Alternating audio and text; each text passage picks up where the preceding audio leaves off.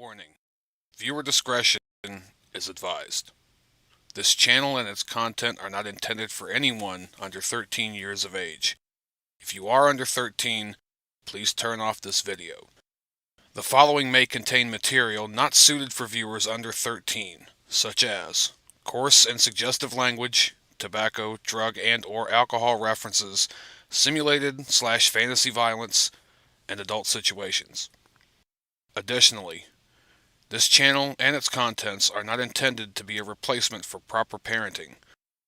Don't allow viewing habits to interfere with personal responsibilities and relationships. Constructive criticism is encouraged, making for better content. Jokes are jokes, albeit immature ones. Please watch responsibly. Thank you.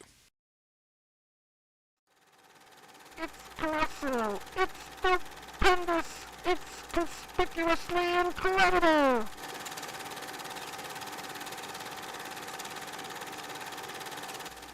Hurry, step right up. Hey, Sonny, you want to give it a try?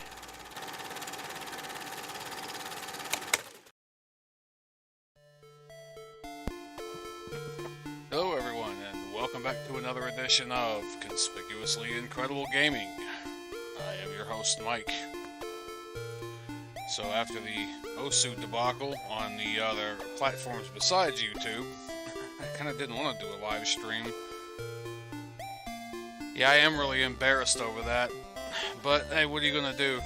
I'm not going to sit there and try to delete every instance of it. The instance of it on Facebook did disappear because I was trying to at least, clip the 2 hours of me, conked out of it, just so it wouldn't be so long, and ended up actually doing the opposite, and actually keeping just the part, so I just deleted it, and it's... I know Twitch and dLive it falls off.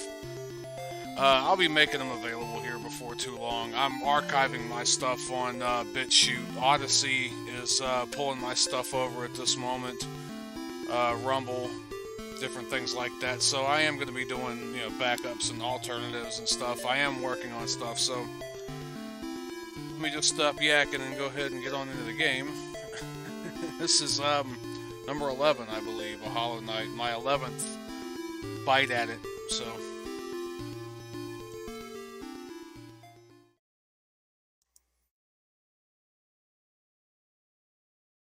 Alright. And yeah, I said something about making tea. That's for later.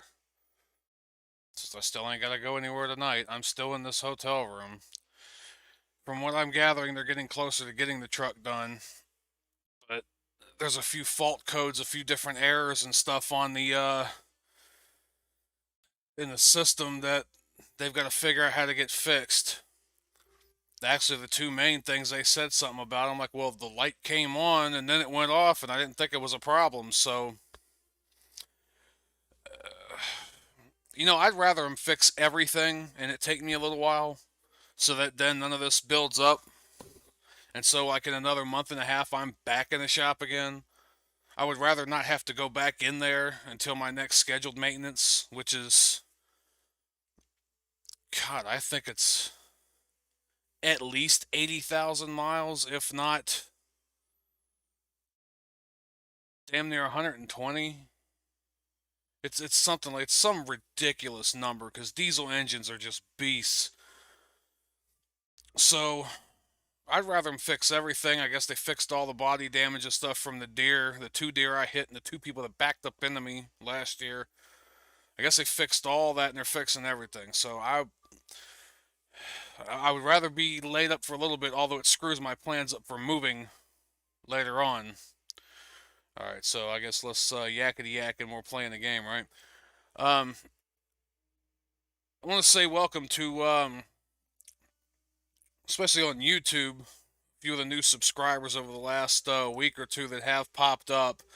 One is, the gaming subscription is his name. It's up there up top. There were a few others, and I've closed my web browser, so I can't really go back and look without running the risk of screwing everything up. So, yeah, I'm currently streaming, was it Periscope dLive, Twitch, YouTube, Facebook, and there's a few others I'm going to try to get working, and I'm also archiving and putting stuff up too on BitChute, Rumble, Odyssey. So I am expanding out, and I'm trying to work this interface a little bit better and everything too, which I don't know, I get caught in that trap of, oh, you got a whole week, you don't have to do anything. And then you end up sitting and watching YouTube videos and staring at the wall all day long. One thing I have done, if you noticed, I've got a dLive counter up there to show how many people are watching on dLive, which I think it's just me, because at the moment it's the only way I've got to monitor any subscribers or any donations, although I am working on that. Something may pop up during the stream, and hopefully it was what I wanted it to be, and hopefully it works. So, alright.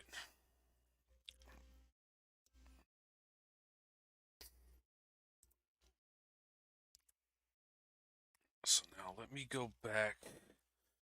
Oh yeah, I got to turn on the game volume.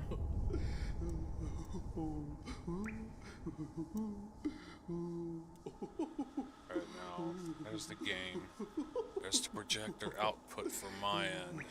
It's gonna make the game go screwy again.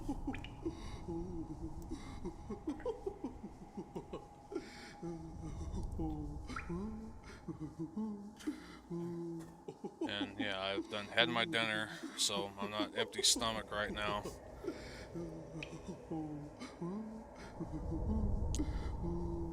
I am going to start drinking the Craig juice. I'm going to try to be a little bit easier on all this, though.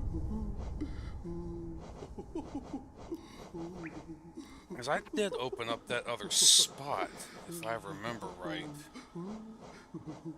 Yeah. And there was one more, which I think I have to get one or two more of these.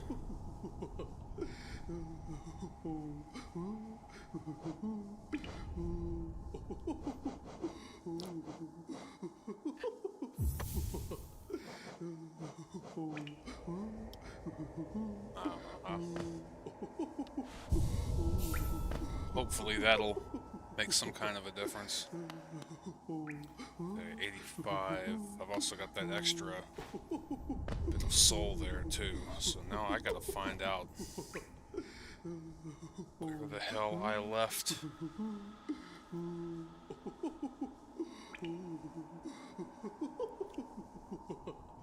I don't know, I might just have to give up on it and come back in a little bit. Or, you know, just kind of blood ported back over. And, you know, I've been looking into more of how to do dLive too. And I know there's a lot more interaction I could be doing with dLive. There's this chest here too that I didn't know a whole lot about there for a while. I think now it's not so much that do I know how to activate it or, you know, distribute the funds from it. It's, am I going to remember?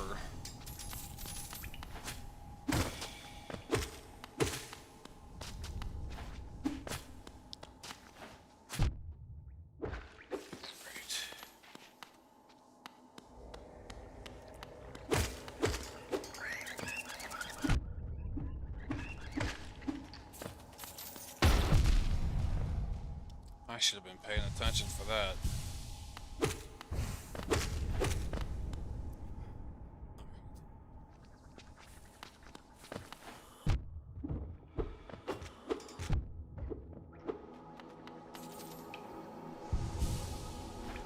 Damn, I've only had one sip.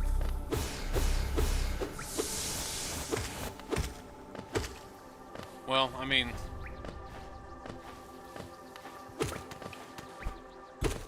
I've also kind of half got the itis too, because just before I did this, I made a nice big steak dinner and a baked potato and broccoli and cheese, and This shit was just slathered in cheese and sour cream, and that steak of mine was damn near raw. I love it.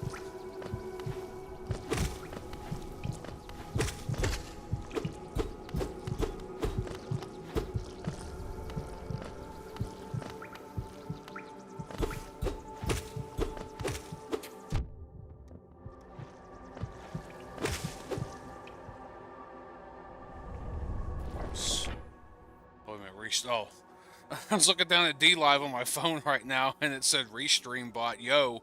I'm like, wait a minute, what? Oh, YouTube Nero, yeah, I should be looking over here. Because the way this Restream bot is, and I've got to work on the settings on that too, is that it bounces all of the messages from every, which is good. If somebody's commenting on YouTube, but somebody else is watching on dLive, it posts the comments from YouTube to dLive, so, you know. Yeah, it threw me off a minute. Yeah, but I kind of got the itis because of that big-ass dinner I ate. Alright.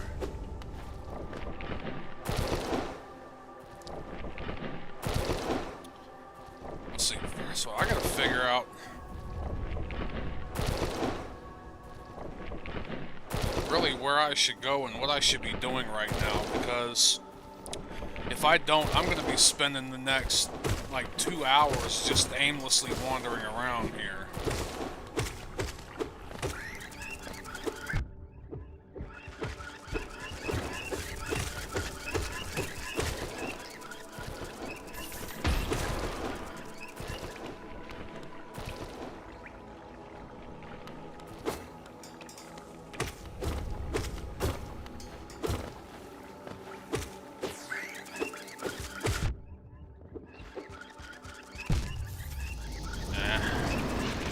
Which is kind of what I wanted, because I didn't want to go chasing that damn thing down wherever it was that I left it.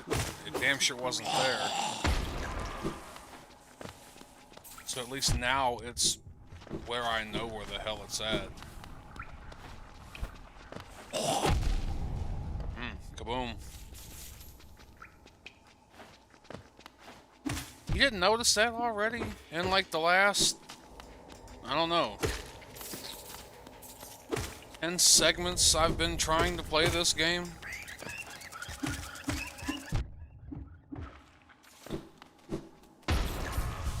Keyword trying.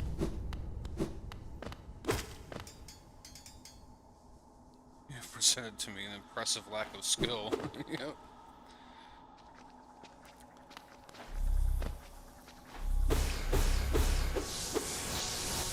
It is hot as hell in this damn room for some reason now.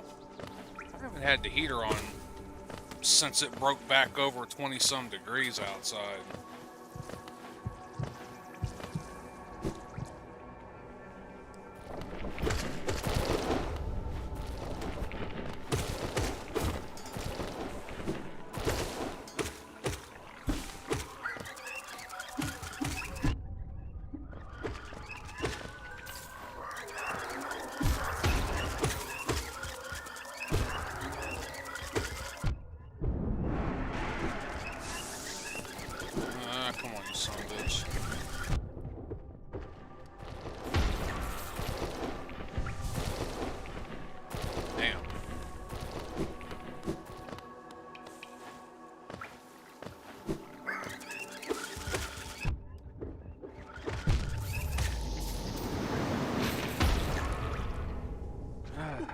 Yeah, that's definitely a lack of skill. What am I doing?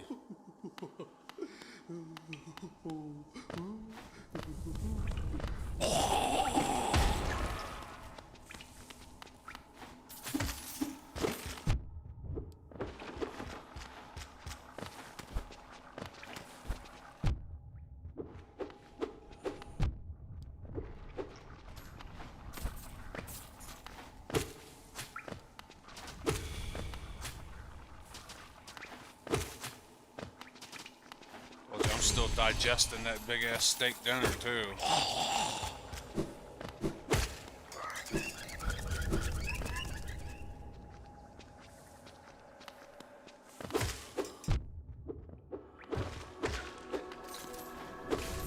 Yeah, so I don't know how I'm gonna end up doing any kind of boss fight right now.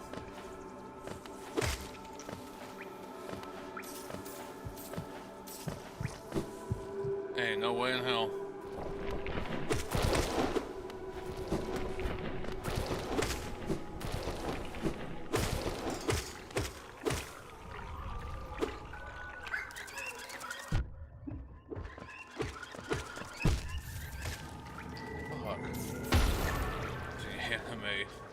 I'll be back in a bit, or not at all, probably.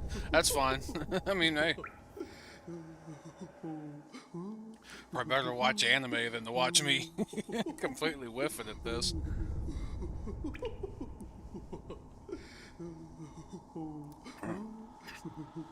At least he was honest.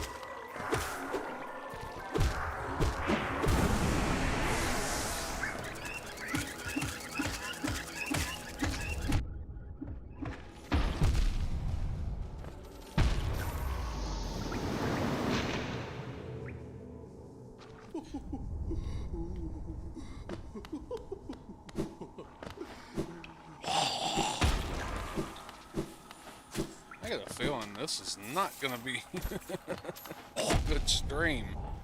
Damn, I keep getting blowed up.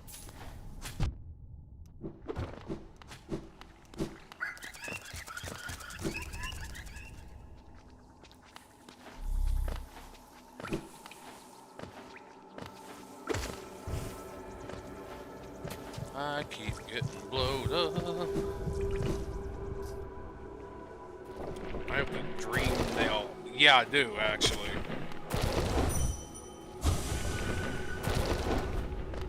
So saying a few of these that I've marked on the map were bosses that I beat, but then I never finished the dream fight on. Let's see.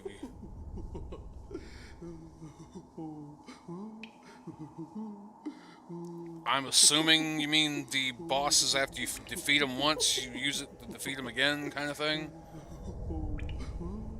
Because, yeah, that right there in the Ancestral Mound, I have one marked that I have not beaten yet.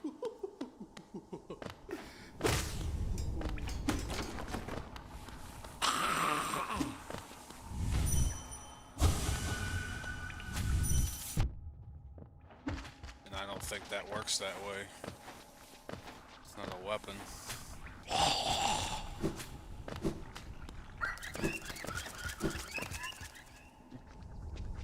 Comes to you, just stand there and hit it.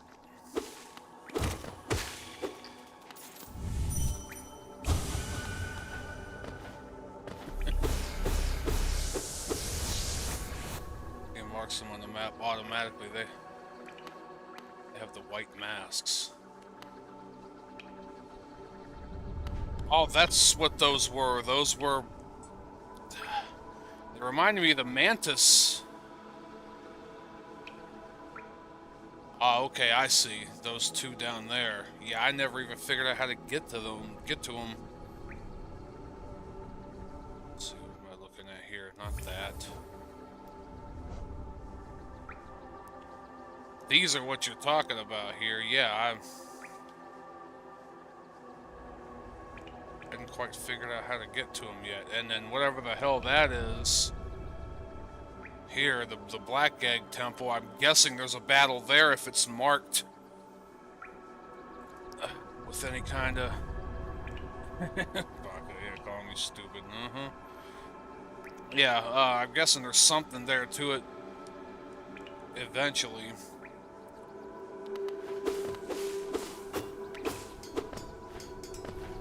Well, let me try to get to them and at least see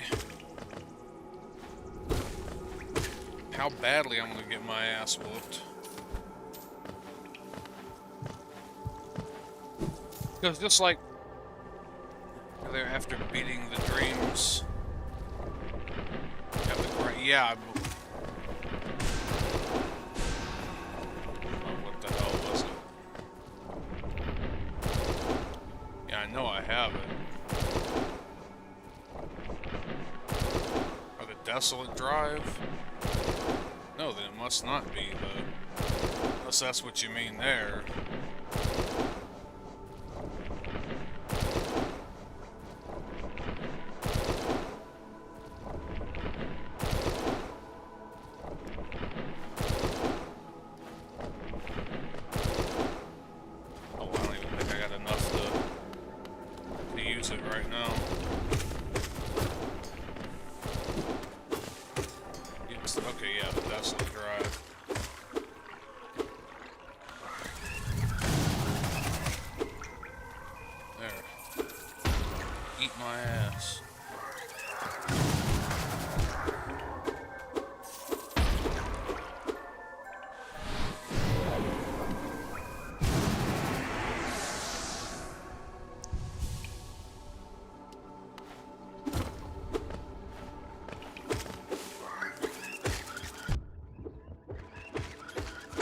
Going here to get my ass kicked even more.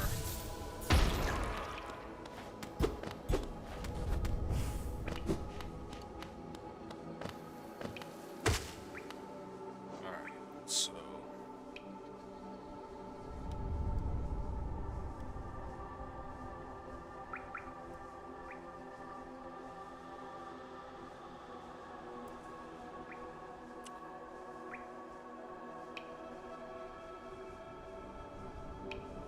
What's that though? Fungal Waste, City of Tears.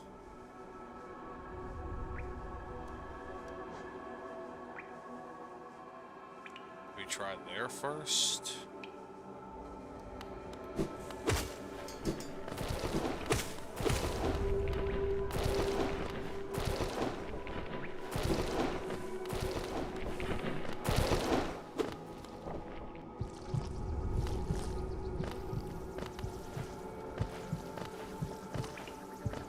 Probably could have just taken the damn stag too. If I could have found it. Yeah, knock me back into the next map.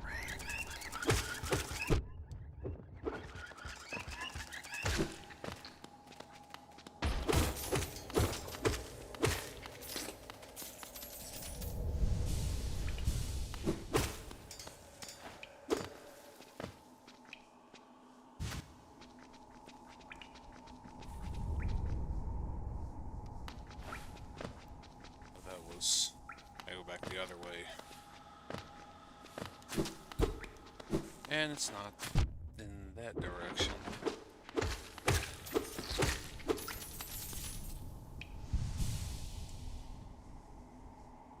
Keep doing that.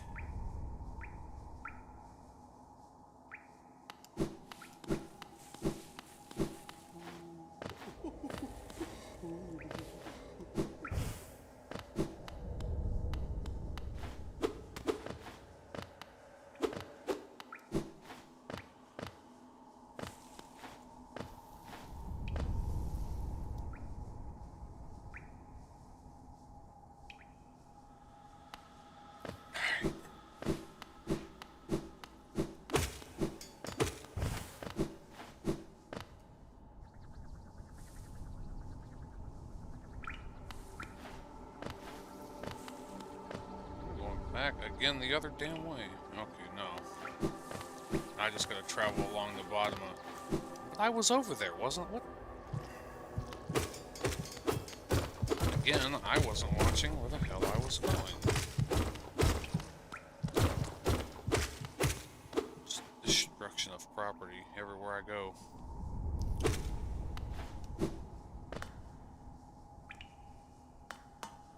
I don't think there was anything on this side.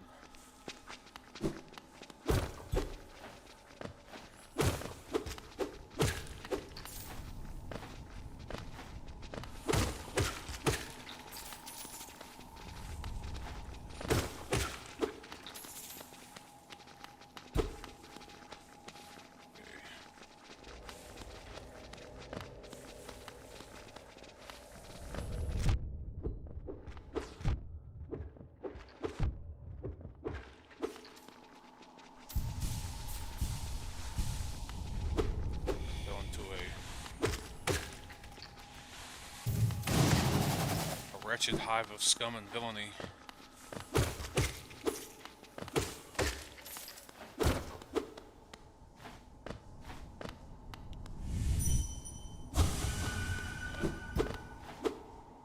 Alright, so whatever this was in here, I did get.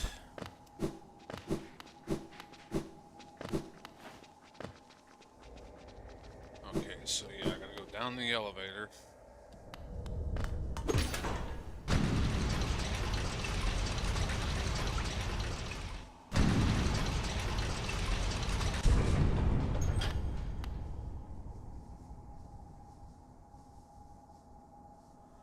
See, that's what I mean. How in the heck do you even get to it? Because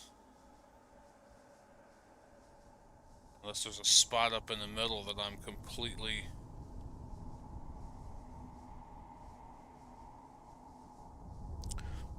missing.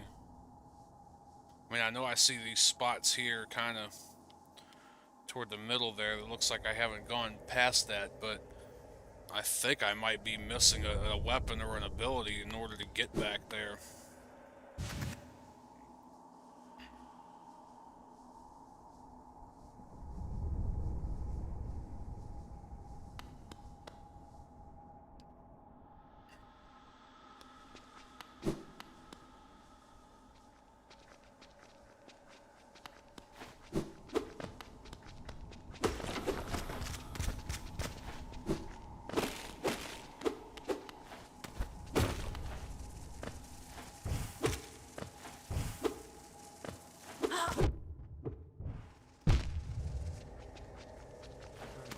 Some pointy bits.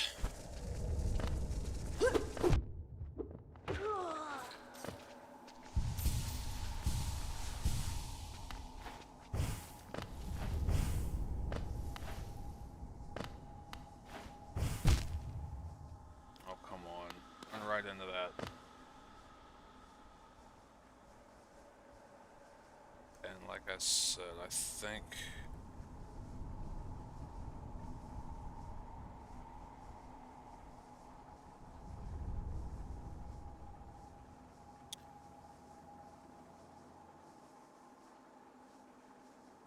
Kingdom's Edge. I think that's just still the stag. This room, and that's about it. At least the rest. Yeah.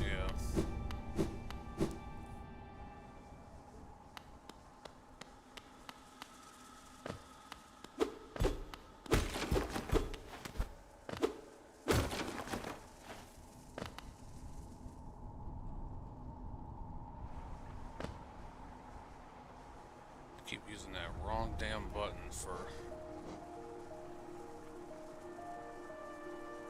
the quick map.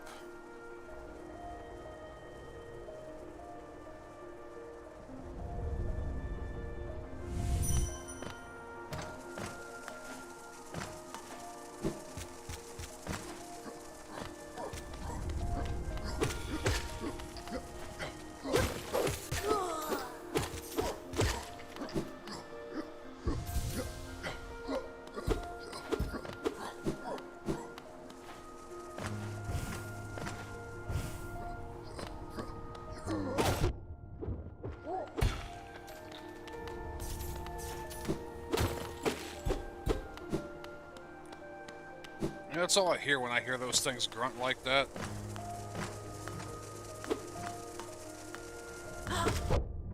Not that one, the other one.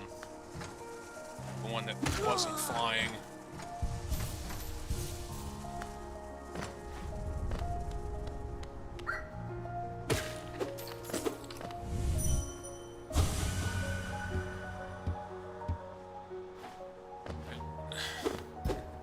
It sounds like Hulk Hogan in that movie, No Holds Barred, where he pulls that guy out of that limo after he done shit his pants, and he's getting all up in his face, and at his face, and that dude's just bawling like hell, and then all of a sudden he stops and, what's that smell? And the guy goes, Dookie. And you should see the look on the way he says it, Hulk Hogan. Dookie. But it's just that. That's what it sounds like. Those bugs sound like to me. Wherever that is, City of Tears.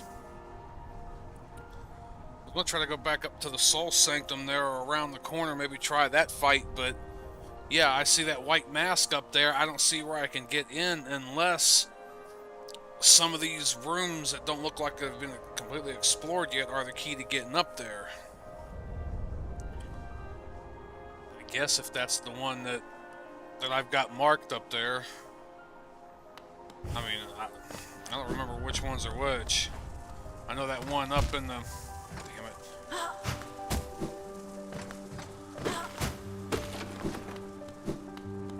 Up in the other place I was not going to,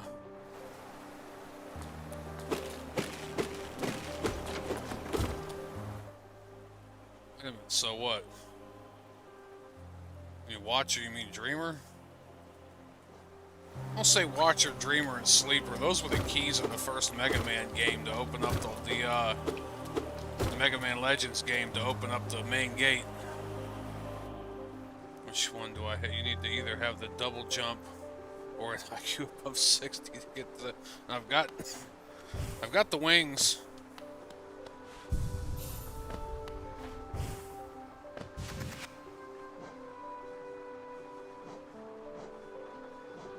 So I've got the cloak, which that's been there.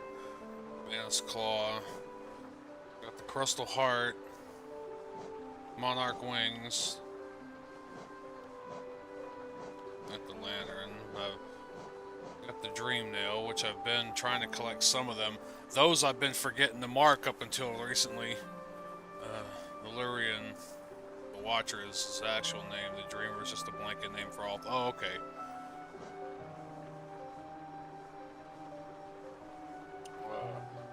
Desolate Dive, Focus, Vengeful Spirit, Cyclone Death, Slash.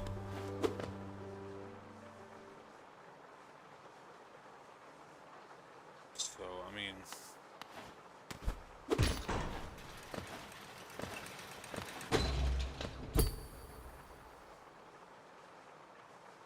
some kind of key.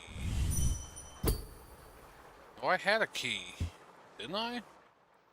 Oh, don't tell me I used it on something. I had a key. Either that or it was in the shop up there, up top, and I didn't buy it. I know I had a key. I had a couple of them there for a while. I know I opened the one door way up on top.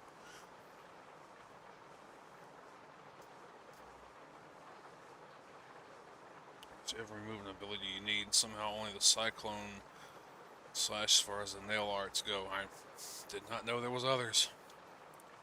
Don't have Easmist here.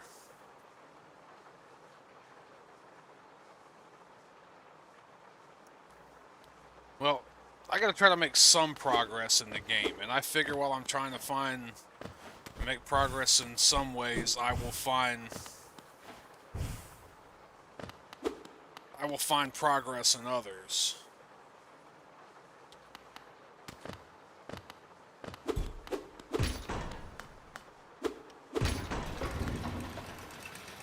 I think I have to go down and around here.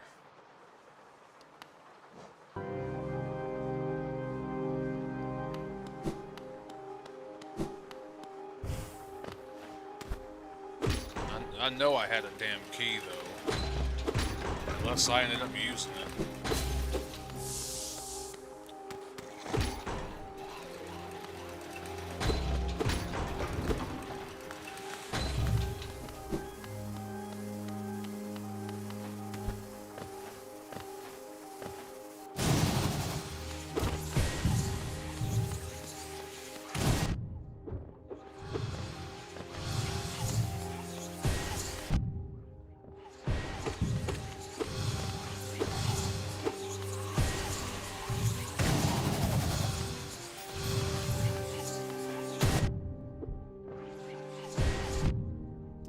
I guess was one of the problems I was having.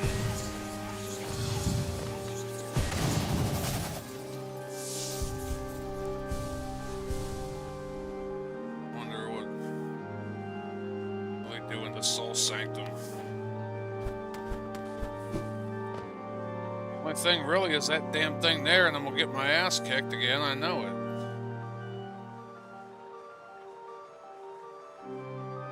Whatever touches the rope will be executed.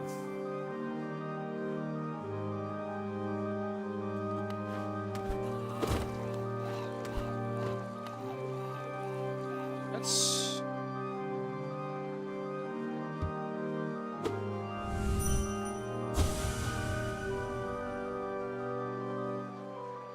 So, how to make passive strains attain a pure focus? Is that even possible?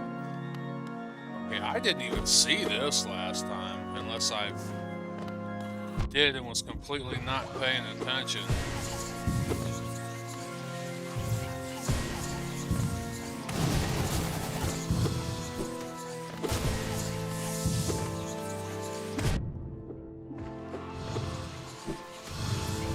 Ah, come on, you bastard.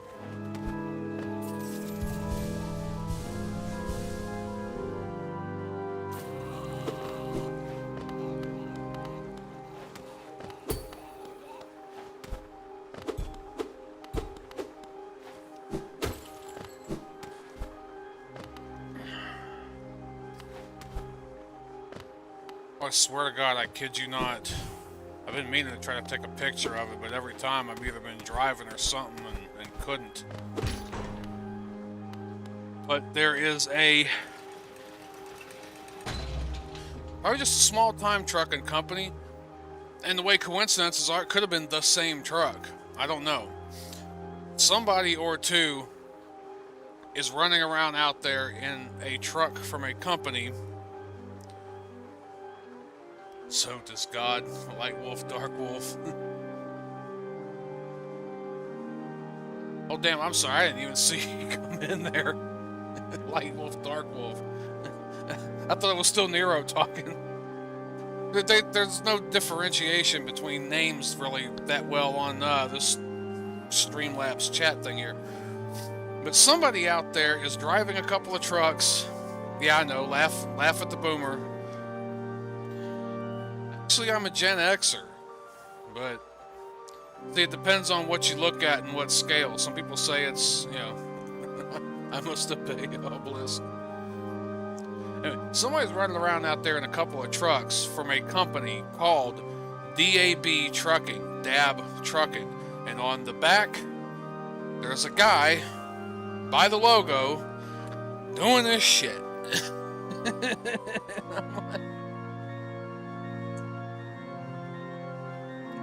I'm like, you son of a bitch. Oof. So I think I did already beat the cut enemy. So yeah, this isn't the area I had marked.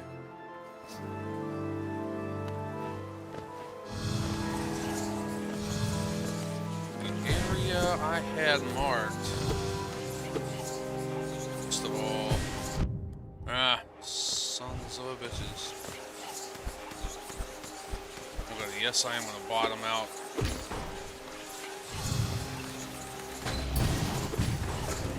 Wow.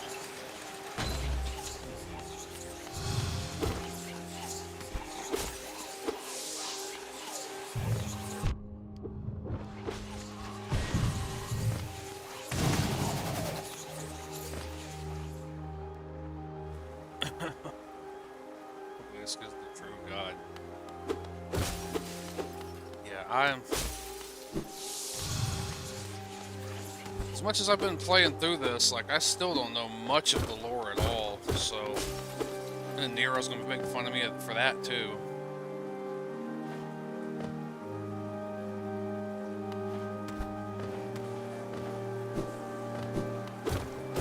Yeah, and there's no, oh, shit.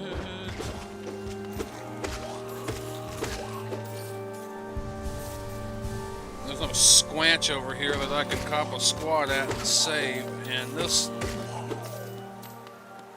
It's like an endless gauntlet.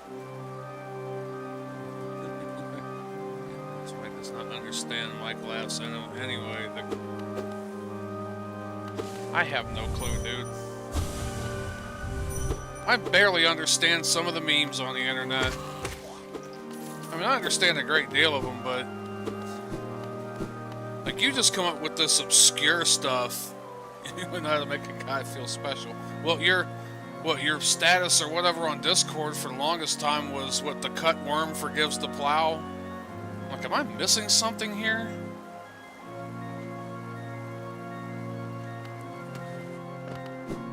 Now your current one is he who submits rules or some shit like that? What the...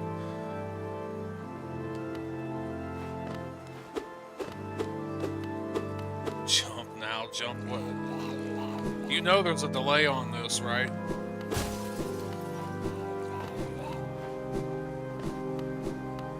I mean, up here? No, that's not even...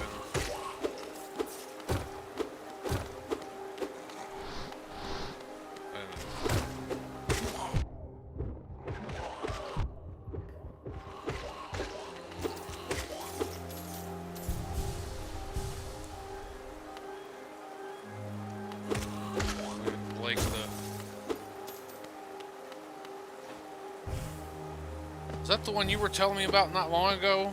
You had to write. You were writing a report on, or you were doing something. Dude, I don't know much poetry either. I mean, I know some of the.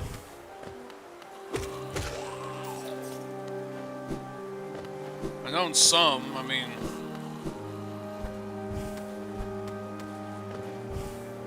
It's been so damn long since I've taken. You know, English literature. I'll say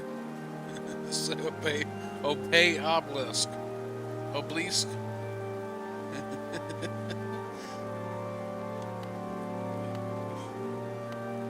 Hail Cobra. Hail Cobra. Kale Nobra. Oh shit. He come out defective. Kale Nobra.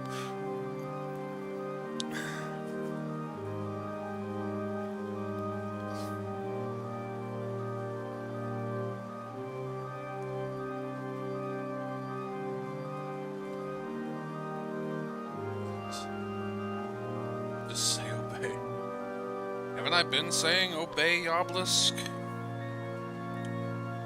Obey obelisk. Obey obelisk.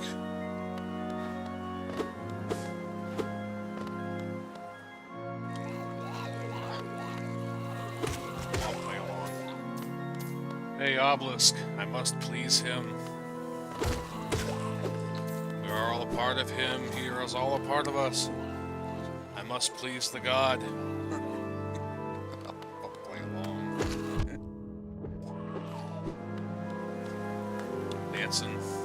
Dancing monkey.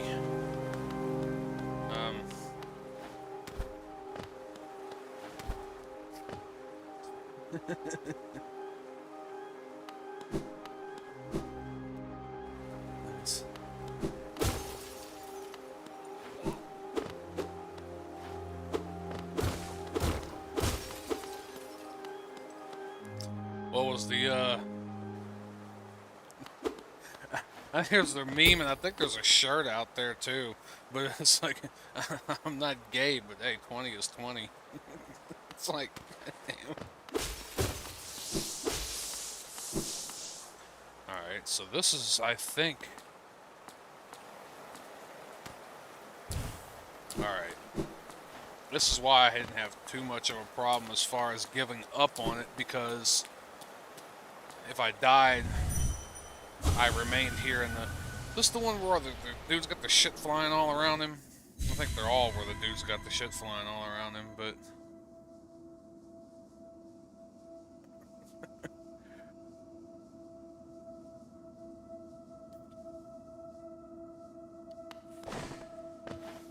I think maybe I might be cursed now. I don't know if he's still here, if he left, if it was some kind of ritual, if it's some joke I'm missing out on.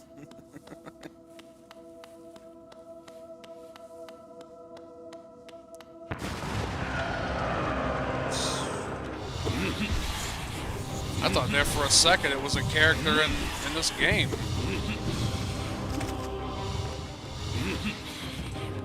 Yes, this is the guy with the...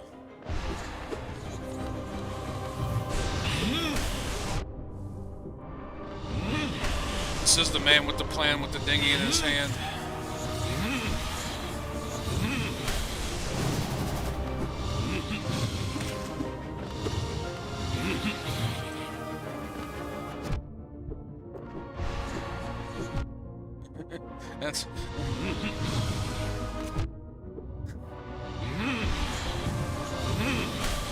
That's how a lot of adults back when I was younger used to refer to cops, or used to, whenever you'd see a cop, or many times people in my family, there's the man with the plan with his dinghy in his hand.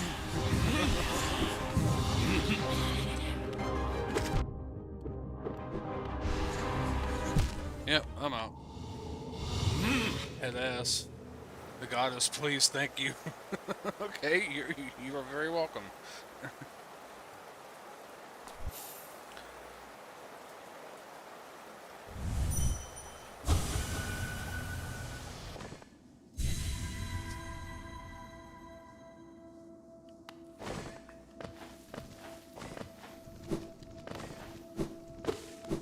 I think if I went back up and around, I would get that, those soul containers again, and...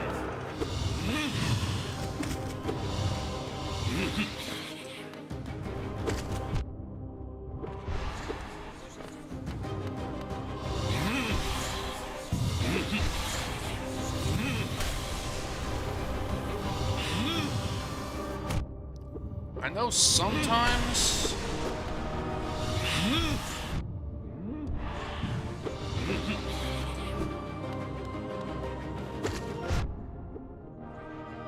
Not always. Sometimes the best strategy is to kind of just stay in one place. Also, sometimes the best strategy... Oh, hell, what the hell? Now all of a sudden dLive says... You know you're using up data, right? Oh, shit.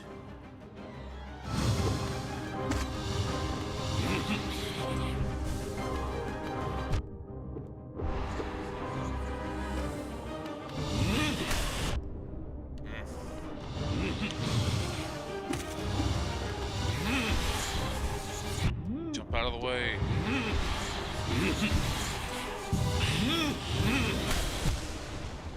So yeah, he keeps doing that too.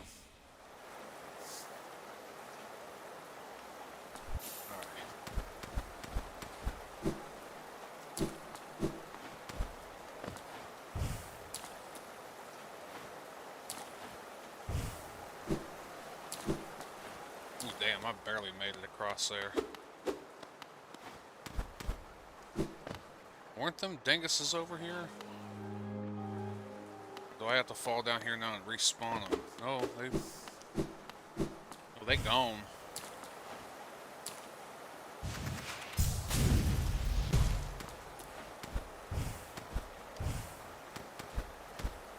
Let's see, yeah, there's no more climbing up there, so...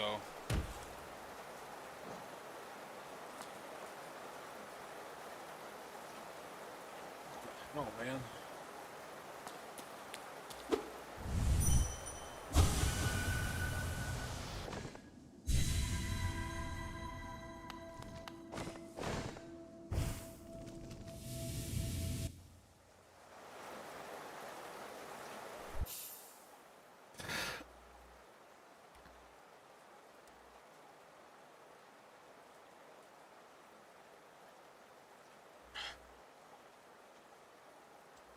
even that in here, but I don't know why in the hell it's so damn hot in here.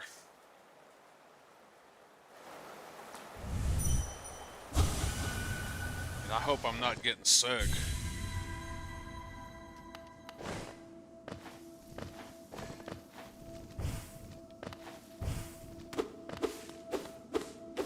It's colder than 70 in here. This thing ain't even cut on, so... Turn the air conditioner on.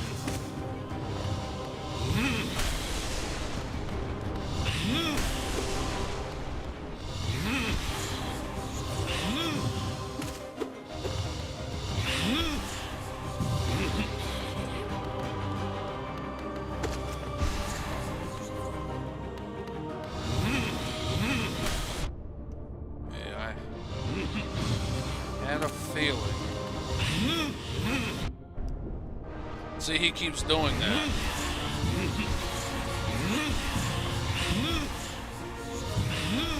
I guess maybe at that point I should just skate the hell on up out of there.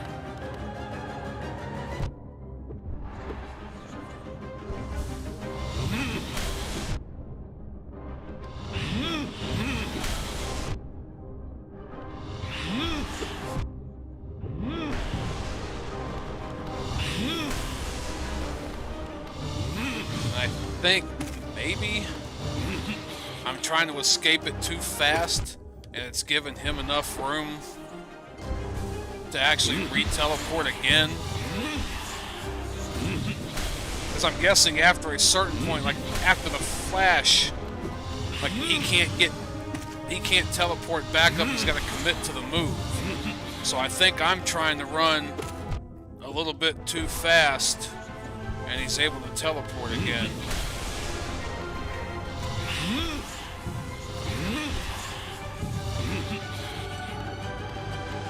Always screwing this part up.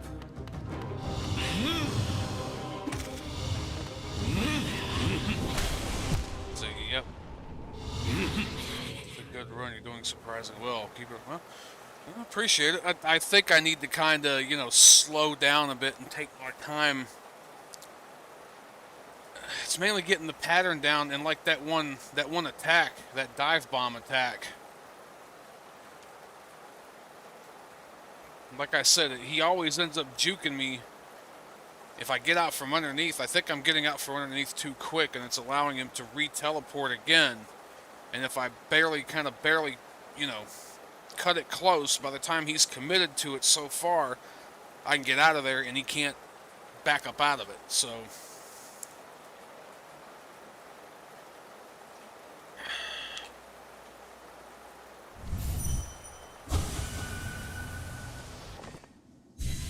It is.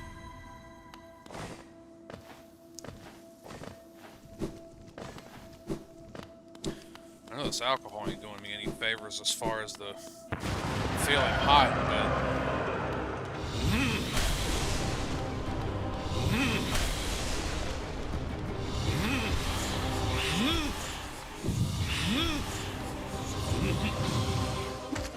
Back over here.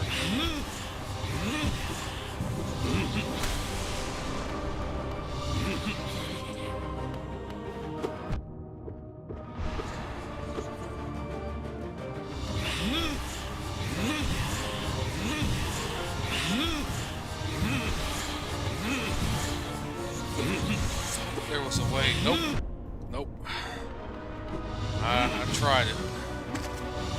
I said I thought there was a way I could ball bat that back at him. I think it was one of the other enemies that I was fighting earlier that I could do that with.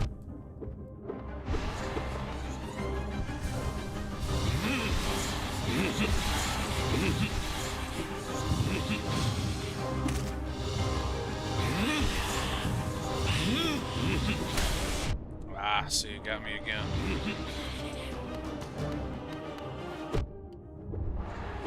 See, if I'm not trying to watch for those things, I'm trying to ram my head in his ass.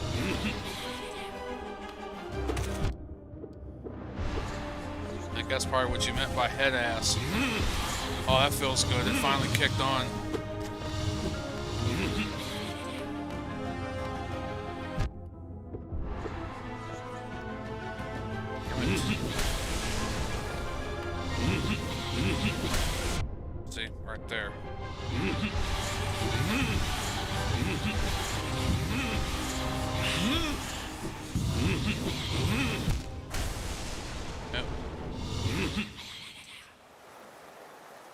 consider changing your charm setup for the fight? Well, I mean, I really don't know what to use so much as... No, I can't change anything here and now, but... Like, I need to know where the hell I'm at, so that compass, I kind of have to keep that on. And see, I like that because I can heal damage faster. Gathering Swarm, I probably don't need that in the boss fights. Defender's Crest. So that's the one that's causing the odor. Which that's probably because I'm not keeping up on him, you know, within proximity. So that one might not be any good either in this fight.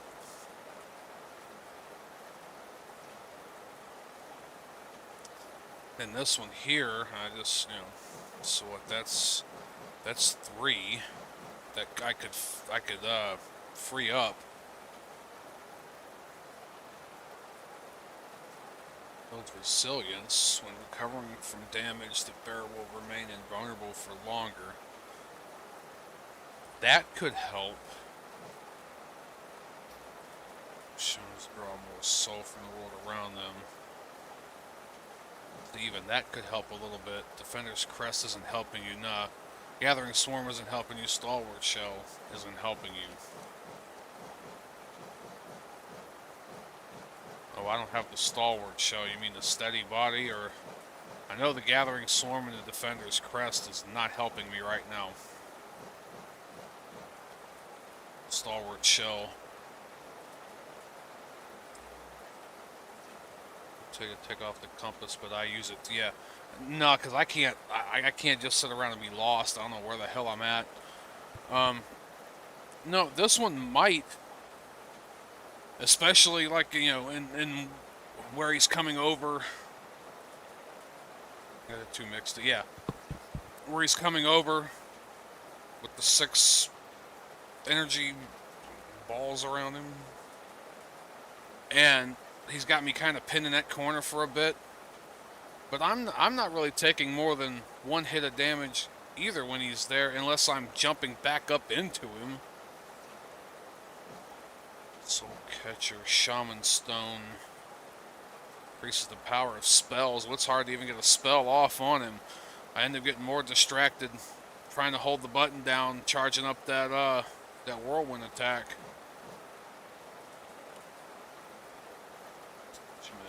Dash more often as well as dash downwards. It's the part where he charges at you. Do literally anything else. We'll see where he... You mean where he charges or where he dive bombs? Because the... Yeah, I mean, well, it is very risky. It's different from what you're doing, yeah. I mean, where he's charging across the screen, I always jump over and try to hit him once as I'm going by. So I'm doing is literally the worst thing.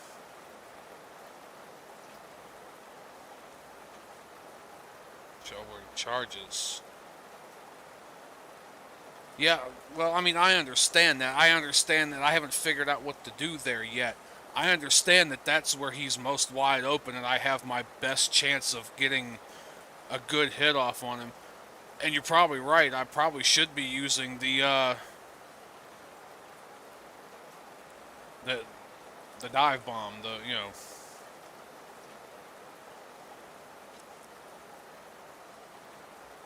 In this play session, no. I think I did get enough to stagger him one time before. I could just stand there and trade damage. And see, that was kind of my strategy, was trying to outlast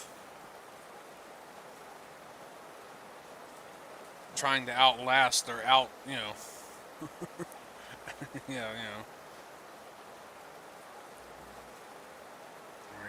There of a nail.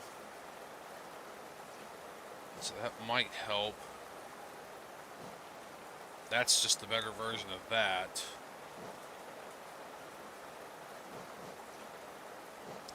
Spell Twister.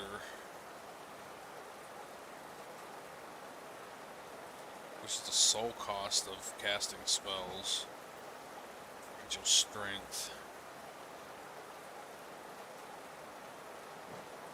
Fragile Greed. Fragile Heart.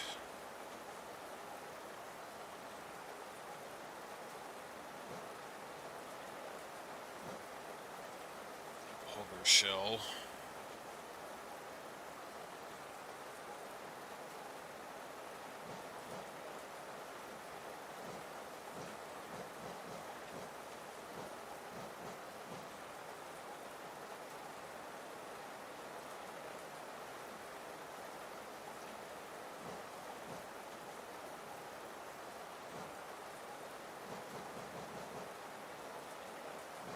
Yeah, a lot of these. Well, see, the only other thing is I'm going to get back to a bench and do all this, and if it doesn't work, and I've noticed too that in games like this, as soon as I try to change up some kind of strategy or some kind of loadout, it always takes me a lot longer to readjust than it would to just be trying to work with, you know, what I've got. And I think I have to have soul in order to do the dive.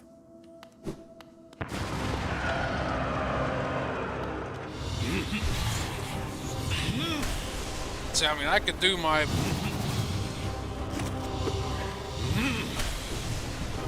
other strategy.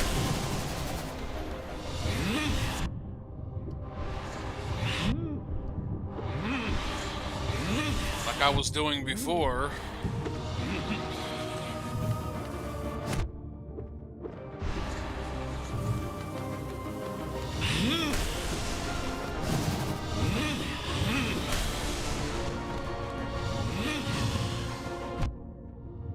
And I totally... I didn't get up high enough. I didn't get up high enough to do that.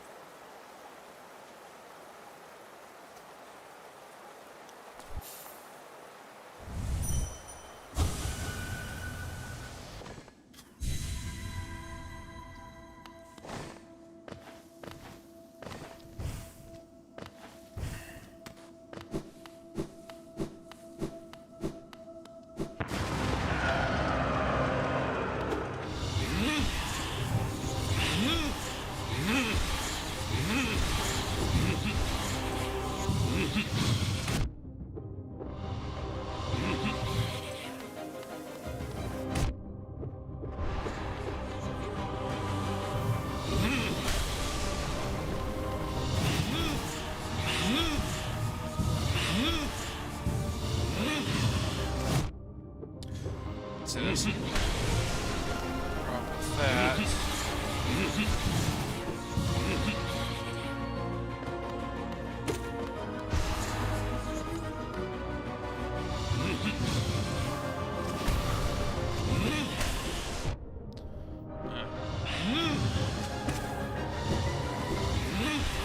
I did that too early.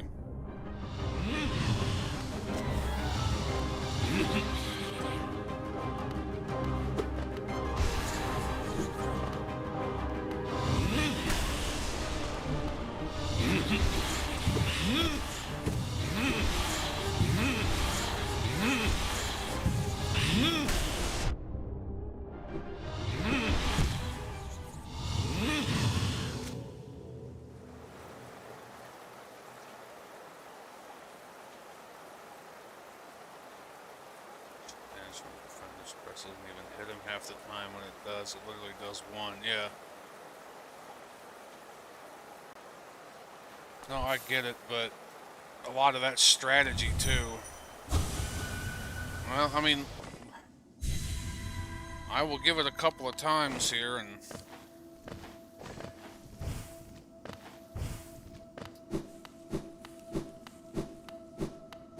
I think the biggest barrier is my own strategy, first of all.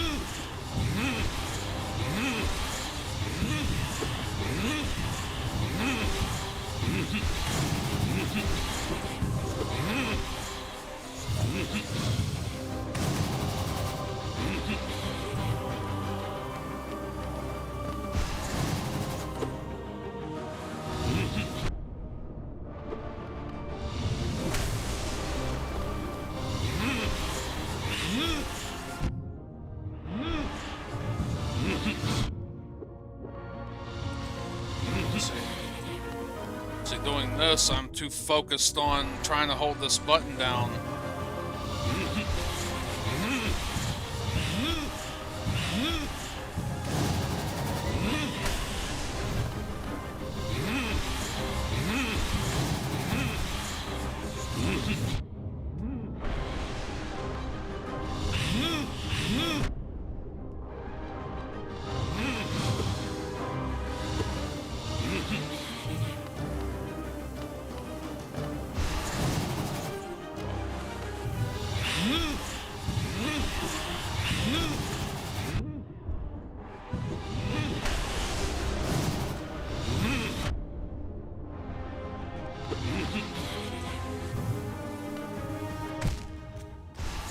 Heading his ass. Better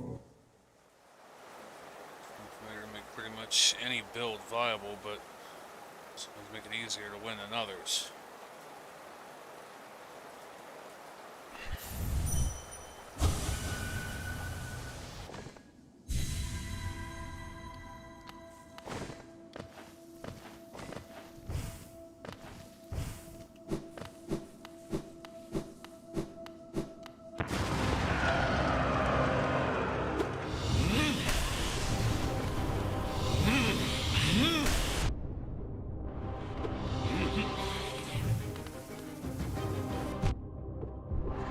And I keep jumping right up into his ass.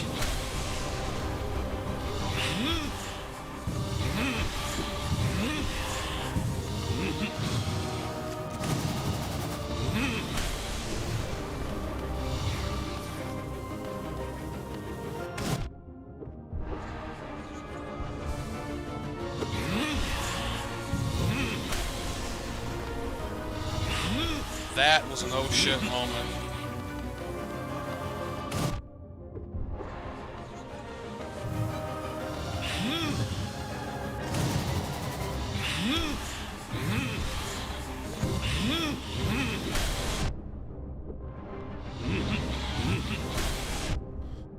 Fucking did it again.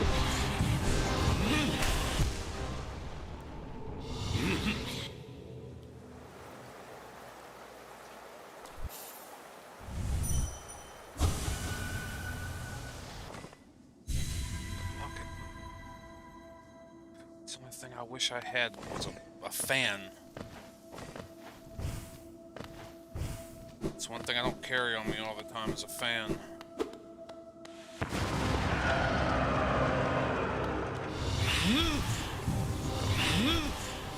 And like, see, I was starting to see some holes in the strategy here.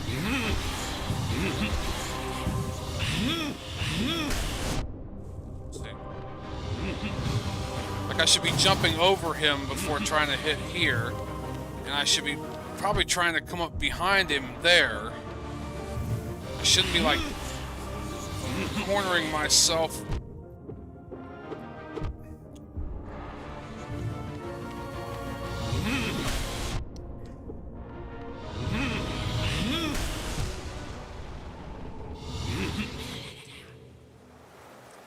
That's what I was saying before, like, I mean, I get you were knocking the whole strategy I was using earlier, but sometimes those slow and just get a safe hit in where you can get in, even though it takes forever, eventually does win you the fight.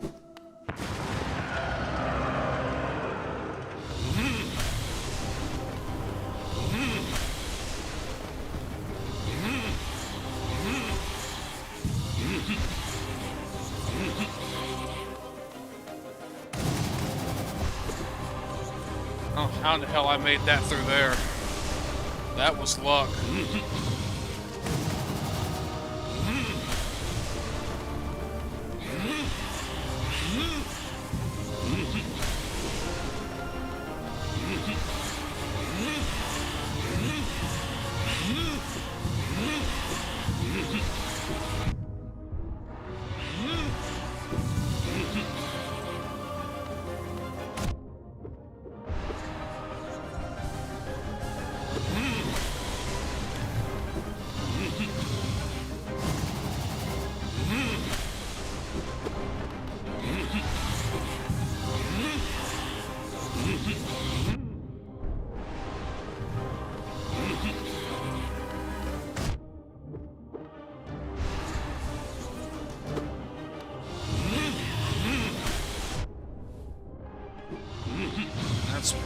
probably where the double jump would have come in.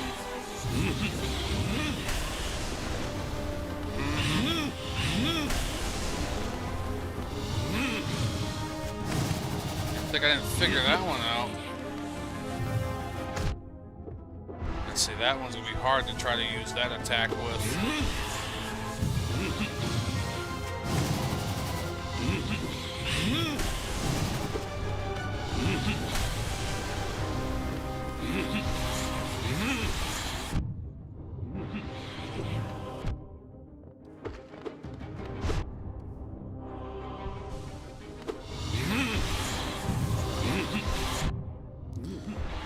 Come on, just jump right up and catch it.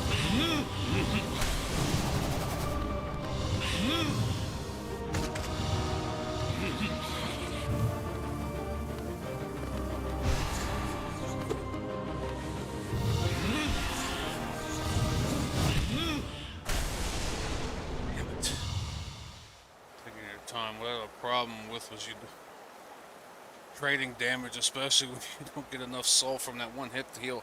Yeah, I mean, I know.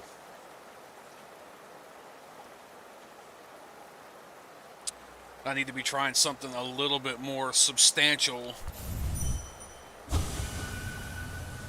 It comes down to when I can land a hit.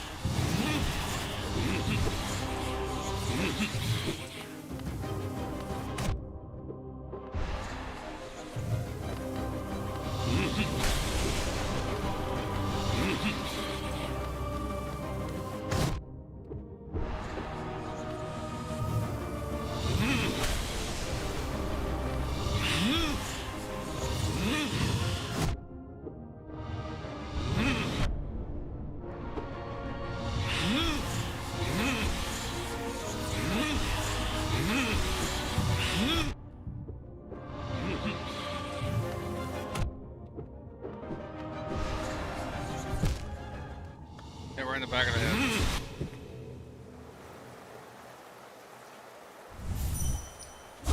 No, I did get off to a bad start on that one, though.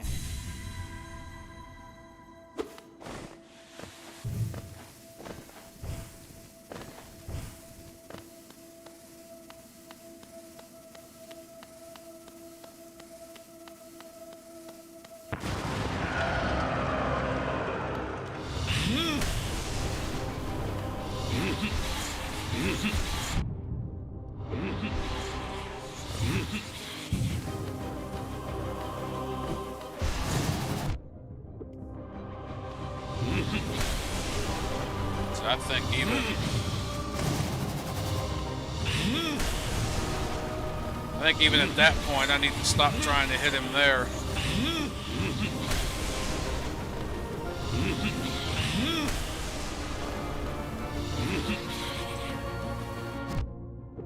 Unless I try to kind of lead him a little bit.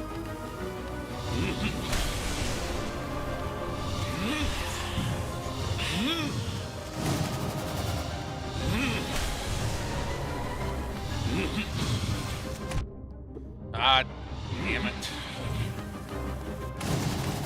Like that. Nah, now you... Why'd you do that?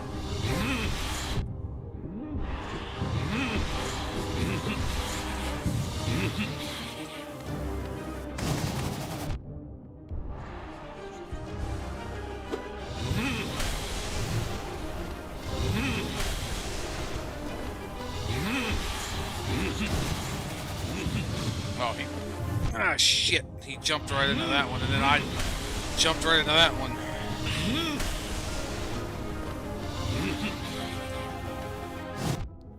Ah.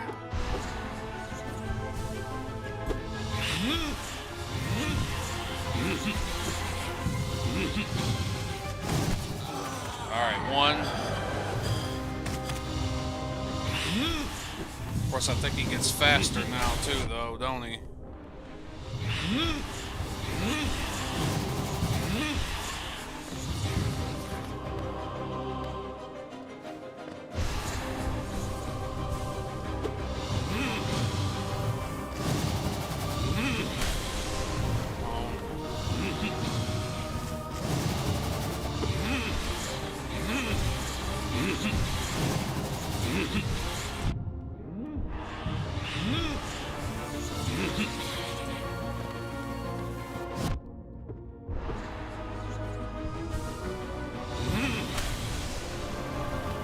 fucking butthole's puckered.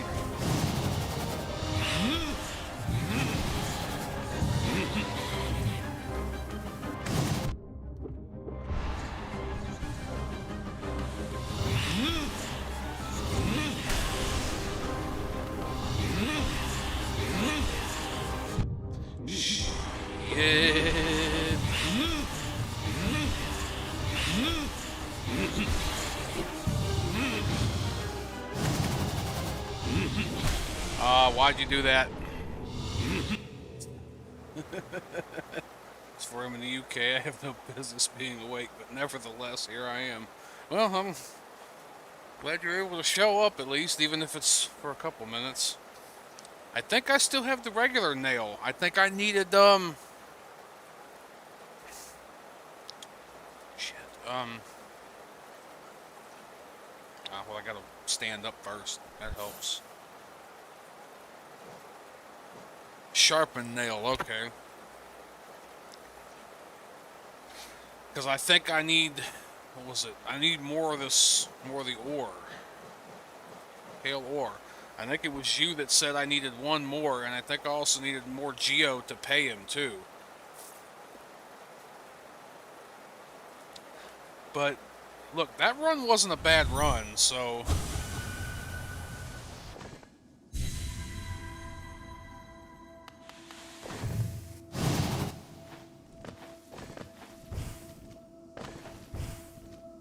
Yeah, that run wasn't a bad run this time. I did stagger him once. I'm starting to get the hang of it. And I'm starting to realize that double jump helps me out a lot better than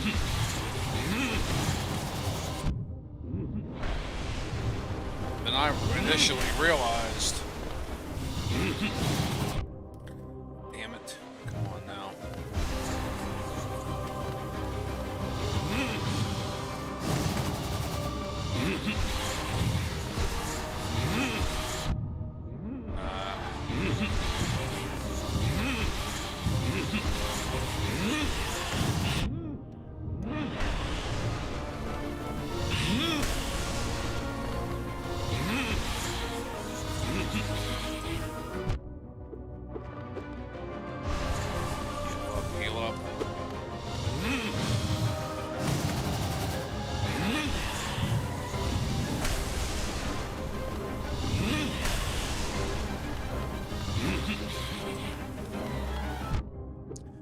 Why do you keep headbutting it?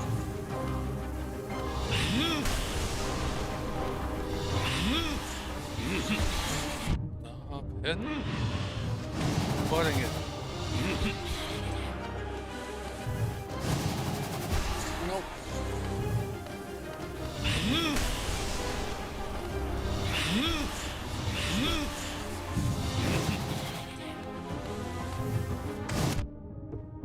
And I keep doing that, smushing myself between him and the wall. If you have 300 essence, you can get a pale ore and upgrades. I think I do. And then one ore should be enough to get you the next upgrade, which I have one. That too, but I'm not sure if he's traded in any yet. He might have enough money though. Yeah, I think the geo is the problem, right? Should wait to look at the menu until you're not in the fight. So they have 309. That's what you're talking about there, right? The essence. I have 309. So yeah. Go to the resting grounds and talk to the old fly lady.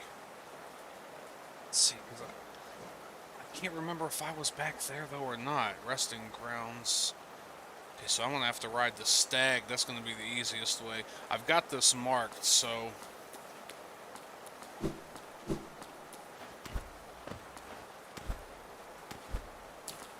and from come on now. There we go. Oh, I could have used that a lot earlier.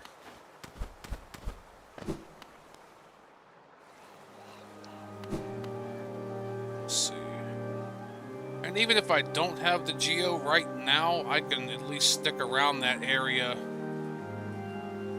and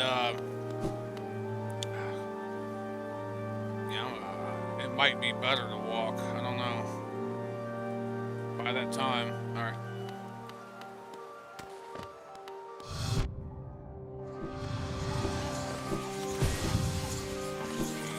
Yep, nope.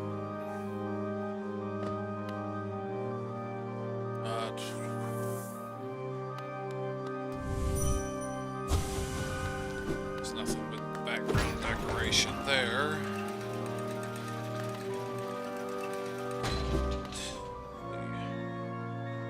Yep, down.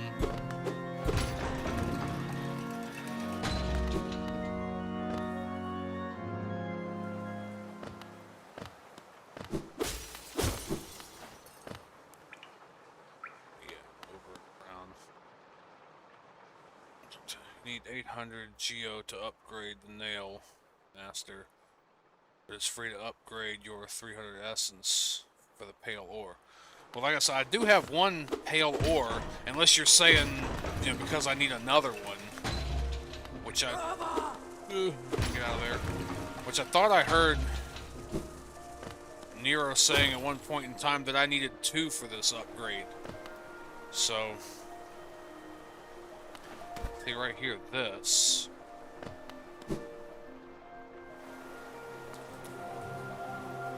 This was just a random because I haven't opened that because I haven't been back through the other end to actually open that gate. So, that's what I'm saying. And this. Nope.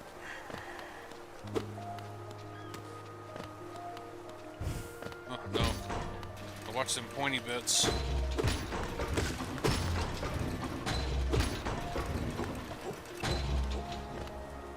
About got shishka bibbled. Gee, no, you should only need 1 pail. Okay, okay.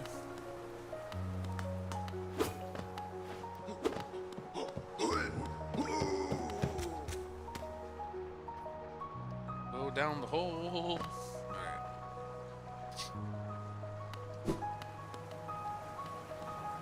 Little.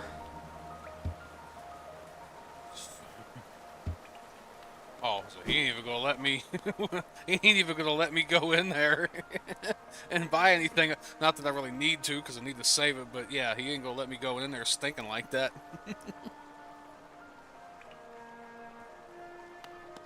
A nailsmith. Yeah, I knew what you meant, but.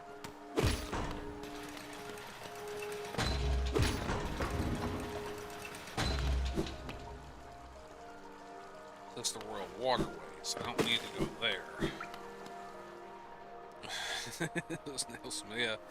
There's no one to harp on that, but still calls him the nail master. By next stream, I might die. Man, cut him some slack. I call stupid shit all the time. You don't remember the cave story stream? Me and my sand pot. If nothing else, it makes for good running gags. Oh, shit.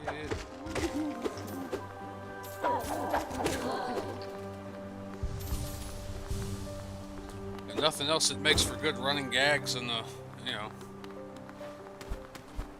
Nobody's brought up Sandpot or Slim Jim in the longest time. Or Oxymogen.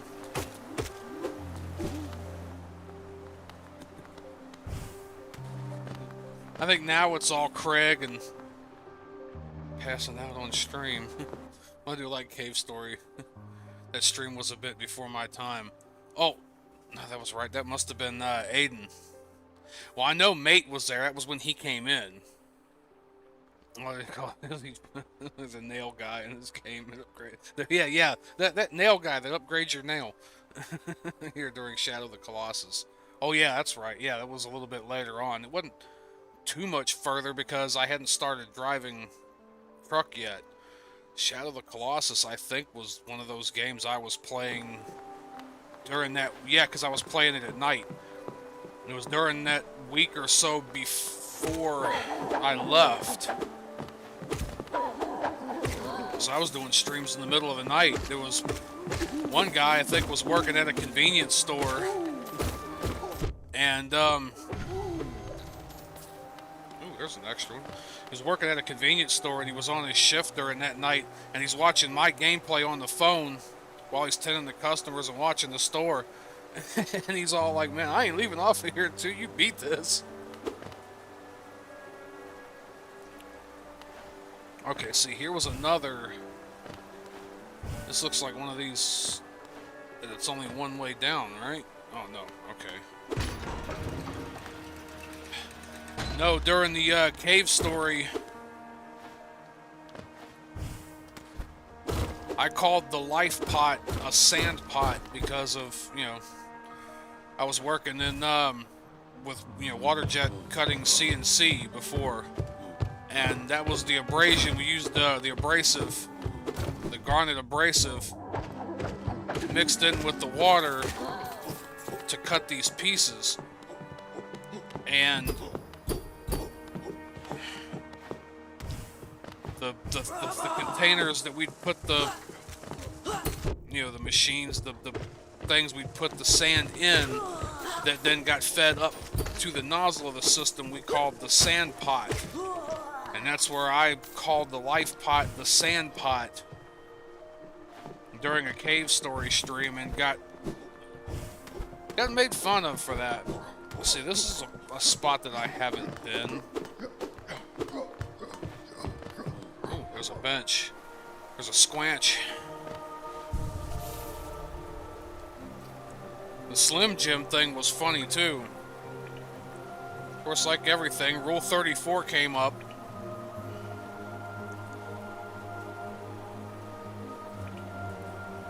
It was talking about, you would not believe how much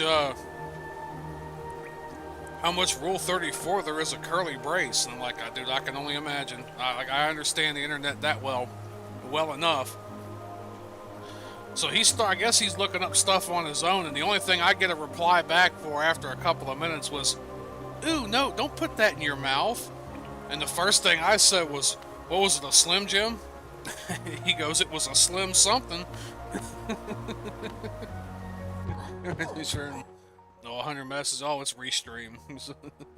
Yep, R34. There's nothing near enough curly brace. R34.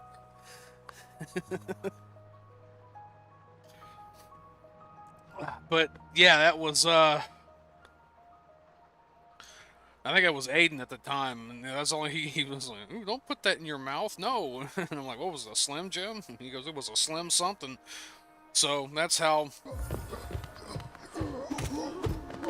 the whole Slim Jim thing come about. That Slim Jim thing stuck around for a good long time. See, now it's Craig Save States.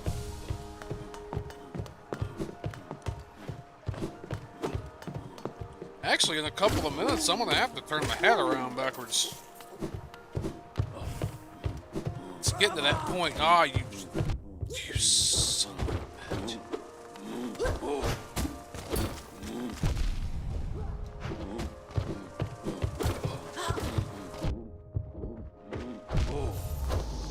Let's get his ass kicked. That's alright. I was able to cop a squat here on this bench. I don't know, but like I kind of have no business mentioning it in a way because it takes all the magic and fun out of it if I'm the one that's got to keep bringing it up.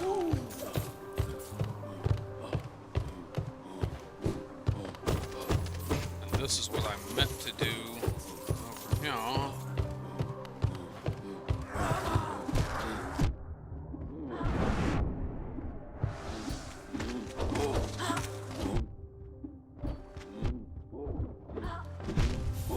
Oh, come on now. My ass kicked on Hollow Knight more times than I can count. Well, that's how you get better, bro. Yep. Yep. Hello, Will. Get good, scrub. Get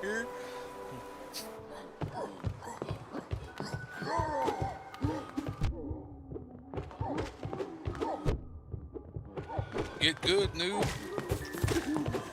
So I've got a good sense of humor about it. I mean...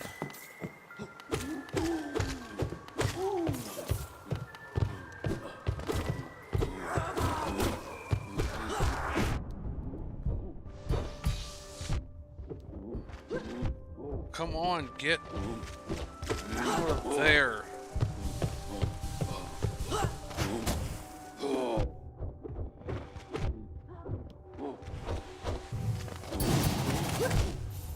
Ah, shit. See, if I was 20 years younger, I probably wouldn't have much trouble at all with a game like this.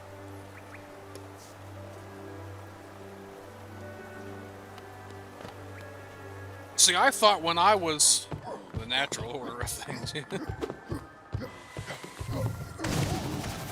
See, I thought I was hot shit back in the day playing Nintendo, playing Super Mario Brothers and all this other stuff on NES.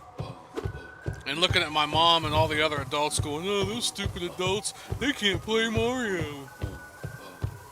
Now I'm looking, you know, people like, you know, kids like you guys looking at me going, look at this stupid old guy, he can't play Hollow Knight. Well, yeah, because reflexes don't work as much as they used to anymore.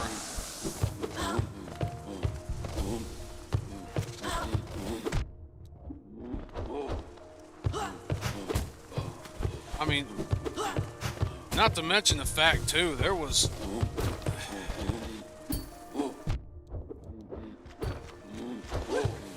literally times in my life where 20 years younger, would you do good on any kind of game other than maybe quizzes? 20 years younger,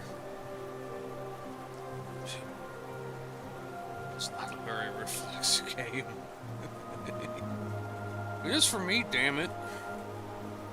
No, shit like Geometry Dash and stuff like I haven't even bothered with that because it's like, yeah, first couple levels are gonna be easy, but you're just playing impatient. And you know what? I look back on a lot of the games that I played, even in my early 20s, and I had the same problem. You know, they have no clue, some of them PS2 games, how hard I used to...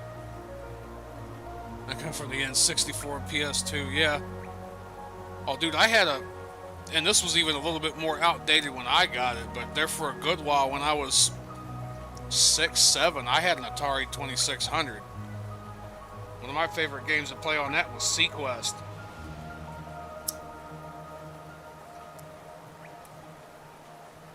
I shouldn't do this. This is going to make everything worse. But no, I got my first I got my PS2. PS2 was the shit. But like, what was it? Mega Man X7? Oh, I got my ass kicked with that. Mega Man X8, I still haven't beat it yet. Yep, yes it was.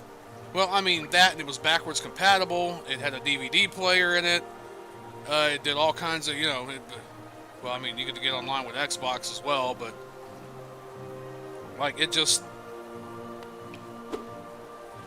I used to struggle all the time with even PlayStation 2 games, so, I mean, now,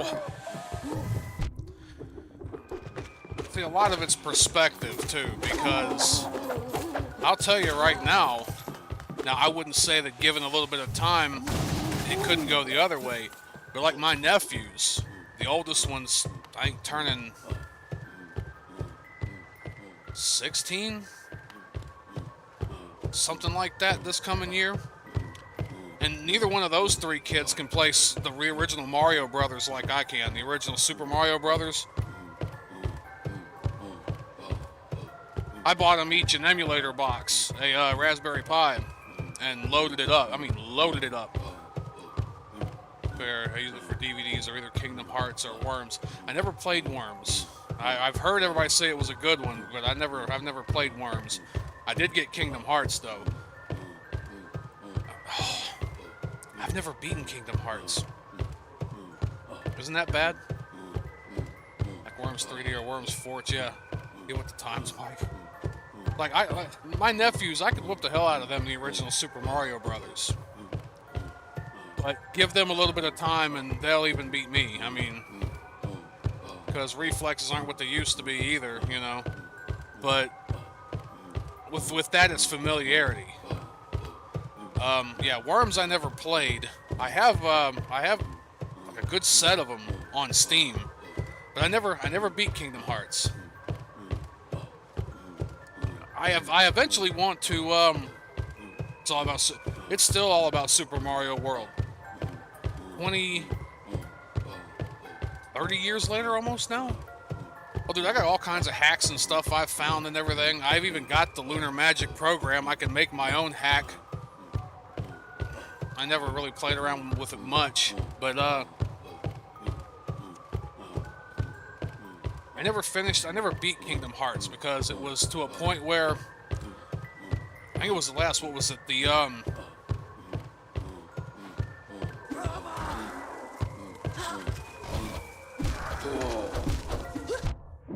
I think it was the Captain Hook level. I gotta put this down. It was the Captain Hook level, I believe it was. There was a part there I couldn't get through. I think it was a Trinity I was missing. And I could not, for the life of me, find where it was. And then a bunch of other games came out and played those. I kind of got back to it, and, you know, just never really got back to it. One of my ex-girlfriend, we rented Kingdom Hearts 2, and she played that a little bit, and I think she pretty much beat it in that weekend we had it.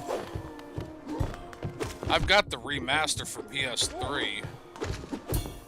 Kingdom Hearts, I think it had the card game on one of them or something, the PSP game on. Kingdom Hearts was good though. This was during the time my mom was staying with me, and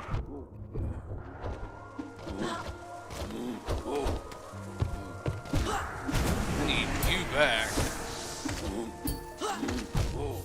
And he came out of nowhere. And my mom actually enjoyed watching me play Kingdom Hearts. Because it was, you know, Disney and all that stuff. She actually enjoyed watching me play it. She watched me play Final Fantasy X. Sit there through the whole damn thing. She goes, and this was, mind you, this was 2002, 2003 when I got it and I was playing it. She goes, man, this thing's like a movie, isn't it? I'm like, yeah, kind of, pretty much. She was amazed at like the cutscenes and all that, how good they were. We're talking, you know, for that time, of course.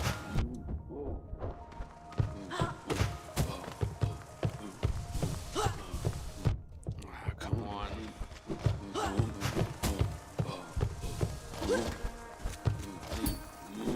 See, I wish I would have had. At least I got rid of you, but now I'm getting my ass kicked. Wish I would have had Red Dead Redemption at that point in time, because my mom really loved westerns and stuff, and that would have surprised the hell out of her to watch me play. Damn it. That wasn't impressive. Fuck. She would have loved to watch me play Red Dead Redemption, which I've never played that either. I think I have it. When I bought that Xbox 360 off my cousin, I think I have it for 360.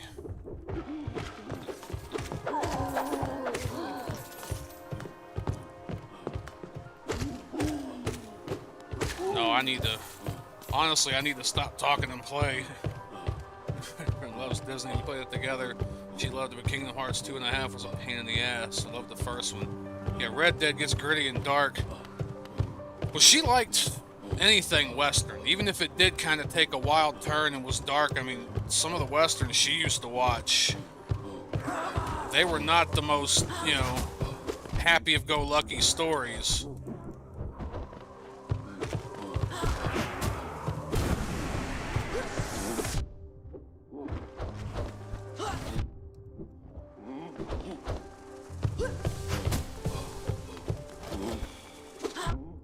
Oh, come on.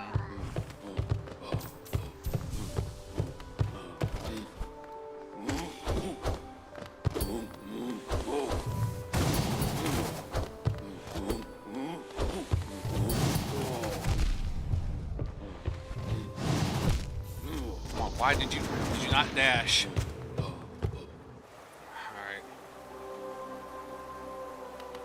But, yeah, I never beat Kingdom Hearts because it was... I was trying to find that one last Trinity, I believe it was, and I could never find it. And not the ability, I mean the actual mark. I think it was. No, I think it was actually the actual ability that I could not...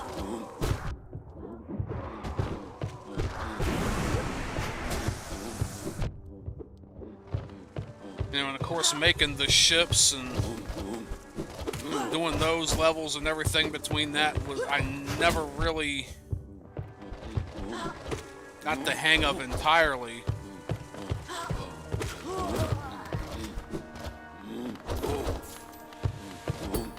I mean, I liked a lot of the Final Fantasy references and stuff in it, because of course it was, you know, Squaresoft, Square Enix that made it.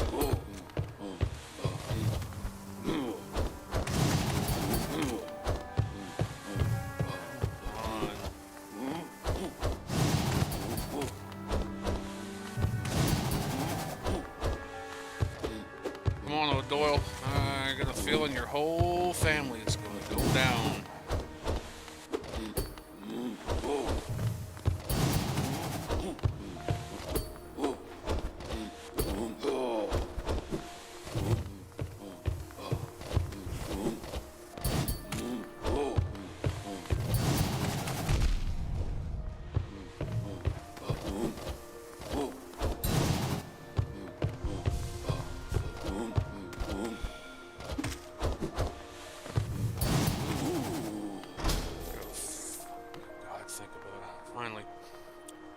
Difficult from what I remember. Yeah, and the whole level was a lot more... It was even the layout of the level that tripped me up real bad. Let's see. I'm trying to think of what the hell else I had back in the day. I mean, I had Final Fantasy X. Later on, I got 10 too. Still never beat that one. Actually, the first run I ever did, I didn't realize that there was a lot of other stuff that you were supposed to do in the meantime before actually hitting the hot spots. And so I'm like whizzing through this, and then like a good part of the way in, I realized I've got no abilities, I've got no HP, I've got no EXP, I haven't leveled up or done much anything. I'm like, yeah, well, I didn't feel like going all the way back and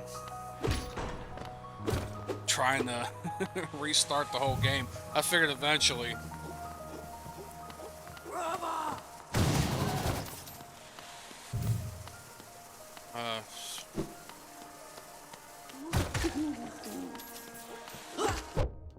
But I mean, it took me a good while.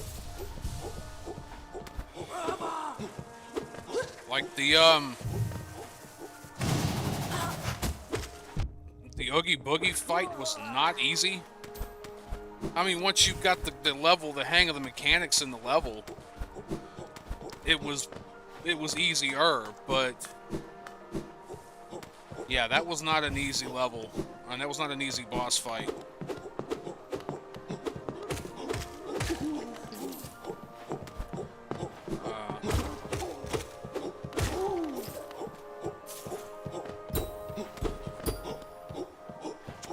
There was a few others too. When you get the chance, go back and hit Cage again, brother. You might enjoy it. Okay, yeah, Kingdom Hearts, yeah. Well, I mean, it's not out of the question to do it on a stream later. It's just...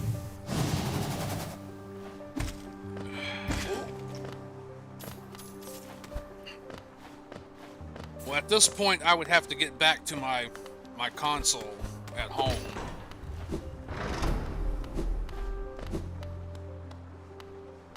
That looked like that was broke, wasn't it? Or what the hell happened there? Oh, okay. That opened up a gate, I think. That elevator looks like it was broken. Which actually, you know... See, the thing is, I don't have a capture card. Yes, I still have the Pokemon card game on my computer. Yeah, that's all I gotta do is just double click it and load it up, it's still installed.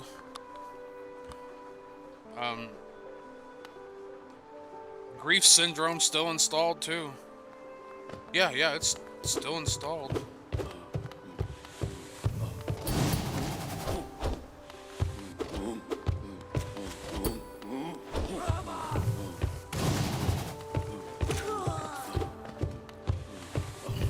So I've got the Inuyasha RPG. I've got the fighter too for PlayStation. I don't have, well, I do, you know, downloaded the Inuyasha fighter for PS2, but I have the fighter for PlayStation.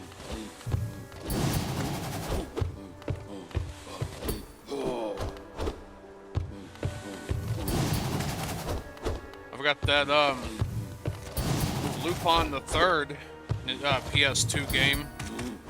That one was pretty neat. That final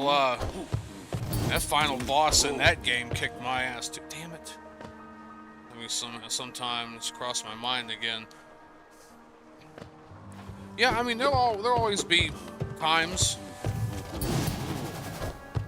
But yeah, that Lupin the Third game was pretty neat, and you got disguises and everything, and you had to use the disguises to get past certain people, and then, you know, through certain areas, and there was this whole, like, sneak, you know, heartbeat mechanic type thing,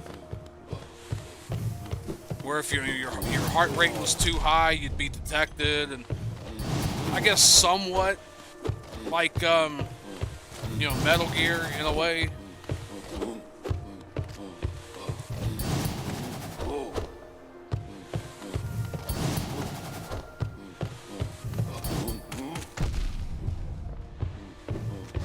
I have both of those Dark Cloud games. You want to talk about a grind fest. Dark Cloud and especially Dark Cloud 2 is a grind fest. Like, it's your standard, it's a dungeon crawler, but it's procedurally generated. So, but you have like so many of these different levels, but each one of those levels in it are procedurally generated with some certain theme or some certain end goal, or, you know, you have to beat it within so much amount of time. You have to beat it using only items. You have to beat it using only the one character's main weapon. You have to use it using only the guns that you have, you know. And then there's this whole golf aspect in it called Spheda, which basically after you're done, then you got this ball appears and you get a club, and this portal like appears somewhere in the map, and you've got to hit this ball, and you've got to get it into that hole within so many tries, or it disappears, and you got to basically beat the whole dungeon again in order to get the coin or whatever. But like the ball, the portal's a certain color, and the ball has to be,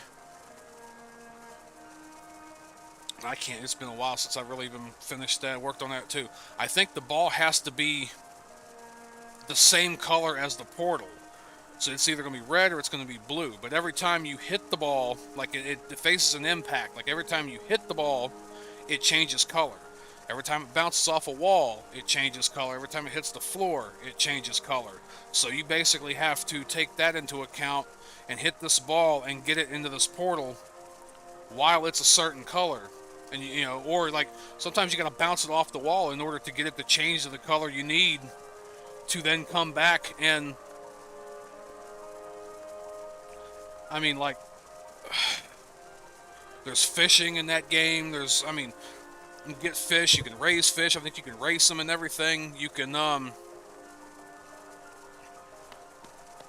these weapons and everything, you can upgrade them, mix different stuff with other different stuff, and like, who knows? I mean, like, there's a weapon there. You get this big, like, tuna, frozen tuna, and you can use it as a weapon, and you start upgrading it and all. I mean, it just,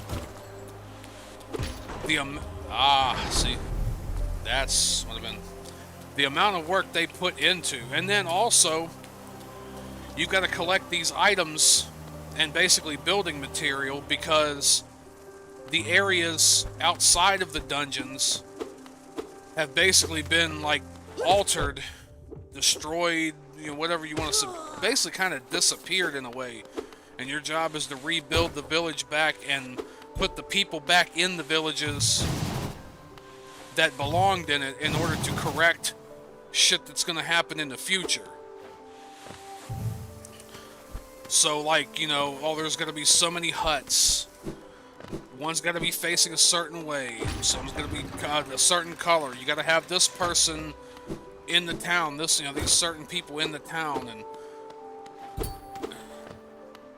it sounds like a feature factory. Yeah, nuts, and also not fun at all. Like, concept, good. Scope of what can be done in the game, good. Story, wasn't bad either.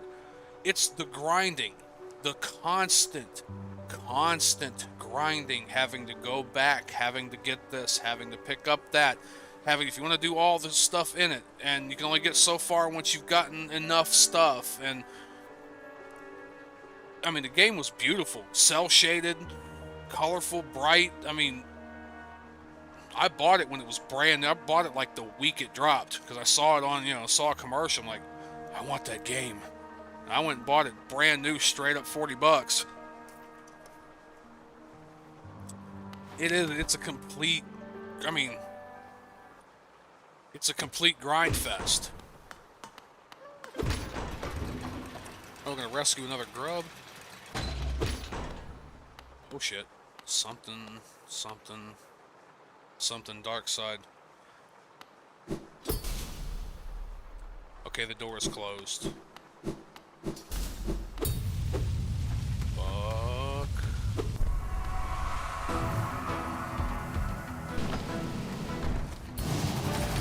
Come on, I'm playing Hollow Knight, not Sonic.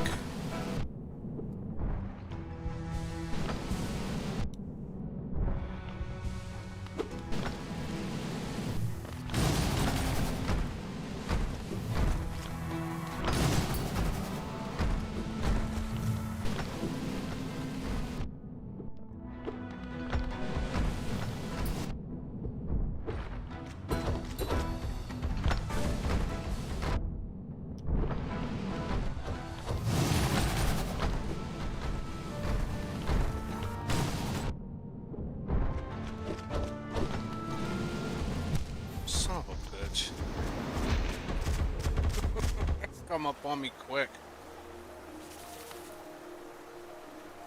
Where was that?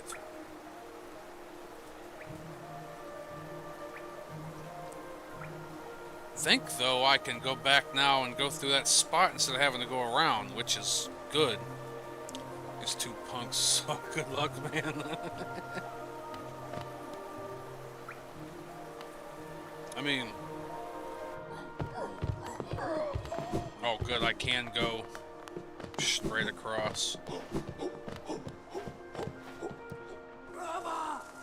crappy fat version of Sonic. What's it, Sonic? Can't be any worse than Sonic Chew. I didn't even know about that story until a little while later, and somebody did a whole thing on it. I mean, man, wasn't that a shit show?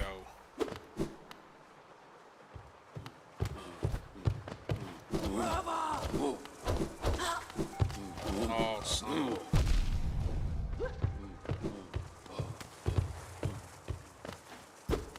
Oh, I heard it.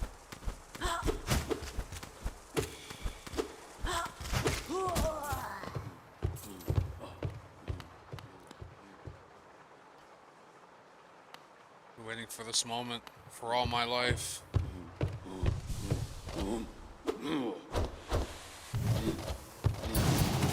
Well, I mean, I can't say that I haven't been waiting for this either, because at least I'm making some progress now. Oh, come on, damn it. That I'm fully confident. Be here for either multiple hours or multiple... Oh, it's still gonna be multiple streams. I mean, It's 10:30. I've still got a good couple of hours, but like, I don't know what's going on tomorrow.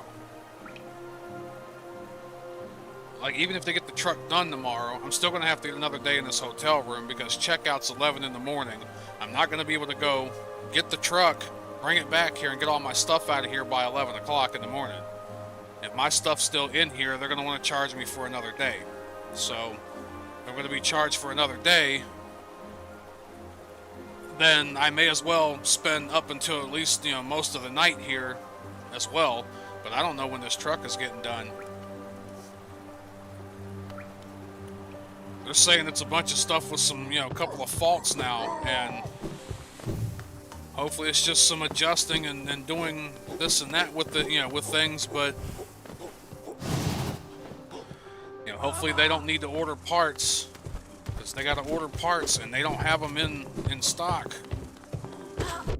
You know, then I'm gonna be sitting here a while.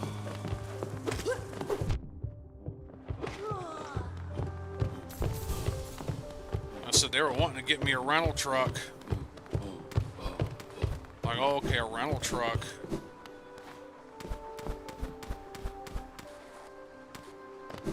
Which I get, it'll keep me moving, but then they're like, oh, but it's a day cab and it's manual. I'm like, I can't drive a stick. Like,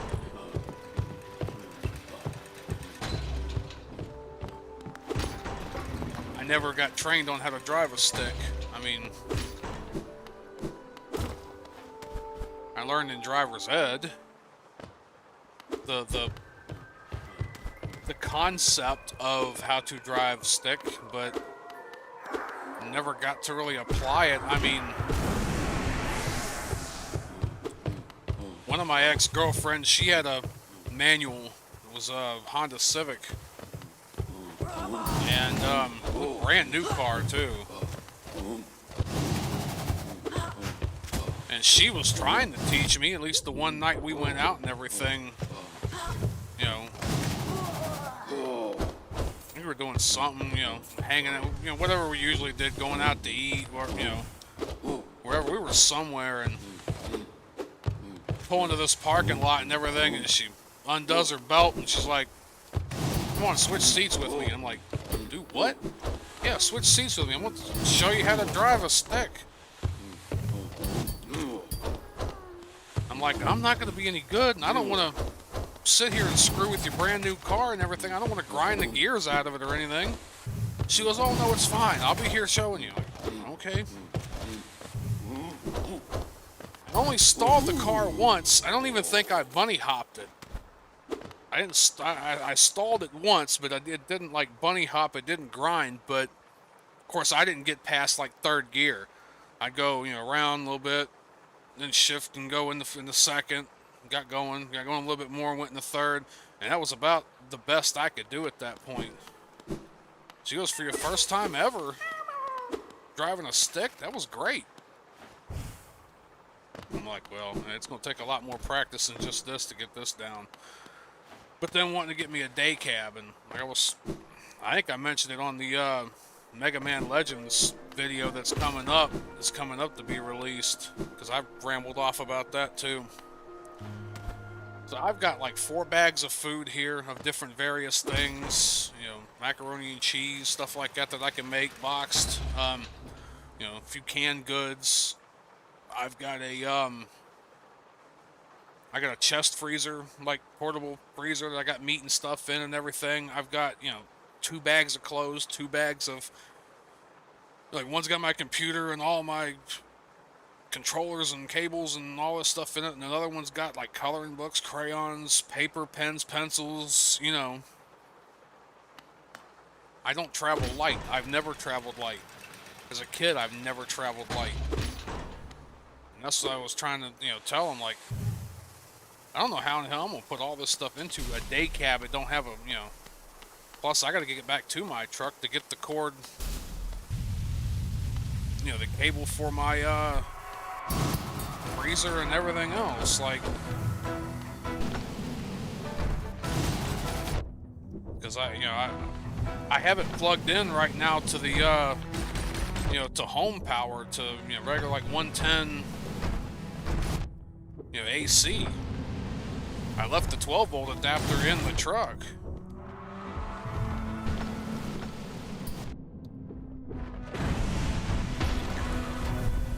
Oh.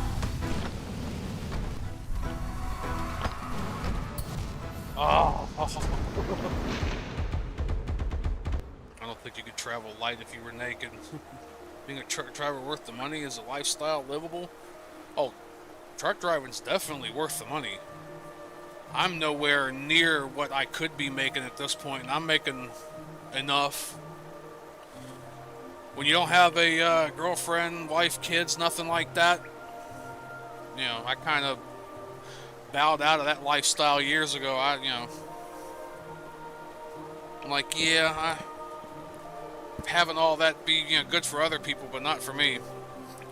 So I mean, I was able to, the end of last year, to get everything signed and get a house. So if that's worth something.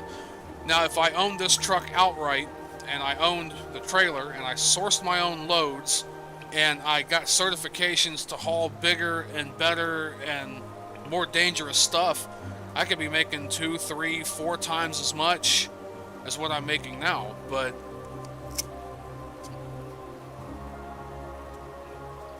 I am doing lease on the truck, so eventually it'll be mine as long as I keep paying into it. So that'll give me a little bit more money, but I just do standard like reefer, like box truck, refrigerated right now. It's all right. It makes good money. I could be making better money, but trust me, it's just me compared to what I've been making and compared to what I need and everything. Now the lifestyle, that really depends with a lot of people, because a lot of people that I've seen, they don't make it past their first year and something. And welcome back, Hollow Lord. I'm fighting the Fat Sonics now. I think you said the Watchers or whatever, one of the Dreamers.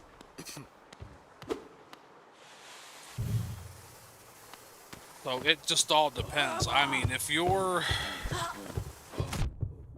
the type of person that likes to go out socializing, and you've got to hang out with friends and, you know, party whatever on the weekend, go out on dates and stuff like that, you know, if you want kids later on, or you have kids, it's not the best decision.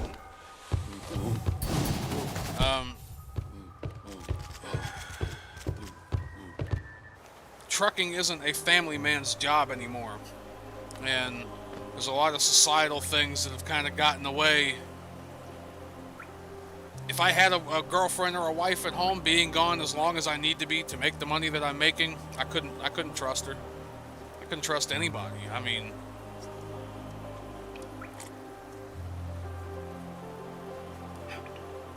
because I mean, you basically 8-10 hours of driving. Minus 5 when you beats. I mean, basically, it's you wake up, you do your inspection, you know, maybe grab something to eat, or, you know, make something if you get up early enough, or make something earlier in the day and have it there at night, you know, for you to eat. These trucks have refrigerators, and you can get power inverters, you can get, you know, cooking implements and stuff. Mine's got a TV in it, you know. I can hook 110, you know, or AC, home AC power into it. Oh, well, if you love being alone and you love working a job where you just basically get your instructions and then they leave you the hell alone for the most part, you will love trucking. Ah, you missed.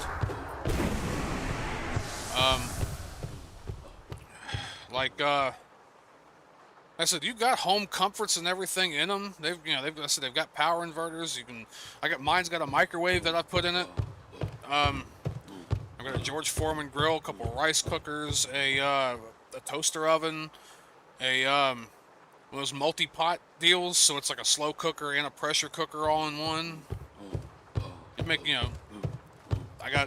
I said, I got this, portable freezer that runs off a 12 volt, and when I go to Walmart and everything, you want to get you a vacuum sealer for food. Go get big packs of pork chops. Go get big packs of chicken. Get steaks. I mean, I eat steaks and everything on the regular because I can put them in there, cut up them vacuum seal bags, seal them up, throw them in the freezer, and then all you need to do is thaw them out a day or so beforehand in your regular refrigerator. Cut them open, lay them on your George Foreman grill with a couple, salt, pepper, steak seasoning, whatever, and you got a meal. I mean,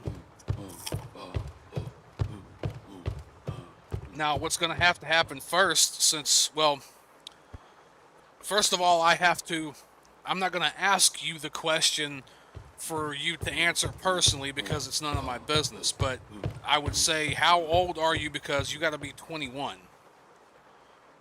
I think I can handle a job like that, if not for the fact that I really don't like driving. Oh, well, I love driving. That was one of those things. Like, I don't necessarily need to know how old you are. What I'm saying is that you can't, as far as I know of right now at this point, you can't get your license until you're 21. They've been talking about trying to lower it to 18 to get more people in the industry, but it's 21. Oh, okay.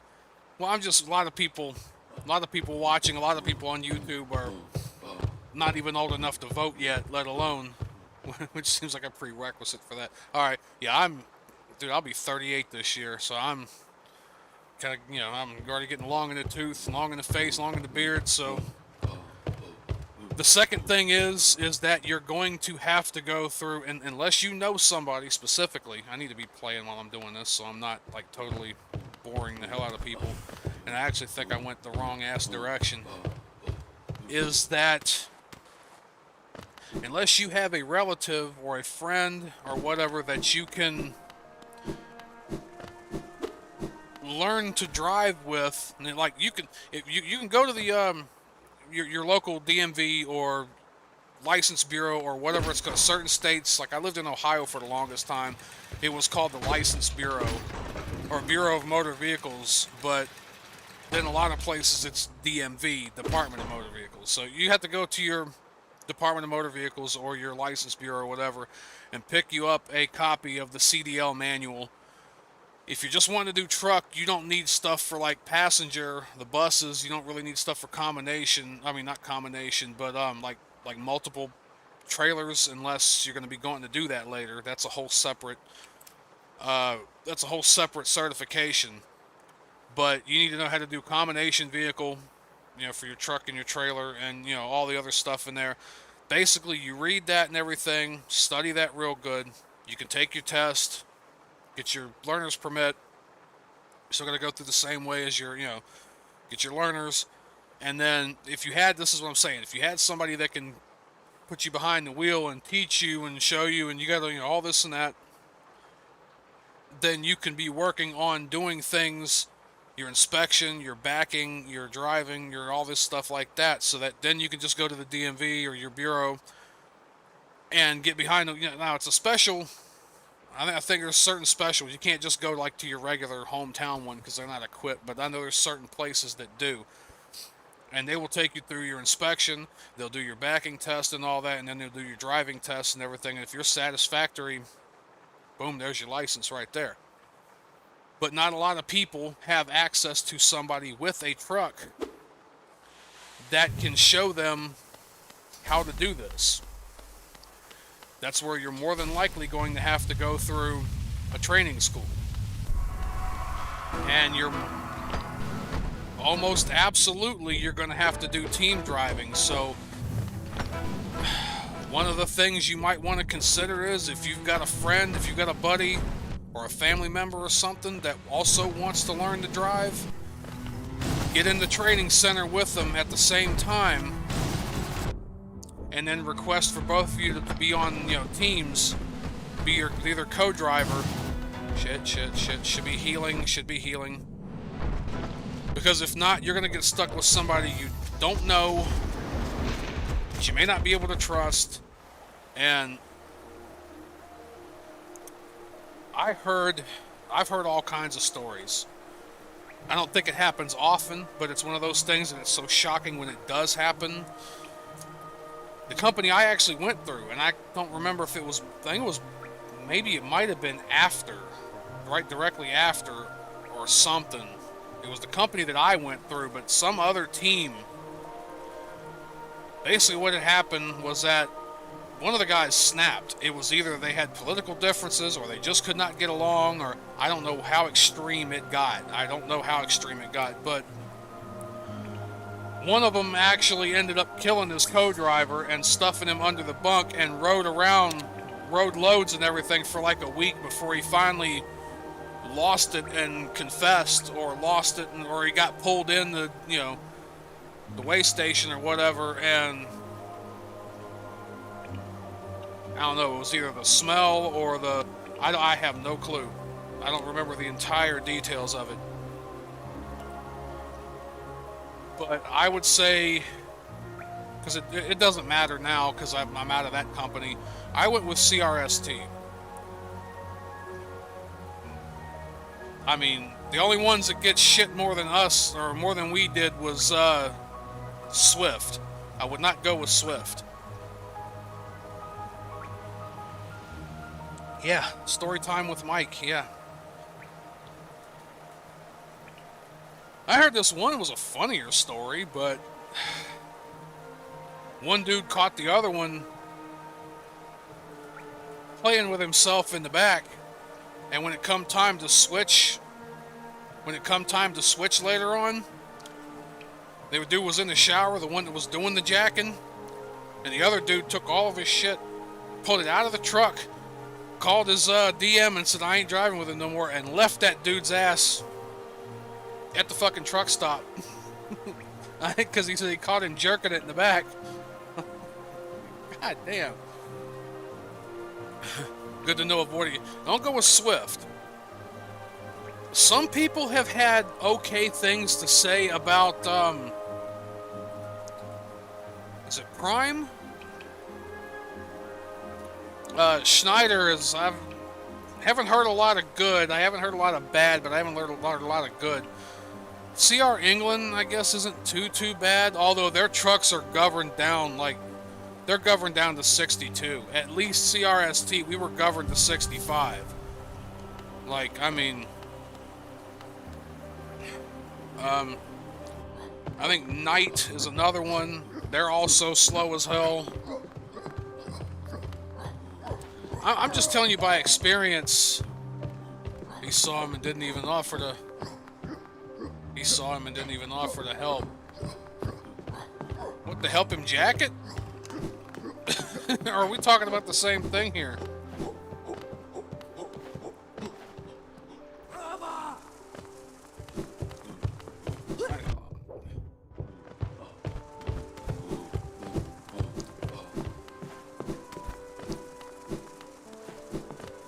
But with CRST, it was it was the initial month or 3 weeks, something like that, of training. First week was mainly all the book stuff and getting your learner's permit, and the second week was starting with some more of the book stuff and actually getting behind the wheel, doing backing and stuff. By the end of the second week, we were already out on the road, you know, doing the route, the DOT route, you know, doing the on-road stuff, like, you know, 4 or 5 miles, whatever, you know, the course, the set course, the DOT course. So, you can't drink. You gotta have a good, as far as like a criminal record, like there's people in there even had felonies and stuff. But the problem is, like, with that and with traffic stuff, it has to be taken care of. Like, if you've had a felony or whatever, they really don't care as long as it's not still being dragged through the courts. If it's put in the book and it's closed and it's done and it's over with. Same thing with traffic tickets. I mean, unless you have a bunch of them like out the ass and you're habitual and you've had you suspended all this and that, like they tend to kind of after a while go, all right, you're a little bit too dangerous. But a couple of speeding tickets or, you know, reckless driving once in a while, whatever, as long as you've had that paid put up, you've paid everything, there's no more cases pending, they usually don't care. But you got to be clean on your drug test and everything too. You got to pass a DOT physical. You got to keep that up every 2 years. That's something you got to do on your own. Every 2 years you got to find a physician that does that, that's certified in that. And it costs me like $110 every 2 years to do that. Unless you've got stuff like, you know, high blood pressure, different stuff where you're really highly on meds, or you have sleep apnea and you're on a CPAP machine, then it's like depending every 3 to 6 months. But I am kind of probably still going the wrong ass direction, but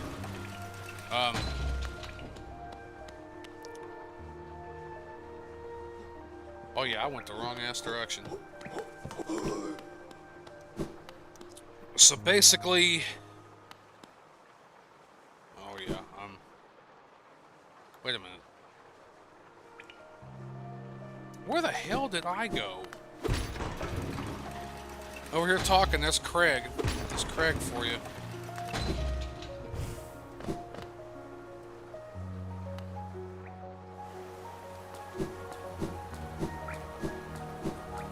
Up here. So I think all in all, for the training, the room and board and all that, it was going to be about, I think it was going to be something like $7,000. Now, the room and board and the drug test and a few of the other small different expenses, you did have to pay when you started getting your first checks and everything. They started taking it out of payroll deduction. For, you know, because you spent that first couple of weeks at their training center. I mean, you had to bunk up with 3 people in the same room, and, you know, no privacy, no nothing, you know. But the rest of the money for the training, as long as it was a 10-month contract. So as long as you did the 10 months, the first month you got to go out with a trainer. I mean, you have to go out with a trainer. And they'll show you the ropes and everything. And then once you get... Still missing it. What the hell am I... Once you go through, do the ropes and everything, and you basically are released by your trainer, and he says, yeah, you're trustworthy enough to drive on your own, or, you know, with a co-driver now, then you either go with an assigned co-driver that lives somewhere close in your area, or one that you've already had picked out. So that first month of training counts as a month. So you got 9 months then to go co-driving with, you know, with the person of your choice. After that 9 months, you can decide to either leave or you can stay with the company. Ooh, squish. But you have fulfilled your contract at that point and no longer owe them the $7,000, whatever, $7,000 for the training. Now the pay is going to be kind of crap your first little bit, because of course they're going to get that money out of you. I think we were driving at, what the hell were we driving at? I don't even think it was like 35 cents a mile, some shit like that. I mean, it sucked. There were points in time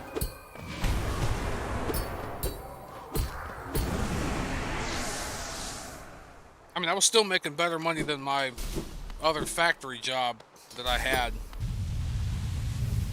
But it wasn't by much at that point. Not too shabby of a deal. They take it out of the...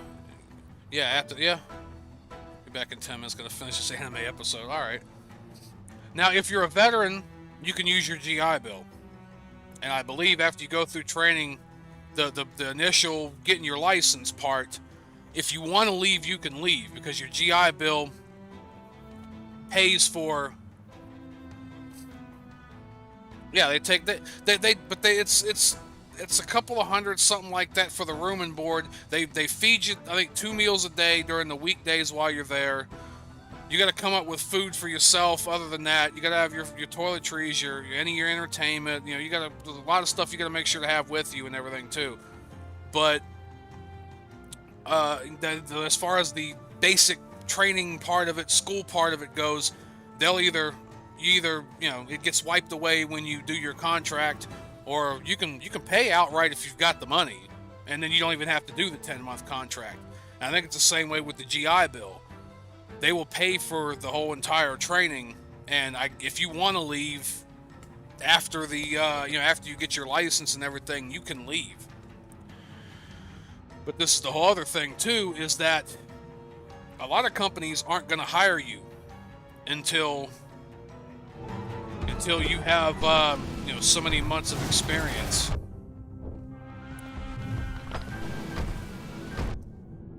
This company that I'm with now, of course, I already did my 10 months, so I was had that well covered and taken care of, and I knew it. So when I went to this company, all they had me do was, all right, you're going to go with this guy here, and we're going to do your road test to make sure we know that you know how to drive a truck. And dude come back, and how'd it go? Perfect. He did everything fine. He knew what he needed to do. So, they hired me right on in. But, I like over the road because you go pretty much everywhere. I don't really like California. You know what? California isn't so bad, except for it's that dumb 55 mile an hour truck limit in the whole state. That'll piss you off. That, and the fact that in a lot of places outside of LA and San Bernardino, and you're basically out of the Southern California, you're hard pressed to find a truck stop that you can get into that's either not crammed completely full, or you ain't got to pay $20, $30 a night to stay there. And even up Northern California, up 101 and up I-5. These truck stops are so few and far between that, you can find one, and a lot of times there's parking there. But they're so few and far between that, you got to make sure you plan out stuff. I mean,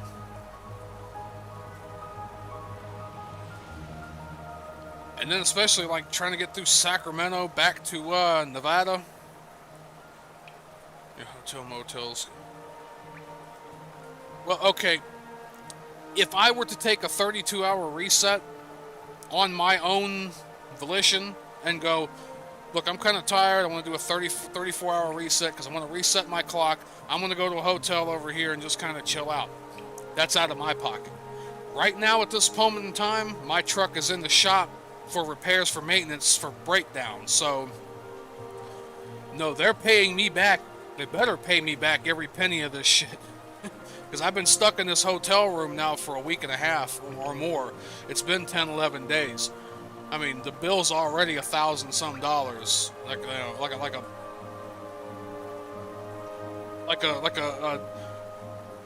A G and a C note right now. It's like it's getting $1,100. This is not my fault. This is out of my control. They had to do maintenance. They had to do all this stuff. They found all this stuff wrong with the truck. I'm not here because I want to be. I'm here because I have nowhere else to go. So, now I have paid it out of my pocket to expedite the process. Because then when it comes around to putting all my loads in and, putting all my stuff in so I can get paid for the next week, I'll submit the receipt. Same thing with washouts. They'll pay for you to get your trailer washed out because we're hauling food.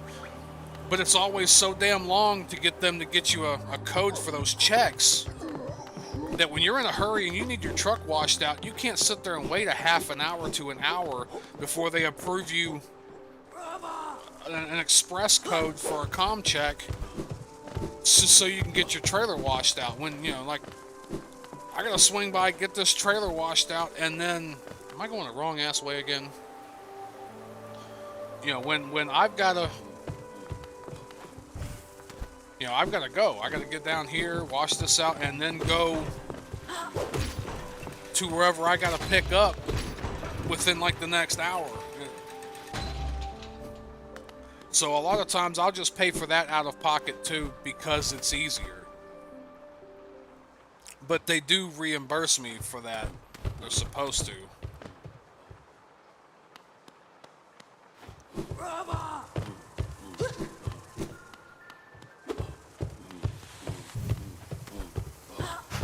But stuff like parking, yeah, if I gotta pay for parking somewhere because it's the only place, or it's damn it, I'm kind of chunked in a corner here.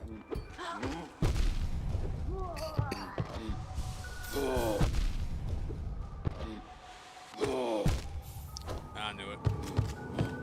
Yeah, I'm kind of trapped in a corner there.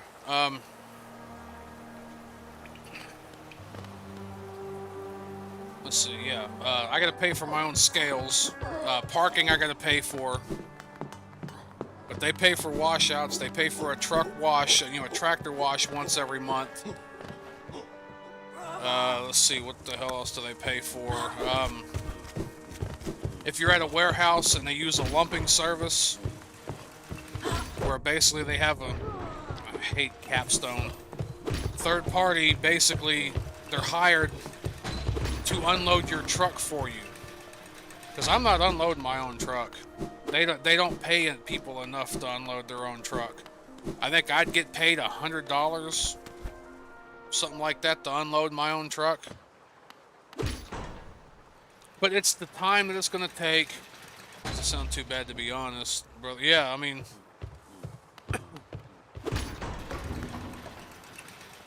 all the time it's gonna take to do all that, and having to follow their procedures and their BS, and yeah, I should have got my shadow.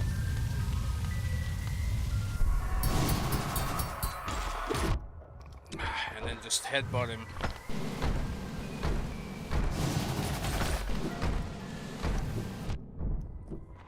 You didn't have the momentum, you should have. Why?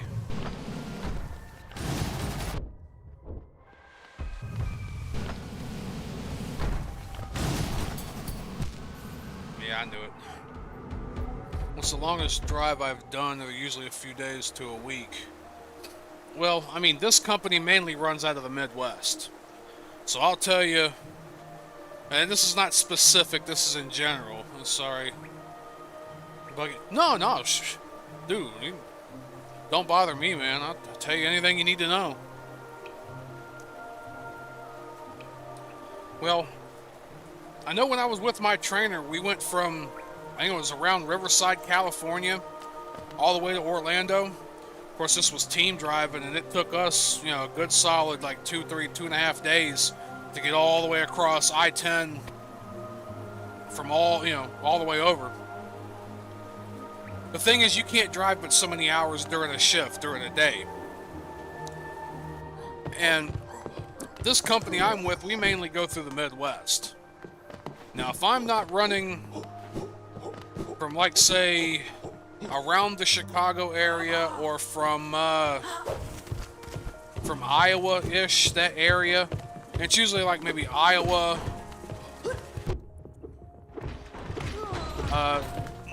to like some of those southern states. I mean, I've done like, end up going from like Iowa or Nebraska or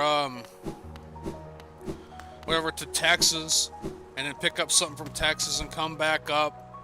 A lot of times I'm taking meat and stuff over from like either Iowa or Illinois and driving it across toward Pennsylvania, toward Jersey,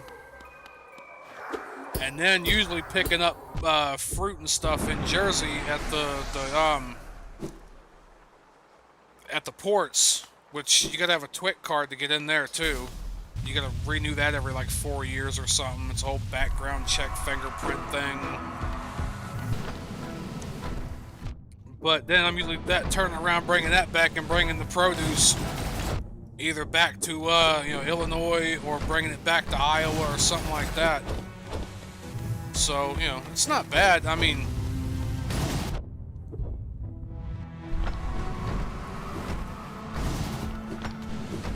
you're supposed to be getting, damn it, he come jump right on me.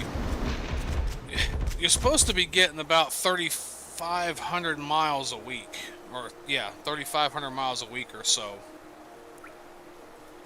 Which you can make more, but you're going to be shagged out like hell, and you're probably going to end up like not making as much the next week. Because like I said, you can only drive so much within a day, so much within a 7-day period.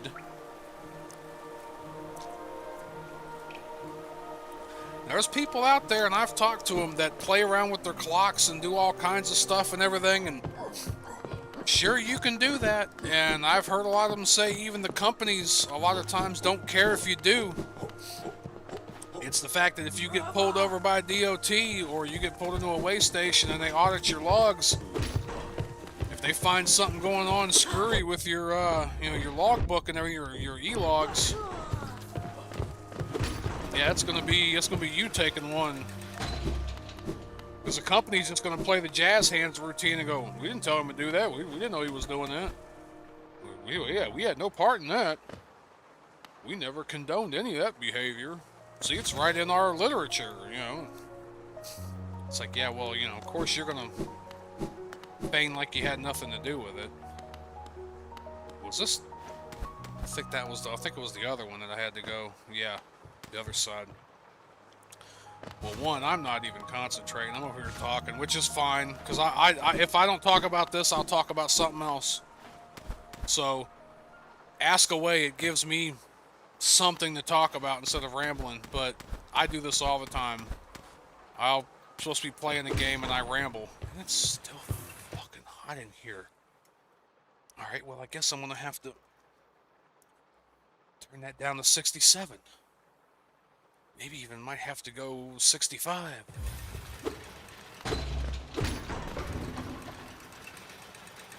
But,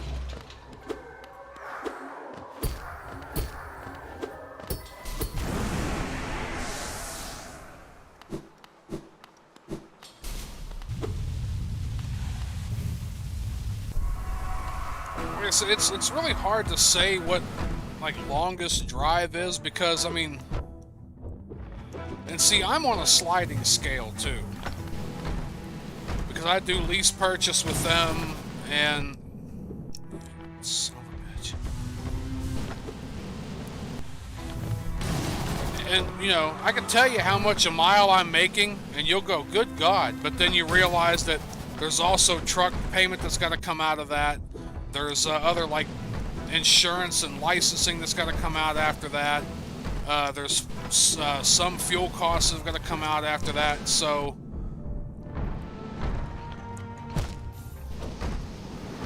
by the time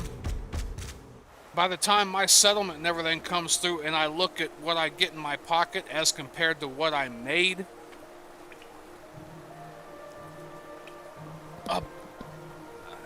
about half of everything that I made goes right back into the truck, fuel, all this and that. It's more like 60% almost goes back into the truck. Which, because I'm doing lease purchase, all that money I'm paying a week on the truck, eventually that truck will be mine. So I figured it out, and it's going to be an extra, like somewhere in the neighborhood of $40,000 a year extra in my pocket once I actually pay the truck off itself, and I own the truck outright, no liens, no nothing. But for a short load, I can make anywhere from around, I think it's $1.75 to almost like $2.02 if it's like real short loads. but you don't make any money off of short loads because you're constantly having to stop here, waiting to get unloaded, waiting to get loaded, having to fight traffic in town, having to this, having to that. And I'm probably 2.0 something's probably a little bit much. It might be like a $1.75. But when you start getting down to it, starts getting like 1,000 or miles or more, you're only getting like $1 and something, you know, $1 and something a mile. Maybe like $1.25 or something like that a mile. Now, like I said, with all the other expenses, you're getting about half of that back in your pocket. And then you have to remember to pay taxes out of all that too. Now, you can go through an account and everything and pay quarterly, which I should be doing, but I don't. There's a little bit of a penalty if you don't pay quarterly. But to be honest with you, when you look at how much money you made, like before everything, and then realize that all the expenses get wrote off. So right there, you only pay taxes on what you actually get in your pocket. Then they have what's called per diem, which is basically your cost of like food per day. You have an allotment or whatever. It's like $40 or $60 a day. Something like that allotment on food cost. Like, I figured up all the time and everything that I was out. And the amount of money that would have added up to per day. And you get to take that, you know, off of what's included as far as your taxable income too. So that was another like $8,000 right off the top line there that didn't get taxed. Then there's anytime you buy fluids or whatever, anytime like scales, when I told you I had to pay for scales, hell, my accountant even like something like this, he'll take this off even though they reimbursed me back. He'll go, well, you paid this out of your pocket, so that's an expense for you. And then also we're taking it out because of a reimbursement, so it's also like double. I don't know, he says he can get away with it. So basically for a whole year, I'm down to like, I think 1,200 state and maybe 2,500 a year in federal for the whole year.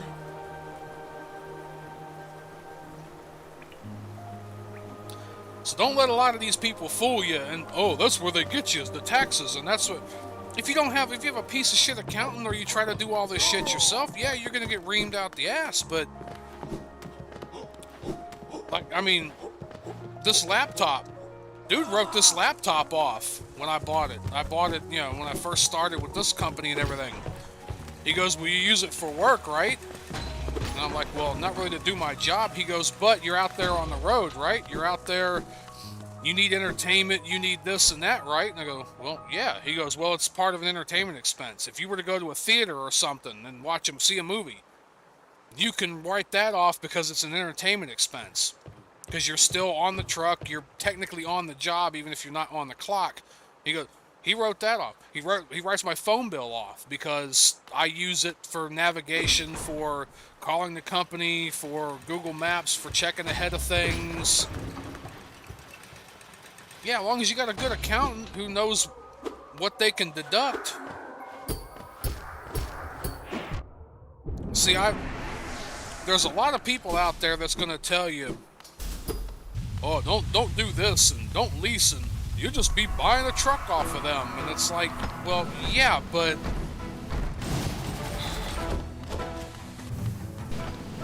just one day out of curiosity, go like to your local convenience store or grocery store or somewhere, wherever you can get the truck paper. And go pick you up a truck paper. And just look at the prices for trucks. And I mean, look at the prices for used trucks that are in the neighborhood of more than 5 years old. He sounds pretty bad. He's pretty based. Well, I mean, that guy's been doing that for like 20, 30 years. He's like, I can write this off. It ain't a big deal.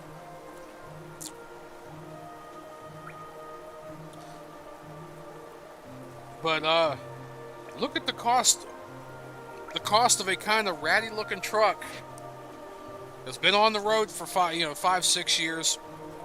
They still want $35,000 for it. I had some dude, well, if you just got you, $35,000 and bought you a used truck and everything, you wouldn't have to worry about all that. Yes, I understand that, but who's got $35,000 just laying around in their pocket somewhere to be spending on a truck? Like, I get it. It's gonna be a lot cheaper in the end. I get it. But,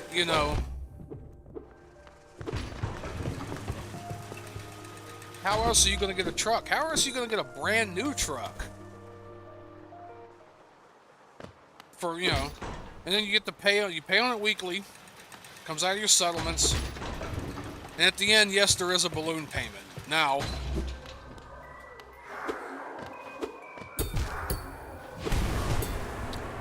I will tell you that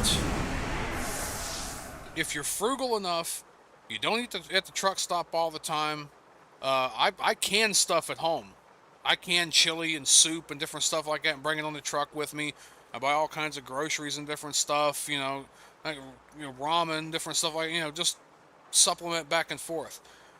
If you don't take on a bunch of crap at home, you ain't got a whole bunch of people at home sucking money out of you and everything, and you don't even, you can still buy you stuff once in a while, whatever. In the 4 years it's going to take you to run through your lease to where you end up having to pay, I think it's $28,000 to $35,000 or whatever for the balloon payment, you'll have that. If you put that up, you'll have that. Easily, you'll have that. I had over half of that at the beginning of 2020 and ended up having to remodel a bathroom at my cousin's place. And that was only after a year and a half of working here at this company. I had 20 grand in my pocket. Because the bathroom was 16, and then I ended up buying him a pickup truck too, used, but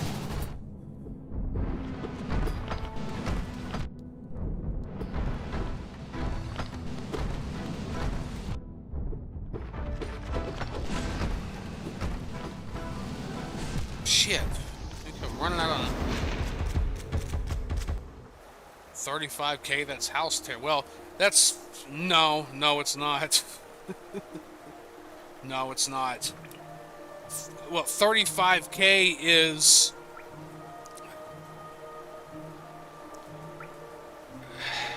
$35K is manufactured home territory. For a real small,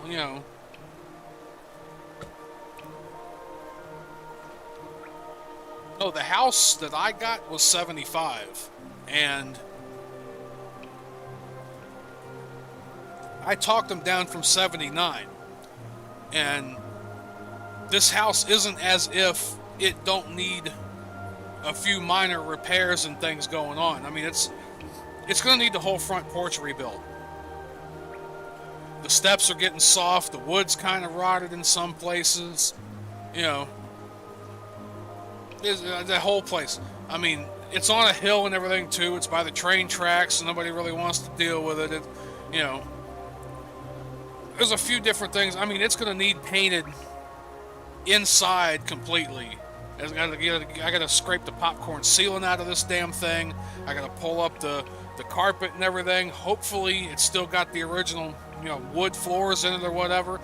So I could take and sand the shit out of these floors and put some stain on it and some wax on it and have some nice hardwood floors. As old as this house is, the realtor was saying it's probably got the original hardwood flooring in it. The outside's going to need, the roof is fairly new, I say. It's been replaced within the last 10 years. It needs brand new windows everywhere in it. House. That's a manufactured house. Those aren't houses, those are matchboxes on wheels. But yeah, I mean, the windows need replaced in this house. Every damn one of them.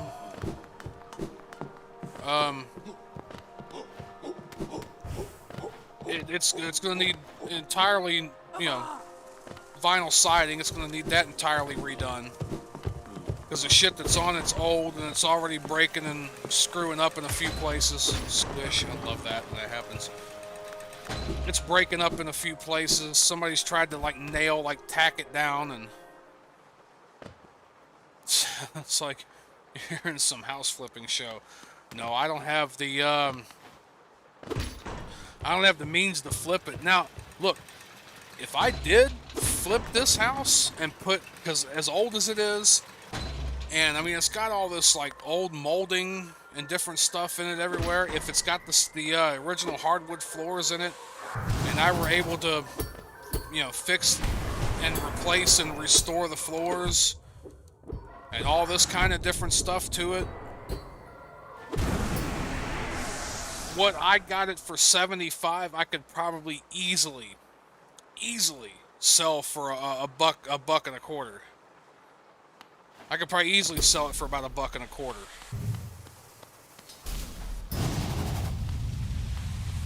But I'm going to be putting, you know, at least 30,000-40,000 into it to get it to that.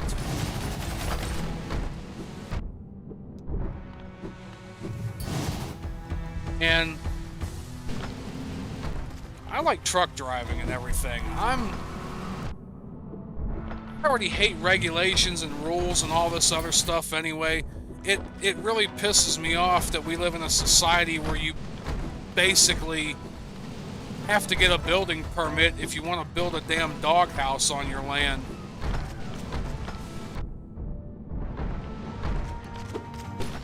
Like, I'm not kidding you, literally. I'm not kidding you, literally. If you want to build like a dog house or something, or a shed out on your property, you have to get a building permit. You have to submit the plans. You have to tell them what it's for, how big it is, where it's going to be, is it going to be in the way of anything, when are you going to build it, when's it supposed to be done, who all's going to be messing with it, you know, like all this stuff. It's bad enough I got to follow DOT rules driving this truck. I couldn't deal with the building inspectors and the, you know, the electrical codes and all this other stuff. No, I just wanted a house for me to live in. Because I've rented all my life. I've lived in apartments all my life. Except for when I was younger and, you know, was a welfare kid. And Mom was able to get Section 8, you know, some... What's a doghouse for? What else? A dog. Just don't tell them. But, I mean... They're nosy pricks like that. Somebody from the city or whatever, from the state, from the, you know, government, whatever. I say it like it's some, you know, CIA, FBI type shit, but I mean, like just somebody in the community, if they've got a stick up their ass, will look at, you know, look at your property and go, well, they built this here, and because, you know, community, neighborhood associations, community, whatever the hell they call them, you know, neighborhood associations, whatever, they are a thing.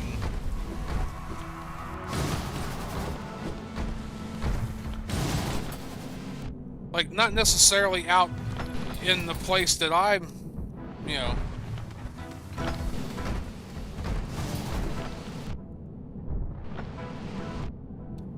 but I mean the neighborhood, you know, the community associate, god damn it.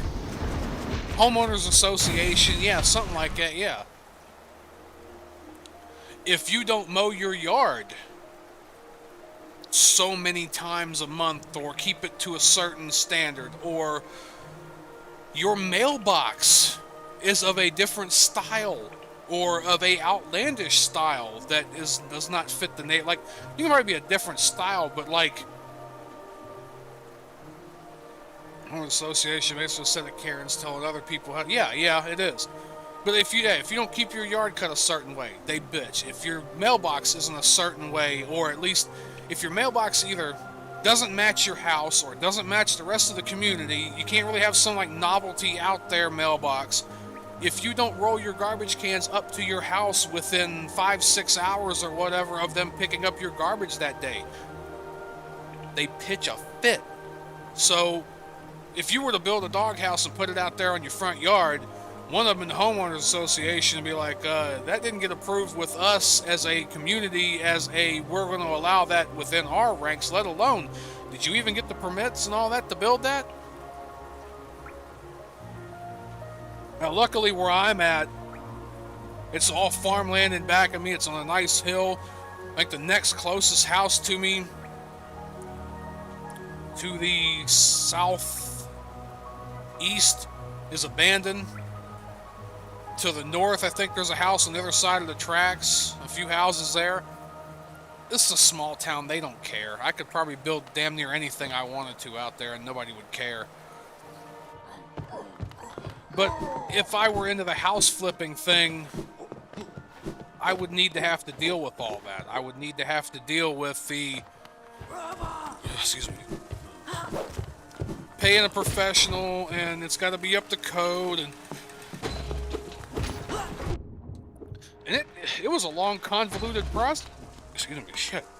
A long, convoluted process just getting this house for myself. I started the process in the middle of September, and it took me toward almost the middle of December to finally get to sign the paper. Because I had to, you know, get with the current homeowner. And then she had to do all this. She had to pay for whatever inspection this and whatever that, or I don't know. And, you know, then I had to have somebody come out and inspect the well. And I had to have somebody come out and, you know,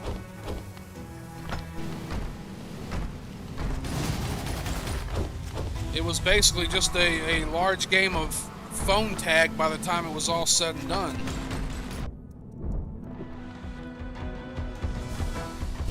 And it didn't help that I drive truck and everything too, and it didn't help because of this stupid, the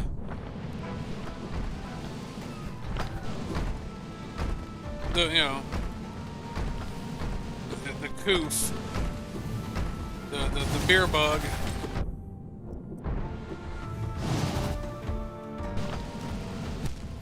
Why didn't you?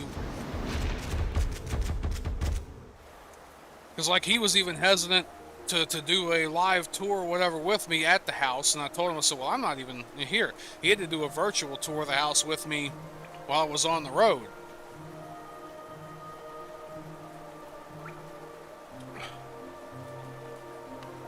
And then, like I said, you know, with certain papers I had to sign, certain money I had to send in, that the only way I could do it was to find some way or another to disconnect from my trailer and drive my truck, the tractor, to a post office so I can drop an envelope in the mailbox.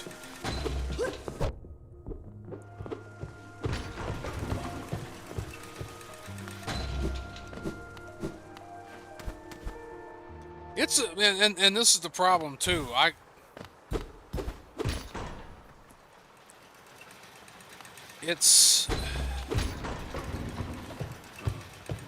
Well, this is a buyer's market, or well, was a buyer's market till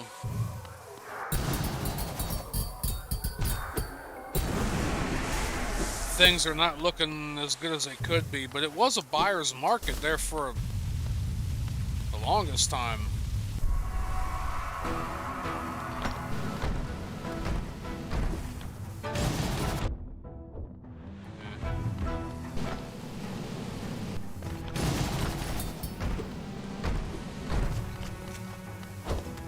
Yeah, it's just...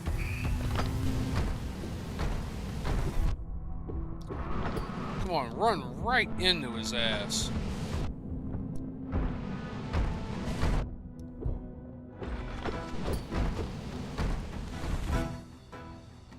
Like a mini game. Yeah, I know, a lot of mini games. You mean this, or you mean buying the house? Because buying the house was also like a bunch of mini games. It was, buying that house was hurry up and wait. I need this, this, and that by this date. Hurry up and get it to me. And then I get it to him, and then it's another like week or so later, and I don't hear nothing. Like, well, we ain't heard nothing back from the the other homeowner, and we ain't heard nothing, just hang tight. Then I get a call later on going, the house deal, yeah, okay, I mean, I kind of figured, but... But that's what it was, and it was, you know, wait, 2 weeks, didn't hear anything from him, or call him and like, no, we ain't heard nothing. Then all of a sudden it's, oh, this is urgent, you gotta get this and this and this and this right now, I need it as soon as possible, within the next 2 days if you could.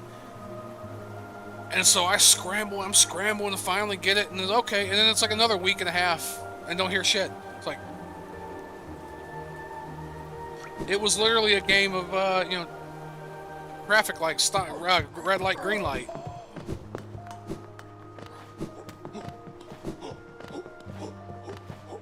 It was a game of hurry up and wait.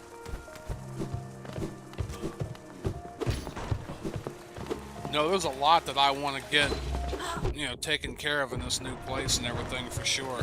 Why did you hit the lever? Dick.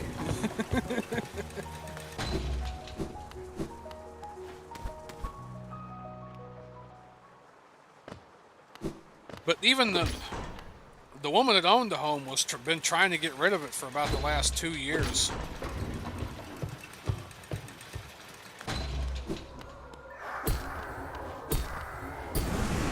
I think it's mainly because most people want a place that you could just move right into right away. And as this place was alright. You could move into it directly right away if you wanted to.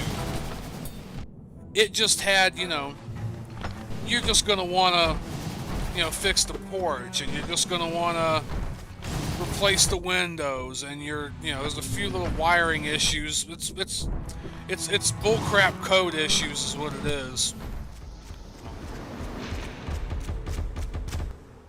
It's bullcrap,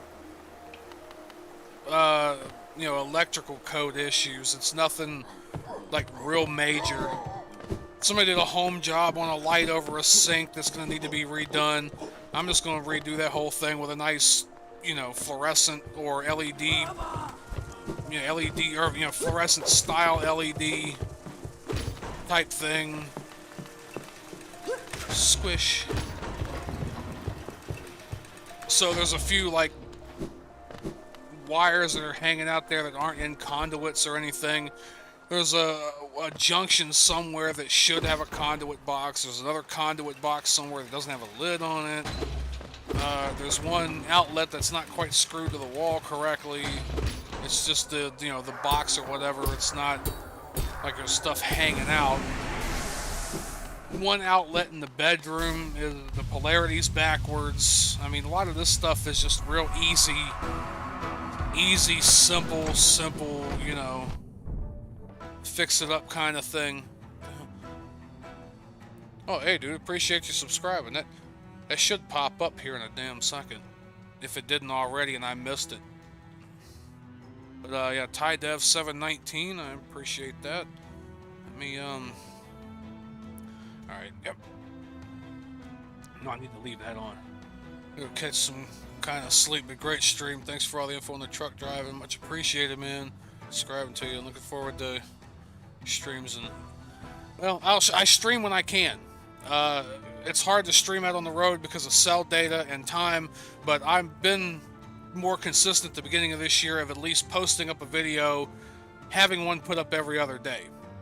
And also there's Discord too, if you want to hop into Discord. If you have Discord, I hang out there sometimes and everything. That's one way you can kind of keep in context. That's something to think about too. But yeah, man, any other questions you got about truck driving? I know I didn't name, or spill everything, but, any other thing you got about truck driving, let me know. I ain't gonna steer you wrong. I'll tell you exactly what I went through. I'll tell you the good parts and the bad parts and, everything else. But, yeah, like I said, this is kind of a rare thing for streaming. When I get home and everything, when I go home about every 3 months, when I go home for that, like, 10 days, I'll probably be streaming a lot, every couple of so often. It's just hard to do with the cell data, and then I never know where I'm at. I never have the time. Like I said, there's a 10-hour break between when you can reset for the day.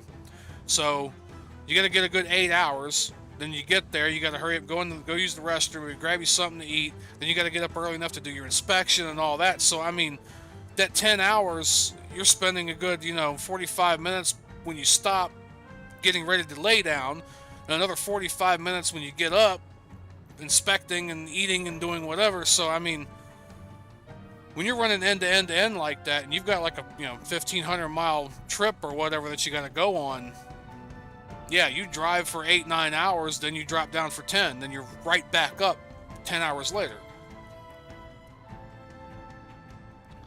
But I appreciate it though, man. I mean, I do what I can. I do this in my spare time, my free time. Just, as they say, you throw it out there in the ether and see if anyone catches it.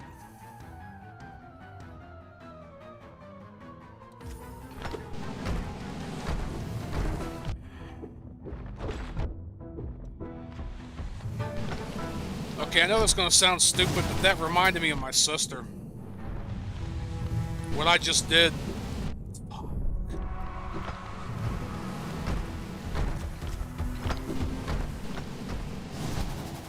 I ran right into dude's ass.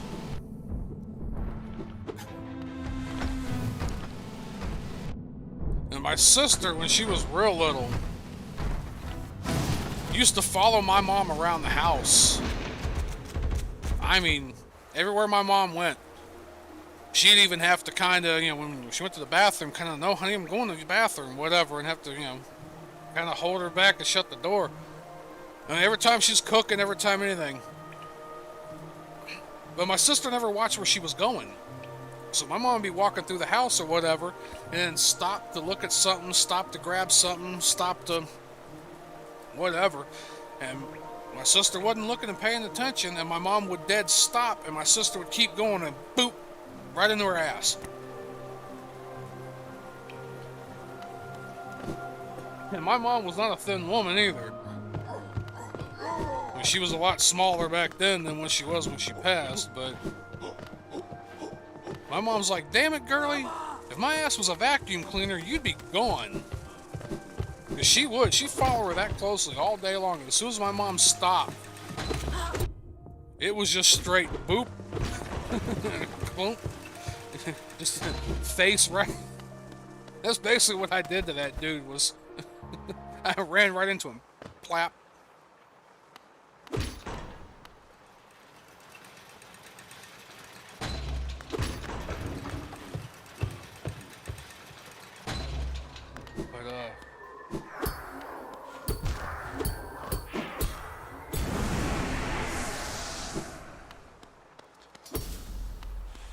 I'm not even concentrating on half of this. And I should be, but I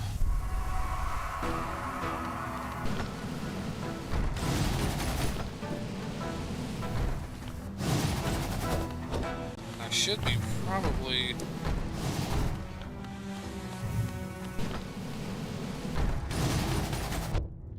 See, I'm standing there too long too.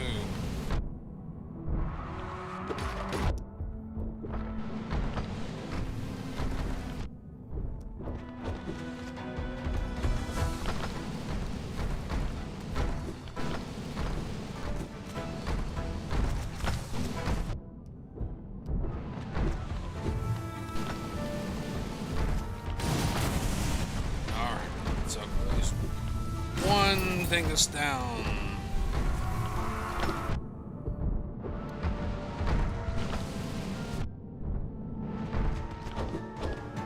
This should not even be that hard.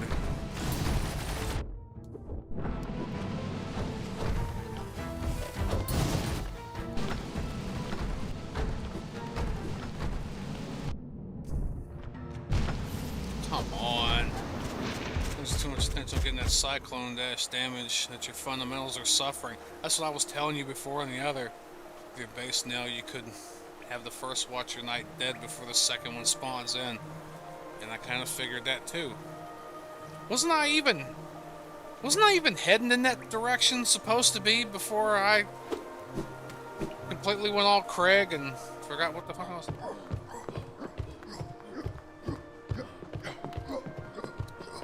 Where the hell was I going? Kingdom's Edge, wasn't it? Or was it resting grounds?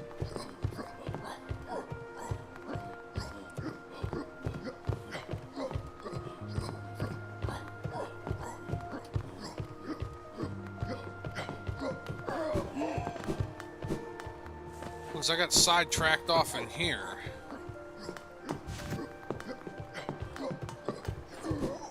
Let me see if I can nab this back and then try to...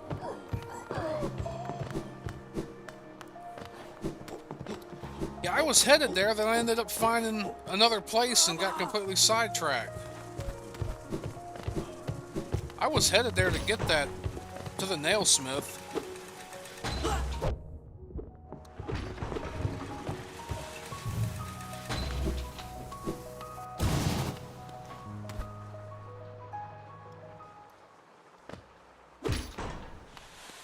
It's ridiculous, man.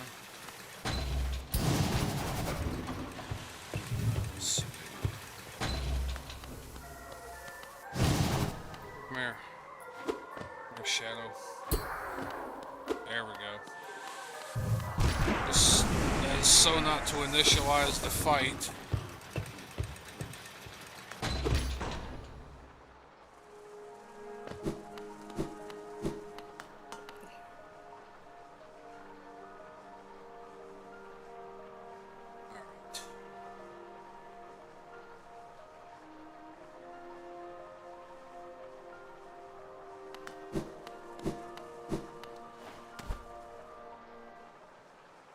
Oh, did shoot video. All right.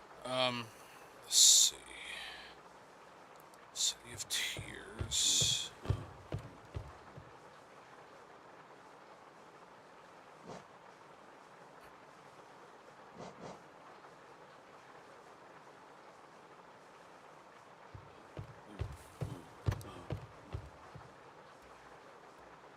There, at least put a bookmark in that.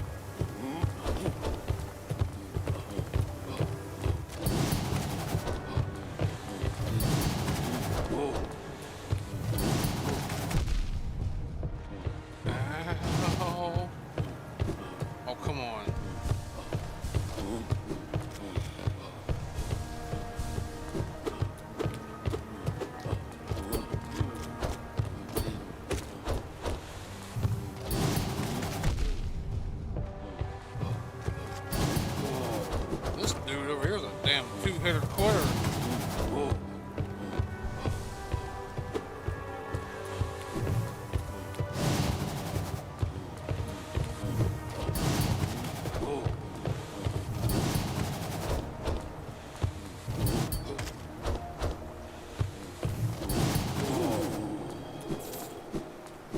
Finally.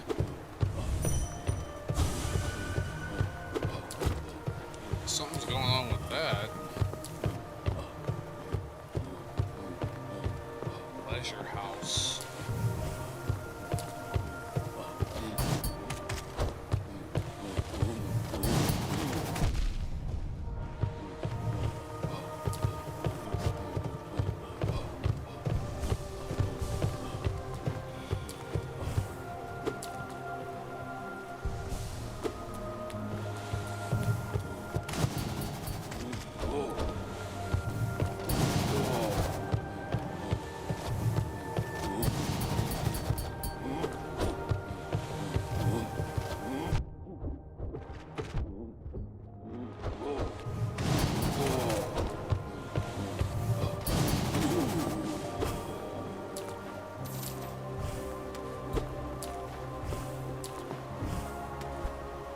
Get up there.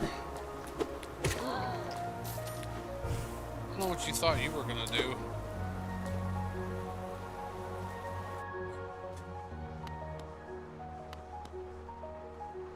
Songstress Marissa.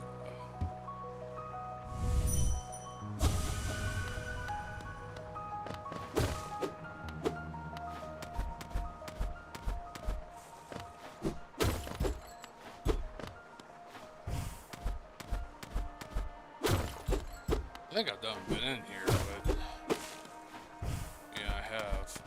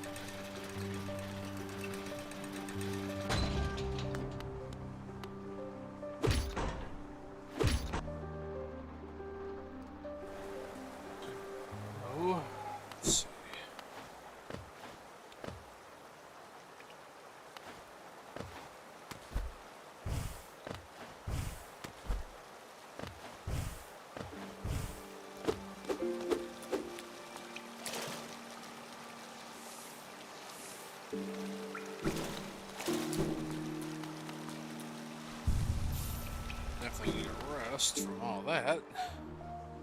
And let's see.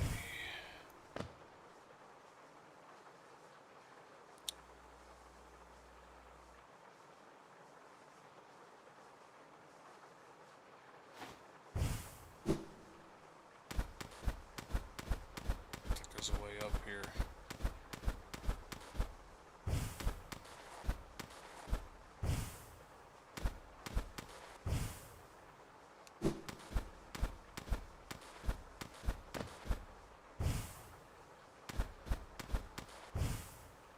I don't even know why I'm doing that when there's an elevator or something.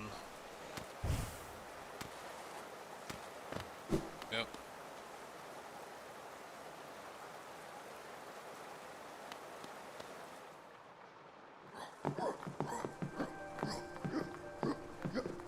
Once an episode. What?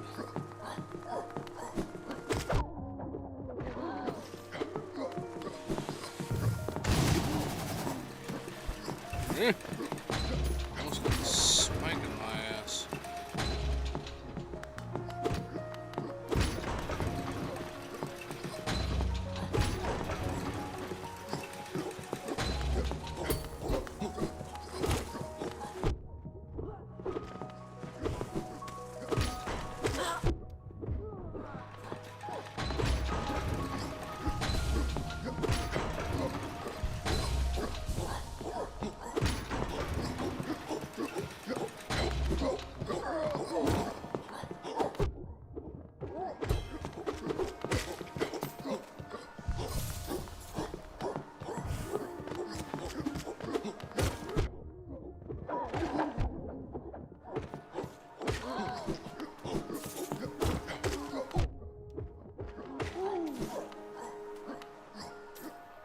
Probably going the wrong ass direction. Yep. King Station.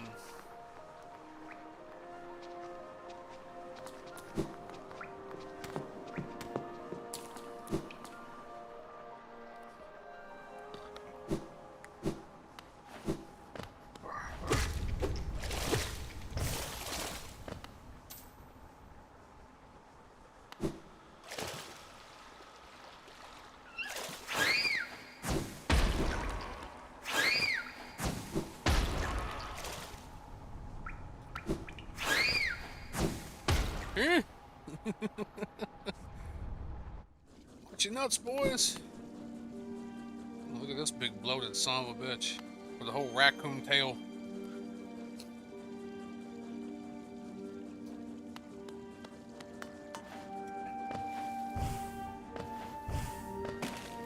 Ooh. He just fell. Damn. They're falling out of nowhere. What the hell?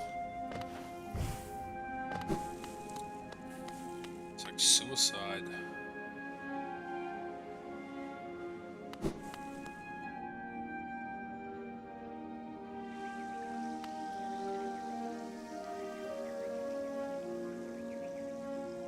Yeah. There's got to be something where you can go into that water too later. Probably one of the other abilities. I'm assuming, because that's not the only place I've seen that you basically have to go through that junk to get in there. It's another. Oh, it's bit slide again.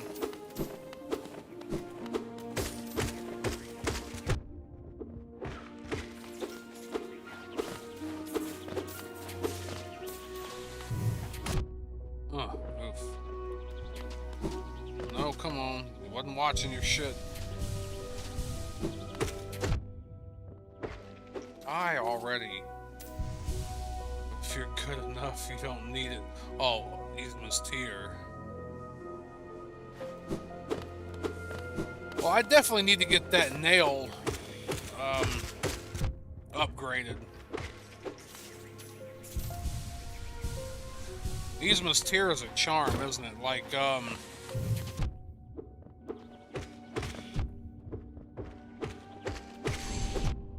like the other one, I know you'll be able to.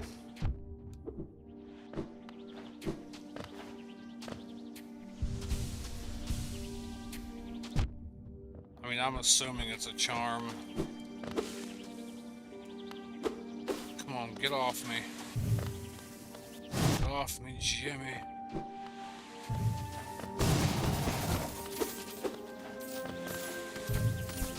Get away. Damn, man. Over there, you just need 800 geo. Yeah, I'm trying to keep my my oats from getting toasted.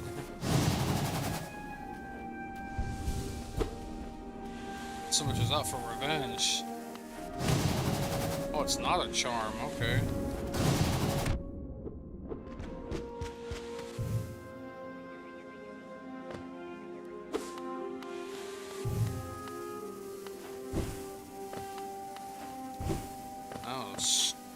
Up badly.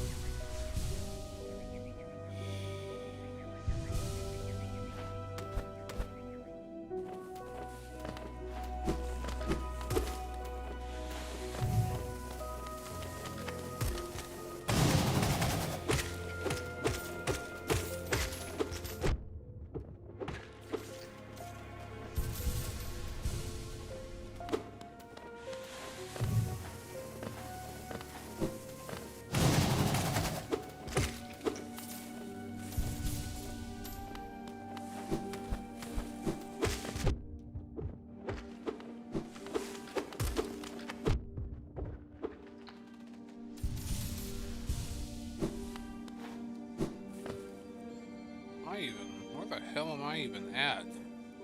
Some place I don't even. We somehow die here. We'll never stop laughing.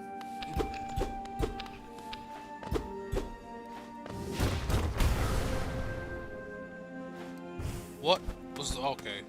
I'll see. What was the point of that?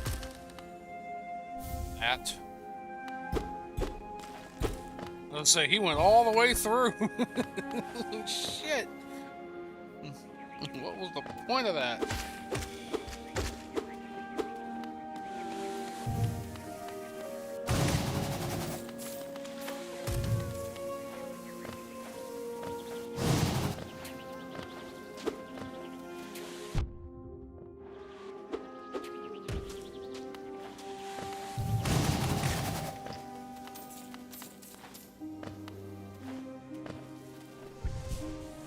theory, you could fight Horny 2 here, but you would die. Horny 2?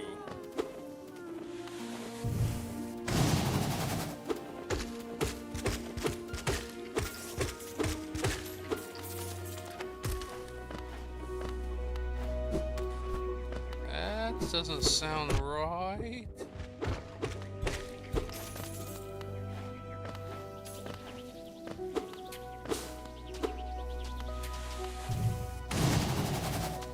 Do I understand it's probably like fallen leaves, or maybe, you know, flower petals or something, kind of like,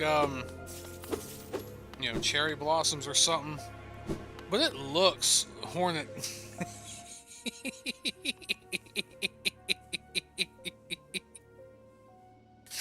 Damn.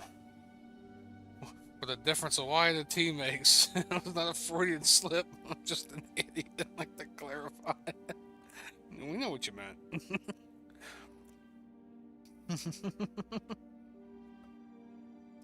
Oh, it's ash. No, I was going to say it looks like piles of cocaine, but then I was like, maybe the more logical answer is that it's flower petals or something, but now you're saying it's ash, so yeah, that also makes sense. Some of that Colombian Bam Bam. Some of that Cambodian marching powder.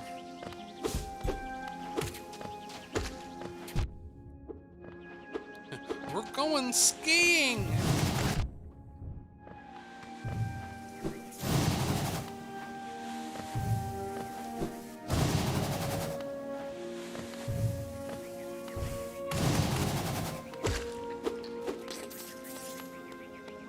It was probably a mean thing to do. It wasn't hurting anybody, it wasn't doing nothing, but just kind of... Oh... Heal, heal, heal. There it is. Start laughing. Start laughing. I tried to get the hell up out of there. Fuck.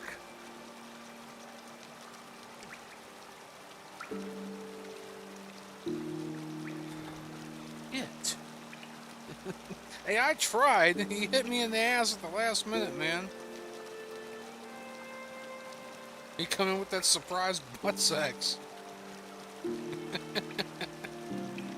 And now I'm way the hell back up here again.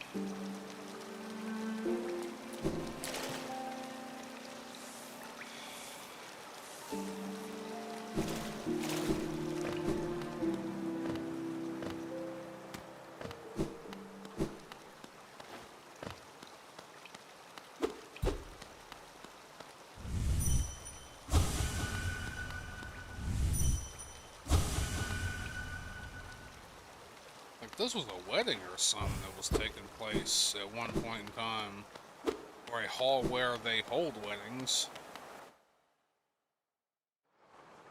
This is actually dead skin from something above. Well, there was also other bugs falling too at one point in time, so...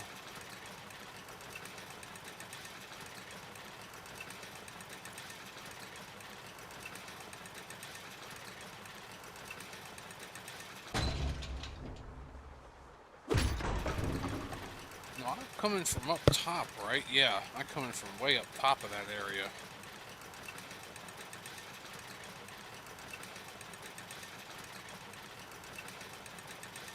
Excuse me.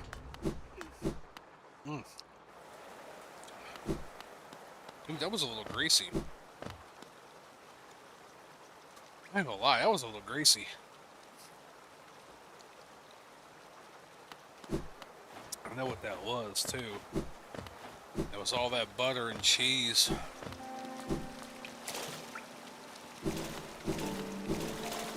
That's what that was. Ooh.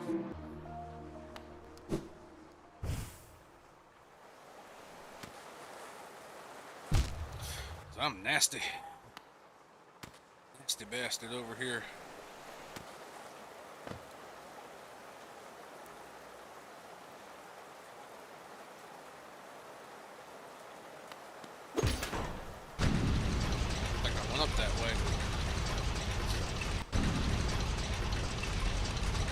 Should take me closer to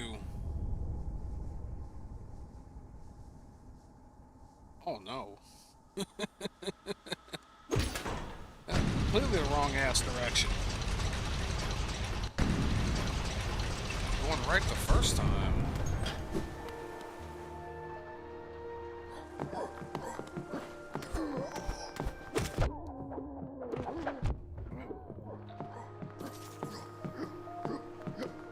It's gonna be down, down, down, down.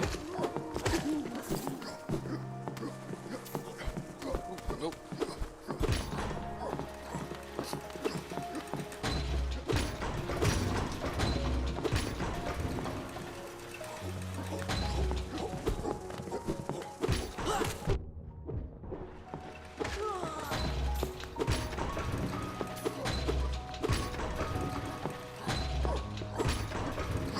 On the other direction.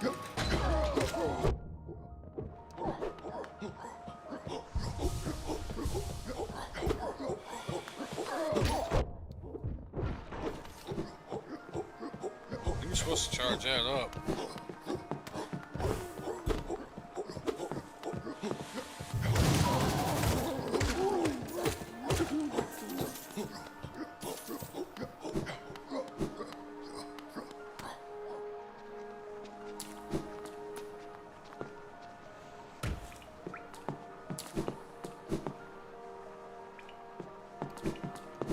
That's right, I went through this secret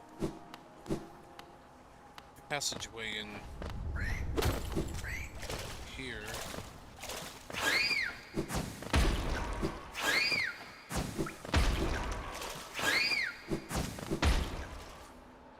You know, I could think when I hear those going off like that is that cockatiel we used to have. We called Ricky Ricardo. And every now and again, for no reason at all whatsoever, and just straight like that would squawk.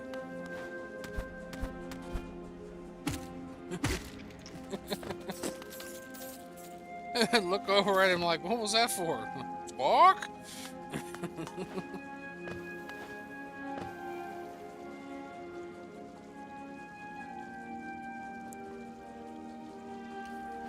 Let's see if I can't get this way too far down.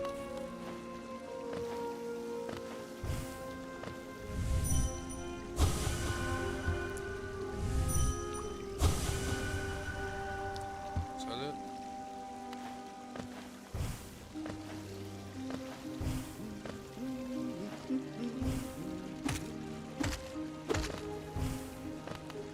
That was close.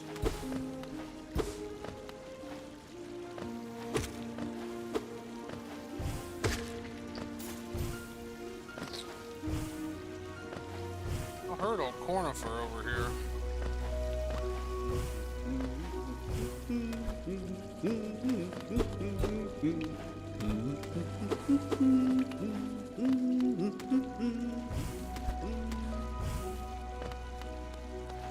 Alrighty.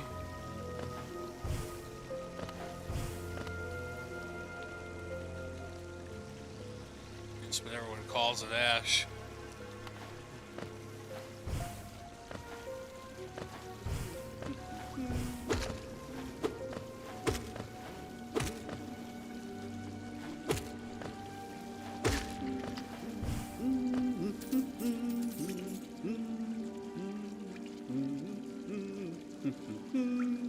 I don't feel like explaining the history of the entire kingdom. No, it's like the whole game is to be told. The game is to be sold, not to be told. It's supposed to be experienced, not, you know, told.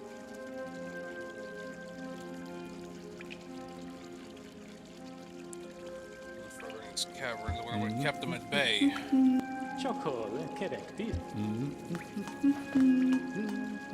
And see, he's already saying there, I wonder what kept him at bay, so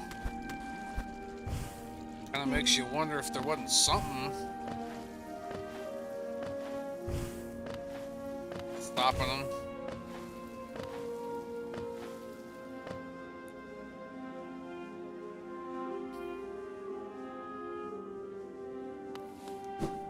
I need to get old Wingus back.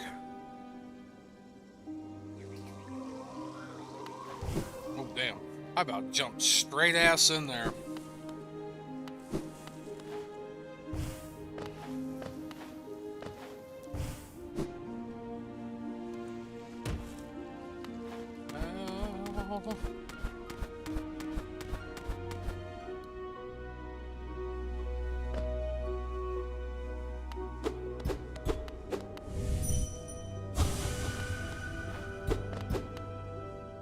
What was the point of that little alcove?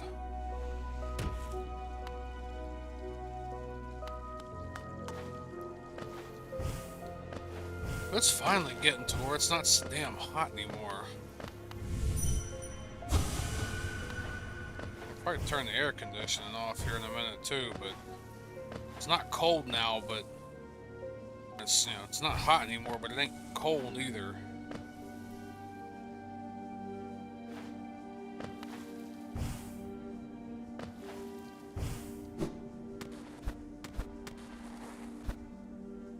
There should have been another way to get up here, right?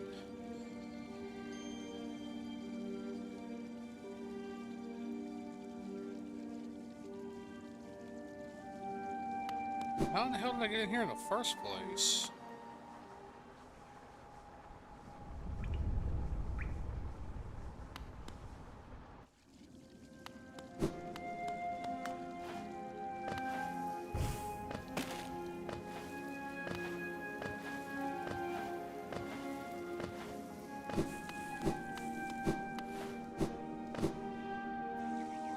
Here, so it couldn't go there.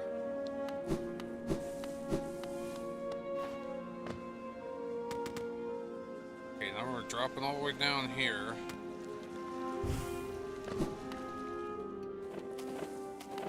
So yeah, I did.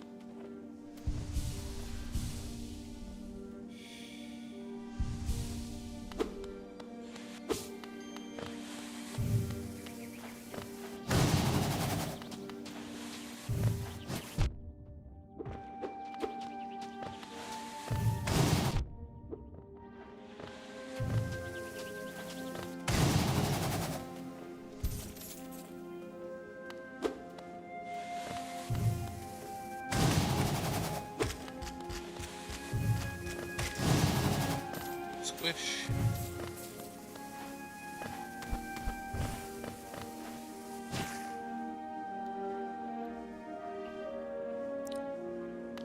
Well, I've still got to recover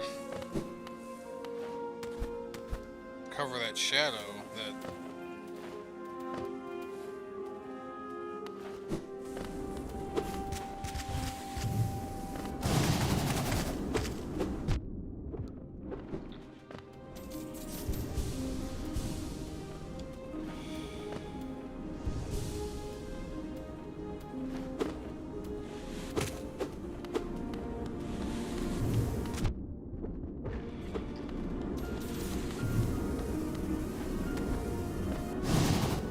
shit.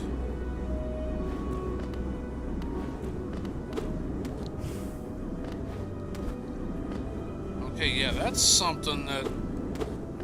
It's definitely a gate of a different color. Not gonna be able to make it past there.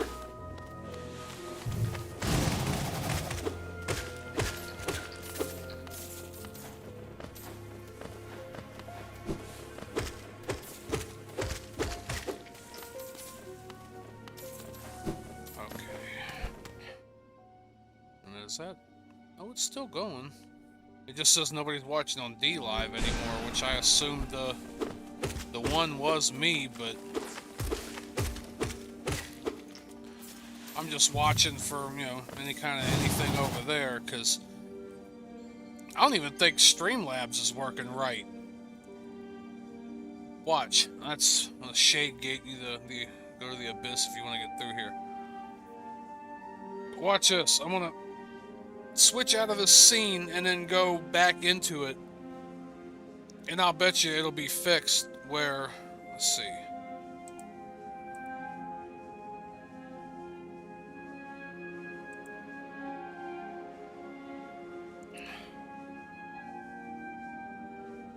Because even, well, and sometimes not everybody shows up, but like, dude ain't even showing up. It didn't, the counter didn't go up. Somebody could have unsubscribed, which it happens. Somebody could have unsubscribed about the time he subscribed. That happened not long ago, but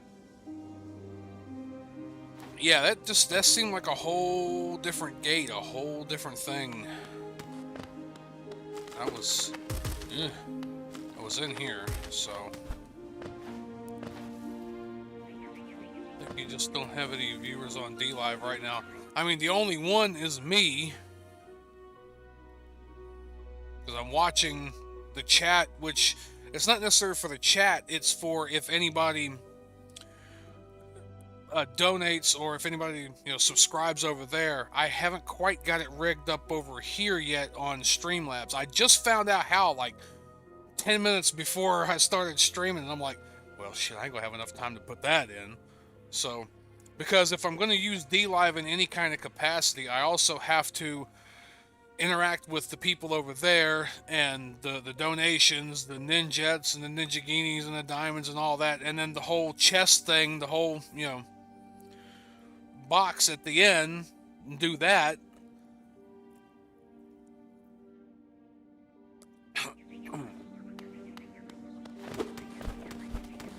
I just recently, you know, found out that a lot of that was a thing, and that's how you use it. There's a few people that I like to watch. Well, I say that now, and they kind of got screwed over, though. It's unfortunate, but they kind of got screwed over. We're talking political, though, you know, more than anything else. It's basically what happened there. But they basically got their monetization yanked and all that. But for a while, I was watching a few other people over there because they were trying to move away from live streaming on YouTube. So I was kind of getting the hang of, you know, more of how the platform was being used, and I just lost all that shit. The body of a man, the brain of an ant.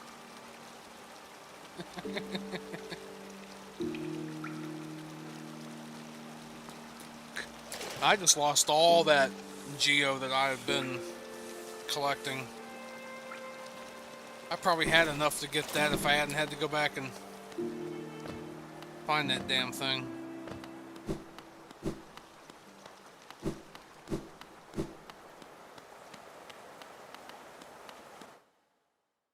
And I still think that I went the wrong way.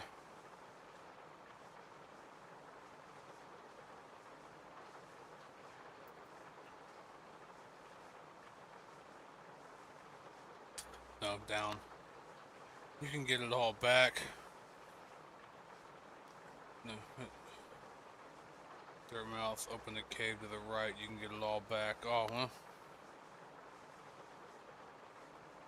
Well, one, I would have to find this tram again. Like, I get what you're saying with the whole regrets thing or whatever, and use the rotten egg or the spoiled egg, but I thought I did, but I don't. I found the door earlier I could have opened, but I don't have one. I don't have a key. Yeah, no problem, man. I'll be back.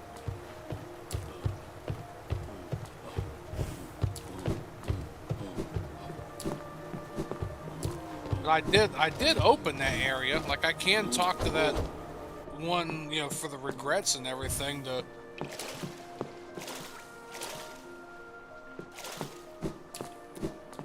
But, I mean, am I going to get all that back?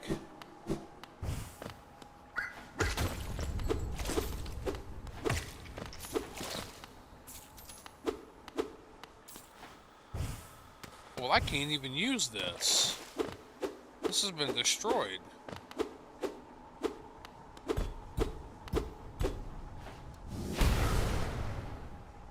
Yeah, this has all been destroyed over here.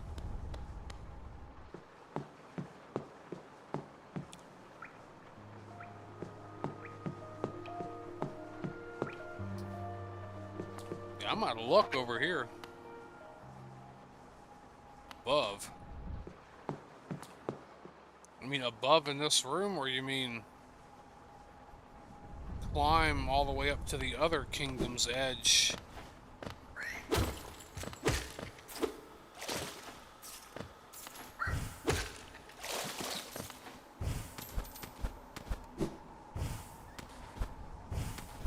I have soda. Thought you get rid of... No, not really. I think I can get rid of you forever.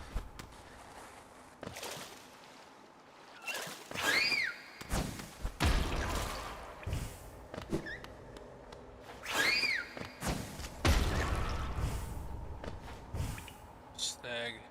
And that room is above you.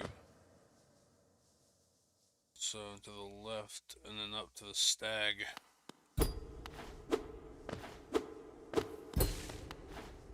That whole thing is locked off.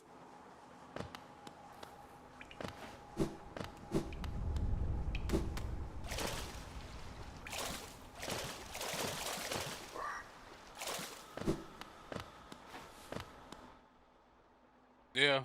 Oh, 1220. Oh. Oh, that's right. Yeah, you're in the Midwest. Nero, it's like 120 over there. And no, that's alright. I'm just going to kind of plug away at this for a little bit. And I actually got to be doing some of this other offline recording.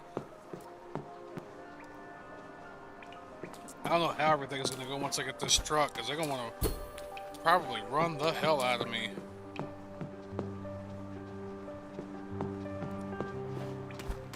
Okay, I see.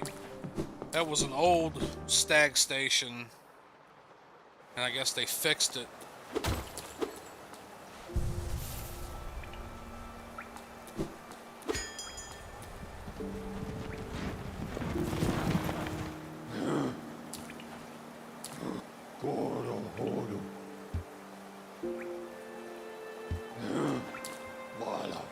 So we said King Station is where I was.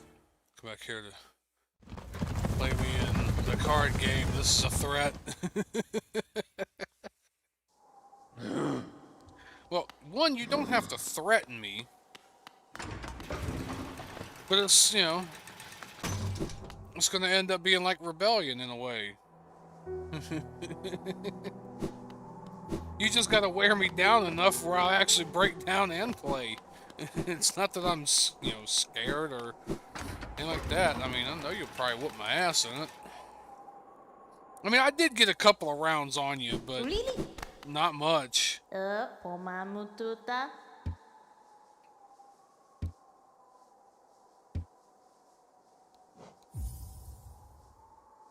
Oh, I'm starring. But I will anyway. Well, I mean, hey, it's your prerogative. Really? But a threat's only a threat if it's perceived as such. Really? That's still not as much as I had. I mean, that's about half of what I had. I had almost 700.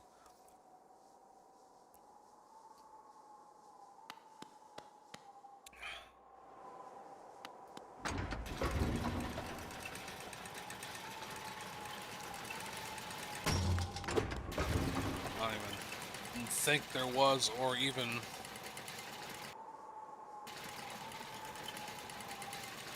if there was even a reason to go down here. Oh, well, that was, what, Forgotten Crossroads? Something down there. Oh, that was down in, what, was a green path or something, wasn't it? That I had. Am I even thinking about the right thing?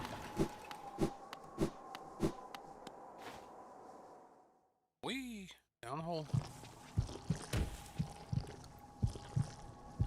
This was probably it, yeah, at the ancestral mound. So green path was over, okay. Was over more to the west. But while I'm here, let me go.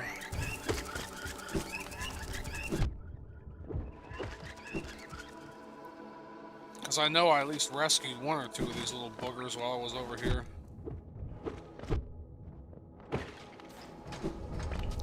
And maybe they'll give me a little bit more money. I mean,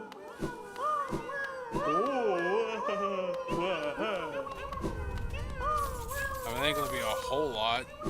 Hell, $1.70 was better than nothing.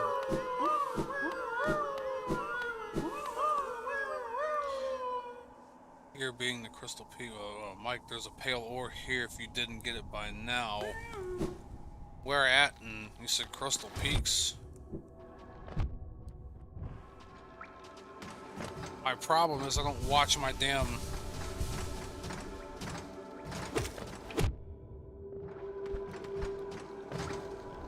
I don't watch my health meter.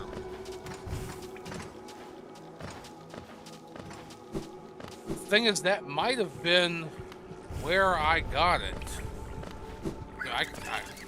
I can't remember without tracking back through all those hours and hours of damn...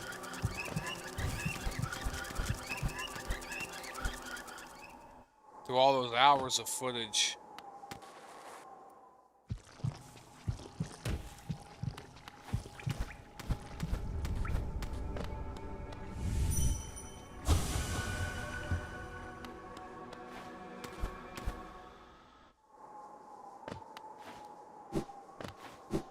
So there was a shop here that sold a key.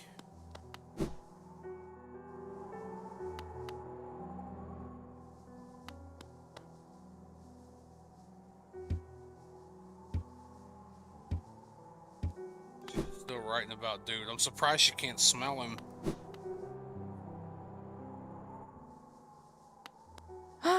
Bapanada. Spring root pin. So still more like locations? Like how many locations do you actually need to mark down? So, or are these... Oh, okay, I see. These are already existing locations that he's found. These were the ones actually, the whispering roots that I needed to go back and get to. And then Warrior's Grave Pins. Tram Pin. Aiming marker. Okay, so these I can actually mark myself. These are actually more locations on the map to be marked.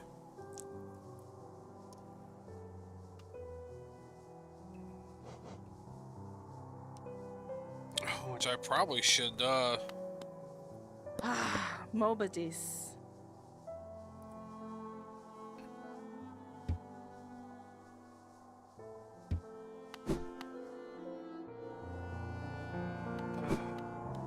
There was another shop though that was selling a key, I think, unless I missed it.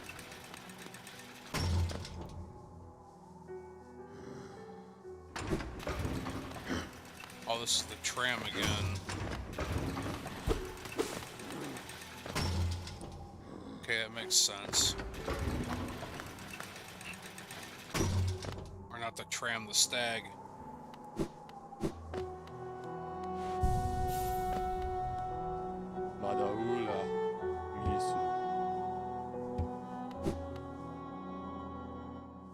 No, town smells like it because I farted. Let's see, that.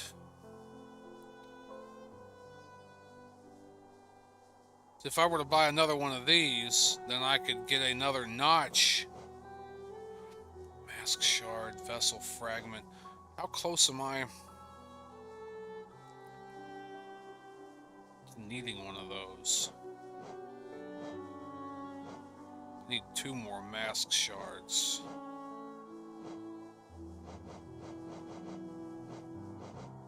Or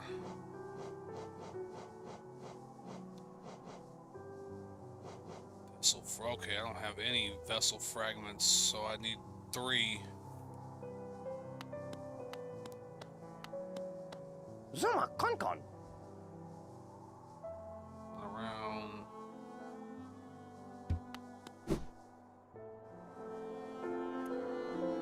Well, I know for sure I need to be trying to get that damn nail upgraded. I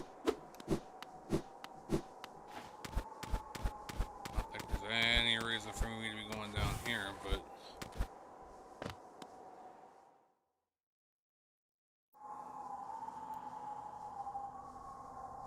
it's Howling Cliffs.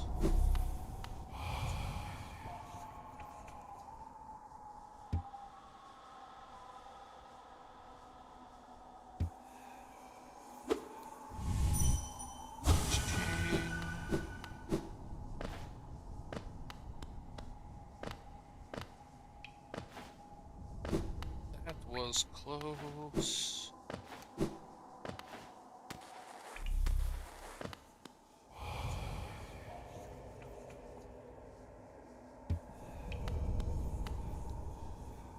See you next stream or on Discord. Yeah, I don't know when the next stream is going to be. The truck should be done, if not tomorrow, day after. I might try to stream something, but I might give this one a break afterwards. As far as the length of time on this one, I don't know, but yeah, I'll be seeing you around. I'll be trying to get this one taken care of. So, yep, see you around.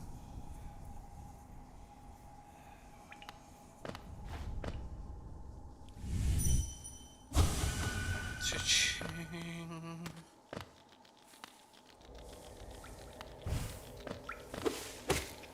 I don't even think there was any point of me even going in here, to be honest. I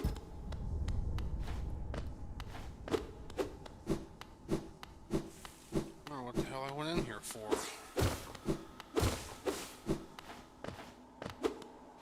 I was just screwing around.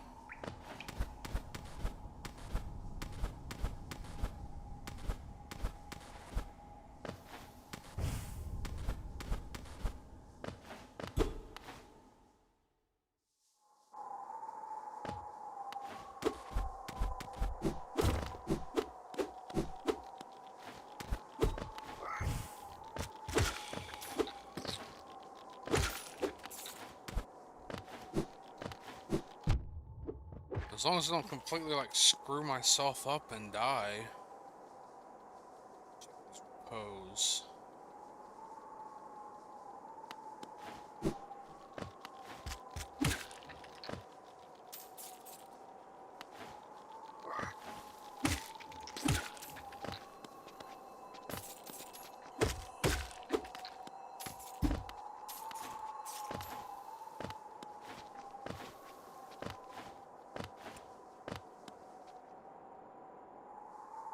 I honestly don't think there was anything else back here.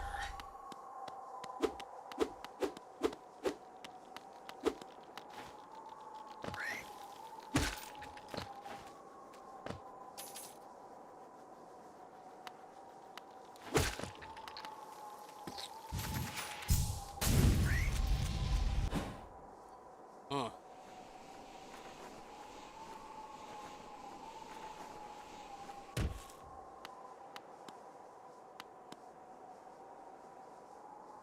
We found it where the world ended.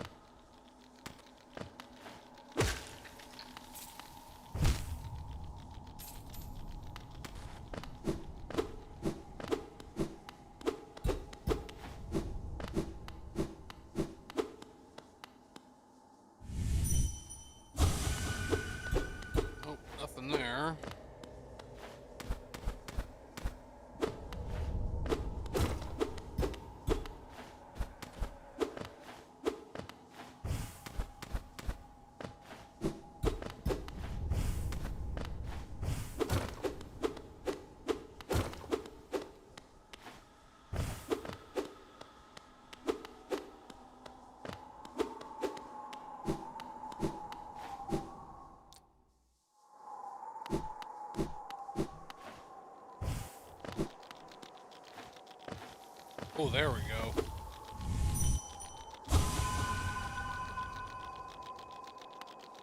It's definitely going to be helpful. There's something else there anyway.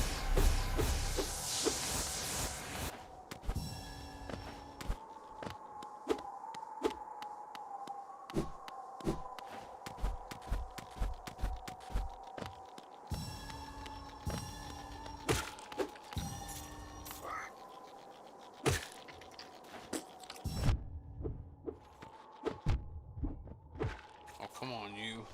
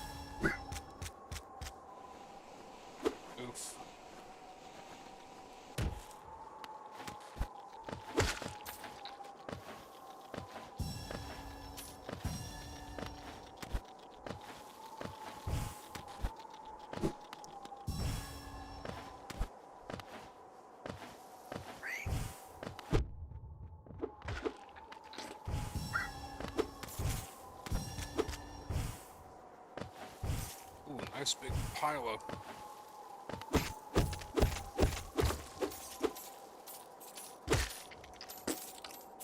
Here's a nice piece of shit. How did that hit you twice? What? How did what hit me twice?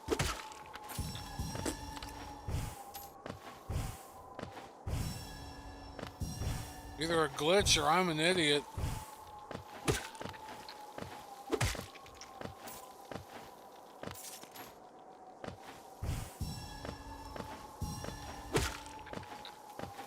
Close.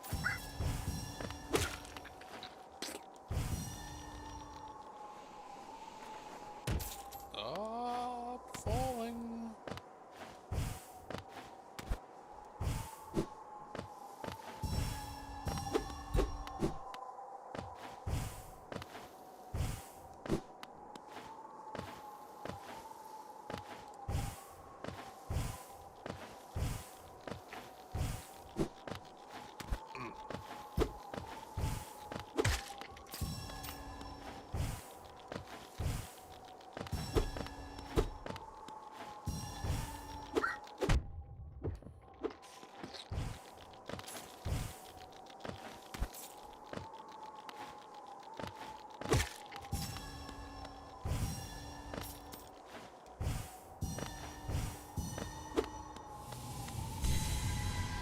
That's it.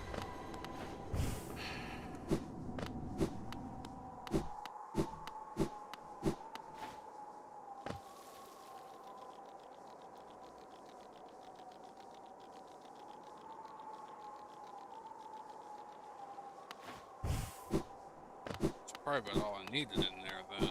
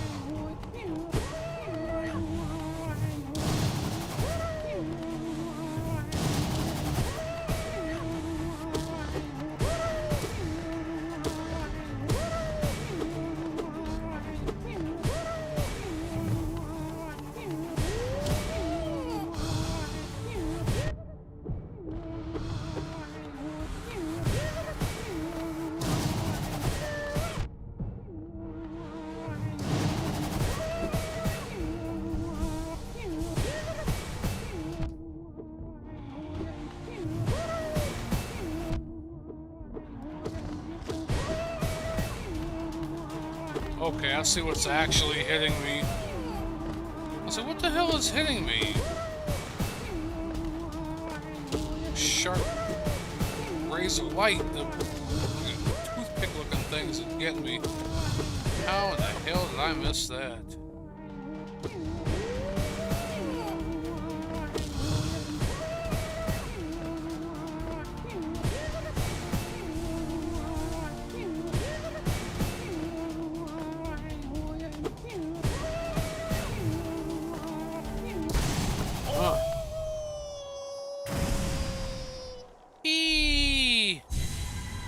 That's nice.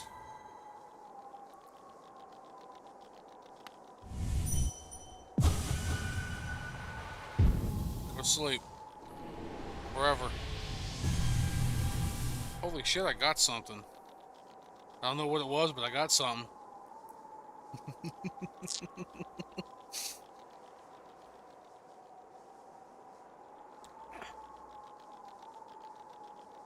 Warp the great mind. It's a great now. The hell did I collect?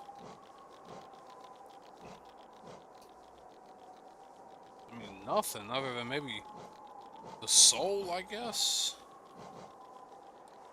Yeah, I didn't collect much of anything.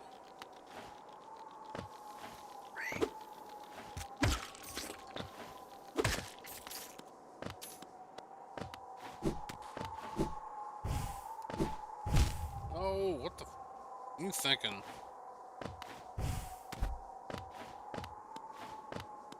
You do not do that. You got essence. You got essence still weeding.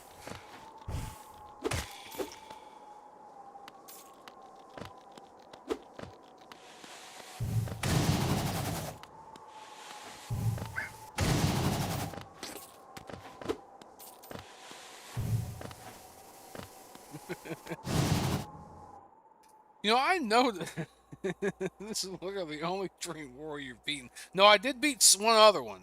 If you're talking about something like that where they popped out of the statue like that, I did beat one other. I can't remember what the hell it was now, but I did. I think it was more of an old man type one, but I did beat one more.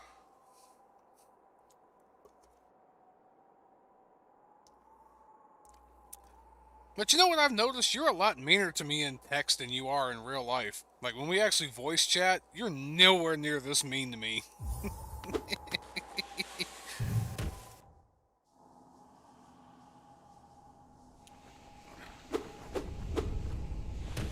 I don't care. You can, the two easiest ones.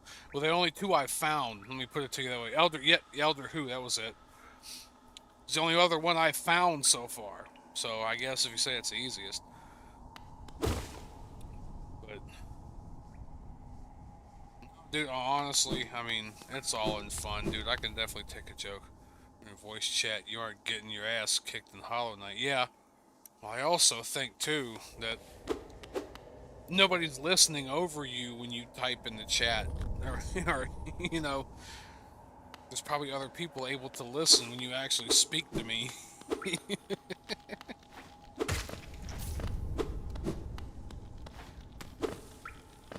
But no, it's... I'm gonna call right now. I could say it here too. No, that's fine, only because with the whole voice chat thing and it coming in on the stream and all that, it's also a factor, I'll admit.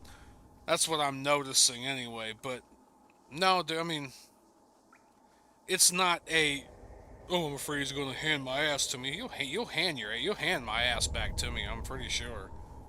You'll make me at one point go, what the fuck? Because now you know you're gonna be on, so you know you're gonna be able to screw with me twice as hard. But no, it's the whole voice chat thing. It's the whole it's probably gonna show up over the stream. I gotta do this, I gotta do that, and yeah. I'm just kind of picking back at you a little bit in a way, just because.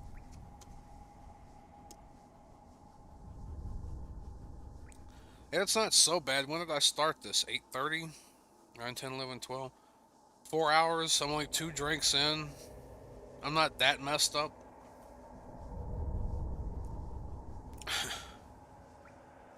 So much striking enemies, enough souls collected to be focusing on. I mean, that was kind of a given.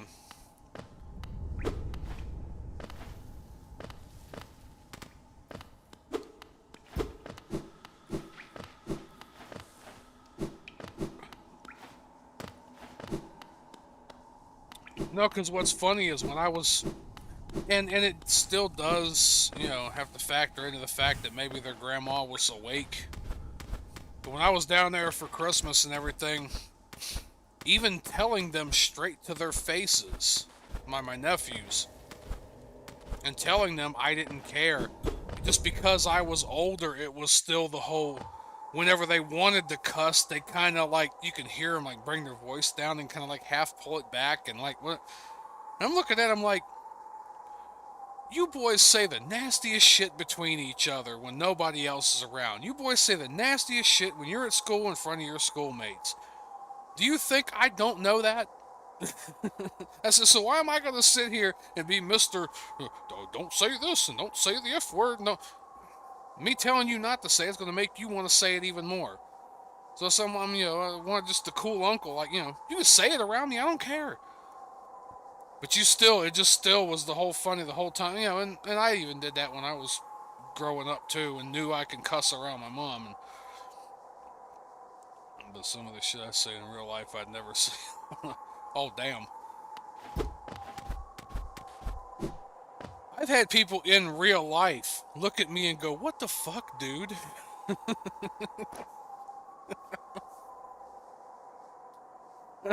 I've had people in real life. My favorite was the guy that I used to work with, at the place we were, you know, water jet cutting and stuff.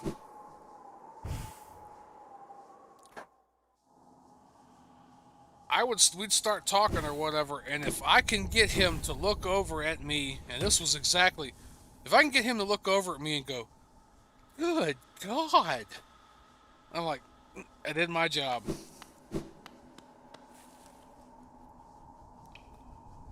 But everyone, oh. No wonder it's not saying anything about dLive.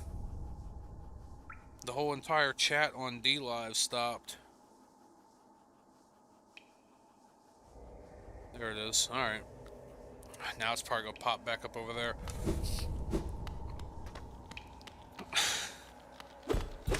I had them guys at the training center. I wish dude was still back on, because I could tell him some stories about the training center and everything where I was at. We were the fun bunch. We were seriously the fun bunch. Those of us that come in that week, those of us who made it through without having, you know, that passed the drug screening and that did all the other, you know, those of us who made it past the first couple of days to a week. I mean, we were playing games. I pulled the tablet out before I got this computer. I pulled my tablet out and had video games on that. I had that older Raspberry Pi, but they were always bitching about not hooking it up to the TVs in the lounge, in the commons, basically the commons area.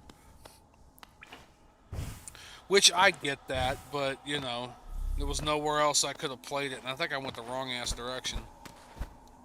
But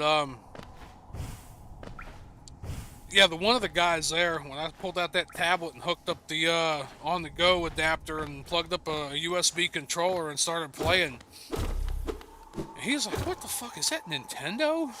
And later, but I'm playing Naruto. It's foreign. Naruto is raw. It's just pure cool. I'm gonna have to start watching a lot of that too. But he's looking at me like, "Is that Nintendo?" I'm like, "Damn sure it is." He goes, "That's awesome." And one other guy comes walking by and he's looking, and he goes, "Who the fuck brings a Nintendo to a training center?" And the dude beside him went, "A fucking genius."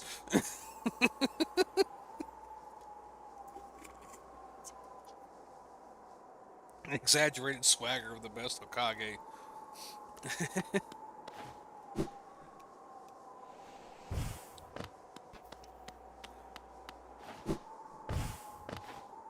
But yeah, dude was, you know, who brings a Nintendo to the training center? And the other dude's like, oh, fucking genius.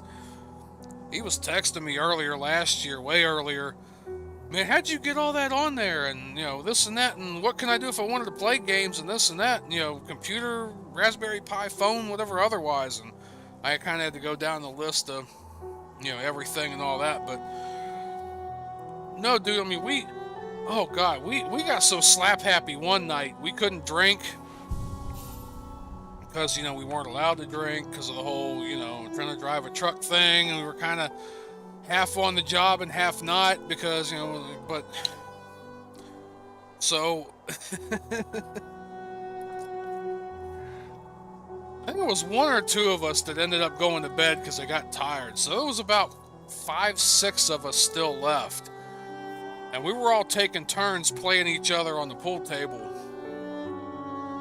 And it was me and this other, one other chick. She was cool. She was like one of the dudes. I mean, laughing, joking, cussing, making jokes just with the rest of us. And so dudes are, they're over there trying to fucking, trying to fucking, trying to play pool, trying to queue up and shit. And my ass, okay, this is me. This is how I don't give a fuck I was. I was the one that was standing there with my stick and looked over at this chick over here. I'm like, you know we're fucking with these guys, right? She's like, yeah. I said, watch this. And I had the pull cue, and I took the end of it and run it up the inside of dude's leg. And he looked, what the fuck? And he looked over at the chick, and she goes, he did. I'm like, you did? I was like, I damn sure did. Like, oh, I'm doing it in a not gay, not homo way. I'm just fucking with you. And so for the whole, she started doing it. She started running it. He was like, God damn it. We were laughing so hard and so much. Neither of us had a drop of alcohol between the 6 of us. We just were having a good time. I don't care if anybody thinks that was gay or not. I thought it was fucking funny.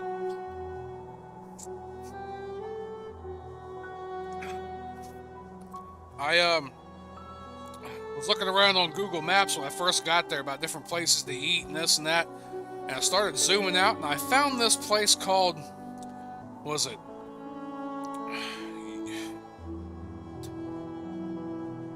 Dumbass flourish among their own kind. Yeah, yes, dumbasses flourish among. Yes, we were. Oh God, you couldn't have picked a better group of us.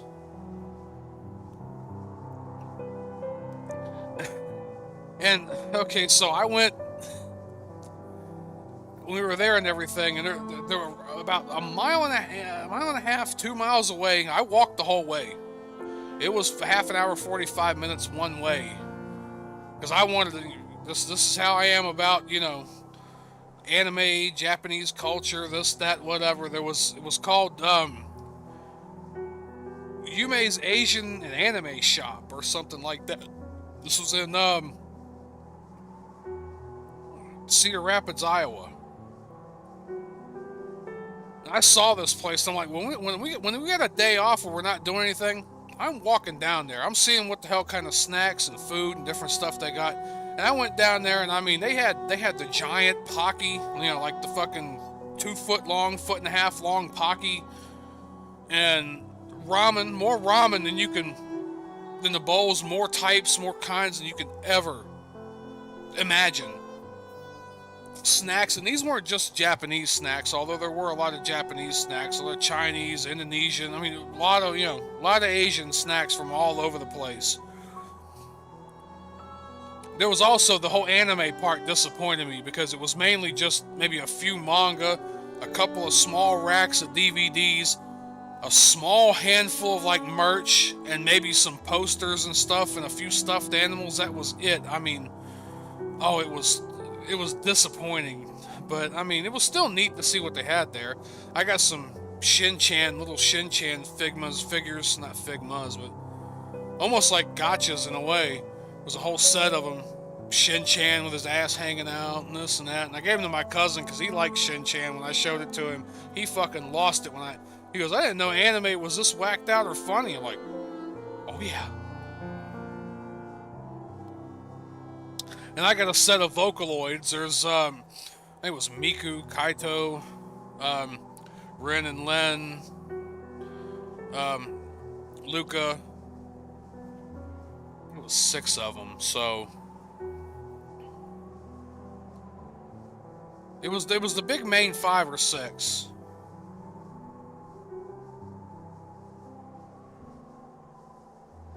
It might have even been Gumi in there too.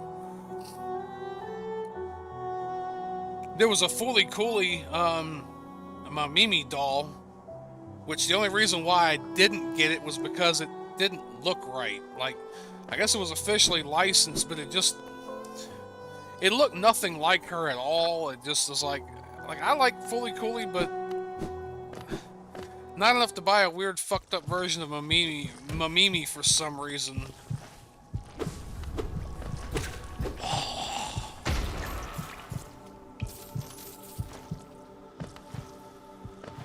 But I bought a bunch of snacks. I bought a bunch of stuff. I bought a heavy ass bag. I mean, it damn near filled the bottom of the bag. 8, 9, 10 of them of Ramune. And I even got some of the giant ones too. You know, not just the little smaller ones. They had the bigger ones too. And got those and everything and brought them back. And it was one day we were all just kind of sitting around, not doing nothing, playing some games and stuff. We done finished. And I brought some stuff out and was sharing and everything. And I got this one big ass, let's get my money on buying multiple Homura plushes. Buy some MLP ones, but, you know, I really don't know. But I know you. I don't know much about MLP, but as I've said, it's kind of like the Gothic thing. I love the look. I love the black, the dark clothes, the mascara, the pale makeup, I would buy a lot of like the skull or whatever, the like metal chalices and the different the sculptures and stuff, the dragons and shit. I'd probably buy a lot of that, but as far as wearing, like, yes, I wear black, but I wear black in a utilitarian sense. Black is easy to clean, it's hard to stain, you can throw it all in one, like, I'm not trying to make a statement by wearing all black. I wear all black because it's a utilitarian thing. It's easy to keep clean, or to keep from getting stained, it's easy to clean. But, I hate almost no light. You hate light clothes, or you hate almost none of the light clothes? You're probably tired too, man. But I can't wear light colors. I stain them up. I'm so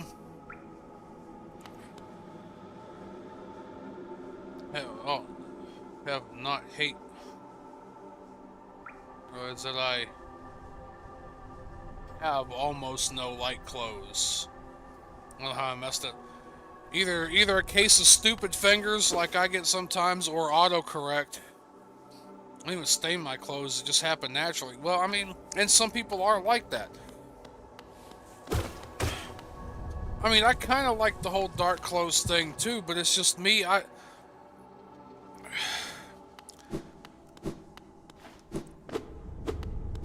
got this free t-shirt out of a vending machine one time. It was some race car driver or whatever the hell. And I was proud of it because, like, nobody, they were saying, oh, there's free this and that in the vending machine at work, and nobody won anything. And I finally won damn something, so I wore that son of a bitch. 2 or 3 times after wearing it, the whole, everything was all dingy and just a bit of Debbie Downer, I'll admit. There's something of a negative Nancy. Yeah, well, but like I said, it's a utilitarian thing. But I'm talking like, my ex-girlfriend used to call them bondage pants. And maybe there might be something else, or maybe that's what the kids call them. But the jeans or whatever, the pants, with all the chains and like everything's like cut down the middle, but then it's cinched all back together with like metal rivets and like chain and like links and shit like that. And like, I mean, you sound like Santa Claus walking through the halls because of all the metal and shit like that. And I'm like, yeah, but, and I don't mean to sound it in a bashing gays kind of sense, because there's an internet distinction, and I'm not trying to say, but it's derogatory because of its connotation, but there's a whole, like the term, the FAG, that term, to me it's basically like too flashy, too showy, too imposing.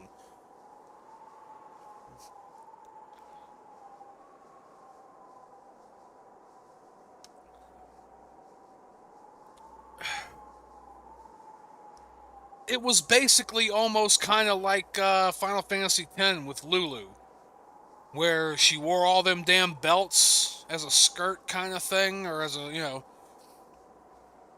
No, literally, I mean, that's what she called it. She said they were called, which I guess it's a colloquial term, is bondage pants. But it had all these rivets and links and studs and all kinds of shit in them, and to me, that's just... There's no other term to use but the FAG term. It's not that I'm making fun of, you know, anybody's sexual orientation. I am not. Because even... I've seen a lot of people online, gay people, go, what do you think about, you know, the more flamboyant of your group? And he goes, yeah, I hate those FAGs. Like, a gay guy going, I hate them. Because it's more of a... Okay, for instance, like the gym bros. The gym bros that walk around, hey brother, how much can you lift? Yeah, I lifted 500 pounds. Oh yeah, you're a pussy if you don't lift this.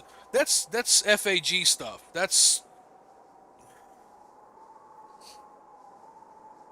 FAG. That's bundle of sticks stuff. And that's the way I see a lot of the goth stuff, is that it's just too bundle of sticksy for me to really get into. I appreciate it. I like the aesthetic. I just don't think I want it on me. And it's the same way with furries. From a distance, I can appreciate it. I understand it. I see what it's for. I just don't want any part of my body in that. I'll stand back from a distance and scratch my chin and go, yeah, but I don't take my laptop really much anywhere. And look, everybody has their limit, everybody has their price, everybody has that road they're willing to walk down. And I will be a flaming bundle of sticks for Hatsune Miku. I give no fucks. You're already a bundle and a half. Well, there's stickers on my truck. I've put a few inside the truck. I'm sure some of them people that are working on my truck right now are going, what the fuck is this guy on? Not even seeing that. They ain't seen my bedding. They ain't seen my laptop. They ain't seen the other stuff I've got stickers on. But everybody has their limit. So, I mean...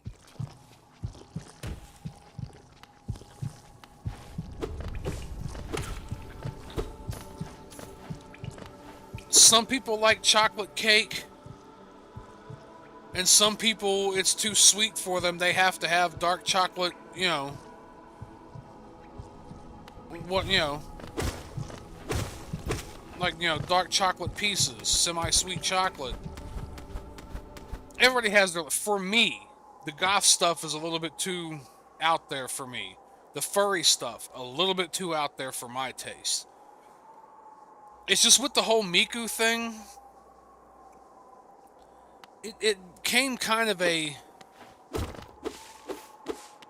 I couldn't believe it at first. Well, no, okay, at very first, because I was one of these types of assholes that was like, oh, well, it doesn't matter. It needs to be made by a human. It needs to, well, it needs to be originality, and it's got to stick to this, and it's got to stick to that, or it don't count, and blah, blah, this, and blah, blah, that. Like, I was that type of person that, if you were using animation software and different stuff like that to make cartoons, like, it really wasn't real cartoons because it wasn't hand-drawn and cell-animated type stuff. Like, at a certain point in time, I was one of those purists. And then I started listening to Hatsune Miku and started finding out what it was and what it was about, and what really, there was a culture behind it. There was a whole culture behind it and everything. And it just kind of evolved. Like, actually, a lot of the stuff with me and Miku, and look, I definitely know I'm not gonna be, you ain't gonna see me like marrying a Miku doll anytime soon. Knowing my luck, she'll take half my assets and my fucking house, and she'll just be sitting there, Miku sex doll, just be sitting there in my house, nobody else in it, power on and everything, and cobwebs growing everywhere type. I'm talking out my ass. I'm really talking out my ass.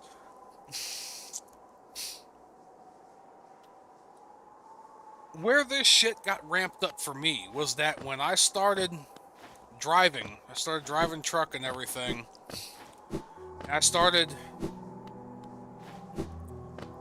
with this company, and they gave us the option when we did lease purchase to come up with an LLC name.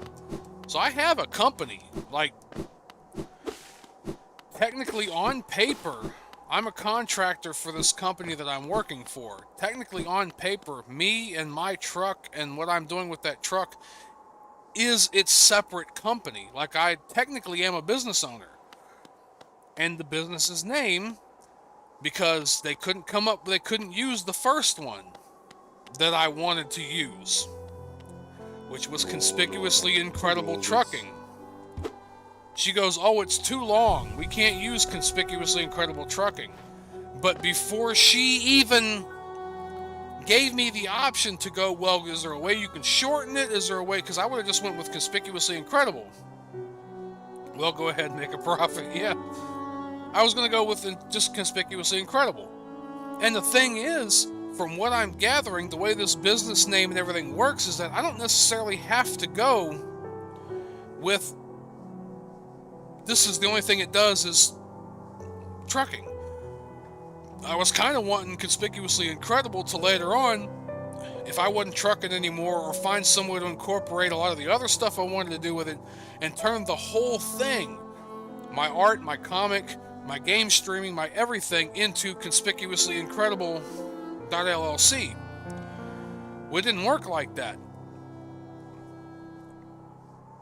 I was looking at everything when I was going through the paperwork, and all of a sudden my second choice came up as my company name, and I asked her, what happened to the first choice? Oh, well, it was too long, so I just went with the second choice. And I'm like, well, first of all, you couldn't have asked me if I could have shortened it, but the second choice was Miku Express. And so Miku Express got put on my truck. And I started thinking about it, and I'm like, fuck it, let's roll with it. And it just, to me, it just seemed, in a way like fate. Like, all right, fine, just roll with it. Because if I don't flat out, So on my door of my truck is the company that I'm contracting from. On the side box of my truck, under the sleeper window, it says MikuExpress.llc. And I bought those vinyl stickers and everything, and so there's an outline of Miku underneath the Miku Express. There's a, bust shot of Miku from the, chest in the window on each side on the sleeper. There's also another full color sticker on the side box door too that I found not long ago. I got another one that when the weather warms up and I can put it on the truck and the glue will hold in warmer weather, I'm going to put below the bust of Miku on the window.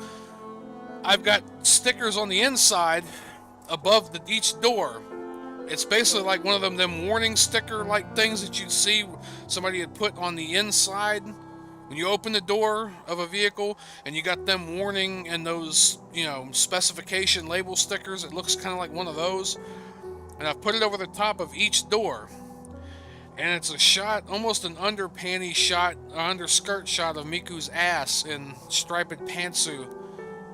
And it says, this vehicle is equipped with twin turbos. All females are advised to remove their panties for safety. I'm paraphrasing. It's on each side, and this is the same thing in Japanese right up under the English. And I just stuck them in the truck, over the doors on the inside. You can't see them from the outside. So it's not like, oh, you got vulgar stuff on your truck. No, I got vulgar stuff in my truck. If anybody wants to get in my truck, they've ventured into that wonderland. I'm not flashing this shit around for everybody to see. But I will tell you what. The term is shimapan. Oh, the pantsu, the panties for the stripe. Oh, okay, yeah. I should have known that. I should have known that. Where in the flying fuck is the...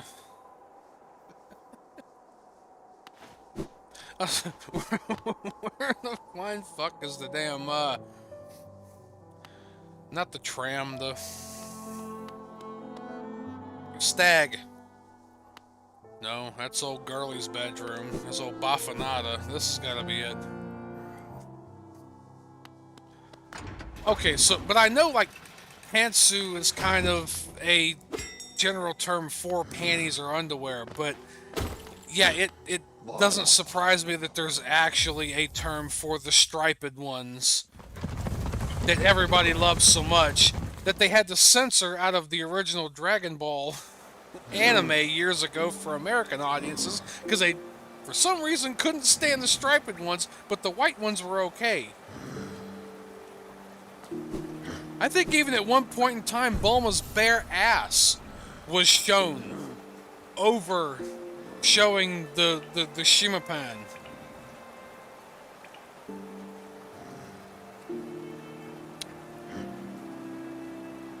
And then I've got a few stickers in the back on the wall, you know, on the basically where you got the climate controls and everything in the sleeper by my head and everything. There's a few stickers I've put there and everything, and there's actually some other stuff I want to do later, but I've got, you know, like a Miku bedspread and matching pillows to go with that, and then 2 Dakimakura. Which my youngest nephew, when I went down there, because I didn't care, I strapped to one of them in the front seat and buckled her up and rode all the way to Georgia with him. Did not care. To be fair, and that's probably why, was that it was a fetish. But we're talking mid-90s when they did this.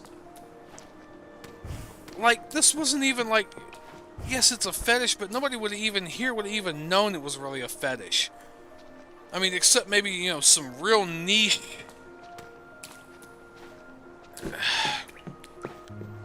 Your average kid watching Dragon Ball and watching the fights and all that between, you know, Saiyans and shit like that wouldn't have even really thought anything about it. And if you want to go so far as to say that, you know, those are a fetish and everything, so are fat girls and redheads and, you know, they should have censored Misty out of Pokemon because Misty was a fetish in and of herself.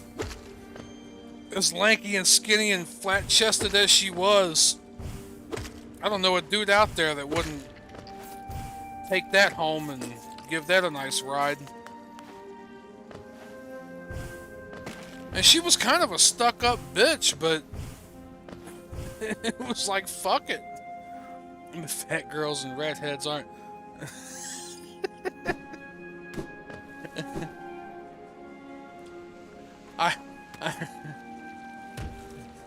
The views of Nero don't necessarily reflect the views of Conspicuously Incredible Gaming. I say don't necessarily. I didn't say they did or they didn't. I'm not denying either way. You instantly overshadowed me. Misty is 13. That doesn't stop the R34 crowd.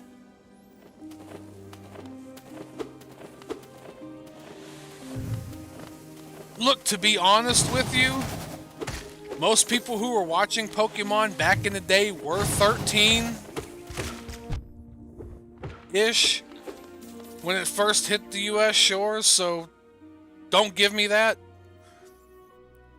I could take Misty either way, you know. I understand the charm, but it won't stop me either. I understand the charm, but no. When I first started watching it and everything, and got to thinking about it, I'm like, there's no way in the world nobody's fetishizing this. Like, this is like. I'm just kind of half thinking and wondering, is there a lot of people out here wanting to... Yes, they do. Yes, they are. I could take Misty either way, take her or leave her. I mean...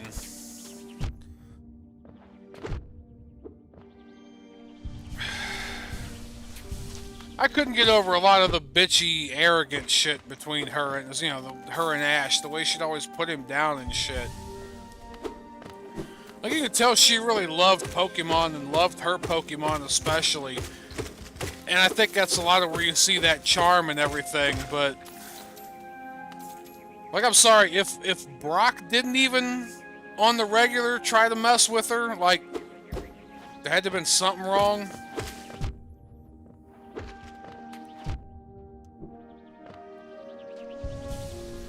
No, but...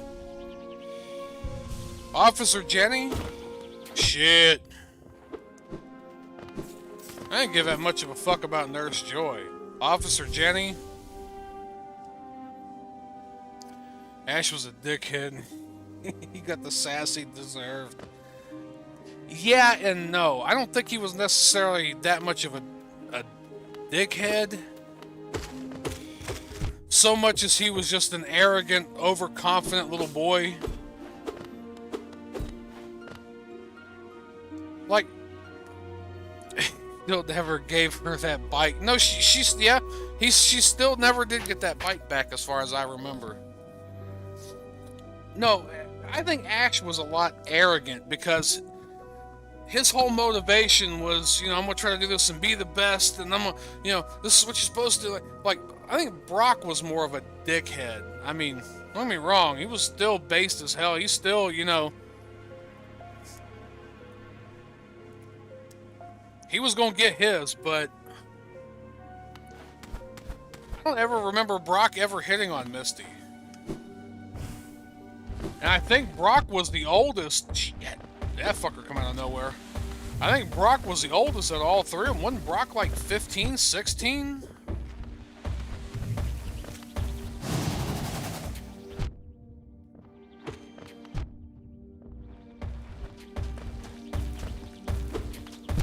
I knew it. I fucking knew it. Brock was into women, not girls. Well, see, so like I said, doesn't that mean that Brock pretty much was an adult if he wasn't nearly an adult?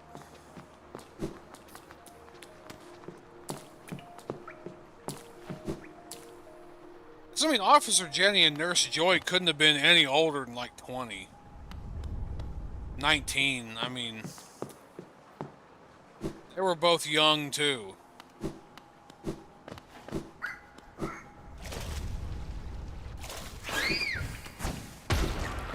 And I'm sorry, but, you know, if I remember right, there were some of them other gym leaders and everything, too, that their age was a little bit questionable, and he still hit on, so I don't kind of know where you're going with that whole Brock only likes women type thing when some of them gym leaders were a little bit questionable.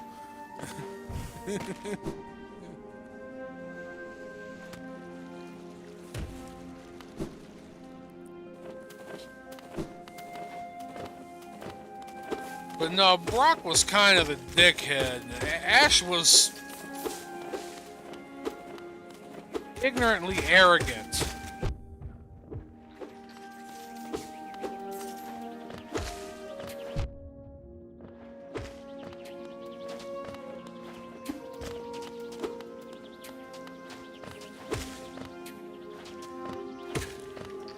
I think he thought a little bit too highly of himself, which was probably his hubris because,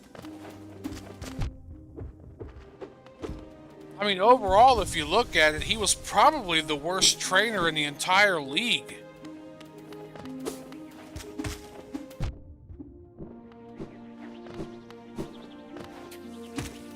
And yet the show is all about him.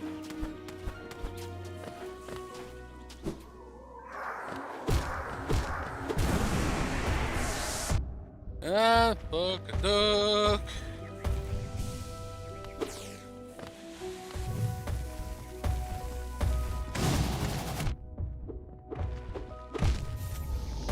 They're gonna stomp the shit out of me.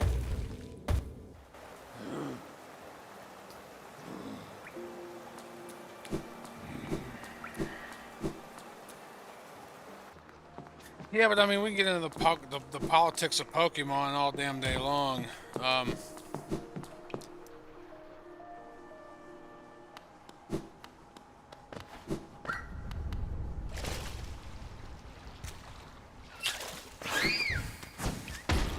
Actually, next to Officer Jenny, I would have took Jesse from Team Rocket for a ride.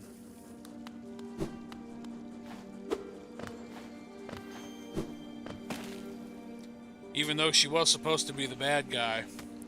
I find myself rooting for the bad guys in a lot of things anymore. Even Mega Man Legends. Like, I was a complete role guy when I first started playing it. And like, you know, 10, 15 years later, I'm like, Tron was actually pretty hot.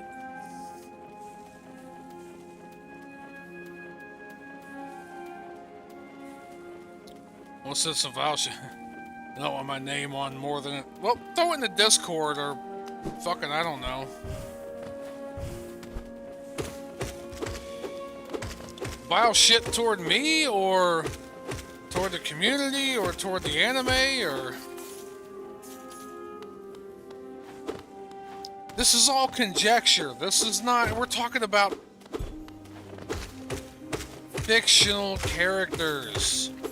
This is what some of these dumbass people don't understand. They're fictional characters.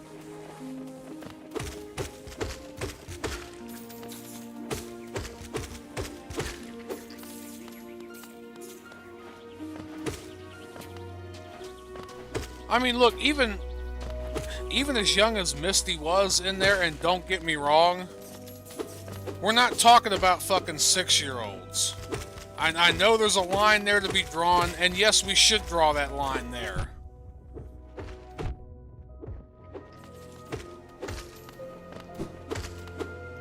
But when the people who created this already depict her in these short shorts and the tank top that shows the midriff and, you know, the whole suspenders thing, and of course the red hair being a fetish, and there's even episodes where they're in, you know, swimsuits and this and that, like, I didn't start it. Alright, I didn't start none of this shit at all. I understand where there's the fetish. I understand where there's a lot of people. Look, back in the day when I think I even was telling Nero, back in the day when I was 13, 14, when that movie Casper come out with Christina Ricci, I thought she was hot as hell. I would have anything at that age. And I still think she was a cute little girl. But see, if I say that now at 37, looking back at 14 or 16, 17-year-old Christina Ricci, oh, all of a sudden I'm a creep. Even though when that movie come out, I was like 14, 13 years old. Like, She's the same age or damn near as I am. Maybe a year or two older, but she's the same age as I am. When I was that age and she was that age, I thought she was damn cute. I still kind of think she was cute. But of course now it's bad that I'm older and I'm looking at young, like, you don't get that, like, people's own personal perception and whatever of time and space. Think of it this way. A lot of the people that you went to school with, you're going to kind of think of and remember them people. They're not really going to change all that much to you if you've been hanging around them and whatever all your life or whatever like that. Or when I think back of, you know, how some of my classmates looked and everything, like,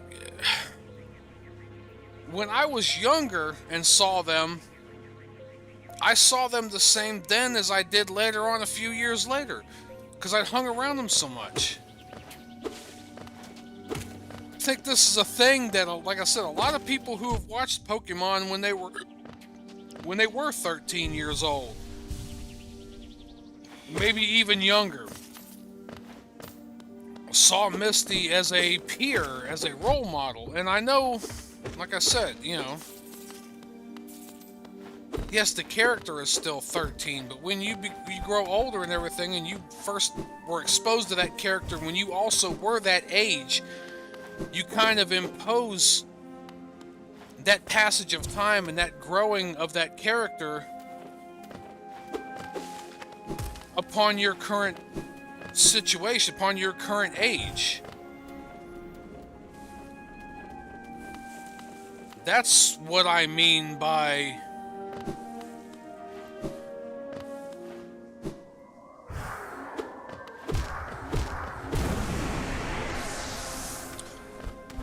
like, if I were to take some, you know, not necessarily for me, but moment of inception, Misty was an object of, yes, because the show was aimed toward a certain audience of a certain age that was near of that age.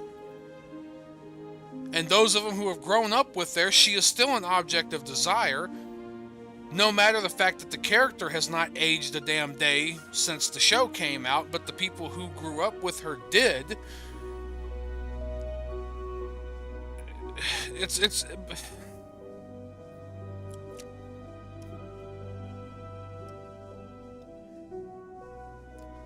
You want to hear something fucked up? Not fucked up, but fucked up to think about. I've told you guys I used to love Chippendale Rescue Rangers back in the day, right? So I don't know about any other rodents or any other whatever, you know, as far as chipmunks or mice or squirrels or anything like that. How old? I mean, I know rats because I've had pet rats. Most pet rats in the absolute best of conditions. I'm talking absolute best. Last 3.5, maybe 4 years. That's absolute tops. Average is like 2.5. So basically, Gadget Hack Wrench from Chippendale Rescue Rangers was only about maybe 7, 8, 9 months old, maybe a year old. Think about that. Even though her character was probably depicted somewhere around 16, 17-ish. You know, maybe 14, 15 earliest. But if you think about it in actual zoological terms, Gadget was probably no more than about 7, 8, 9 months old. That's fucked up to think about. But see, Gadget wasn't going to live any more than another, 1.5, 2 years tops. So, she'd have been old and gray by the time she was like 2.5 years, 2 years old. Something like that, I'm just saying. I'm just saying. We can go all kinds of fucked up different directions on this shit. I just blew Nero's fucking mind over here.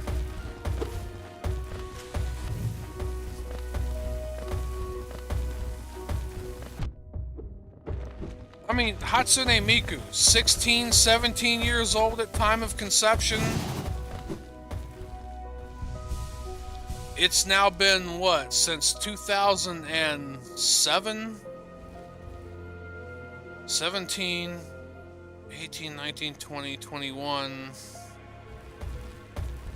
Or was it earlier? Technically, the program, the concept is still only like 14 years old. Hasn't even caught up to the original character concept of the character itself. Which I've heard a lot of people say it's 17, a lot of people say Miku's 16. That's the character herself. In another 20 years, she'll still be 16.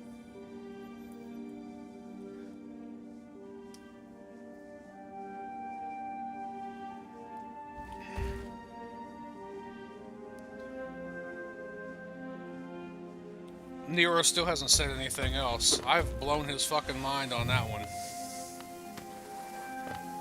I'm sorry, that's some pothead shit there, man.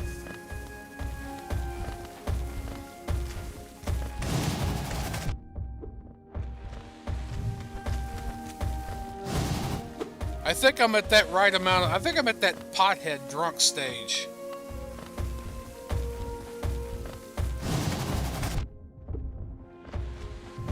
When you think of the weirdest shit when you're stoned, you said something, what? Oh, it didn't get through the, oh, it didn't get through the filter. Wow. Holy fuck, we're hitting on some fucked up territory here.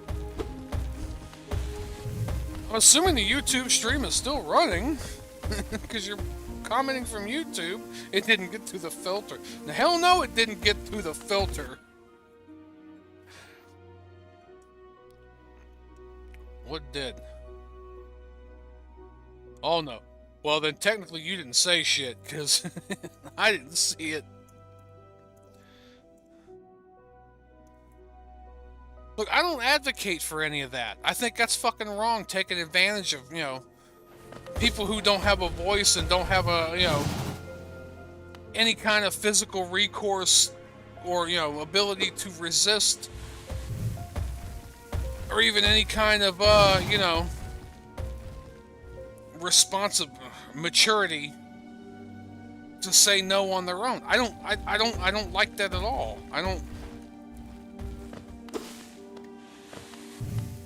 But we're talking about cartoon characters here.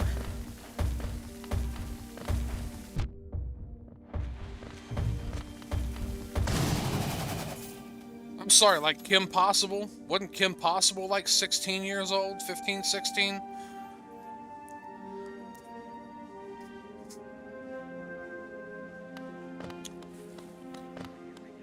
And come on, the way they made her was a little bit unfair.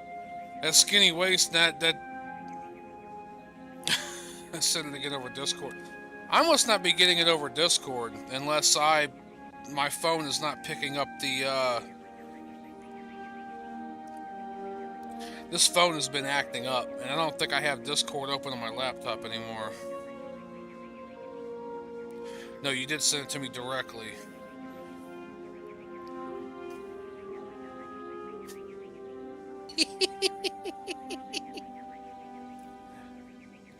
I heard a yes, she was.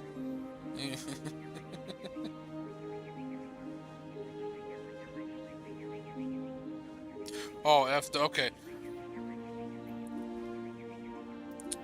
Okay, I saw him, yeah. No, yes, she was, and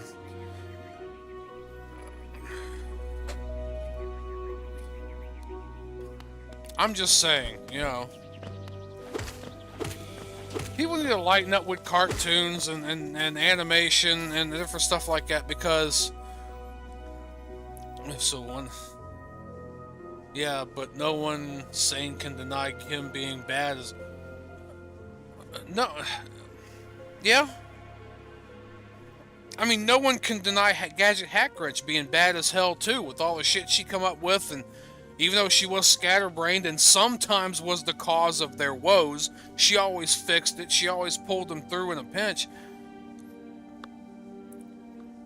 This is what I'm saying, is that People can't differentiate fantasy from reality anymore.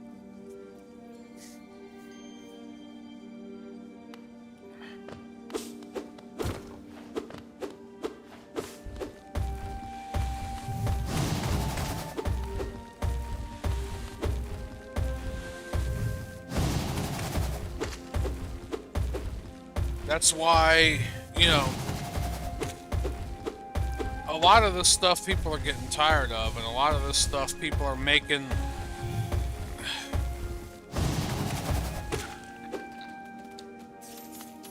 Well, if you don't like all this, you know, progressive politics, whatever, in music and movies and video games and comics, then how about you just make your own?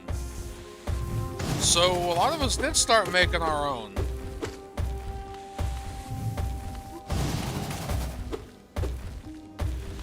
There's comics out there like Cyberfrog and Cecil, Blade Devil, Space Force Chepo Team. What I'm doing, Project Geode. Mine's nowhere near. I wouldn't even look for trying to buy it yet because it ain't nowhere near even in any kind of production. But like there's music. There's Carmen Kerosene. There's Tom McDonald. We're making our own. So, you know, I'm tired of these people.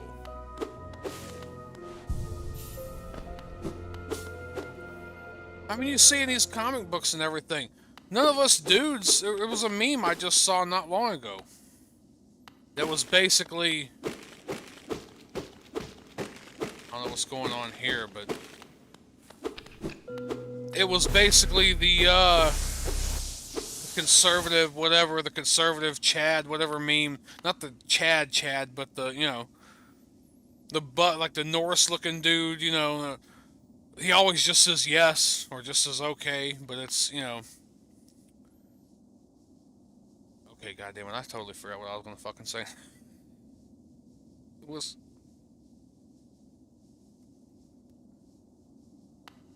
You know, I totally missed it. It was one of those memes.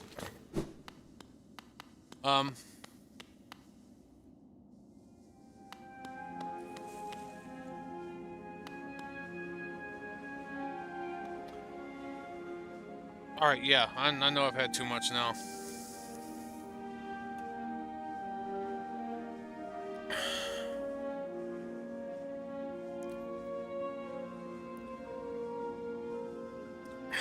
I'm just... Oh, yeah. It was basically like one of those, but it was mixed with kind of the... I wonder if he's thinking about other girls kind of thing. It was basically like, well, the women were, oh, look at the you know, overly huge breasts and the skimpy clothes and the this and the that, and oh my god, you know, no, we can't have that. And then you see the two dudes looking there going, seeing this big buff dude, muscles out to here and all this, and abs and this and that. Well, man, look at that dude with all them muscles. And the other one goes, yeah, we need to do 9 hours of arm curls tonight, arm exercises tonight, bro. It's like, you know, I don't get offended if I see some dude ripped to all hell, even though a lot of these women that are depicted in these comics and anime and stuff like that, that body type is easily attainable, or at least something close to it. A lot of these women act like if they ain't fucking skinny as a rail, then they ain't matching up anything. No, you have to be proportionate in your, you know, and I got no room to talk. I'm fat as fuck. I'm a fat motherfucker.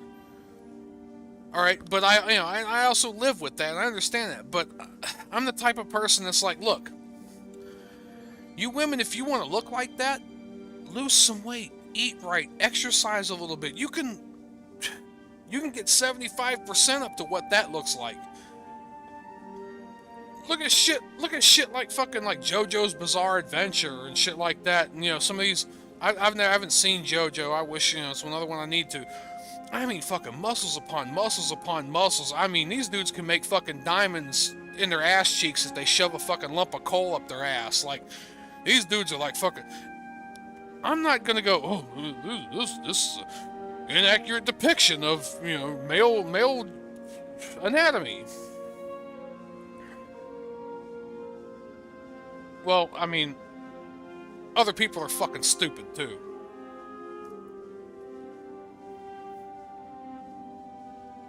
You know what? It all comes down to, this is what it comes down to. Look at the big tits on that woman. That's unrealistic. It offends me. You know what you can do?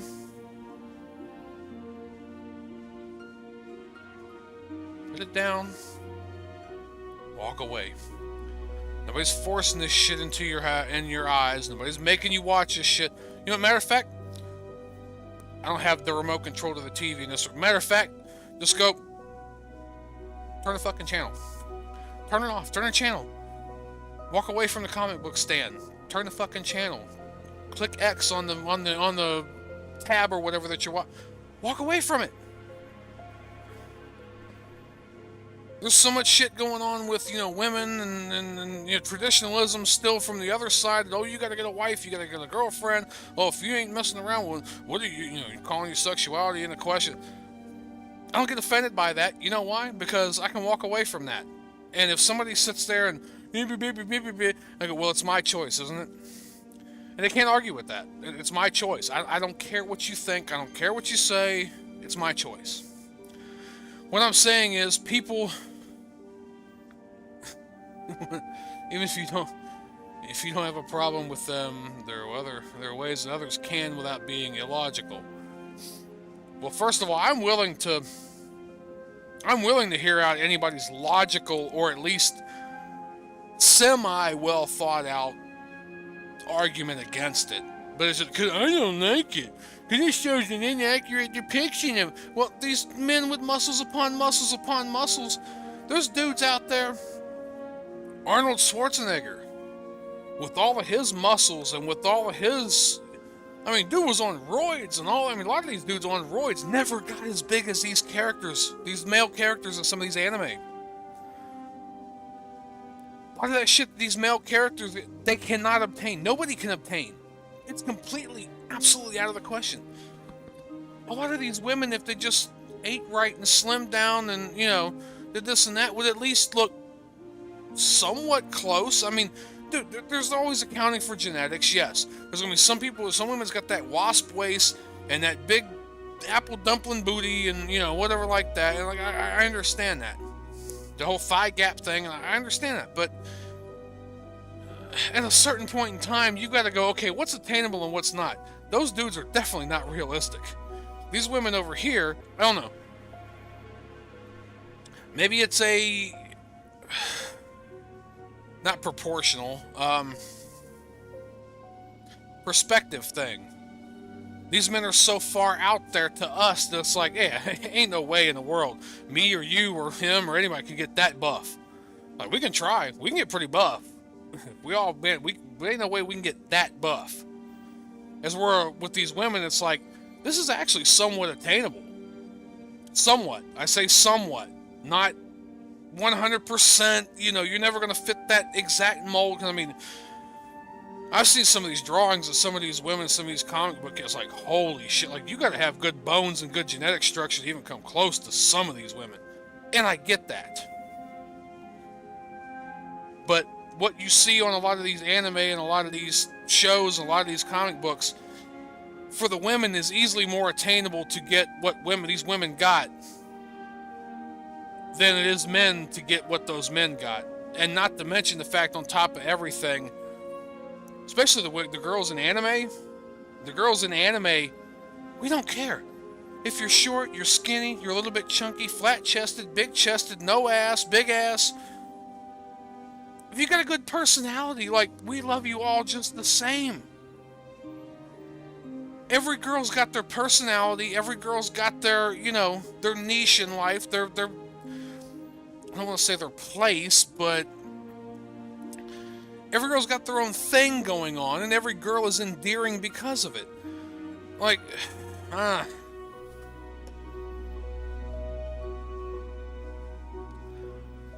actually not working. You know, let me go back up here. No one. Because I'm over here fucking... Come on now. Find the mouse. Find the what the hell you were talking about. No one's obligated to like the things... Nobody's... No, yeah, you're right. Nobody's obligated to like the things you like. I like what I like, you like what you like. Just plain and simple. If you don't like it, don't watch it. If I like it, don't get up my ass for liking it, even though you don't like it. That's my point. You don't have a problem with them. There are ways others can without being illogical. I get that too. But the thing is, you don't have a right to force shit on me, and I don't have a right to force shit on you. Some character designs are outright perverted. And as much as I jest, that's not objectively a good thing. Well, is it or isn't it? Because, first of all, it's art. First of all, it's art. What about the whole magical girl thing? These magical girls don't actually exist. They don't do all this and have these magic powers. I mean, some of them... I'm just saying, alright, what about, you know, like Lucky Star or something? I'm just saying that's kind of as an example. Made in the super deformed style. Nobody looks like that. And actually, the way these are drawn, these girls in, you know, Lucky Star are probably 14, 15, but they're made to look like they're fucking like 12, 10 because of the art style. Look, I mean, and I look, put it to you this way too. The people who make these characters that look this perverted also star in works of art that are geared more toward the 18 and over crowd. Or at least the 15, 16 and over crowd. You're not going to find some Pokemon whatever with just these huge gargantuan tits and ass flopping out and frickin', you know, badonkadonk hanging out from their... You're not going to see it. Yes, Jessie was stacked. She was damn stacked. But everything up here was covered up. Like...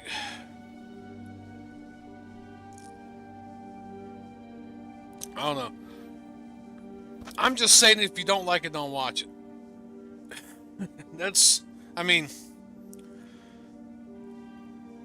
With the exception of a few things like Ridiculousness or Beavis and Butthead back in the day or Aeon Flux way back in the day, like, I don't like MTV.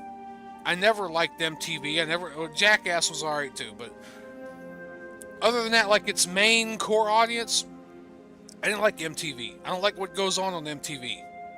Guess what? I don't watch MTV. Fuck MTV.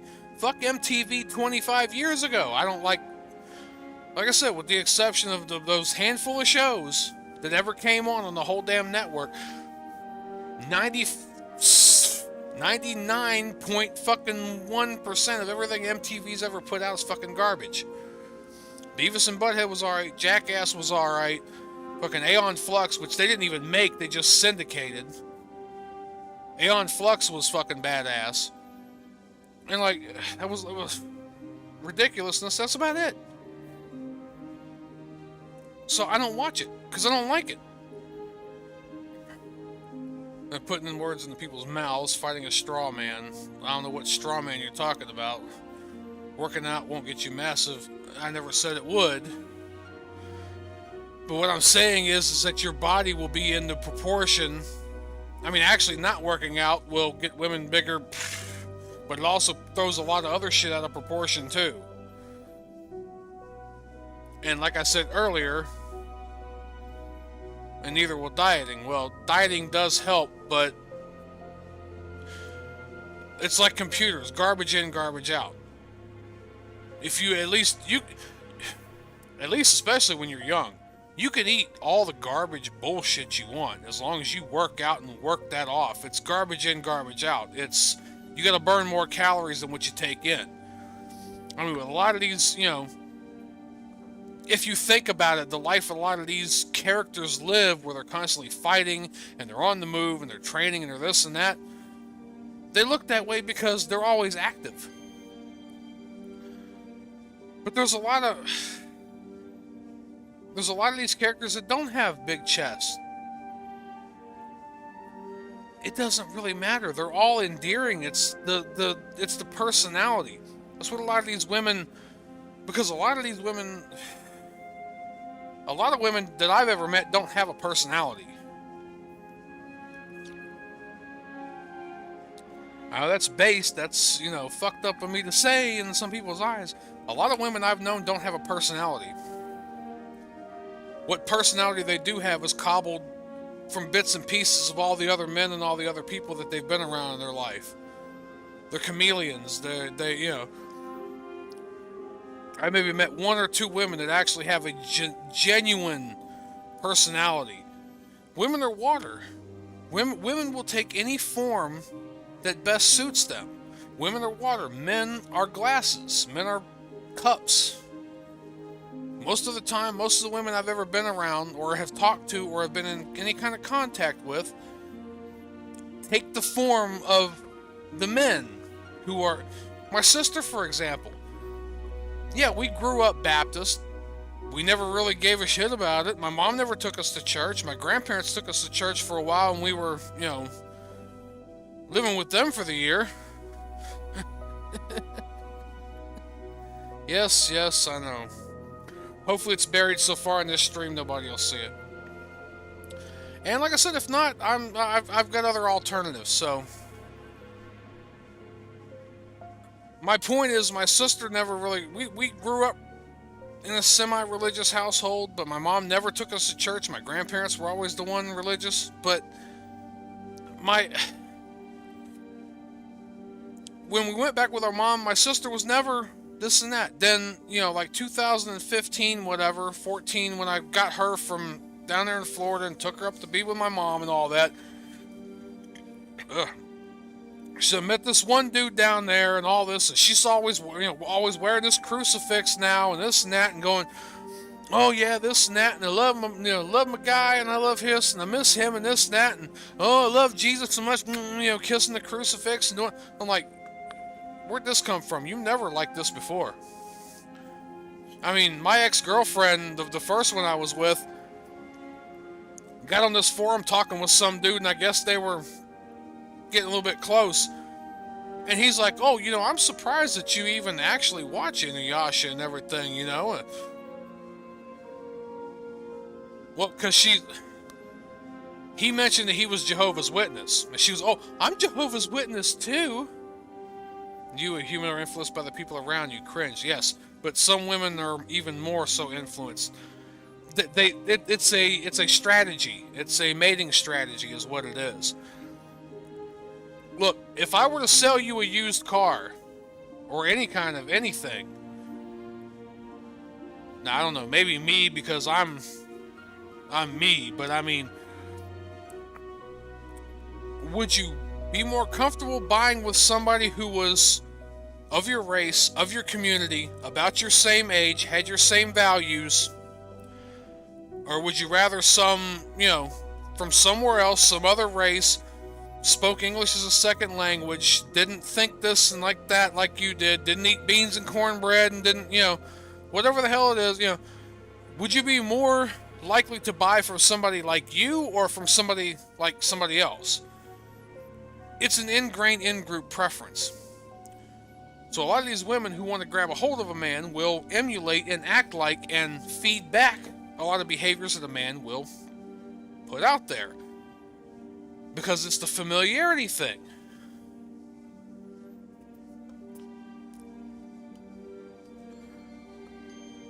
No, I didn't equate women to used cars. I equated women to used car salesmen.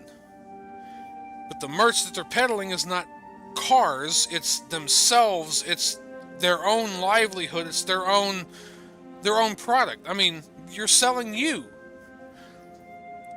If I come up to a girl and say, hey girlie, what you doing? We'll go hang out later? I'm not selling some other product out here. I'm selling me. Same way with her. Especially if, you know, she calls you whatever and, hey, you know, I want to make you a nice casserole. I'll make you a cake. I'm thinking, damn, I like a girl that can make a cake. I like a girl that can cook. I like a girl that can this and that. I like a girl that can do this and that and whatever. Sure, yeah, sure. What I'm saying is that she's selling herself, just like I'm selling myself. If I slimmed down, lost weight, probably got rid of the beard, dressed better, smelled better, I'd probably be able to attract a woman with no problem with just barely walking down the street. Because I'm selling me. What my advertisement, but see, it's... I have my own personality to sell. I have my own aura, my own person. And it doesn't mesh with all the fancy clothes and the cleaning up and the this and that. I don't care. I don't care anymore. My desire to have that has fucking... My desire to just, you know, lay around with a pecker in my hand is a lot greater. I get a lot more pleasure out of that. What I'm saying is that if a woman really likes you or has some reason to want to be with you, now if she really, really likes you, I hope that's the case. I really hope that's the case. A lot of people hope that's the case. But... and I gotta piss too. If she just wants you around for convenience, if she just, oh, well, he's gonna pay my bills and he's gonna be around and I'm gonna have a better life instead of scrounging and this and that, she's gonna have a lot more incentive too to do any kind of devious, underhanded thing that she can do in order to get with the man that she thinks is going to meet her ends. Because if you're a genuine person, and you're a genuinely likable person, and people genuinely want to be around you, you're not going to have to pull all this crap and this chameleon shit in order to get that person to be with you. And not to mention that, you're going to be more secure in yourself to realize, hey, this person don't exactly like the way I am and what I represent, and that's okay. I will find somebody else who likes me. But a lot of these women out here, they don't do that. That first girlfriend I had, I caught you on forums and stuff. This one dude she was talking to, he goes, oh, well, I'm Jehovah's Witness. I'm Jehovah's Witness too. And then the next line was, I'm surprised you even like stuff like Inuyasha and stuff like that with the demons and this and that because of the whole, you know, Jehovah's Witness thing. Isn't that kind of against the religion? And, oh, but I just like it for the stories and I just like this and that. I'm like, girl, you are not Jehovah's Witness. You barely grew up religious. And if you are religious, you're Baptist, and your mom's like half Jewish. Like, don't give me that shit. When I was down there talking with your mom and everything that one year we went to Easter, that's about all your mom talked about was how she was half Jewish. Which that's okay too. I don't care about, you know, this and that, but it's just, you want to say you're one thing, and then come to find out you were totally grown up another way, like, and said, oh, I'm half Jewish too, yeah. I would have actually believed that. Jehovah's Witness? Like...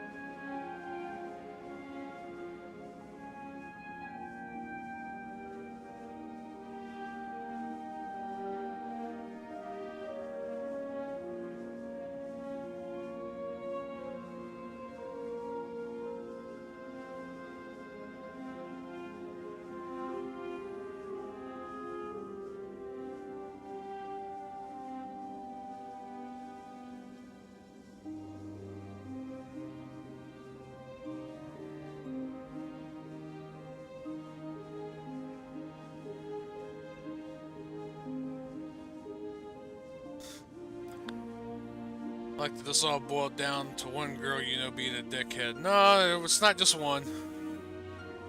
But look, I know I'm a Gollum, fucked up looking orc looking son of a bitch.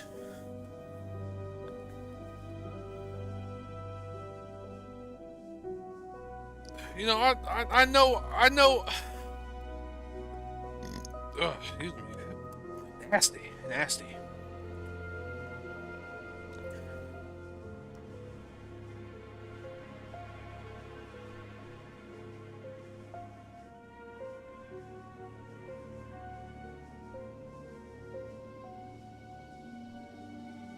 I mean, it said that somebody left, but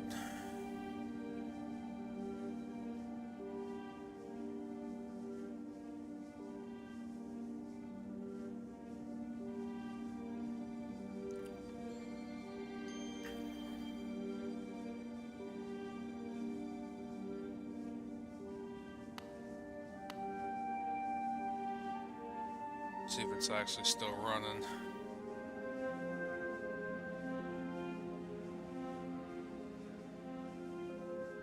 Okay. It is actually still going. YouTube didn't kick me off yet.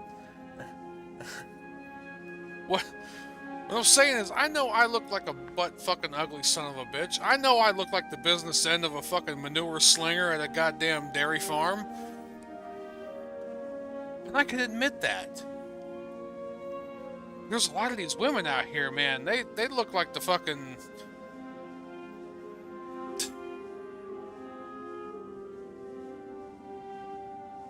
They look like the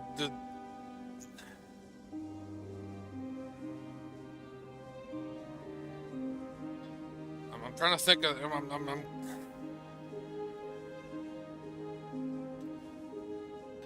They look like the diseased rectum of some Cronenberg experiment type shit, you know? They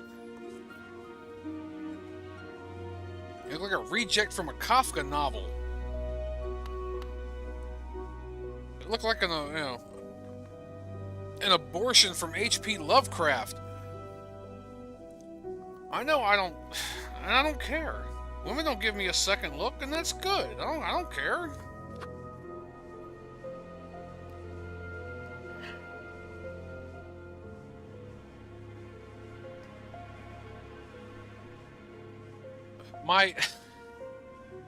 My main point is that people need to learn their place, learn what they should and shouldn't be upset about, because it's not your job to go around beating that drum of, I'm going to change the world if I've got to put you under my thumb and everybody else to do it.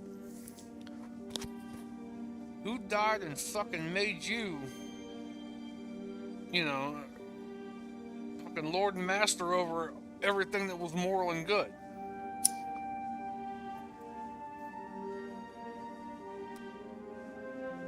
If some people want to worship Moloch and fucking go to hell, then let them do it.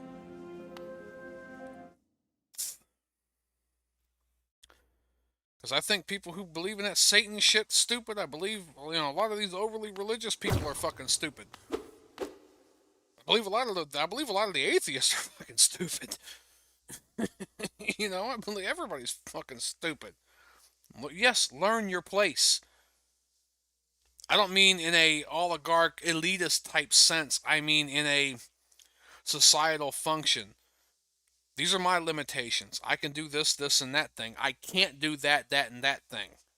Okay, well, I'm going to focus on what I'm good at and what I like to do and what makes me me. Screw everything else. I will fit in the puzzle of society based on what I can do. And I will leave the other shit that everybody else can do that I can't do, I'll leave that to them. And hopefully we'll all get together and work together and make something better. If I'm constantly focused on what this dude's doing, even though I can't do it, I'm not doing what I'm good at. People don't get that. It's even a radical position to even take the middle, you know, I don't give a damn,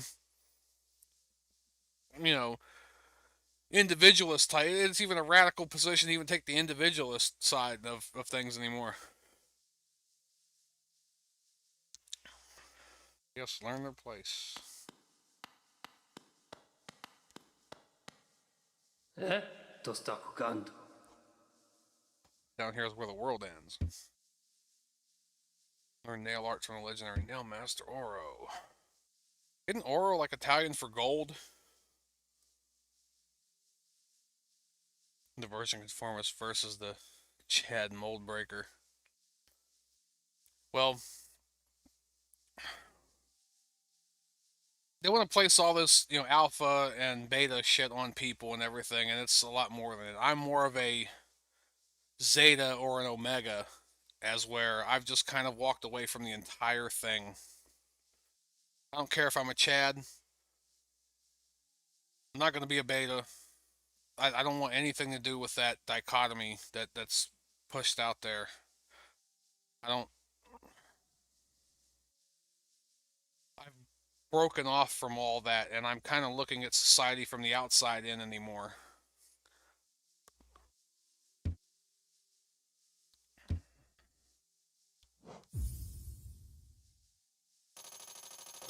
Oh,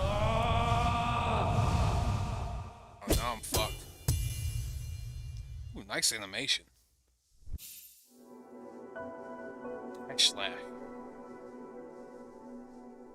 Ooh, just putting a little dash in before that. Okay. Hallownest. Okay, so he's taught me. He's taught me all. Finnen. You say Nani?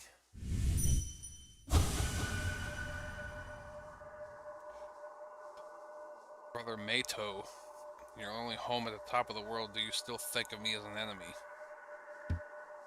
Future, if you will listen, I'll tell you why I chose to tread this path.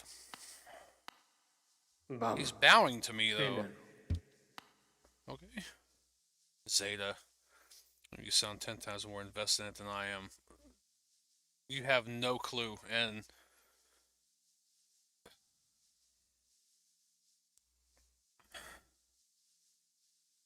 as young as you are, you still have that bright-eyed kind of optimism for the world, and at 37, I just don't see that anymore. Like,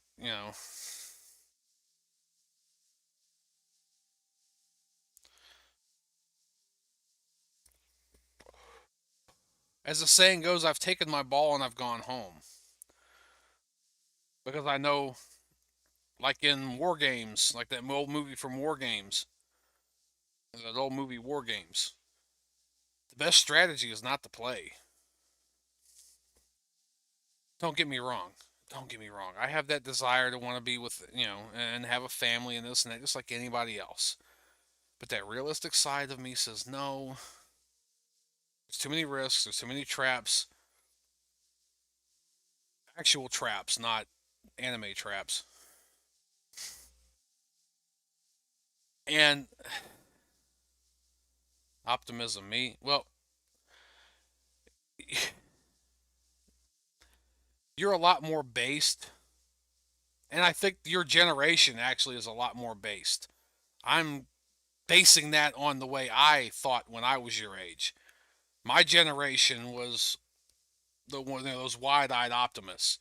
You guys actually kind of see a lot more shit at your age than what we saw at our age. Again, it's a generational thing, but when I've confided in you some of my actual real thoughts, and they're not that far from what I've been expressing now, you're kind of, oh my god, like you're this, and I think some of that's hyperbolic, and some of that you're just kind of picking at me, but like trust me, like I thought a lot different when I was your age than I think now. I understand that the generation coming up now is a lot more based than what we were.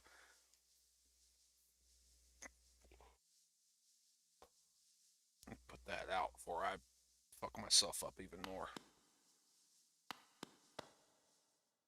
So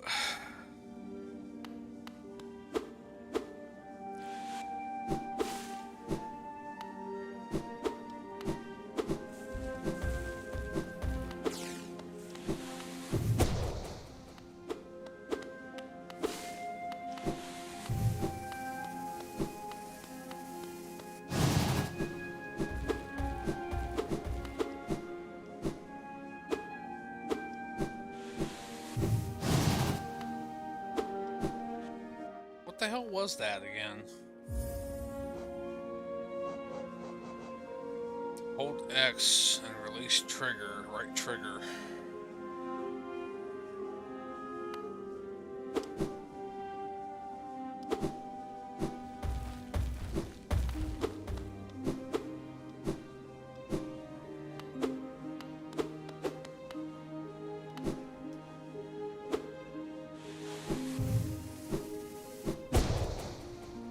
Okay.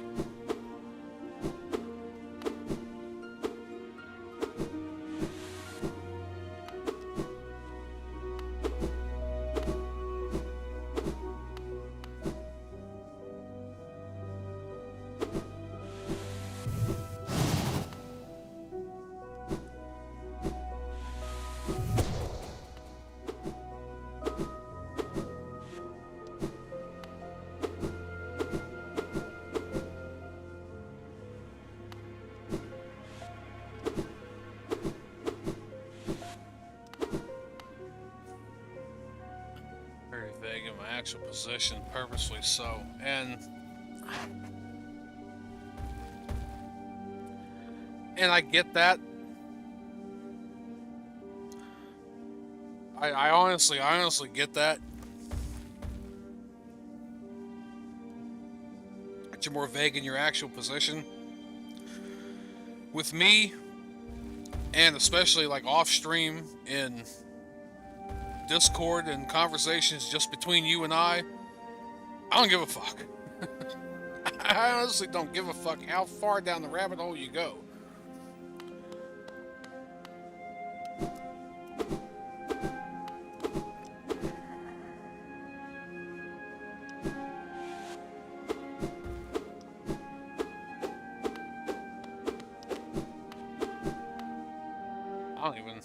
I can't even use this thing consistently.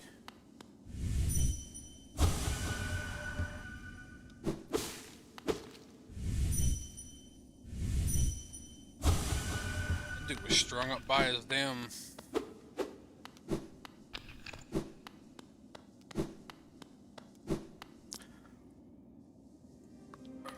My point is, you know, that was the whole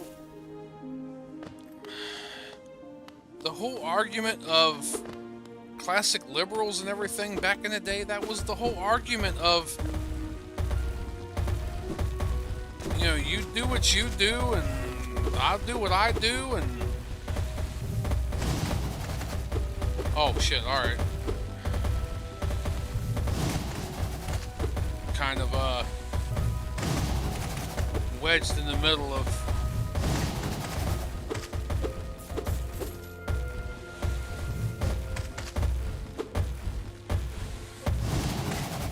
I mean, you know, in reality, you meet me out on the street, you meet me in, you know, some, whatever, acquaintance with somebody else, I'm a cool-ass dude. I'm really a cool-ass dude, but...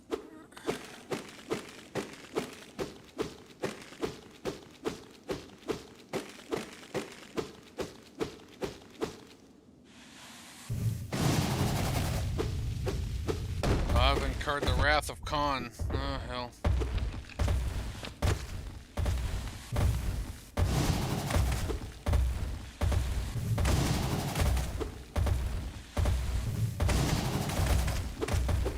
I haven't met anybody in real life that didn't actually like me, that didn't actually, you know... actually think highly of me in a lot of ways.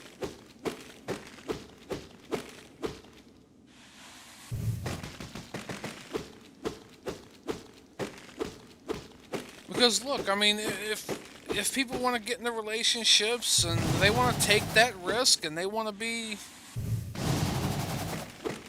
you know, they're more than welcome to do what they do and do what they want to do.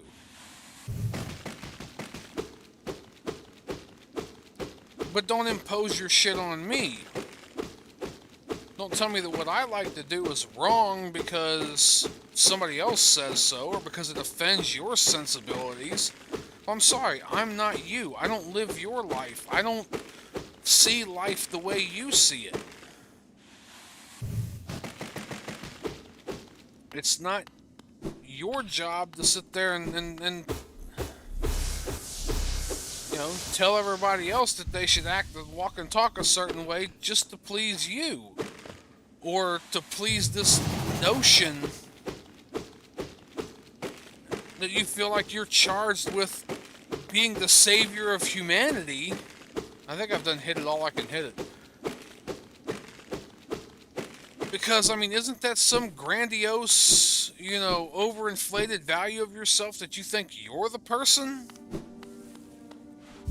Out of anybody and everybody, you're the person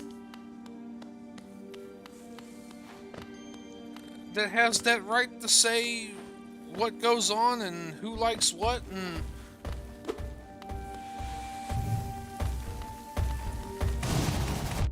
I mean, like, look, I used to be a lot more left-leaning in my younger days and everything, and I used to be the one of the types of people who's like, oh, screw Christianity and religion and, you know, this and that, because all they do is impose their will upon people and they think that they're the moral arbiters of good. But then I realized, like, a lot of the liberals are doing that stuff too, and it's, you know, just as much as I don't like this woke shit going on nowadays, I still don't like a lot of that fucking, you know, evangelical religious shit that used to tell everybody back in the day that, like, Dungeons and Dragons was satanic and, oh, don't play Doom, you know, you'll become satanic. Don't listen to Marilyn Manson because that's satanic stuff. I used to hate that shit too. It's like...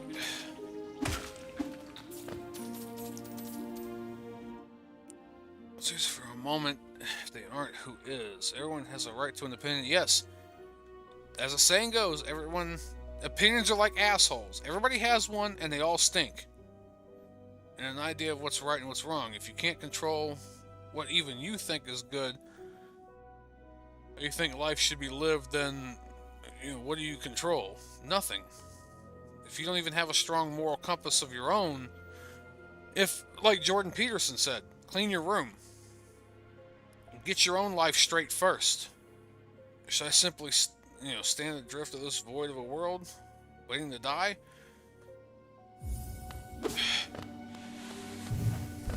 Well, see, that's kind of where I have to take the nihilistic stance.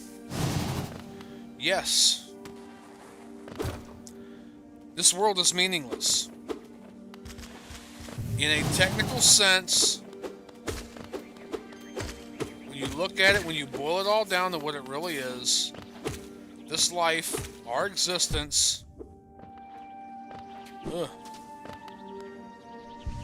what we see things and the way we have things structured is meaningless, absolutely meaningless.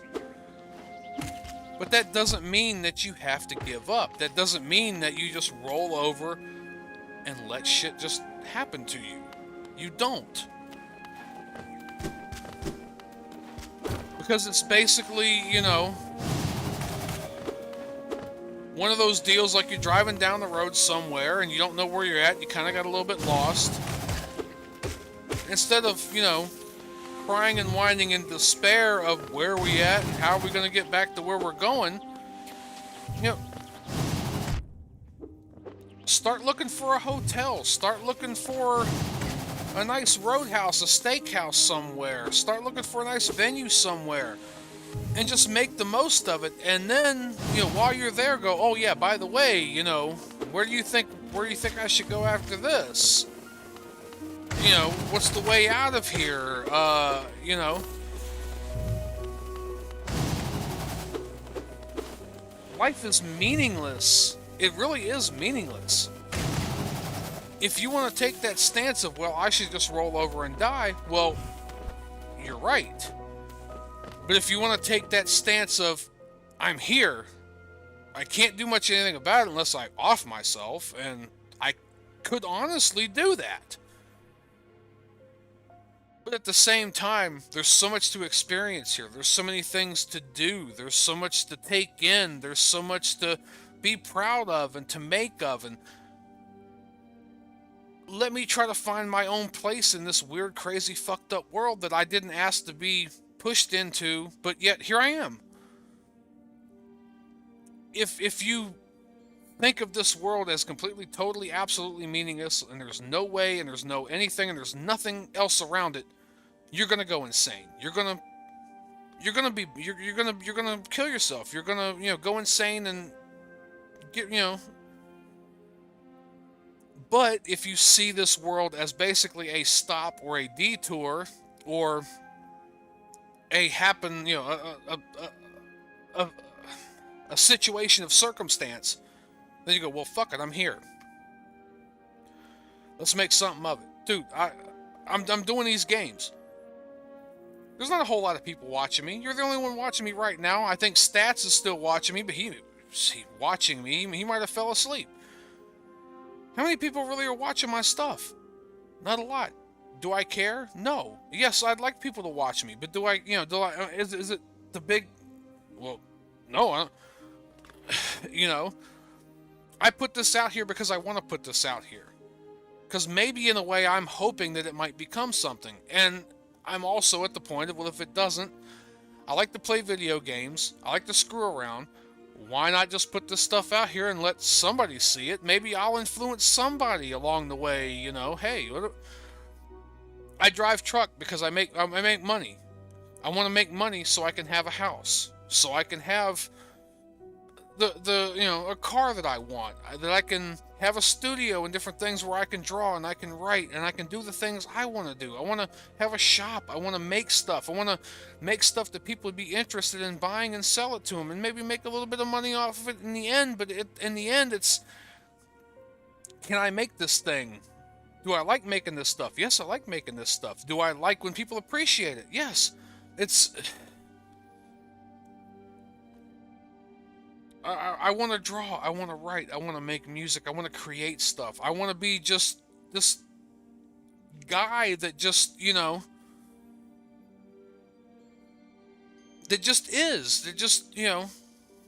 puts out stuff for other people's enjoyment, that just, puts out stuff for other people's enjoyment that I get enjoyment making. I'm not really wrapped up in the whole, well, this is what you should do, and this is what you need to be, and this is the way things should be. And it's like, no, because that's all. Where's the blueprint for that? There's not a blueprint. There's not a set in stone blueprint for that. I mean, Nikola Tesla didn't have any kids. He didn't want any kids.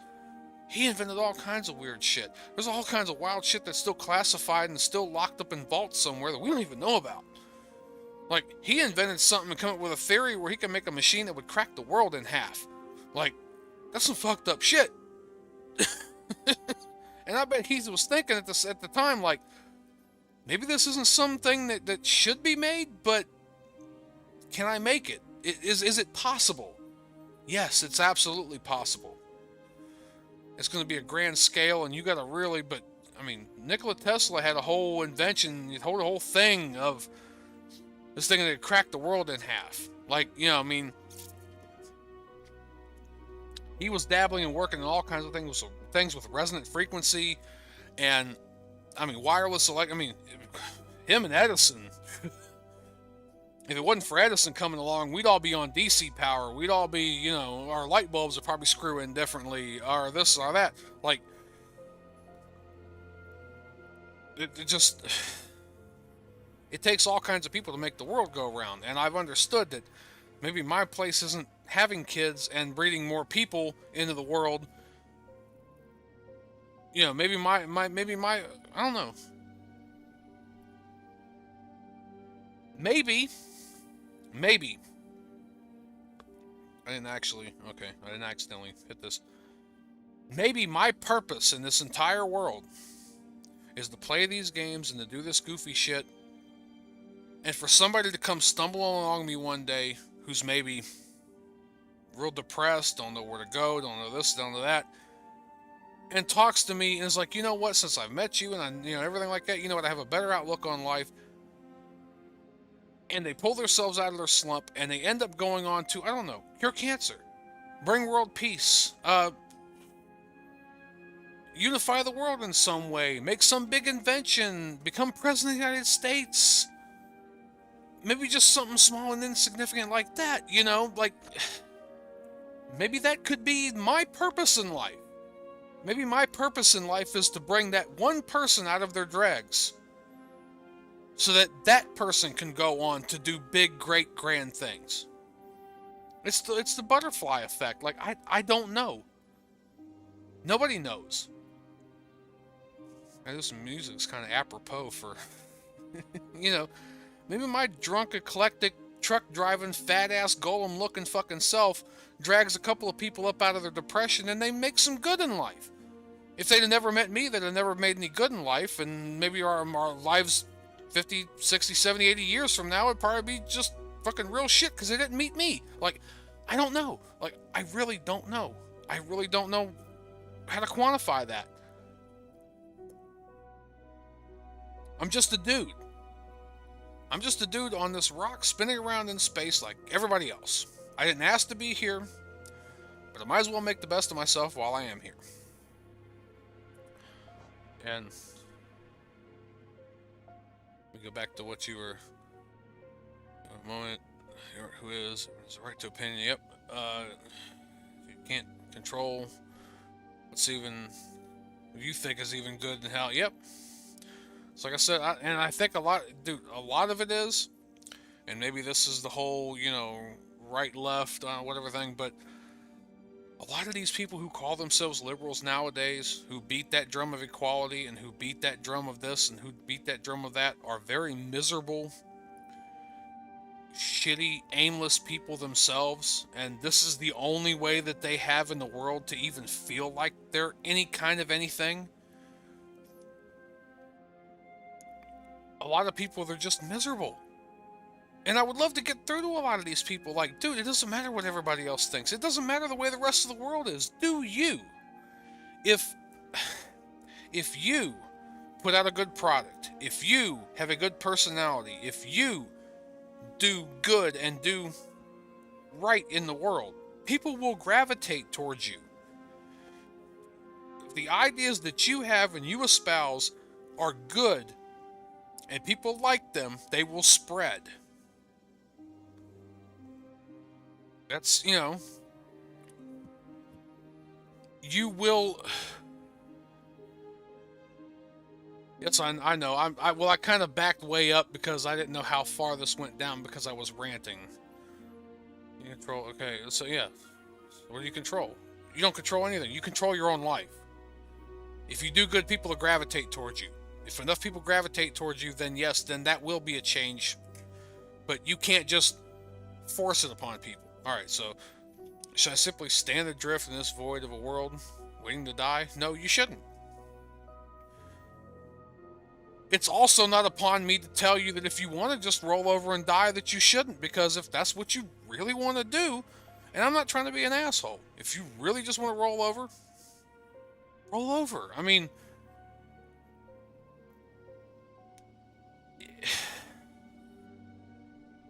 if you're at least, like, you don't have to contribute. And if you try to contribute, even if your efforts are for naught, you've tried.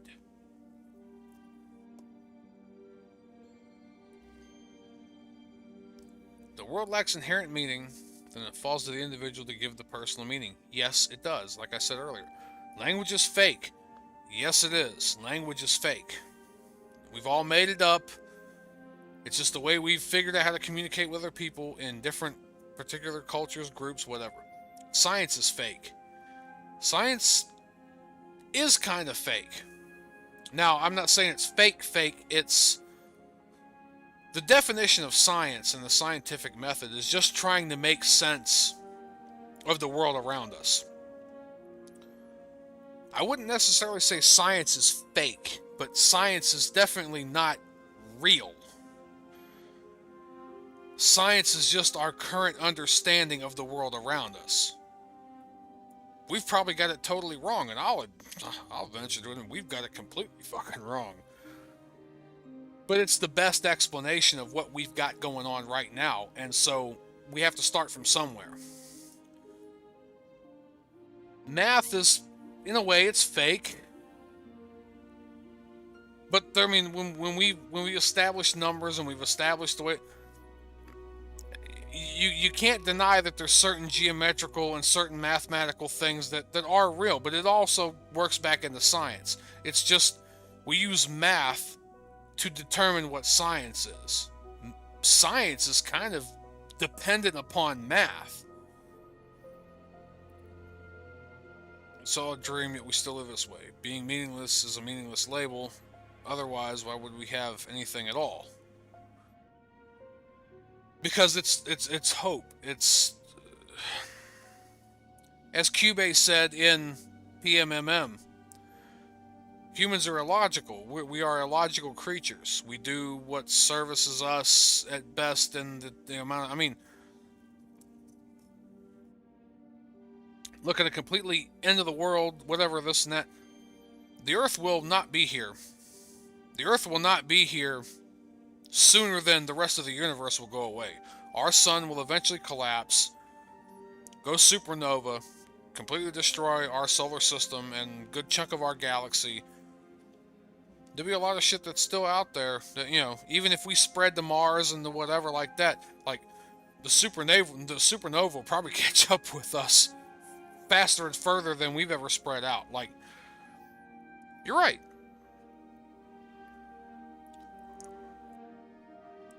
But, like, it's... people have hope. People have faith. People have the belief that, you know, I'm going to at least do the best I can with what I've got while I'm here. To some people, it's all they know. To some people, it's everything. And a lot of us, it's everything. I mean, I don't know or have any kind of inkling of what happened before I was born, and I probably won't in this conscious whatever. I mean, they say a lot of people, you know, the theory is like, you know, when you go to sleep and you don't remember and you just wake up in the morning, like that's what a lot of people say death is, like you just go to sleep and you never wake up. It's not some big tragic, you know, thing. There's no fireworks going off. There's no, you know, Imperial March where the demons come out and drag you to hell kind of thing. I mean, it depends on the faith, and I think a lot of that might have to do with the DMT and the signals or whatever in the brain, you know, the chemicals in the brain that are released at about the time of death. But for the most part, a lot of people just conjecture that you just kind of go to sleep. And that's it. Like, it's just eternal blackness. Like, you know, eternal nothing. It's just a peaceful fading away. But, you know,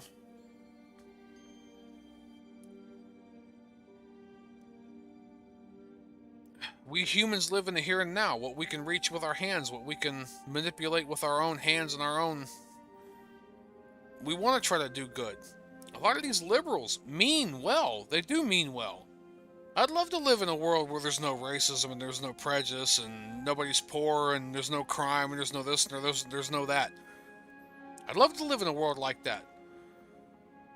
It's also the rational side of us that goes, some people are gonna steal from other people because they don't want to work for what they got, or they're jealous of what somebody else has, or certain groups of people, and I don't even mean just race, I mean even, you know, culturally. There's a difference of people, you know, attitudes of people in the South as there are in the North. There's a lot of different, you know, from the East to the West, from the, you know, Southwest to the Midwest. Everybody has different ideas of how life should be lived. It's not necessarily a race thing, it's a culture thing. It's in proximity to people in your geographic region who think and act and walk and talk the same way you do. So,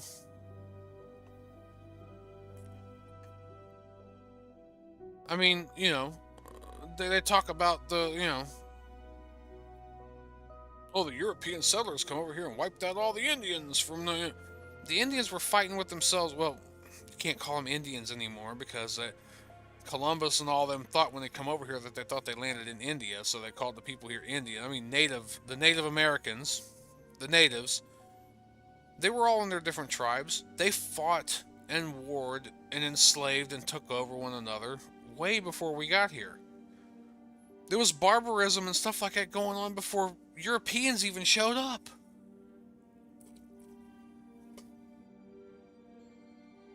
It's been going on. It's still going to continue going on.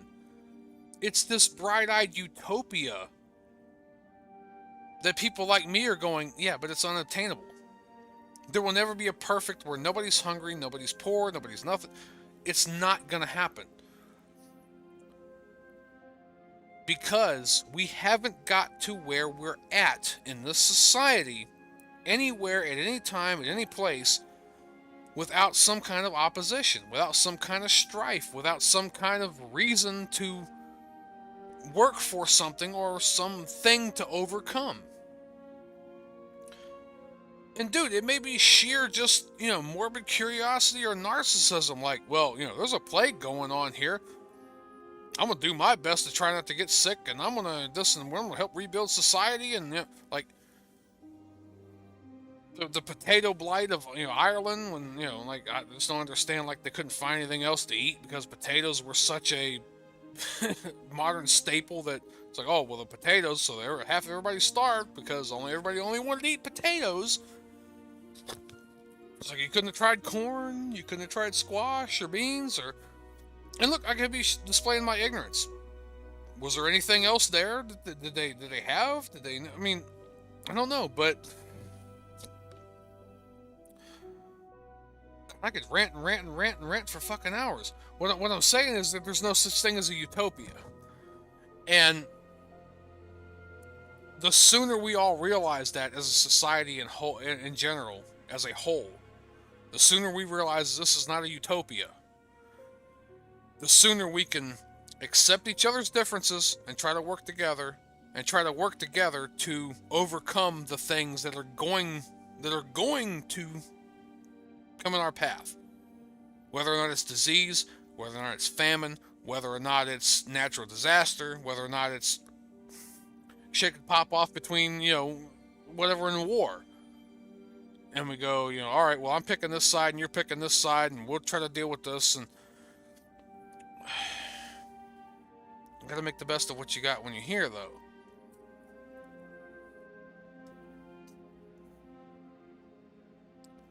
I'll be real, there's some people who would shoot me on sight just for how I look. I do appreciate that not being socially acceptable anymore. You would have to elaborate with that with me on Discord, because I don't know. Personally, I've not seen a direct picture of you, but what picture I did see, or part of a picture I saw of you that you may have posted or let go, you don't look any different than anybody else. Maybe if you're talking about your views, your mental state, your views, but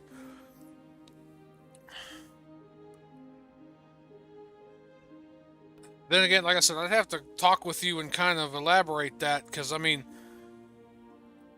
also, like a few decades back, like what my grandparents went through, it's not how it was, and something like this would be considered liberals pushing their agenda, like race mixing being okay. Race mixing is okay if you want it to be okay. I have no problem with race mixing. Now, if you're talking about, if you're one of these people, and like I said, these liberals have kind of gone back the other way. They're almost bad as the Christians. They're almost bad as the evangelical Christians.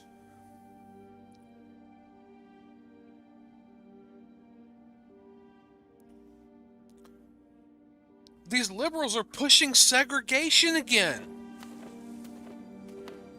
These liberals are pushing, oh, well, these white people, and they just want their white babies, and they just want their this and their that. And like a lot of us white people are like, I don't care.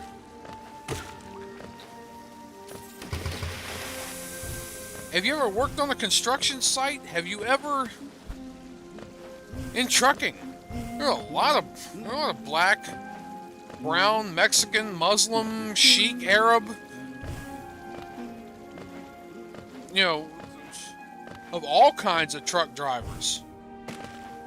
Do I care? If I wreck my truck accidentally, and a black or an Arab or a Sheik driver runs out of their truck across the road, busy traffic, and comes to pull me out of my truck, am I going to give a shit? No, I'm not going to give a shit. Hey, brother, you're here to help me. As a matter of fact, I mean, a lot of us, driving truck, we consider us, brothers in industry, brothers in, brothers on the road. I don't care. Dude, if I saw some truck, fucked up like that and nobody else was around, like, I mean, I was in a situation where there was already like 6-8 people, like, already out, and it's like, he's okay. Like, I gotta make my run, like, he's okay. 6-8 people are already out there trying to help him. But like, I saw some dude, out in the middle of the night, 2 in the morning, wreck his shit, I would pull over, and I wouldn't give a damn who it was in the truck, and I would hope that if something happened to me, somebody would pull my ass out of my truck, keep me from burning up, keep me from fucking up. Do I notice a lot of weird differences between the way some drivers act and the way some do and you don't, especially at the truck stops? Yes, I do. I don't know why. Do I care? It's like, no, it don't really affect me. It's, the whole race mixing thing, like, I don't have a problem with it. I really don't have a problem with it. I'm not one of those types of people. I'm of the idea of, and this is the whole Smithsonian thing that pissed me off. Can you be on time for your job? Can you do your job to the best of your ability? Can you accept criticism and yet give good feedback if you're screwing up or if you're doing good? Can I depend on you? Will you have my back like I have your back? Can you save money and work for the future? Do you actually have plans and can work and do, whatever? If you have a family, with whoever it is, can you prioritize the family and teaching your kids good values and providing for your kids and your wife so that, and this is women too, because women need to understand this shit too. You gotta, you can't just, oh, well, he don't make me feel like I used to feel, so screw him, and I'm wasting my... You need to make sure you get with somebody you can actually stand before you, whatever. And it's the same with men, too. I ain't shitting on women, same with men.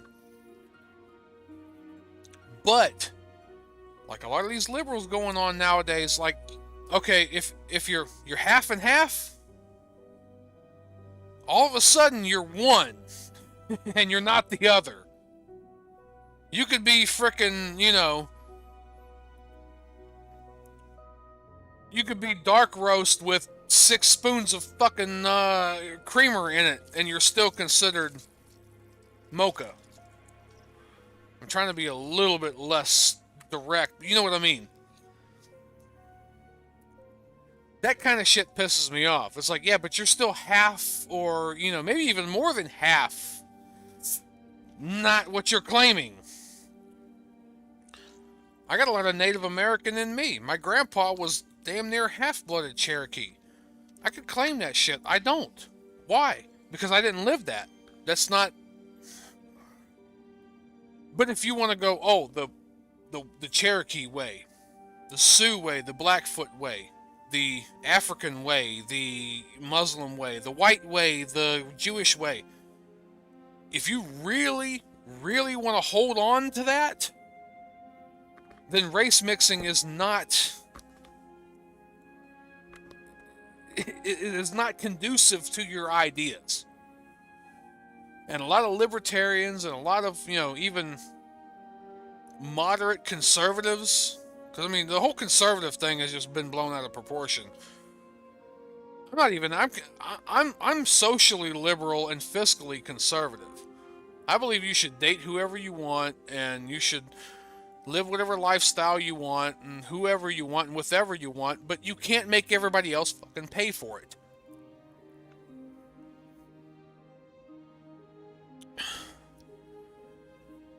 So if you're going to live that, we got to preserve this culture. We got to preserve this lifestyle. And I'm sorry, I don't see how, with the Smithsonian thing, that being on time, being responsible, paying your bills, helping people, whatever in family and whatever. Because I've seen, you know, back in the 40s and everything, the African community here in this country was doing a lot better than even whites. The Democrats screwed a lot of stuff up. If you even look at a modern, close example of, you've seen that show Everybody Hates Chris, with Chris Rock narrating, of course, he wasn't actually the kid. You see how, I mean, his mama was kind of a twit, but, you know, I chalked it up to women being women, not black women being black women. Look at Chris's dad in that whole show. Didn't that motherfucker work 2, 3 fucking jobs at the same time? Like, that motherfucker was never home because he was working. He didn't hesitate to whoop somebody's ass if they needed it when they got home, and that's what a lot of kids need. Now, I mean, granted, I don't mean kids need to be having their ass whooped. Because I believe that at a certain point in time, you as a parent should be instilling enough shit in your own kids to where it shouldn't even have to get to where you're being whooping ass. But that show was like, dude had his dad and his mom there.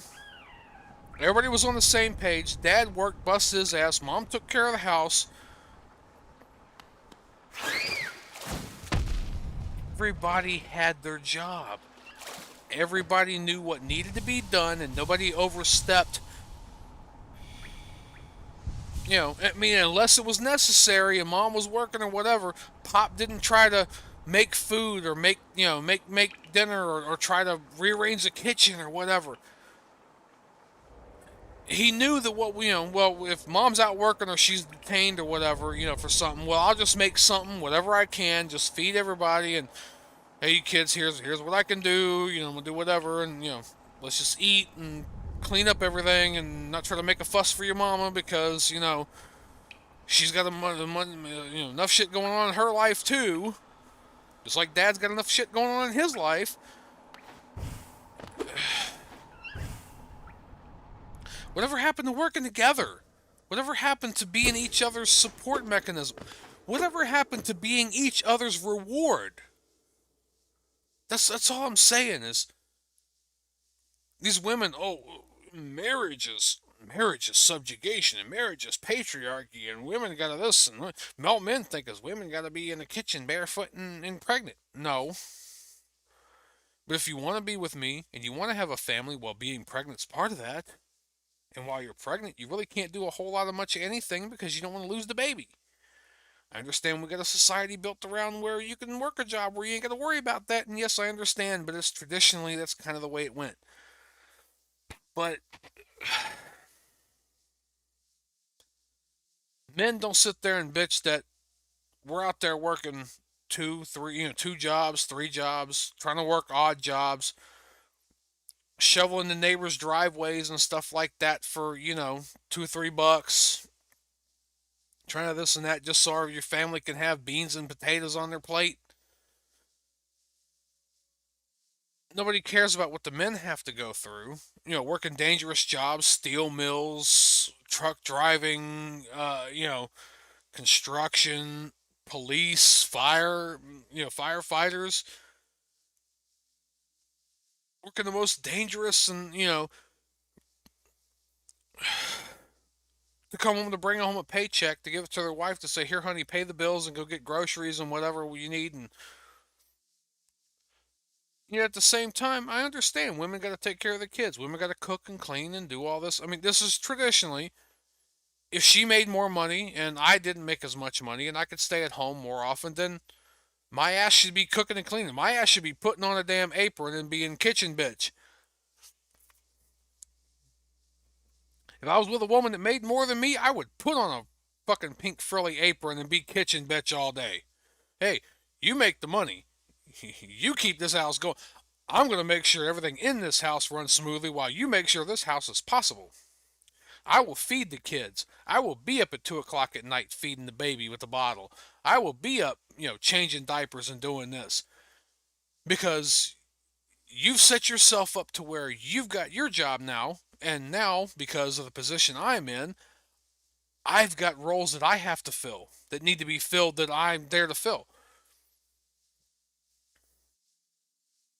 I mean,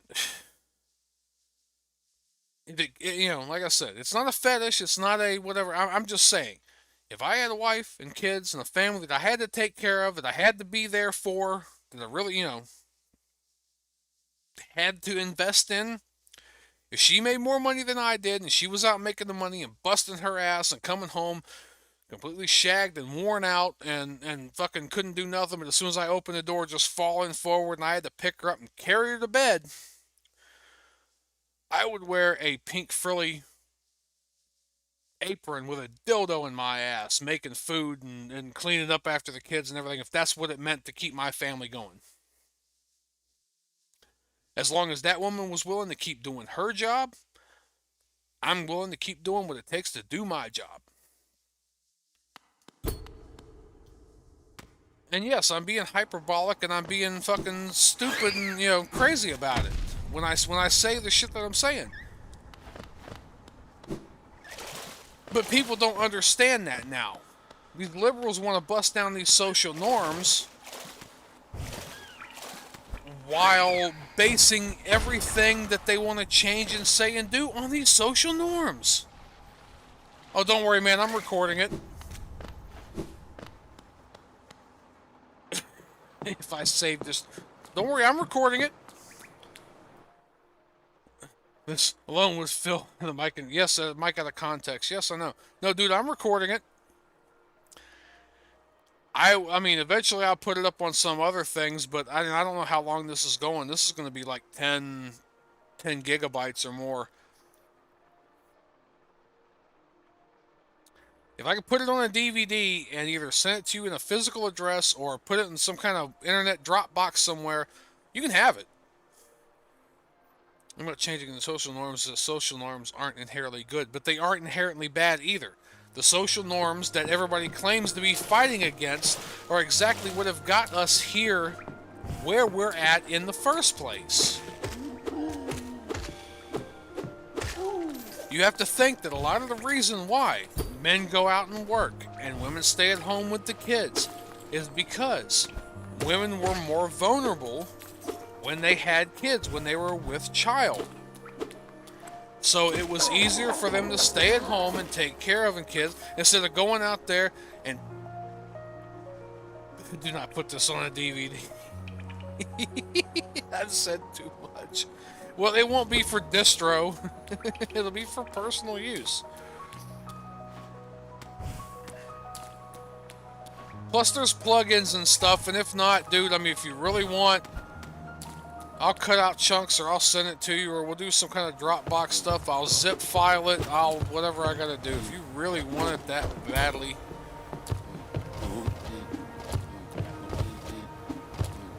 There's ways. I'm just saying, like, social norms. I want to ask you, how far would the human race have gotten if, like, say, back in the day, when, you know, the village needed meat, and so, you know, there was a whole hunt that needed to take place. You know, need to bring home like a damn wildebeest or a buffalo or some shit like that. I know you have to know this. And that, say, a woman was out in the party with them. I don't know how it happened, but the Pokemon talk was just neuron activation. I made a few mistakes. Yes, mistakes were made. Mistakes were made, deal with it. You know, and there was a hunt going on or whatever, and like, say, alright. Because, I mean, look at it this way. Biologically, one man can impregnate 100 women. It may take a little bit, but one man can impregnate 100 women. And potentially, at maximum, get 100 babies out of it.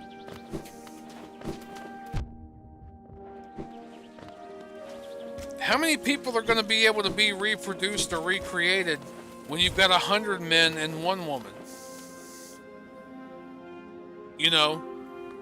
So, biologically, in a biological sense, women are more valuable than men. In a scenario where you have 100 men and 1 woman, well, what the hell is 50 men losing their life going to do to that 1 woman? She can only have 1, possibly 2 babies at a time, maybe 3, you know. That's always a rarity. Even twins is very, very rare.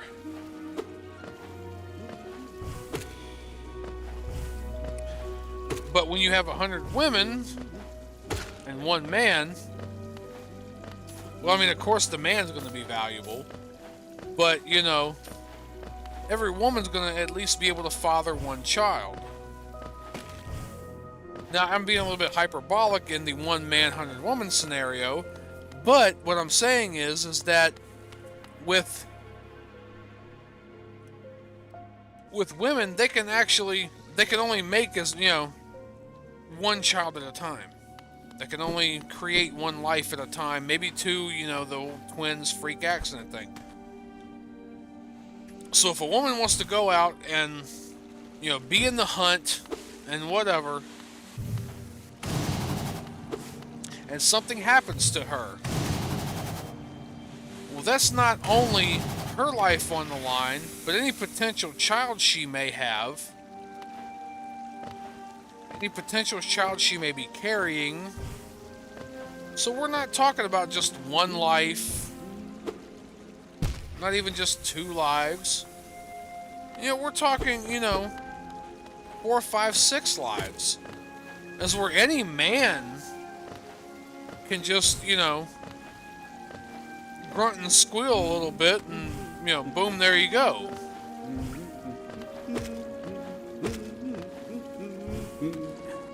And it's not even that long of a period of time between sessions that a man's ready to go again. So, I mean, a man can impregnate like damn near 10 women in a day. You know.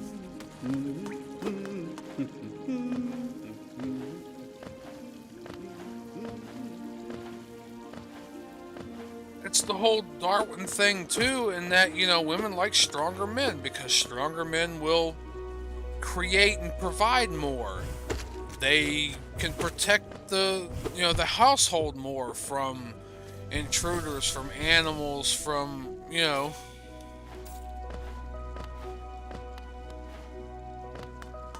So, you know, the whole gender role thing being a thing, it's been necessary. It's been how we've gotten to where we're at now. It's the reason why we are where we're at. Oh, Roy Baser. Oh, shit. Oh, dLive. Oh, hell. Goddamn, I forgot. Roy Baser something. What? Did you join on dLive, brother? That is YouTube. That is not dLive.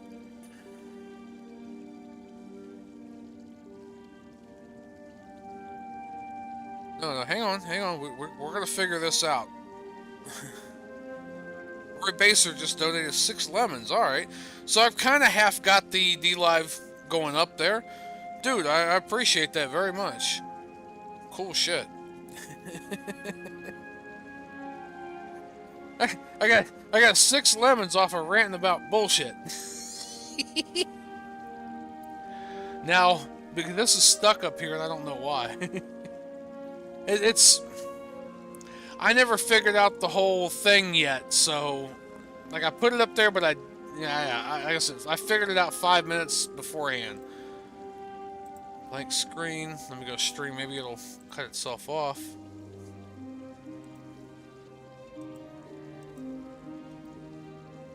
It's there, it's not. Viewers, it's there, it's not. It's there. And it's not. Okay, it's there and it wasn't. Alright. No, dude, I appreciate that, man. Thank you very much. I'm gonna open that chest too, but I don't know how long you want to stick around, but I'm gonna try to remember to open that chest.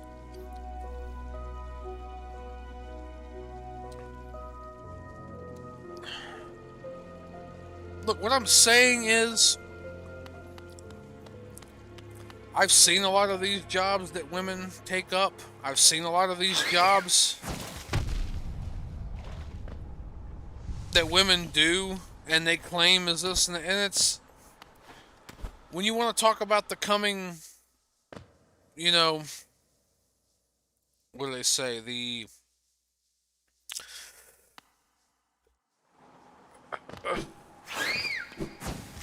technological AI revolution that's coming.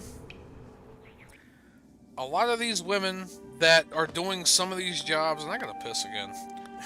A lot of these women that are doing some of these jobs can easily be automated. And I'm not kidding. Like, I mean, some of these men too, don't get me wrong. But, you know. I'll be right back. 10 seconds, not 10, 30 seconds a minute.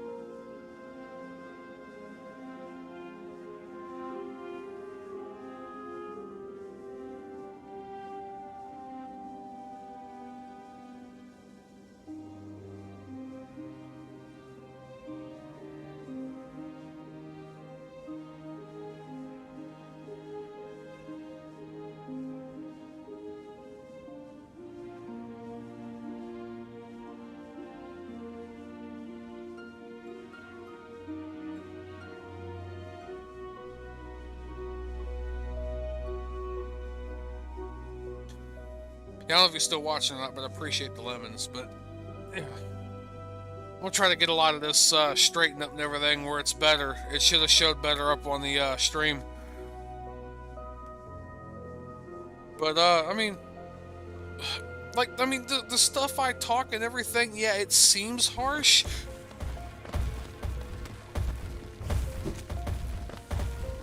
Ugh. Ugh, nasty. Ugh. But look, a lot of this stuff that a lot of people, you know, in this society, a lot of the meme stuff, you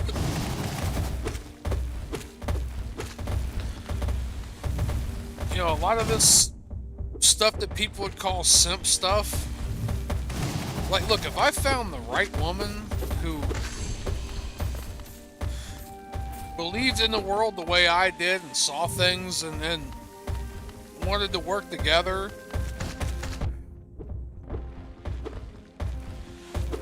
like,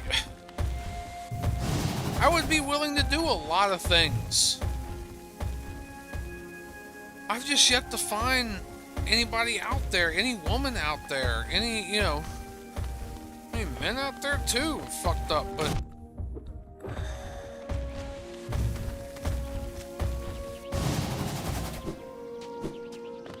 for the right person, I'd be willing to do damn near anything.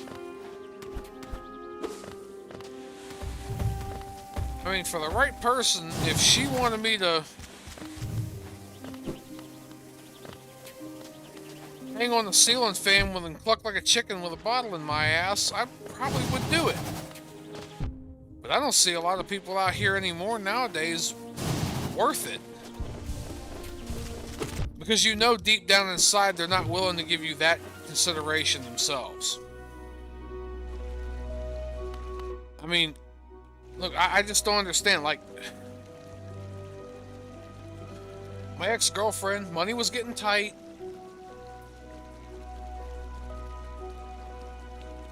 Times were getting a little tough and everything. I had to get rid of internet and everything for a while to be able to pay for some stuff. We couldn't go out to eat. We couldn't do a whole lot of stuff because I needed a better car and all this. And anybody who really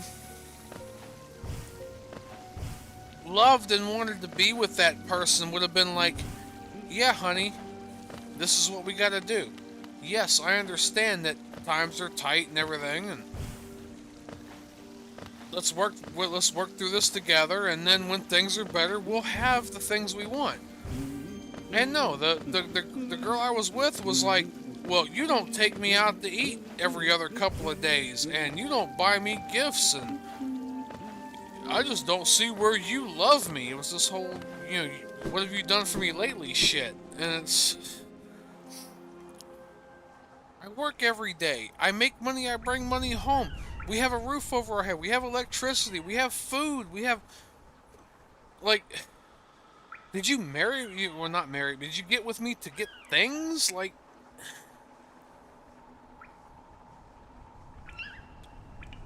it seemed to me at that point she wasn't with me because she wanted to be with me. She was with me for the things that I could do for her. The things that she could get out of me.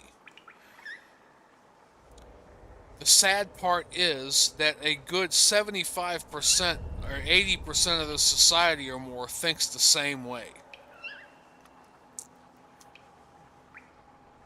You don't believe me? Get on Facebook. Get on Pinterest. I don't know why I decided to get back on Facebook not long ago, but half these women that are I even have any kind of interaction with, it's always the same. Well, if he's shorter than 6 foot, if he ain't got this, and he don't do this for you, and he don't do that for you. But then it's always at the same time like, well, I ain't gonna cook and make you dinner, and I ain't your mama, I ain't you, you know.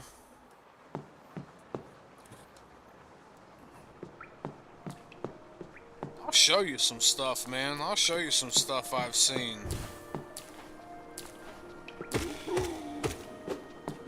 And look, I'll fall back on even my old theory of most of these women are screwed up, and it's not that most of the women are screwed up, it's that most of the women that you see are screwed up. Because the ones that actually have their heads screwed on straight, oh, what the hell that was. Most of the women that have their heads screwed on straight already are with guys, are already in committed relationships, are already doing the shit they need to be doing. No, you're right though, I simply hate it. This wouldn't even be a problem. It's really not my fault I'm single. I don't like them anyways. Well, I wouldn't say that because it is my fault that I'm single. Alright? It's my fault that I'm single. Now, back in the day, I didn't realize that I should have lost weight, and I've always been a heavy kid. I've always been a heavy guy. I mean, there was a point in time where I was kind of getting down there and was, you know, not too bad. But then I ballooned back up and everything again. But it's not my fault that I'm single. Or, no, wait a minute. No. It is my fault that I'm single. The problem is, I'm not willing to do those things. The constant vigilance, the constant this, the constant that, the constant blah, blah, blah, blah. I didn't say girls were yucky. I never said that.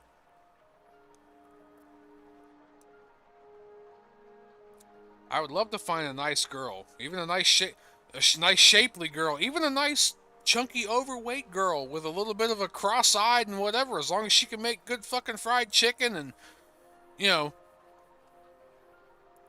could tell good jokes and could be there and not make my life a fucking living hell.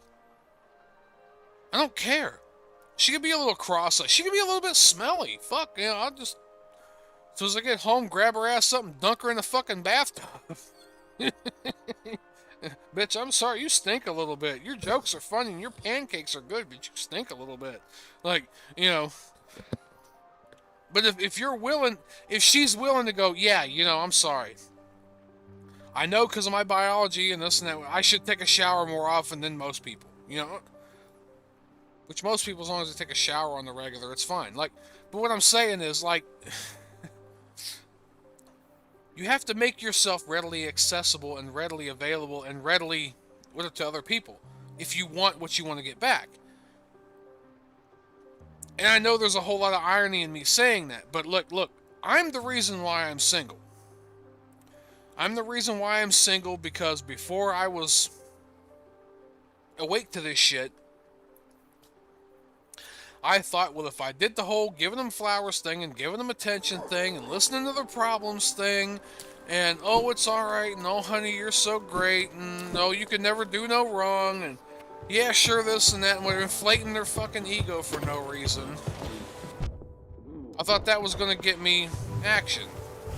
Not to mention the fact that, you know, I was still heavy back then, so I didn't bother trying to lose weight. I didn't bother trying to groom myself, you know, to the nines. I mean, I still, you know, if I didn't keep my haircut, I at least kept it pinned back. I tried to keep shaved somewhat.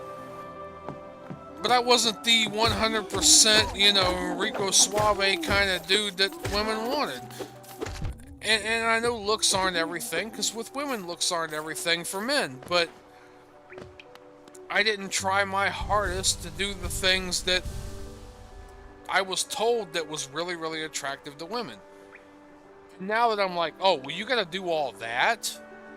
You gotta constantly be on like a fucking circus performer?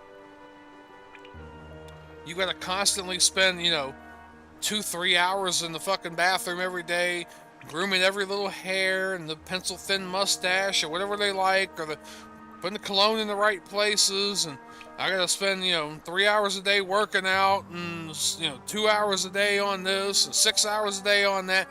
All this shit, this big laundry list of shit, just to get a woman. Is it really worth it?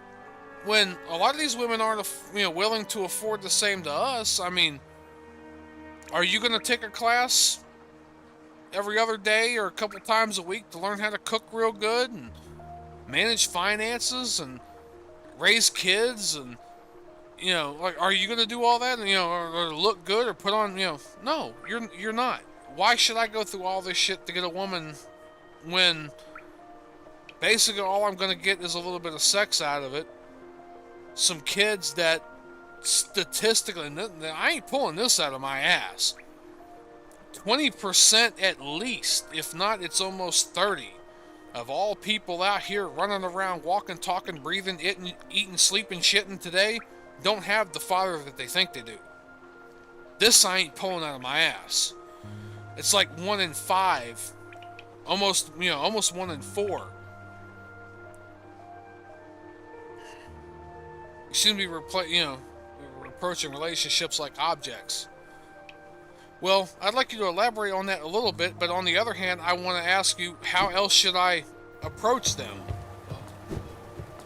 Because the thing is, I do want to approach them. Approach the women that I want to be in a relationship with, like they are women. But it seems like to me that the women that I want to approach to be in relationships with treat me like an object. Like they want me to treat them like a human being, but then I get treated like a human doing. Like they just want to be accepted for who they are, and yet my worth in the relationship is contingent on what I can do, what I can be, what I can, you know. As where most women just think, well, as long as I show up and spread my legs and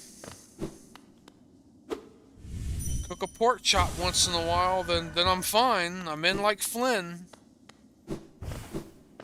I mean, I literally had my first girlfriend tell me, well, I moved up here from you know, butt fucking the South. I ain't gonna say exactly where. I mean, even though it don't really matter. I moved all the way up here and moved away from my friends and family to be up here with you. That was your problem. That was your decision. You made that decision. Oh, but I'm here, aren't I? I have sex with you, and I'm here. You know, I'm here with you. Isn't that enough?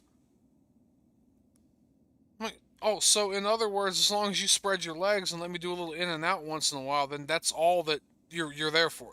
Although you want to tell me I can't watch stand-up comedy and I can't watch this and I can't think that way because they objectify women, but yet you're blatantly telling me that the whole reason why you're here is to be a sex object. I literally got told this to my face. Like, She didn't have to cook and clean for me because she was a woman and she wasn't a sex object. I'm like, yes, but I work 8 hours a day, 5 days a week. Sometimes when they ask 6 days a week. There for a good while, when they really needed people, I worked 7 days a week. Because the people that they mandatorily said, you got to come in, turned around and called off. And the boss looked at me and like, you look like you need the money, right? I said, yeah, I need the money. He goes, if I say, can you come here? Or I ask you, can you come here on a Sunday? On your 7th day out of 7 of the week, when all these other motherfuckers are going to call off, if I say yes, you can come here to work and work your 8-hour shift again with us, will you show up? I said, you better believe as much as fucking bear shit in the woods, dogs piss on brick walls, and the sun will fucking rise tomorrow. If you say I can be here, I will be here. And I did. I worked a month, almost a month and a half, no day off. 8 days, 7 days a week, 4 or 5, weeks straight. Didn't have a day off because I needed to make up money for different stuff we were behind on. I wanted to make up money enough to get a car, so I can get a car, so I can get a better job, so I can get a better job, so I can be able to take her out to eat and to buy her stuff. The whole Christmas fund that I had going on the year before. I was looking up stuff earlier in the year about, I want to buy her this, and I'm going to get all this kind of stuff for this, that, and I'm going to buy her this, and she really wants that, and she really likes this cartoon or this IP, so I'm going to buy her this from this, and I saw this, and I'm going to buy her that. And it wasn't enough. It was not enough. I had to come home, cook dinner. Sometimes I had to wash the dishes in order to make the dinner to cook. When it come down to washing clothes, I had to go drive us to the laundromat to wash clothes. We'd wash the clothes. I'd put them in the dryer. Then she'd bitch, oh, let's put them in the bag and let's go on home. I don't want to sit here. Then the clothes would lay on the fucking couch for a whole week or more. Anything I needed to wear, I'd have to pick off the pile that she was laying on for the whole week. So she'd never really even fold them up. And it was just the same shit, I'd come home, the house was a mess. Shit. If she really gave a shit about us in the relationship and wanting to have kids and all that, like, she would want to make food.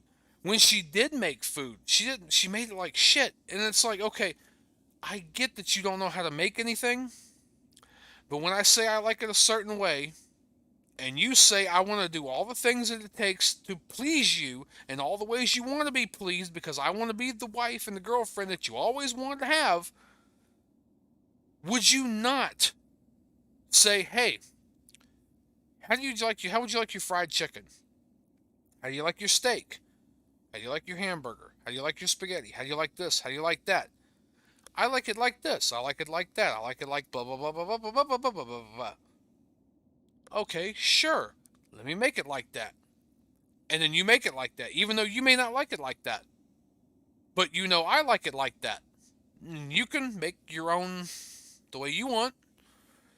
But if you're talking all this shit about, I want to do everything to please you and I want to do everything to be the perfect wife, what do you want? And then when I say what I want, oh, fuck that motherfucker. What do I got to do this? What do I got to do that for?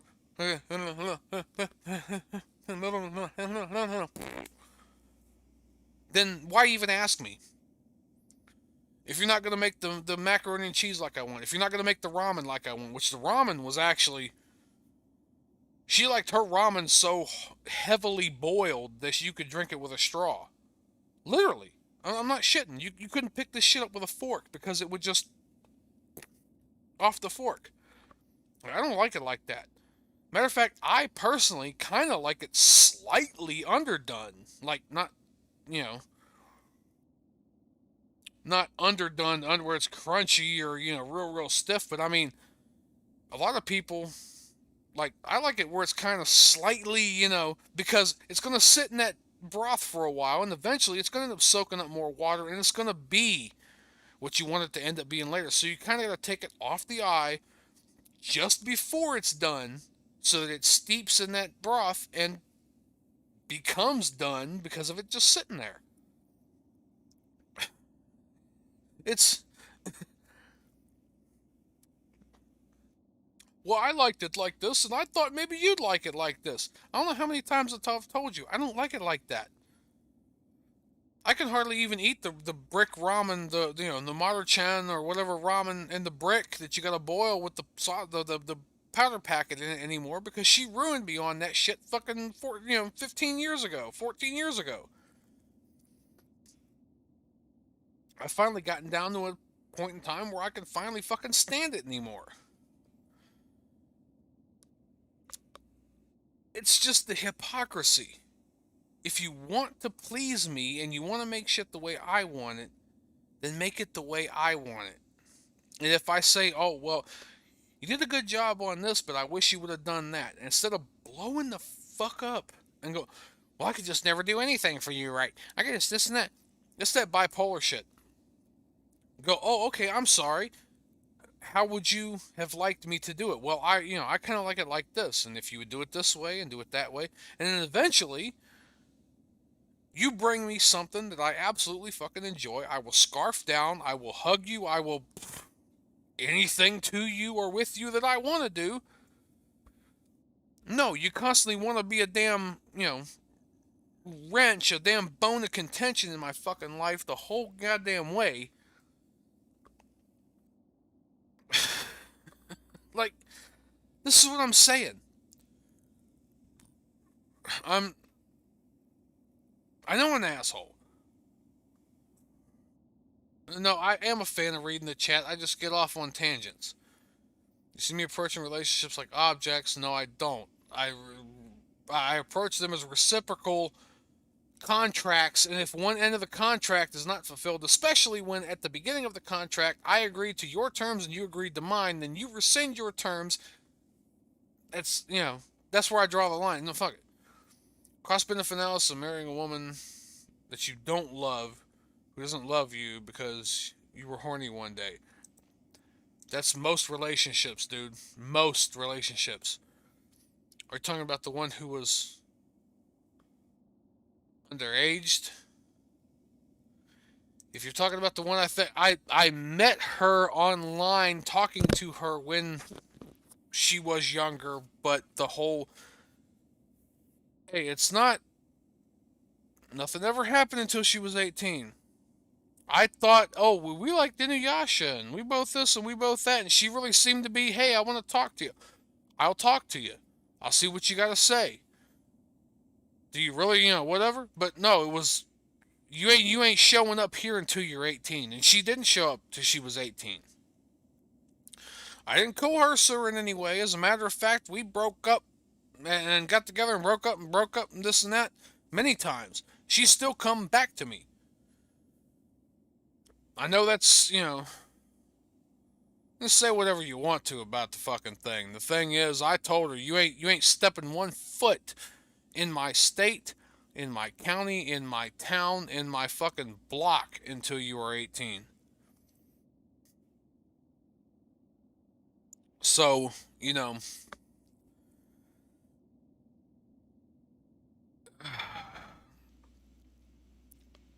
because I thought, with the whole, we were into the same shit, that it was going to be something, and it turned out not to be. That was my first girlfriend. I was like fucking 19, 20. Like I said, this was over almost 20 years ago. 8 days a week. Yeah, it felt like 8 days a week. It's 4:22 a.m. I'm a big fan of reading the chat, whatever you're ranting.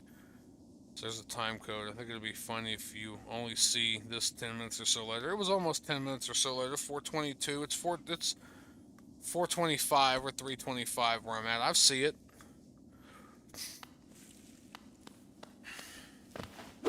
And the whole, like I said, the whole underage thing, I mean, from the start, she asked me for my number. She pestered me for my number on that fucking forum. I gave it to her. We talked. I said, okay, well, if you think maybe, you and I can be whatever, this and that, then fine, but there's never going to be a damn thing. I lived in Ohio. She lived in Alabama. 700 and some miles away from one another. I didn't say anything about you come here, you do this. I never said nothing about nothing. When she turned 18 and we were still kind of, you know, off and on, and I wish, because, you know, I was 20 years old. I was fucking 21, 20, what?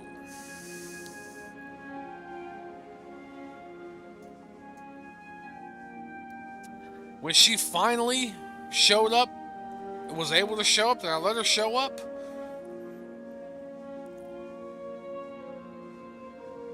I was 23, and she was 18.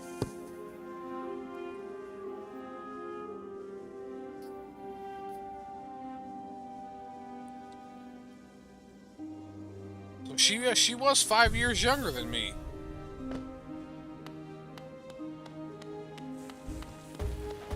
But I was also very, very stupid.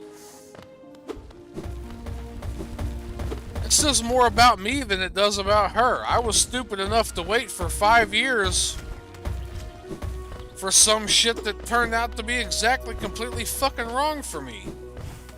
It wasn't quite 5 years, but it was damn near it.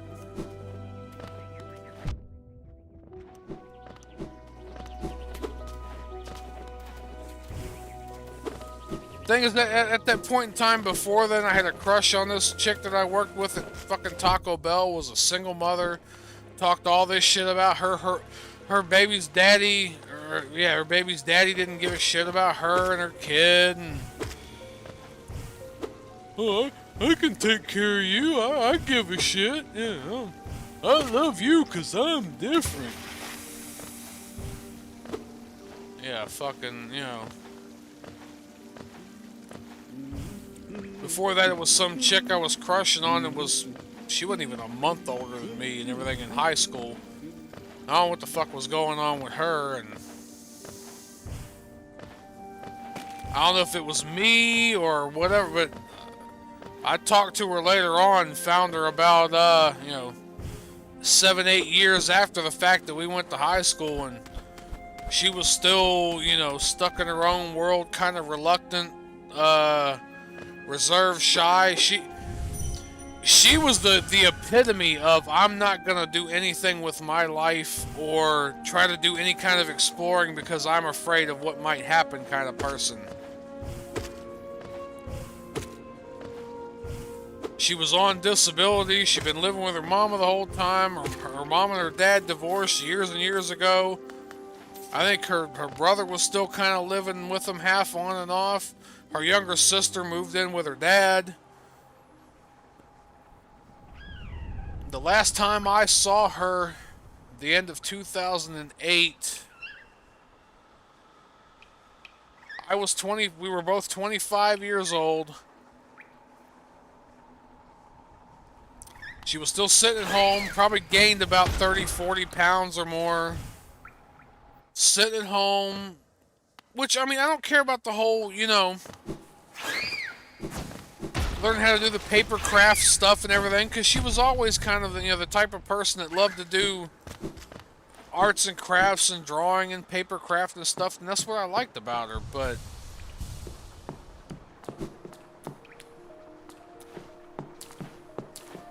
to see that she wasn't doing anything else different with her life than she was when she was fucking 16, 17 when we met, it was just disappointing. It was like, what have you done with your life? Like, do you want to even go out and explore and explore and experience new things? And, like, I really kind of liked you. I've liked you ever since we were in high school, and like, I mean, even at that point, it was like, it wasn't even me, it was her at that point. Like, either her apprehension or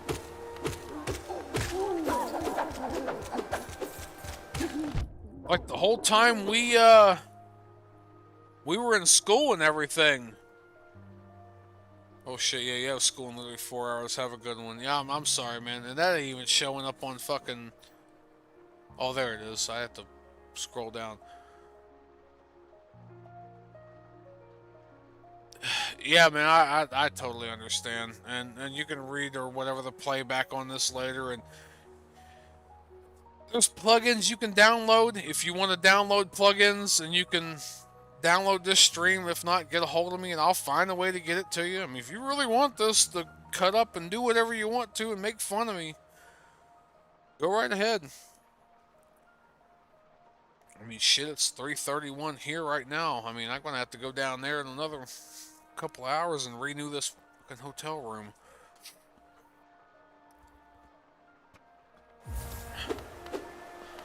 Like, I've held a torch for this girl for so damn long that I was with in high school, that I was talking to in high school. There was never any kind of relationship. It was close.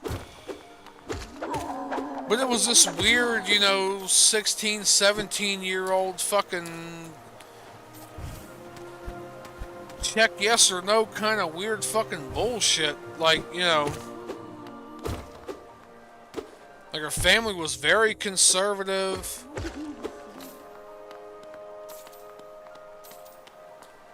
So much so to the point, like, we'd even just be, me and her just be walking down the road coming back from maybe, I don't know, maybe going to the store, or just maybe even go to her place and sit on her front porch and talk for a while with a cup of coffee or with a cup of tea or soda or whatever the hell. You see some of the neighborhood girls walking down the road, in which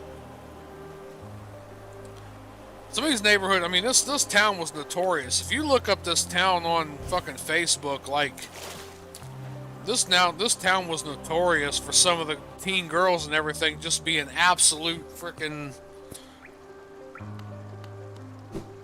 absolute sexual thoroughfares.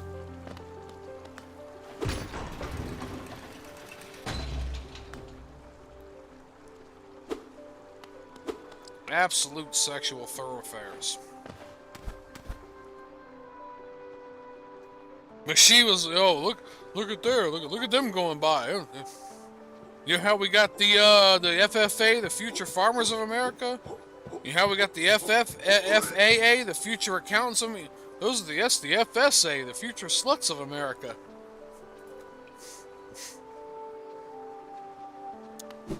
Like, she almost seemed like, to me, even before the fact, felt guilty of being in a relationship for the fact of having sex in a relationship, feeling guilty over having sex in a relationship.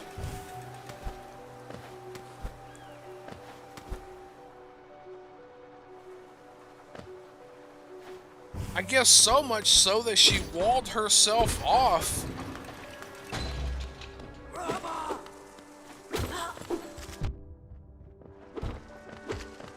For, 10 years of her life after high school, afraid that she's going to become the thing that she mocked the entire, It's like, no, it's not slutty if you get with a person and you love them and you marry them and you be with them in a relationship. It's not slutty then. Like,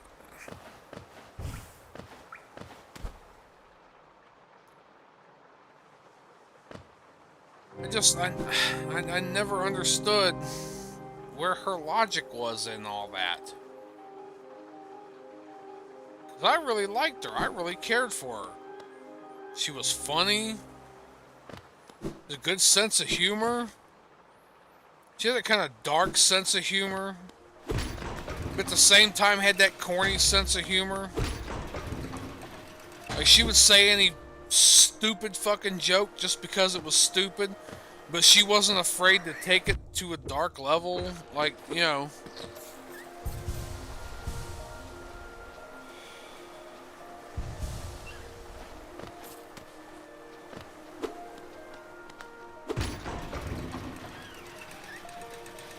she always acted like, well, I'm just not smart. I didn't graduate college, and people think I'm not smart. And so I said, there's never been a time ever that I ever thought you were ever stupid.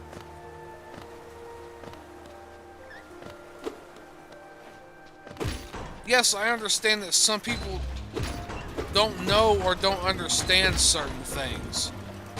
Like, that's what we call ignorance. That's not stupidity. Like my cousin that I'm staying with now and everything, Travis and everything. Travis is not stupid. There's a lot of things he's ignorant of, but he's not stupid.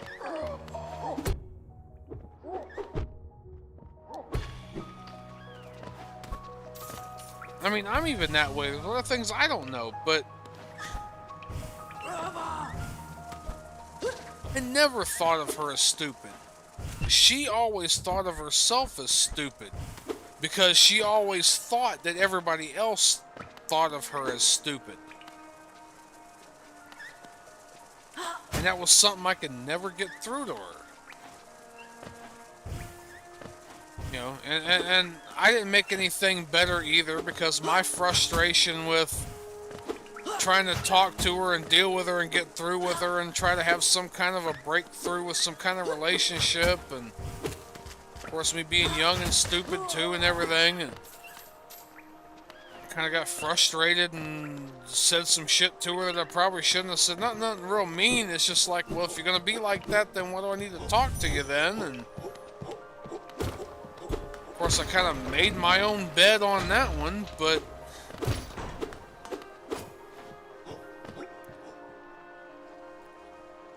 my God, is to see the kind of person that she turned out to be. It's like things could have been so much better. For you, for the both of us. And now I just see shit going on in this society, like, you know, oh, the one thing I can't stand is some of these women going, oh, well, I've been with this guy, and I've been with that guy, and I've done this, and I've done that, and I'm so tired of the games, and I'm so tired of the bullshit, and I just want to settle down. And it's like, okay, so I'm somebody like me you're gonna settle for? Like, why do I want to be the one you just settle for? Why do I want to be third, fourth, fifth best? Why do I want to be...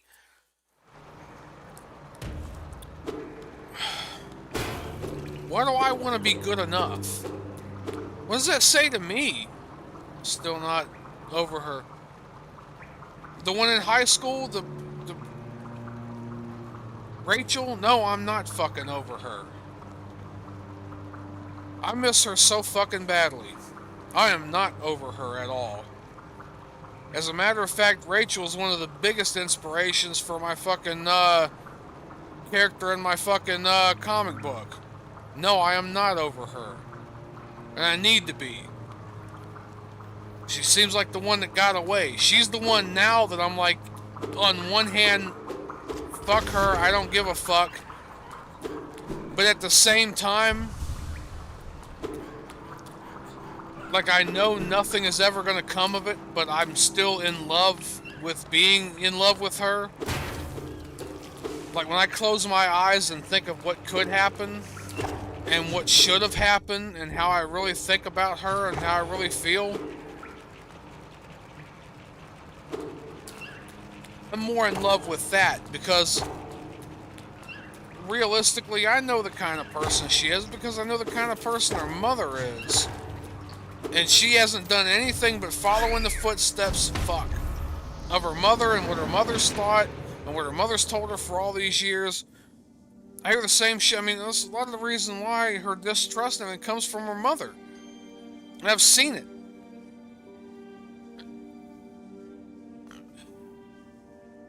No, I am not over her. And I wish I was. She's the reason why I like not video games. I've always liked video games. She's the reason why I like anime like I like anime. She's the reason for some of my, you know, twisted sense of humor. She's the reason for a lot of stuff. She, especially the anime. I would have never given anime a fucking second thought had it not been for her. I would not be the person I am today without having met her.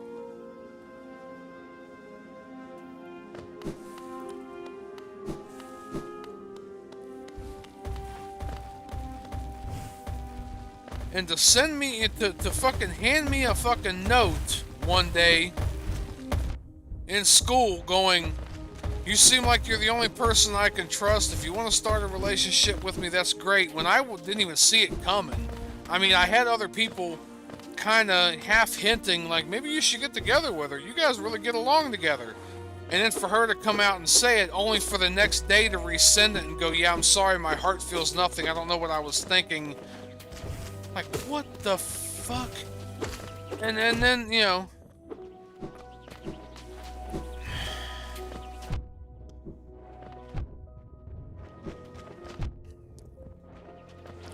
And to be honest, I don't know if things would ever be the way I hoped or wanted to be with her or with somebody like her. I honestly don't think that even being with her or giving her a chance, if shit did all of a sudden line up, would ever be the way I hoped it would be or the way I think it should be. But I miss her very much. And I wish things would have worked out.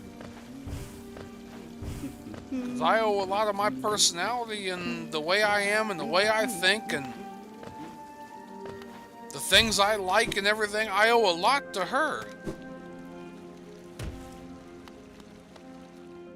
She was the first person without imposing anything. This was the whole problem. Without imposing anything on anybody. I never even thought of her in that way. I knew she had a boyfriend at the particular time, which he ended up moving away, and I don't know exactly how their relationship was because they didn't act like there was much of a relationship between them. But it wasn't my fucking thing to be worried about because she wasn't my girlfriend, and I honestly wasn't even really interested in her at the time.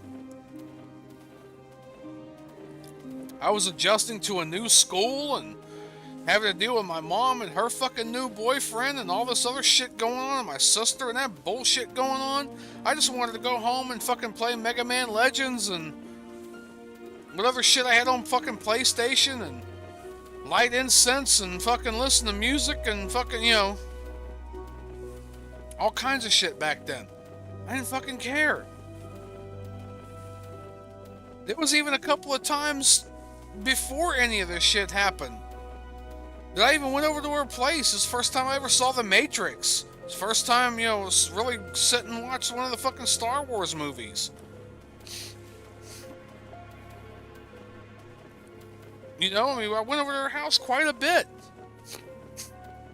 You know, watched movies and shit and whatever with her, and even me and her younger brother, like, fake wrestled on the fucking trampoline in the backyard, which was actually fucking funny.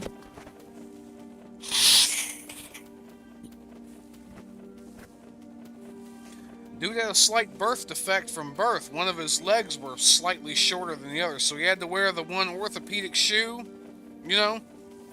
And I guess, you know, she was all worried about, because he was the younger brother of the younger sibling. So his mom was overly protective of him and everything.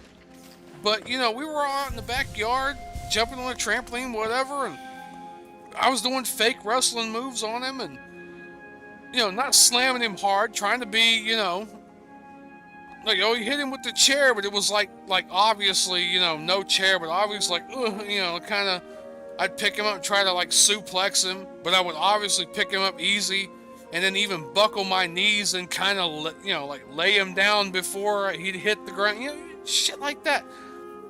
And at the end of the day, you know, Rachel was like,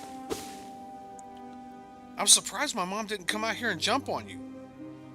I'm like, what do you mean? Like, no, she was watching like the whole time. I'm surprised she didn't come out here and jump on you. Why?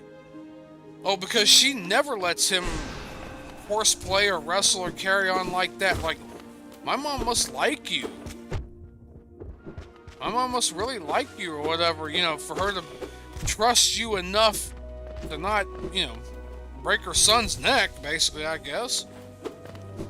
And I'm like, I'm just playing around with anybody who's younger than I am, who I'm trying to kind of, you know, because I even let him, you know, throw a few fake moves on me, and, you know, when like he'd grab me or whatever, headlock and try to do some kind of suplex, I would actually like jump and jump into it so it looked like, you know, I actually, you know, somebody told me later on, that's where you fucked up. I'm like, what do you mean? That's where you fucked up. It's like, well, don't you know that if a girl's parents like you, she automatically doesn't like you? Like, how fucking stupid is that? It's because when women, and even dudes, but, you know, when women are young enough and everything, and it's got to be that whole rebellion shit. It's got to be that whole rebel against the fucking system, rebel against your parents. Then you realize later on when you're fucking, you know, 37 or 27, getting on fucking 30, got a couple of kids, you realize that some of the guys that you were hanging around with when you were younger really actually liked you and would have given you the life you really fucking wanted, but you were too goddamn prideful to notice. And now all of us in our fucking 30s who's got money and got upward mobility and everything, don't give a fuck about you, because you give a shit about us when we were actually there and wanted to care for you and be with you and whatever. Now that we're actually, you know, making something of ourselves and actually, so now you want to come back and try to get with us and settle for us? Because that's all that is too. You know. No, we may not have six-pack abs or 6 foot tall or this and that, but, you know, we got enough money to be able to keep her in some kind of lifestyle for a while. So, you know, hey, fuck it, he's good enough, right? It's like, oh, well, so I wasn't good enough for you back then, but now I'm good enough for you now when nobody else fucking wants you. Like, that's what fucking irritates me. Where did all the good men go? You pushed them away. You had a fucking conga line of men, good men, lining up for you when you were fucking younger. Now that your options are dried up and limited, most of these dudes don't fucking want you because they know that they're settling. They know that they're just, you know, they know that they're just good enough now. And guys like me, it's like, well, I'm sorry. I would rather be on my own and do my own thing and live my own life and reap the fruits of my own labor than to be somebody else's good enough. Like, I'm sorry.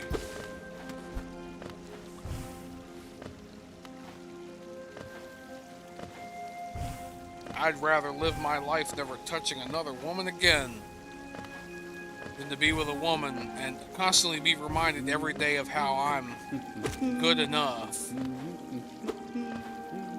I was settled for.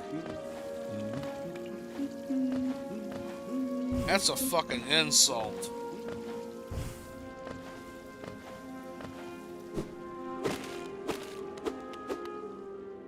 So I said, you know, I'm...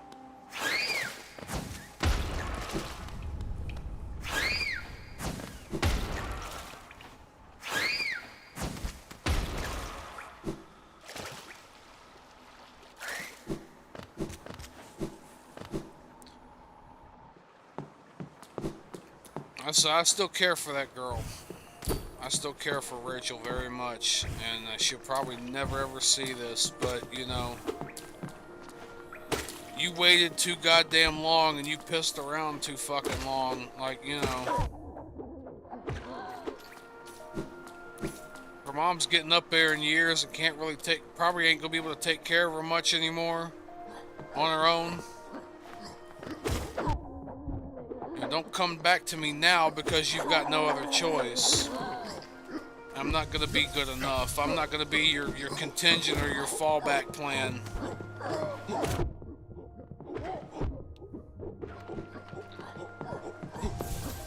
I'm not that fucking guy.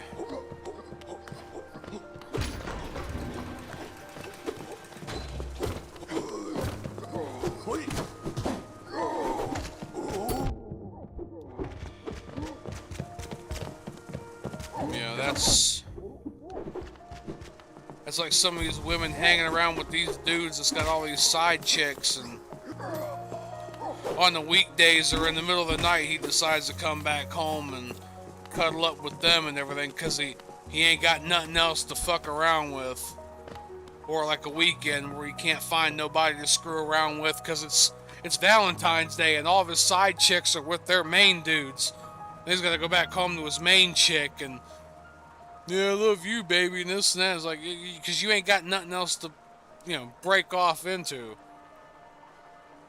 These women feel like shit when their dudes do that to them. That's how I feel. I feel like shit when these women do this to their men. Well, you're good enough. I got no other option, so I'm just gonna be with you because you'll have me. Because you're a stupid motherfucker.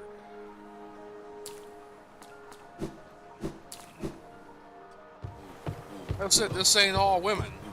Most women who are actually smart and intelligent enough and have the forethought have already done married dudes when they were in their fucking early 20s. Knew what they wanted, settled for what they wanted. Somebody treated them right, they fucking treated them right and actually stayed with them. Instead of, oh, well, you know, his nose is a little crooked, or he's got a patch of gray hair on the side of his head, or I don't know, whatever other dumb shit these people fucking come up with to fucking justify throwing a whole relationship in a fucking garbage can. That's all I'm saying. I mean, can we treat each other with fucking respect? For once? For, you know, for it all in fucking life?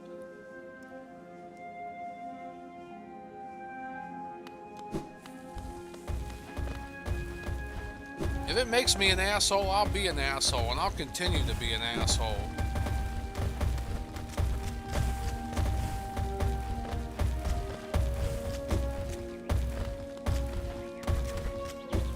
I'm just saying, you know, 40-year-old chick with fucking 34 kids gonna look at somebody like me and go, we're all the good men, going, no, nobody treat me like I'm a human being. Because you didn't treat anybody else like they were fucking human beings. You treated the men you were with like sperm donors to get kids so you can get welfare and whatever the hell benefits and social clout out of them.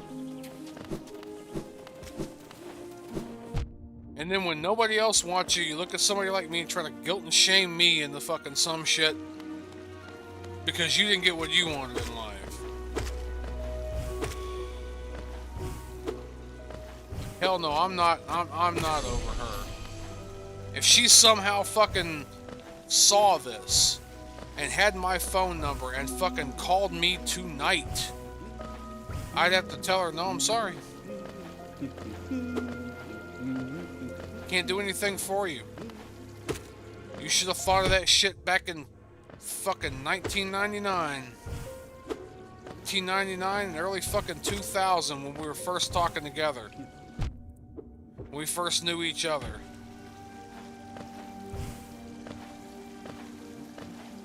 When I tried to invite you to the fucking senior prom and told you I'd do anything I fucking had to do to get the money up to fucking make sure we both went there. And you basically shat and pissed in my fucking face.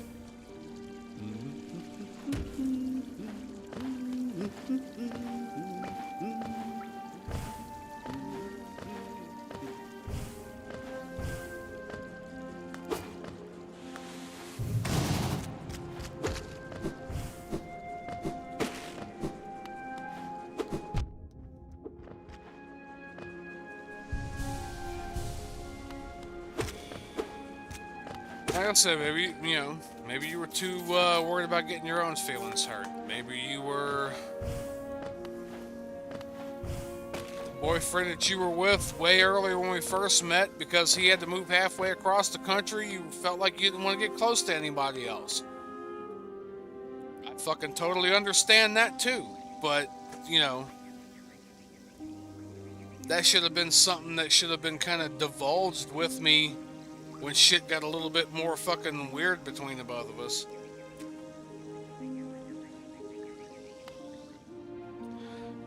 Even the coming back and talking to you fucking, you know, 8 years later.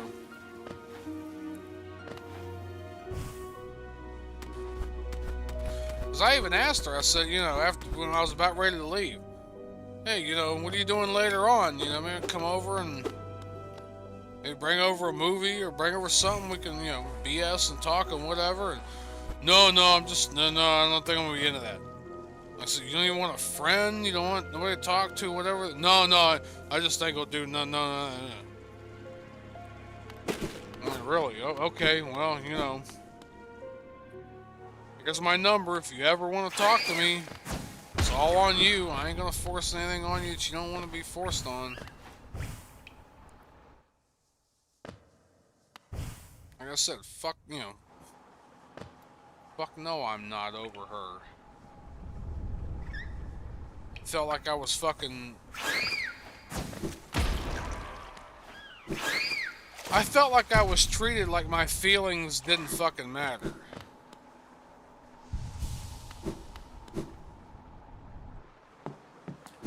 I felt like I was treated like some just silly, stupid, naive little person that didn't know what the fuck they were talking about or what they wanted. And that everything that I felt and everything that I thought was invalid because she thought they were.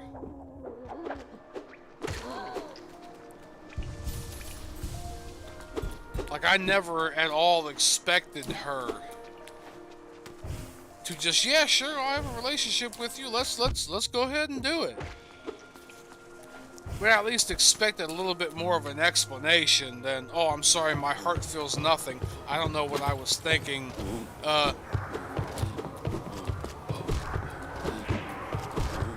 Or other people seem to expect things out of me that I can't, like... No, how do you feel?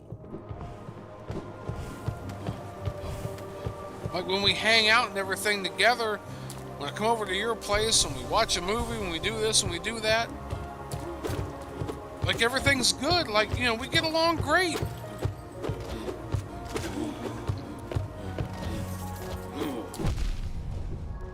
I mean, like I said, she had that dark, twisted sense of humor. It was funny as fuck. There was something, and I don't know exactly what the hell it was. Because I think her mom taught, like Bible school or something like that, and even she kind of half participated in some of that. Because, I mean, she was even telling me about, like, revivals and shit she used to go to and everything.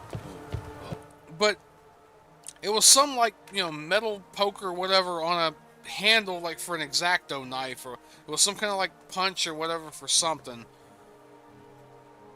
And I thought I was going to be a smart ass and look over at it and go, like, hey, and, like, kind of act like I was stabbing my hand in between my thumb and my forefinger, and in between my thumb and my palm, kind of like I was going to go, like, look, I stabbed myself, But I actually did end up fucking stabbing myself, like, ow. And with her mom there and everybody, I went, oh, shit. Nobody said nothing, nobody whatever, I just, shit, and dropped the thing. She picked it up quick as hell, didn't say a word, didn't this and that, just kind of picked it up, looked at the end of it, went like this, like she was pulling the chunk off, and went like that, and left it at that.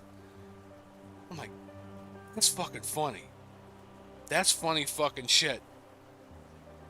Because I was trying to, like, you know, oh, look, I stabbed myself. And I end up actually stabbing myself, and she picks it up and just takes the chunk off it and goes, you know, like that, you know, like she, and then, didn't say a word. I'm sitting there thinking, that's fucking funny.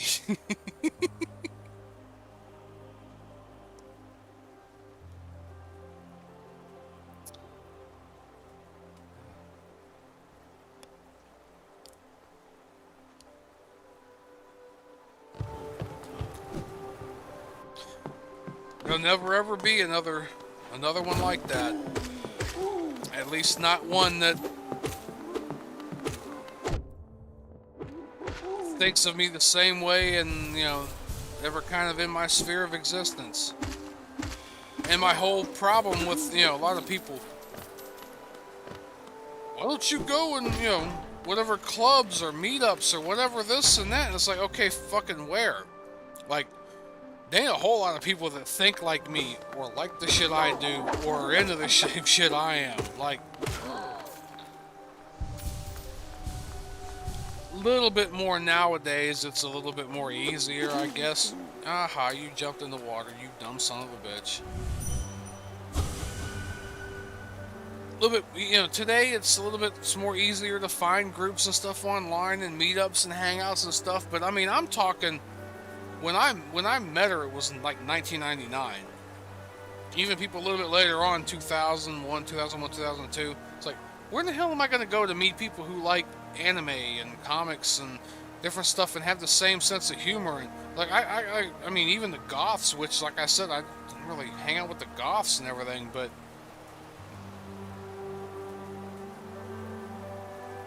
like, what do I do? Like, because I'm not really that much of a sociable person. I only really even met her and got along with her and started talking with her because her and the group she was hanging around with invited me to their table at lunch. Because when I first got to that school, that first, you know, year or whatever,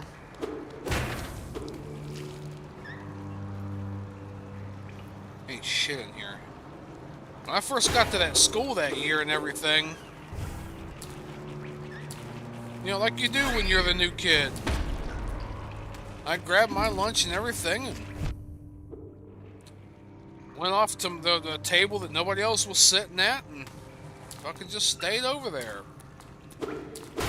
I think after a couple of days or whatever, them, because of the table that nobody was at was beside basically the geek nerd table. I mean, there was the one table where they were all hanging out with and everything, and I sat beside of it because nobody else was there. And all of them looked over at me, come over, hang out here, hang out with here, you know, hang out with us. And I'm, you know, reticent. I'm like, all right, you know, fine, you know, whatever, shit, you know, I got invited. I'm not going to kind of turn down an invitation. And these guys turned out to be funny as shit. You know, they were into the same shit I was, the same geeky, nerdy shit.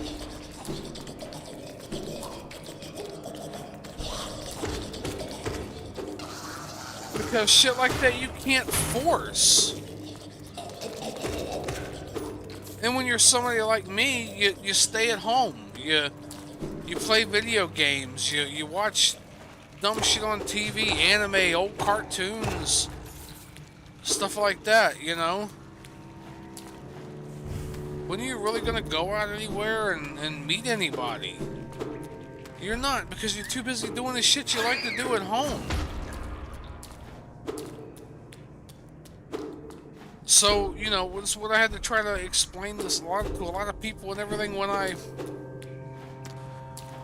would get into conversations with people about this shit. It's like, yeah, but that's not my personality. I like to stay at home and do the things I like to do. How in the hell am I going to meet anybody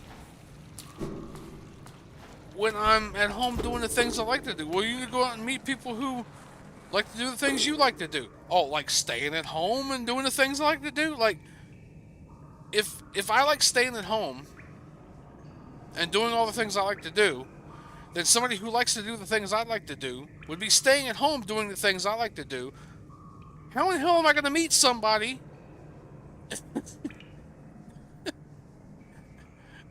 who likes the things I like when they're staying at home like I stay at home doing the things I like to do?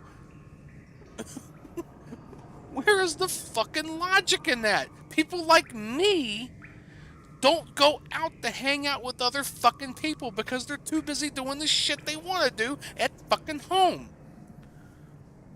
Want to play fucking knock knock and, you know, you watching anime?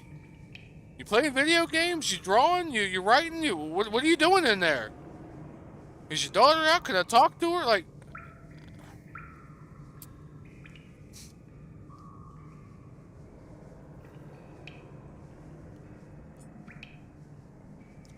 thinking that I was gonna meet somebody that met, you know, that met my criteria, that liked what I liked, in that fashion of just go out and meet somebody.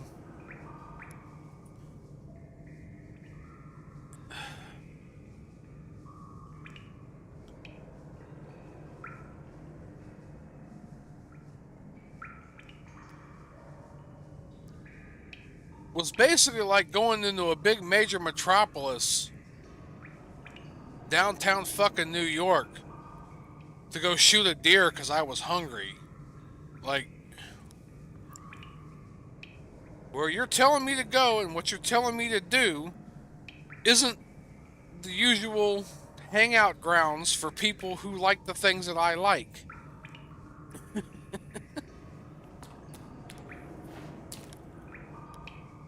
You know, it's...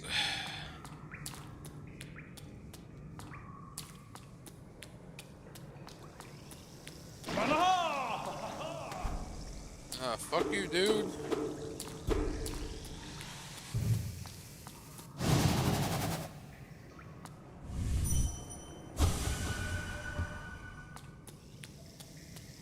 I mean, you know.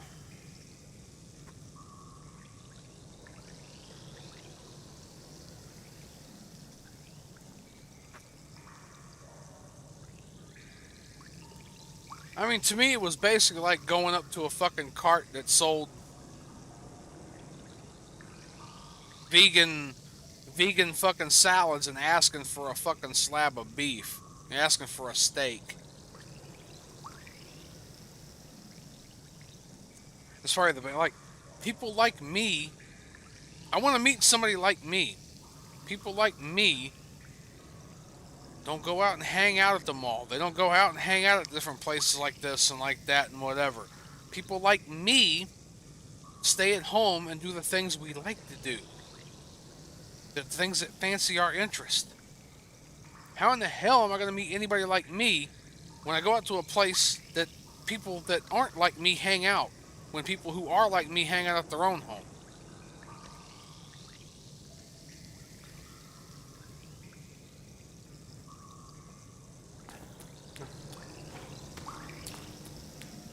But these people that I used to try to talk to didn't understand, because most of these people, like my mom, met all their exes and their significant others in bars. Because these were the type of people that these people were. Even as much as I drink now, I didn't start drinking like this till I moved back with my aunt and everything and my cousin in Virginia. And the only reason why I stopped drinking like this, or started drinking like this, was because I couldn't smoke dope anymore. I mean, that was...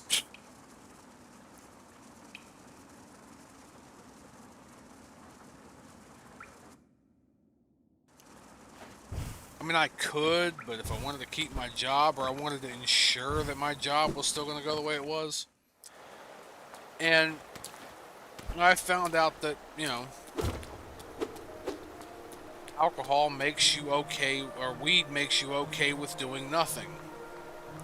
Which I also found out that kind of alcohol does the same kind of shit. Holy fuck, something's coming for me. No, I just came through here. I'm aimlessly fucking wandering around because of the fact.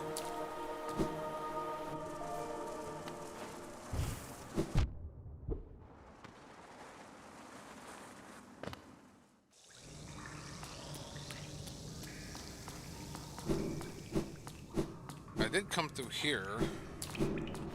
Oh.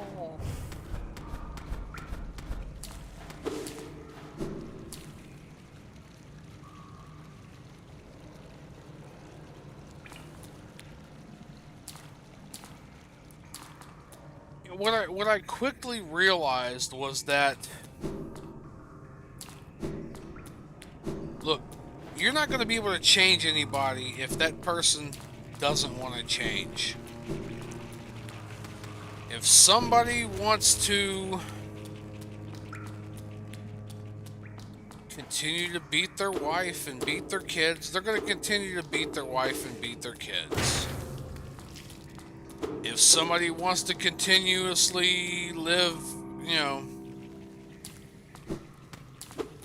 drink and drive and keep drinking, they're going to keep drinking and driving. If people are the types of people that, you know, especially if they have enough money and whatever like that, or, you know, some women, if they're enough of gold diggers and get with guys and everything that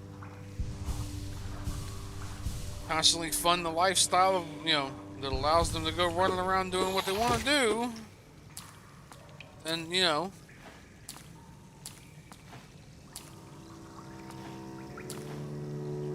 but there's some people that I've met that, you know, my, one of my last girlfriends, we could not sit at her place or sit at my place for longer than a half an hour, 45 minutes.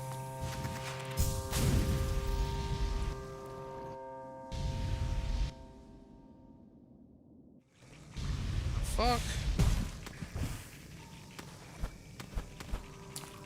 We couldn't sit at my place longer than a half an hour, 45 minutes. Or her place. Without, well, I just feel like a bum. I feel like I'm not doing anything. I'm like, you're here with me. We're watching a movie. We're, I don't know, we're playing a game. We're talking. We're, you know, conversing. We're trying to get to know each other real good. Like, not just the whole, can we at least stand each other for, you know, an hour and a half while we go out to eat and hang out with your fucking friends. Like, you know, you ask me some weird questions and I'll tell you some weird fucking answers, and you kind of give me that look like, oh, you're kind of fucked up, but I kind of like it, or I don't like it, or, you know, like, we never even got to that point. Well, I just feel like a bum. So, oh, wait a minute. No. You feel like a bum for not running around and being in contact with any and everybody that you possibly can, in the hopes that somebody better than me, or better than whoever you're with, or better than whoever you've been kind of crushing on, comes along so you can kind of climb up, monkey branch up that fucking ladder. Like, you know, what are you afraid of missing out on here? You came to me, you've been talking with me, you say you want to be with me, and yet for some reason you can't hang out with me one-on-one at my place or at your place more than a fucking half an hour without feeling like you're missing out on fucking something.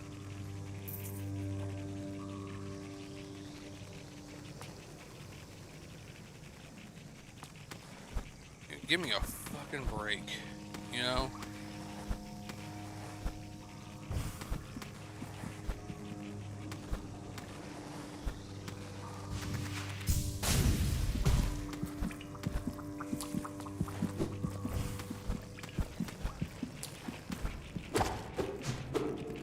We could carve fucking pumpkins.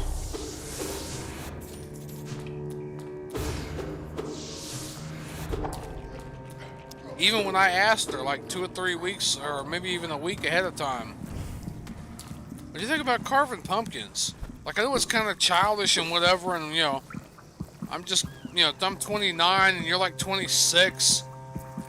But, you know, how would you think of carving pumpkins or whatever? Because, you know, just fuck it, because, you know, like, why not be a kid? Why not just do some stupid shit? Because we're, you know, we want to hang out with each other and we want to do goofy shit, and, you know, why not? Oh, I would love to carve pumpkins. Then when I got everything together and everything, and then started, you know, brought them in the house, and I'm starting to take the Sharpie or whatever and mark where I want to cut them and all this and that. And all of a sudden, yeah, I just feel like I'm a bum. I just kind of don't want to do this because I just feel like they're the... And of course, she was on call firefighter, so, or, you know, firefighter EMT, so she gets a call real quick. Oh, I gotta leave. I'm like, if you feel like that's what you gotta do, and I'm not being an, you know, like, if that's really important to you, then you do what you gotta do. Take your call for the EMT, take your call for the fire department, whatever. I'll be here waiting for you when you get back to, you know, the apartment. And then come back and, yeah, I just don't feel like doing anything. And the next morning, yeah, there was a whole lot of other shit, but, you know, the pumpkins ended up being given away. Fucking never got to carve them. Even, you know, 'cause I'm just the type of person, like, there was a lot of shit that went on between my mom and her boyfriends at the time, and a lot of shit that went on back then, and it's like, most of the time when my mom was with a guy, we didn't carve pumpkins, me and my sister. We didn't carve pumpkins. We barely decorated the fucking tree.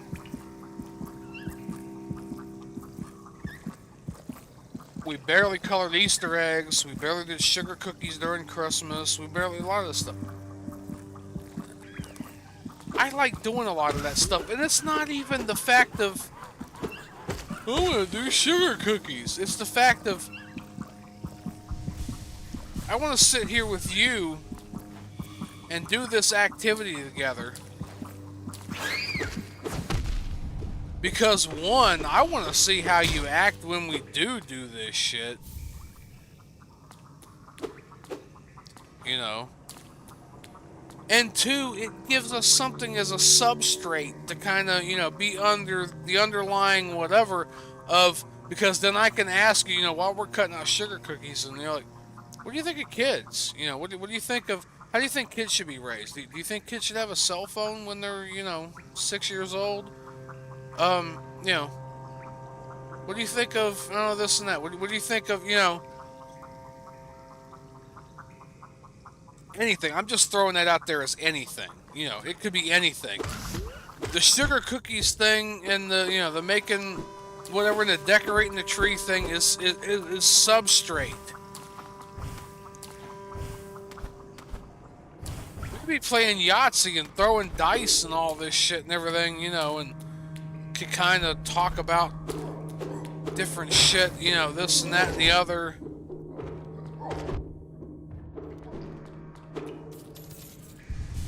It's the substrate. It's the you know, it's the basis for why we're together. That was not fucking sexy at all. You son of a bitch. One of the guys we used to work with, one of the managers, he was a manager, but he was kind of like a supervisor, whatever, of the shift. And the last job I was at before I started driving truck, him and a bunch of other guys started coming up with shit like, you know, when shit was going wrong, or somebody say something that wasn't quite right, or, you know, like, when it wasn't the way you think it should have been, it was kind of like, well, this part's kind of messed up, and the way this nozzle went over here, it could have got gouge in the side of this part, and that's not sexy. Like, my wife brought me a Thanksgiving turkey, but it was a little bit dry in the middle, and that's not sexy. Like, that was the whole joke was, that's not sexy. That was the epitome of, that's not sexy. As opposed to me and my cousin, I don't know if it was his friend that talked to him. I think it was his friend, because they had tickets, these free tickets to the drag races on this, and not the RuPaul's, I mean the actual, you know, motor car drag races. And so I think he was talked into going with them and everything, with him and his mom and his stepdad and everything. And my cousin was going to go with him because that's his best friend. And my cousin's like, you want to go with us? You know, it's on a Saturday or whatever the hell, you know, you ain't got to work. Yeah, sure, I'll go with you, whatever, you know. It's a thing, it's an experience. So we went down there and everything. And of course, I mean, when we get down there to the track, I mean, there's, you know, muscle cars and fucking drag racers and this and that. And, you know, we start going through, and we even found these snowmobiles that were souped up and shit with these slick ass tracks on them. That, snowmobiles? And me and my cousin are looking at each other, and we're kind of putting two and two together, thinking in our head about how these things would go, and we're looking at each other going, God damn. Like, this motherfucker's got a shit and get it the way they fucking talk, like, right? Well, we come across these other muscle cars and whatever, and his friend goes, ooh, sexy. And I look directly at him and goes, yeah, I'd fuck it. And he gives me this look like, what? Like, this motherfucker. And then after a while, and I think even after a while, because of the sense of humor my cousin has, and, you know, his friend will get into it, but he's the one that's like the last to get the joke. Seems like. his friend was even after the end going, oh yeah, that's sexy. I did this and that. Like even nowadays, you know, he talk about whatever car, whatever. I don't fuck that car. I was just fucking around. Like, but he just, ooh, that car's sexy. And I looked at him like, yeah, I'd fuck it. And he was like, what? Like, yeah, that tailpipe don't look too loose. I'd fuck it. It's just fucking stupid shit. That's the type of sense of humor I have. I have this fucking weird, wild, fucked up sense of humor. And nobody can get around it. And everybody wonders why I'm fucking still single. I'm single because I'm still single. I'm single because of me. Because I don't want any fake ass fucking dingleberry fucking hanging off of me for my goddamn money, even though I don't have much, but I make enough. Or what I can do for him. No. I want you to wake up in the morning and look over at me and go, what's up, you bastard? You know, I would say something else, but, you know, YouTube. But, you know, like, me and my cousin, I'd walk in from fucking working at night, you know. I like working night shift. I don't know why. I was like working during the night and then coming home and sleeping during the day. I'd come home about the time he was coming home from, or he was getting up. No. What? No. Wait a minute. No. What the fuck is that giggling? Ain't right. It ain't right. That's not. No. No. No.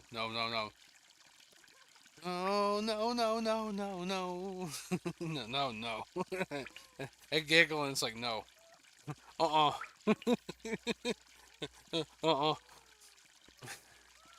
gonna go up there anyway, but I mean, I would come home at what was it, 6 o'clock, something like that, 6:37, 7:30, something like that in the morning. He'd be just kind of getting up. And sometimes, I mean, well, before when he was, you know, trying to really, you know, because now he's trying to actually go to bed by 12:30, you know, 12:30 and midnight, and get up 6, 7, 8, you know, depending on how tired he feels. He's usually up. He usually 6, 7 hours or whatever of sleep. He's done. He's ready to get back up.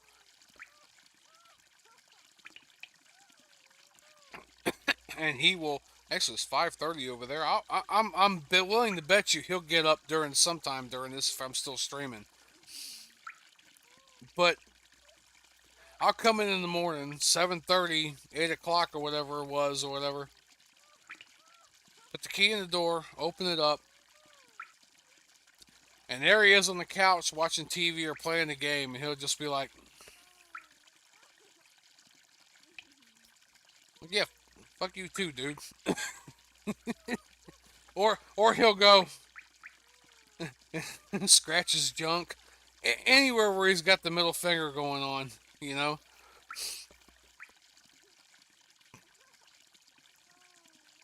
And you know, I mean, it's just, you know, that kind of thing like that. I mean, my first girlfriend wanted to try to do the whole for a while, and I had to stop her. Come in from work, as soon as the door opened, she was running toward me.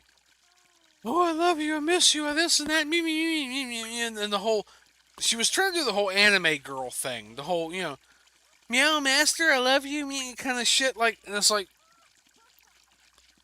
it's only cute when anime girls do it. It is only ever cute when anime girls do it. It's not cute when real life girls do it. I'm sorry.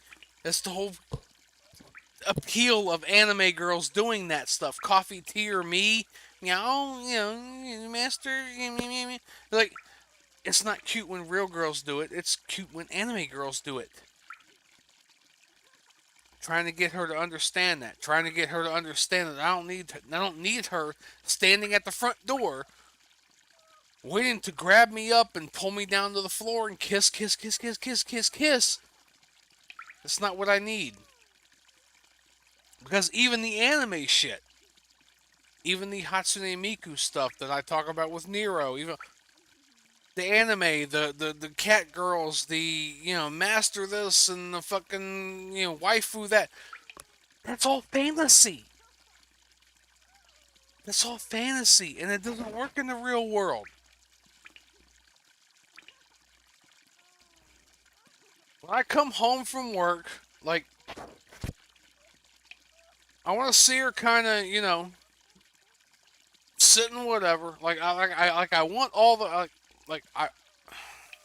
I would like dinner to be done. Yes, that's asshole-ish of me. Women in the kitchen. But she was at home the whole time. All day, not doing a goddamn thing. She could at least make dinner. If everything was reversed, I should have dinner ready too. But no, her main concern is trying to wait for me to get to the door and then fucking jump on me like an anime girl. No. You know what would have fucking put my drill sergeant at attention? Well, first of all, she'd learn how to roll. Not roll casket or roll as in Mega Man. I mean, roll a fucking doobie or roll a blunt. But if she'd have been waiting at the kitchen with a plate of fucking food. Here you go. Kick your shoes off. Sit down here. Here's your plate of food. Here's your drink. I didn't drink at the time. I mean, here's some Dr. Pepper. Here's some Pepsi. Here's your iced tea. Here's your drink. Here's your food. Take your shoes off and everything. Maybe even take my socks off or whatever. Let me fucking recline. Watch some shit on TV I wanted to watch. Whether it was the next episode in an anime I wanted to watch or a stand-up comedy I wanted to watch or whatever. I mean, it wasn't as if I didn't make it absolutely clear to her, because a lot of times I would program a lot of shit to be recorded on the DVR, before I left the house quite a while ago, or I had shit in series. So it's just like, I've been on my feet for 8-9 hours a day. I'm coming home. I'm tired as fuck. I want something to eat. I want my feet to feel alright. Let me kick my shoes off. If you want to take my socks off, or I'll, do the whole, foot shuffle thing and peel them off myself, I'll peel them off myself. Let me sit back in my recliner. Give me something to eat. Give me something to wash it down with. At that particular time, I like to smoke a little weed.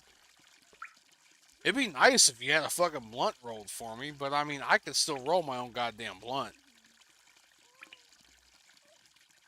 Let me eat and drink and have my fucking blunt.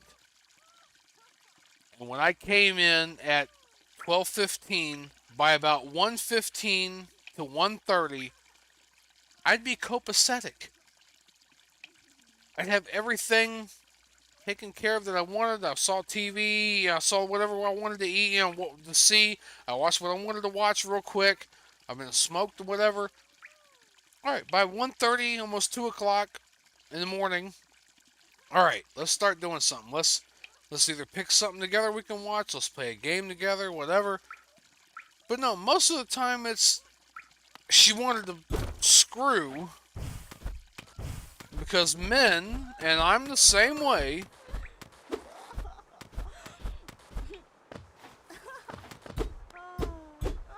men can't get in a situation where they screw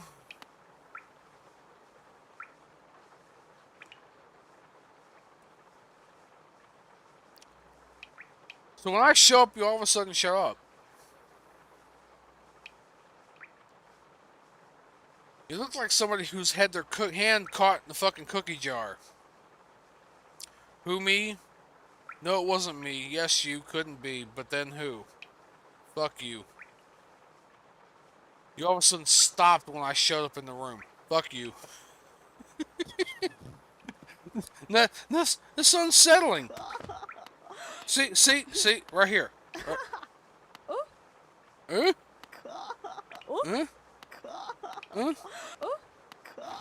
Fuck you. Fuck you. No. No, no. This can't be. No, fuck you. But, I mean, it's... She wanted to, as soon as I got home, and maybe tried to cram something down my fucking throat. Wanted to jump my fucking bones at 12:30, 1 o'clock, so that I would go to sleep because... And, I mean... I hate the stereotypical, oh, men can't please women and blah, blah, blah, blah, blah shit, but we all know, men all know, I know, you, any other man knows. Once we finally finish...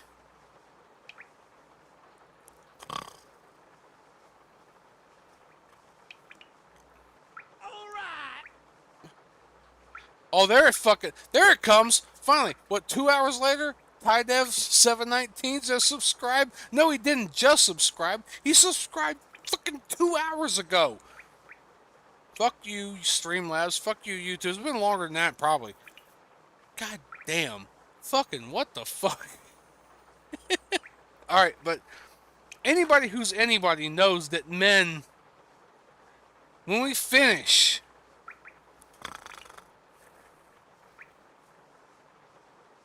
And I tried to tell her, if you want to hang out with, this was, a little bit toward the end of the relationship. If you want to hang out with me in any capacity, you're going to have to feed me a little bit. Then we're going to have to hang out and play some games and do some this and do some that. And my schedule was, I come in about 1:30 or 1:15. I needed to go to bed by 6 in the morning. 6, 7, 8, 9, 10, 11, 12, 1, 2.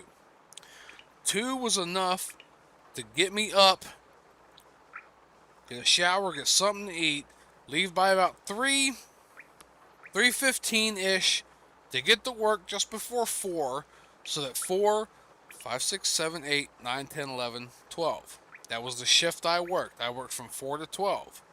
At that time we were together.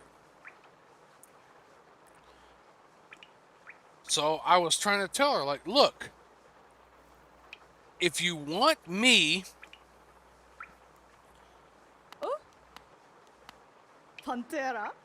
Kattereo! So just left me, you have doubt since my affluence. Really, bitch? You're right to guess I'm renowned amongst the upper caste of Hallownest. Well, good for fucking you, you elitist fucking fuck. Do you want to fight me? No, because you don't fight directly. You have some other big motherfucker come out and try to rip my head off and shove it up my ass. Those cretins cast me out. Have you met them, my former fellows? Fellows? Hey, fellows? Let's go get a soda water down at the drugstore. How about it? How about it, fellers? Ugh. I'm busting outside, body shambling all around. Running around all mindless and empty, and I'm still alive to witness their pathetic demise. You're best sure you're pretty happy about that. I'm sure you're flicking the bean over that. I'm just so happy. Fate can be a wonderful thing. Oh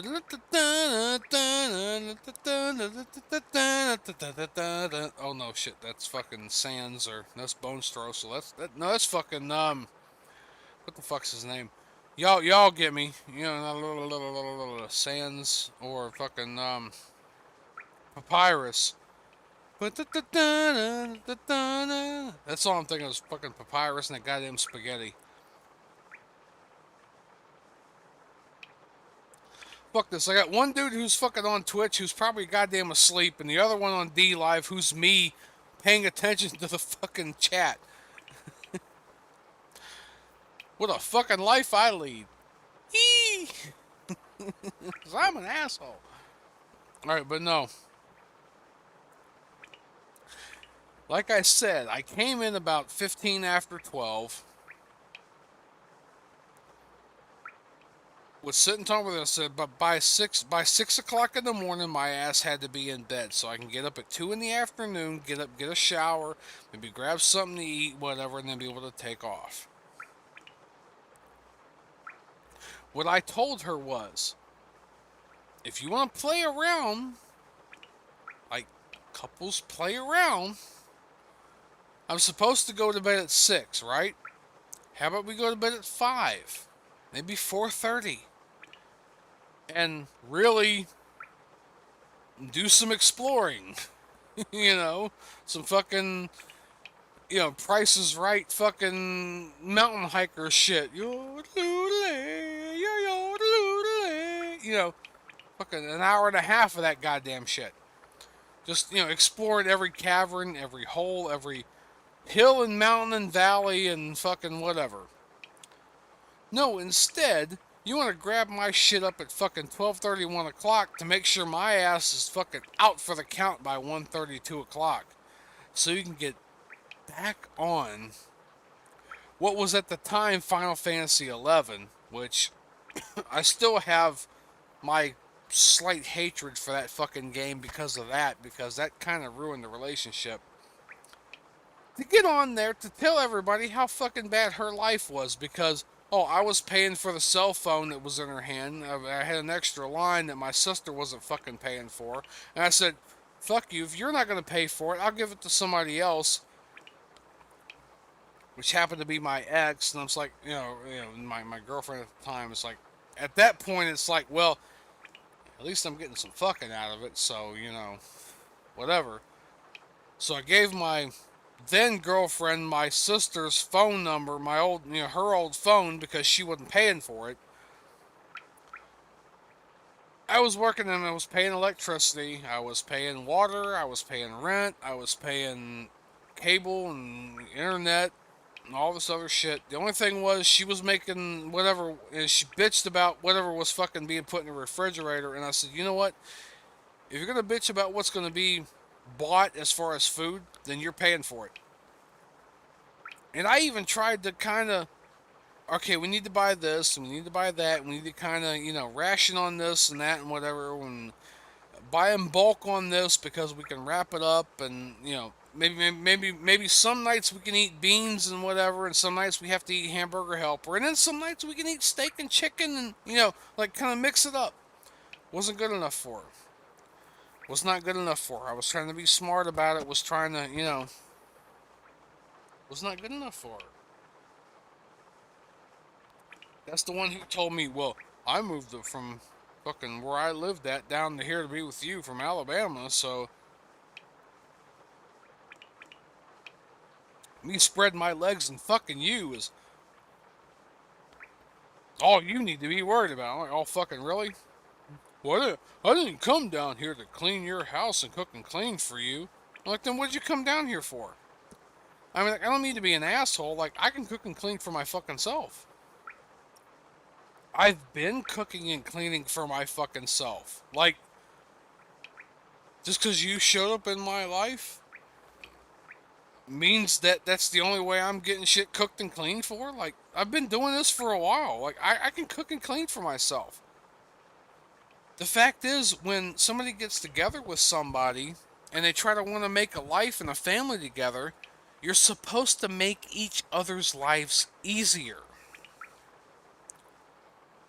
So when I'm out working all day long and then come home, instead of me cooking and making food and cleaning and doing whatever and putting more work on myself, you do that, but at the same time, if you were by yourself, you'd have to actually get a fucking job and work and do this and that, and then still cook and clean and do whatever for any kids you may want to fucking have, because most women want kids.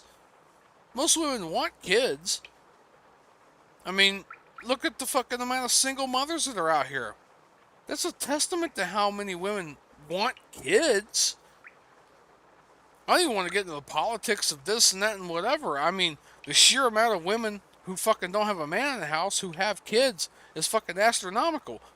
Apparently, these women want kids. Now you gotta work twice as hard or depend on the government, which is what the government wants you to do. So, if you're with a man, how hard is it to cook some dinner? cook some dinner for you and the 1, 2, 3 kids you may have with him, plus enough dinner for you and enough dinner for him, 5 servings. Have it ready by the time he got in. So he gets in, kicks his shoes off, gets something to eat. I think everybody should be eating at the table too. I mean, I think, now, and that depends. I mean, I know, some guys, and I'm the type of person, I like to work at night. So I'm probably going to get in at fucking either, 4, 5, 6 in the fucking morning. I get that. But first of all, any and every time that everybody can sit at the table and fucking eat, they should. No fucking excuses. But if the guy works midnight and it makes more money and that's the only shift he can get and that's the only shift he can stand, then, you need to work with the kids and go, this is when daddy works and this is when whatever. And during the weekend, we're all going to get together and we're going to do this. Like, I'm not against people being with people. I'm not against a man being with a woman.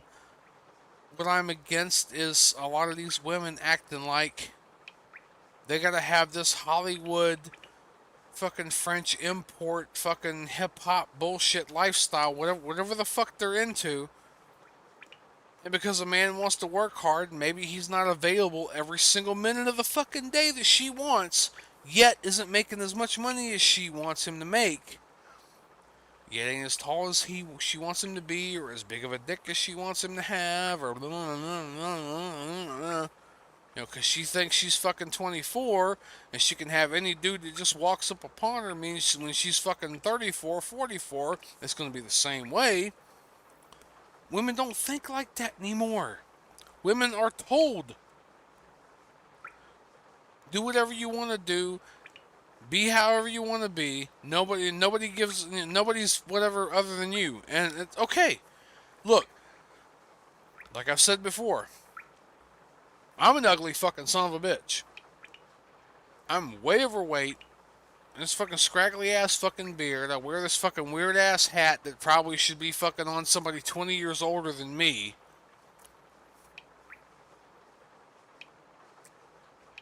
I'm a misogynist fucking prick. If I can't find a woman that wants to be with me for me, then you know what? I'm the fucking problem.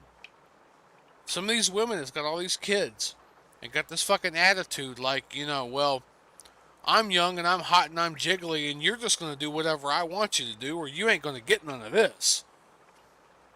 They quickly hit that fucking hubris of, when they're fucking 30, 40. Nobody wants that. You think you're Jello with fucking, pineapple and fucking cherries and fucking pears and peaches and fucking whatever in it. And later on, by the time you turn fucking, by the time you turn 35, 40, you're like Jello with like fucking barbed wire in it. We don't want that. Sorry. We don't care. Don't want it. Do that. Cue that dog gif or that dog image where it's like, do not want, like that, Here's fucking Nero. You're still watching, you fucking son of a bitch. Discord is the word. That was 9 hours ago. That was RP on fucking Hangouts. You motherfucker. Alright, no, okay. Damn, really? Post a video. That was yesterday, 8:05 p.m. Okay. Restream. Conspicuously Incredibles live. Post a video. It's me Seeks. Tonight's, and he was just 3:06 a.m. Tonight's summary autism MP4. Alright. I got a context, which is a thing in my Discord that I have going on. Every woman is going to be able to at least father one child. I mean, at a time. At a time. There's a such thing as twins. There's such thing as triplets. There's such thing as, you know, was it quintuplets, fucking, you know, octos, whatever fucking, oh, fucking octo mom with her fucking, you know, medically induced fucking bullshit and that fucking doctor getting sued, whatever the fuck. I mean, on average, one kid at a time. Freak occurrence twins. Very, very freak occurrence triplets. After that, it's some fucking act of fucking medical fucking intervention or some act of God. And God don't interfere in a whole lot of bullshit because apparently he made us with enough fucking smarts to be able to get out of the goddamn rain when it's fucking raining. Why would he want to fucking sit there and interfere? Oh, I think this bitch needs 5 kids. Like, no. We got enough smarts to get out of the rain. I don't think he's gonna... I mean, it happens, but... It's like lightning striking twice on somebody's fucking birthday when they win the lottery, when their goddamn mama fucking, you know, bakes the best meal they've ever fucking had with the flowers she got for fucking 2 cents a pound because the fucking place was going out of business type shit. Like, no. Every woman... What, Janet Jackson? No, let's not talk about Janet Jackson. Favorite for all that was fucking goddamn, that was Valentine's Day. No. You know she's a bitch. I don't want to say the Janet Jackson joke that I fucking know because it's bad. Every Janet Jackson joke, you know, is bad, okay? We shouldn't talk about Janet Jackson because Janet Jackson is bad, okay? Well, not Janet Jackson, but jokes about Janet Jackson's bad, okay? We shouldn't talk about jokes about Janet Jackson, okay? So, you know, Janet Jackson's good, okay, but Janet Jackson jokes are bad, okay? Everyone's going to be able to at least father.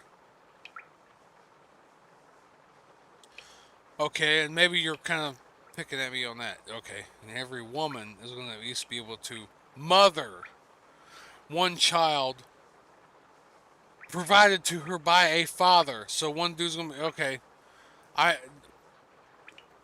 drunk, dude. I've been drunk. I'm looking at this now going, oh, that's what he's fucking with me with. Every woman is going to be able to at least father one child. Not every woman is going to at least be able to mother one child. He's fucking with me over semantics. That's the kind of asshole I need in my life. Like, honestly, I need in Discord. Like, I need more of you motherfuckers. Mike said something stupid. Yes, he did. Alright. Every woman is going to be able to at least mother one child. That's what I meant. A lot of women are doing some of these jobs that can easily be automated. I didn't mean in the context of mothering or fathering or mothering or mother-fathering or motherfuckering these jobs. I meant that these women standing at these fucking checkout lanes in the grocery stores, I can easily scan my own fucking groceries. A lot of these women at these fucking warehouses that I check into as a truck driver, I don't really even need to talk to you. You should have a machine there, some kind of fax or whatever machine, where I can take the staple out of my fucking paperwork, shove it in, push a button, maybe even put my fucking phone number in for a text message. Boop, boop, boop, boop, boop, boop, boop. Done. If it shoots out the other end, I can take it back with me, or they keep it and send me a digital copy, or whatever. And then I park off into a spot off to the side. I get a text message saying, go to door 15, or whatever the case may be. Pull around, go to door 15, pull up, start backing in, get lined up, open my doors and shit, back up into it, back up, pull my fucking brakes, turn my lights off, sit there and wait, get another text message saying, your truck has been unloaded, here's whatever. I mean, they're already doing the fucking lumper fees. Here's the link to pay the lumper fee. You pay the lumper fee, you talk to your fucking company, get the COM data code, you put that in, whatever, okay. Then you either go up to the front after you know, they say they're done, you pull up, close your doors, go around to the front, they either give you a signed copy of your paperwork at the fucking guard shack, or they email or text you a copy of the signed fucking bills at the guard shack, or you know, from whatever, and when you go to fucking put your loads in for the week, you use those GIFs or those JPEGs or those fucking PDFs to then forward to your company, which they should already fucking have to begin with because they know your carrier and they know all this other fucking shit, to forward to your fucking carrier, so I don't even have to talk to you.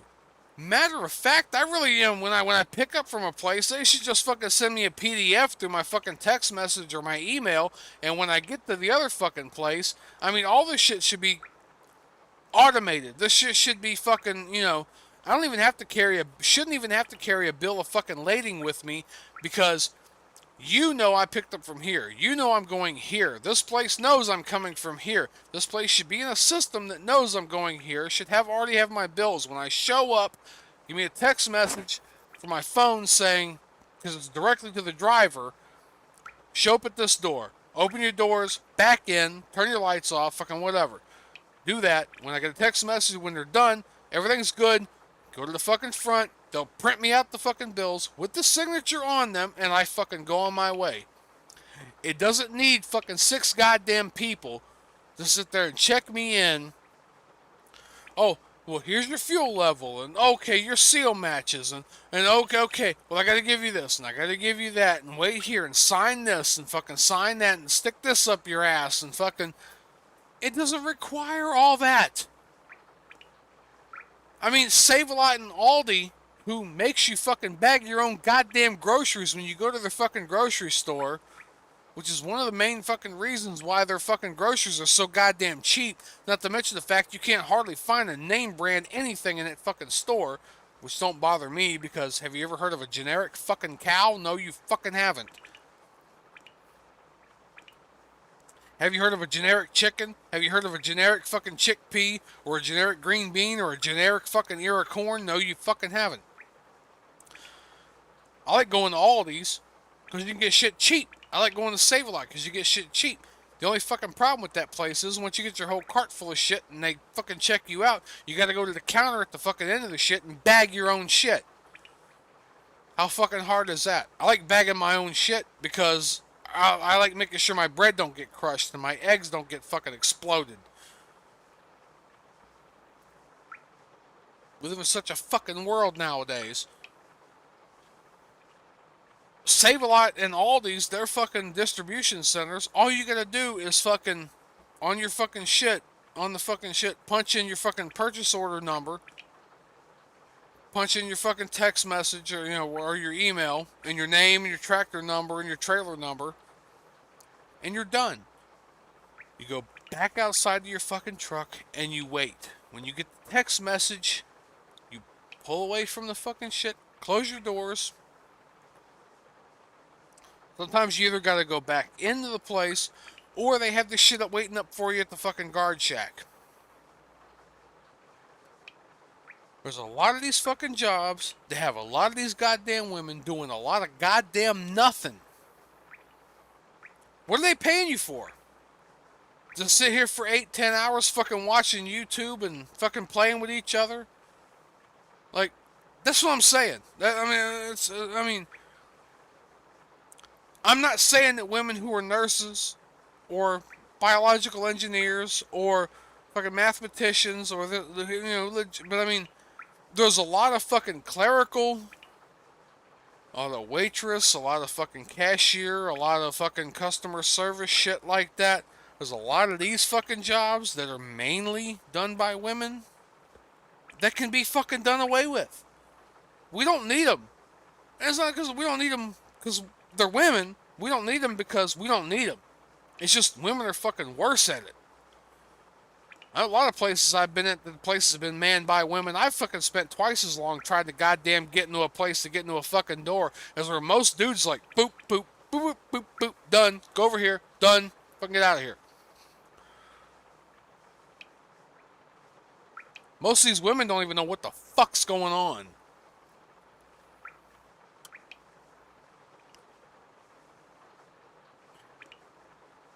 So that's what I mean by a lot of jobs can be automated. I'm reading Nero's. I ain't gonna show exactly because you don't want to be whatever, but yeah. I mean, the one in high school, Rachel. No, I'm not fucking over her. No, I'm not fucking over her. I told you, I'll admit whatever I need to admit whenever I need to admit it. And no, I'm not fucking over her. Oh, what the... Oh, talking about fucking, talking about fucking Gadget Hack Wrench when I was talking about mice and rats only living about 2.5 years, and that Gadget was probably not even a year old, technically, because of the way way rats and mice age. But then below it, he goes, I'm a black man, Michael, for context. At this part of the stream, you said you didn't know how I look.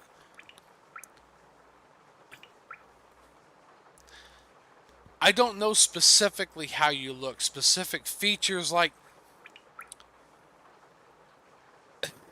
if anyone were to like, oh yeah, that dude's a Chad. Like, that dude's a facial hair, this and that. Like, I don't know. Like...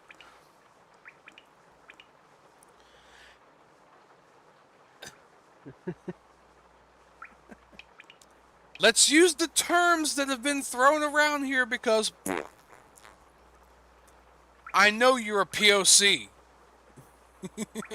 You're probably like, God damn, he said POC, fucking...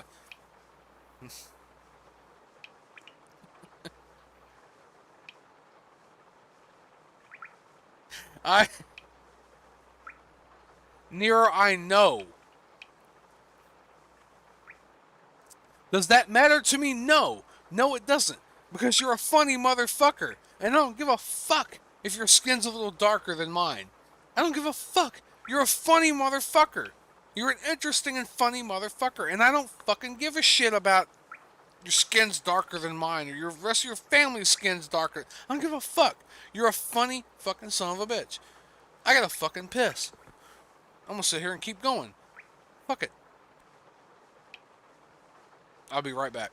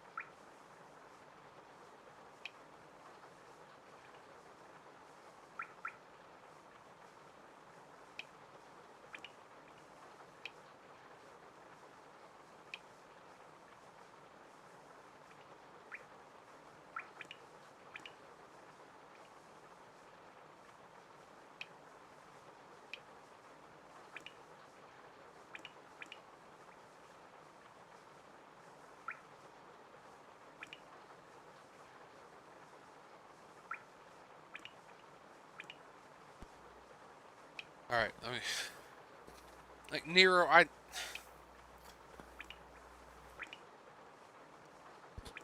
know you are much more soulful than I am. Like, you was Kangs and shit. I understand that. And I don't care, because you're funny. You're funny, you're engaging. Like, I never cared about that. I hung around with dudes and everything back when I was fucking worked at Taco Bell, especially this one dude, all the time, man. We were inseparable there for that fucking year and something. Smoke weed, go over to his house, fucking joking and carrying on. I mean, he showed me the fucking original Kings of Comedy, and we laughed our ass off, and we fucking quoted that shit all the time, and I mean, I even posited at one time, even though nowadays somebody want to go, oh, that's racist, and that's imposing. So it was some comedian somewhere or another on TV talking about how their grandmama or their mama. Sharafanu? Shush. Didn't say anything to you. Shut up, bitch. No, their mama or their grandmama or whatever had that goddamn mason jar full of grease, full of bacon grease on their fucking stove as they grew up. Maybe either with a fucking actual mason jar lid or with a fucking, like, square of fucking aluminum foil slapped over it. And when dude fucking heard that, he laughed his ass off, and he looked over at me and goes, you don't know nothing about that. I looked over and straight up, the fuck I don't know nothing about that. So my grandmama grew up in fucking West Virginia and all that other shit. Like, maybe, you know, my mom even at one point in time, like, you know, because she got it from her mom, but my grandma, you could not go in my grandma's house at any one given time and not see a damn mason jar full of fucking bacon grease on the goddamn stove. And so we had the mason jar of grease on the stove. We had the fucking basket full of biscuits on the fucking kitchen table. We had all that shit. Like, this ain't a fucking black and white thing. This is a country thing. I told you guys, my grandma was born in fucking West Virginia. This woman never washed the dishes. She washed the dishes. Those animals outside that flew around with beaks, they didn't have feathers, they had flevers. When the refuse was full and you had to take out the bag and whatever, you took out the crash. Put in the crash can. You ate your soup with a spoon. A spoon, S-P-O-O-M, spoon. I didn't have squash until I was like 12, 13 years old. I ate plenty of squash. I ate fucking plenty of squash. Like 12 years old, somebody says squash. I'm like, what the fuck is squash? You know, go out in the garden, sometimes it's yellow, whatever, you cut it up, you know, maybe flour fry it, or even just, you know, just saute it a little butter. You mean squash? No, squash. Squash? I had plenty of fucking squash. Like, you know, I can understand the whole culture, and all police don't look at it the same, and employers don't look at it the same, and lenders don't look at it the same, and I don't know any of that, and I can't speak to any of that. But there was, like, certain cultural differences, especially when me and fucking... Dude's name was David Phipps. He went by the name of Skip. Because everybody called him Skip. And I think Skip was the fact that fucking whenever shit went down, he skipped the fuck out of there. So his nickname was Skip. And I hung out with this dude for like a year and a half. No problem. We smoked. We watched shit together. We fucking... Oh, goddamn. We laughed our asses off fucking Jackie Chan and Drunken Master. This dude even looked at me one day, and I'm not fucking shitting you. This is fucking 2001, 2002. He looked at me directly and goes, dude, we dudes. We bros. Why ain't you calling me... And, of course, because people are going to fucking... Why don't you call me N-word and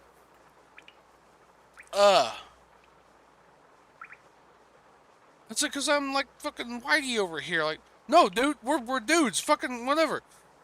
So, like, after a while, I was like, one of these days, he pulled up beside me. I was walking somewhere, and what's up, dude? And I said, what's up? And he laughed. He laughed his fucking ass off.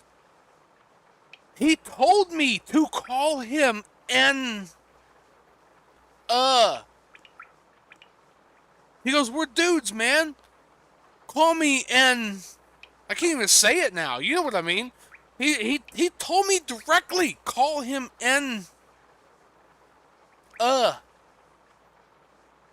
And I did, and he laughed his fucking ass off. This is how far we've fucking fallen. I said, dude, I didn't even want to do that. It don't feel right. He goes, you my dude. You hang out with me. We smoke together. We listen. We dudes. Call me. You know, call me. And I did. And he didn't give a shit. 4 or 5 years later, I hadn't seen him in that fucking long, and I still, what's up? And he laughed. What's up? He called me the same word.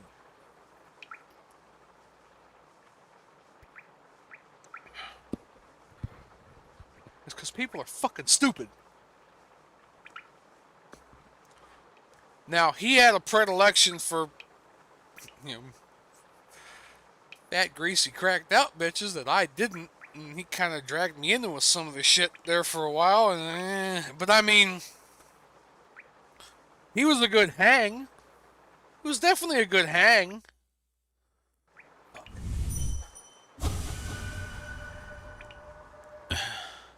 He was a good hang. And I didn't have a problem with it. And he didn't have a problem with me. He knew I was fucking Whitey McWhitey. And I knew he was fucking Blackie McMidnight. He didn't give a shit. Ooh. Shut up, bitch. What the fuck is this bitch's problem? I'm like over here. Then I'm over here. And she's like giggling in anticipation. Oh. It's like that bitch that told some other dude to fight her old man or whatever. No, I gotta get out of here. No. You're too much trouble. You're too much trouble. You're like that girl who likes to start a fight in bars just to see her man fight another man for your tainted love. Tainted love. Don't touch me, please. I do not want the syphilis.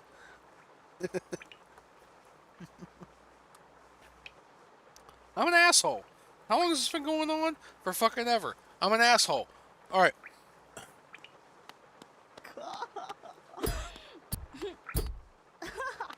I can't even... Oh no, there we go.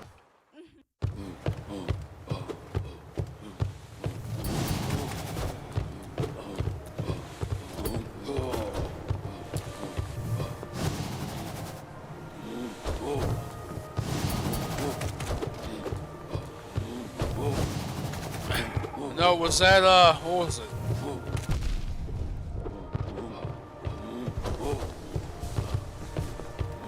It was that movie years ago, probably 93-ish. If y'all remember, Dennis the Menace. I think it had Meg Ryan in it. Whatever, as Dennis's mom.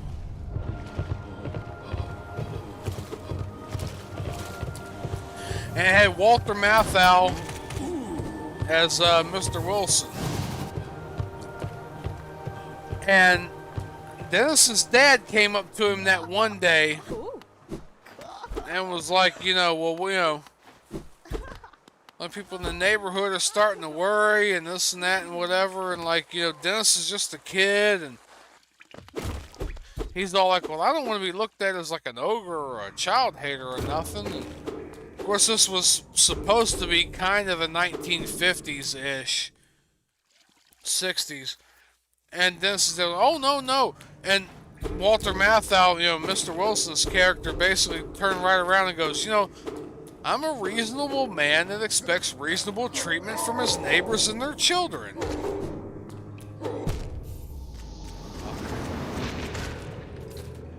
So he said, I'm a reasonable man who expects reasonable treatment from his neighbors and his children. Because, you know, one of his main things was that Dennis kind of snuck in his house. And I understand Dennis's, you know, not attraction, but you know what I mean, you know.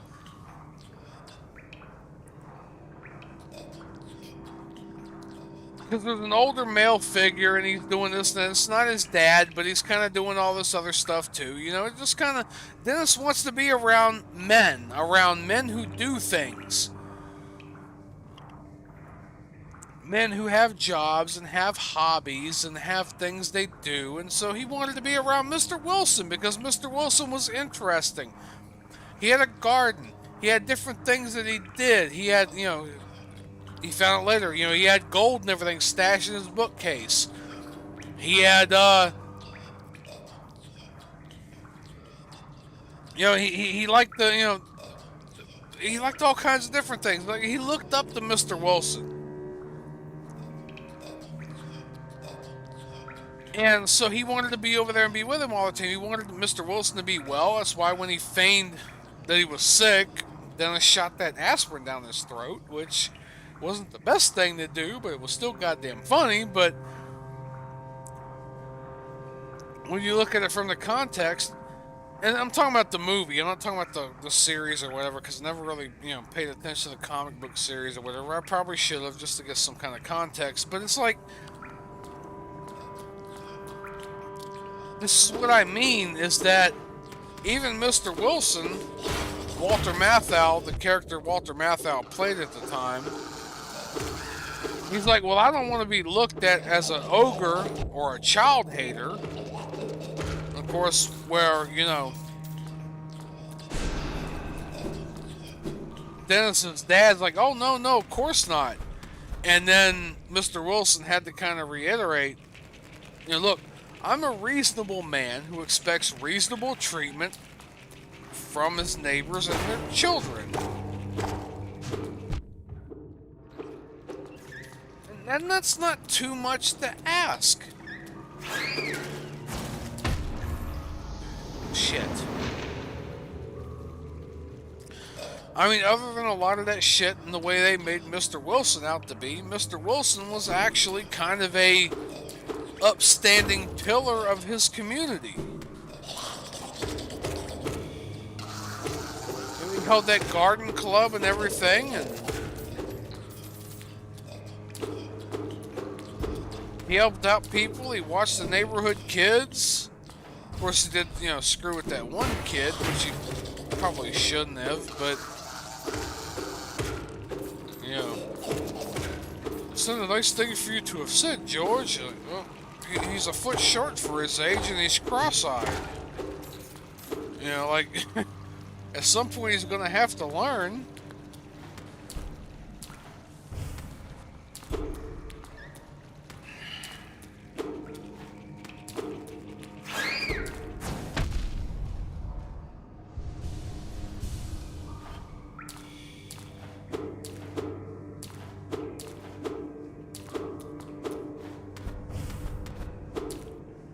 See, this is where, you know, a lot of shit where I've talked to my cousin about, you know, me and my cousin had this argument about a year ago.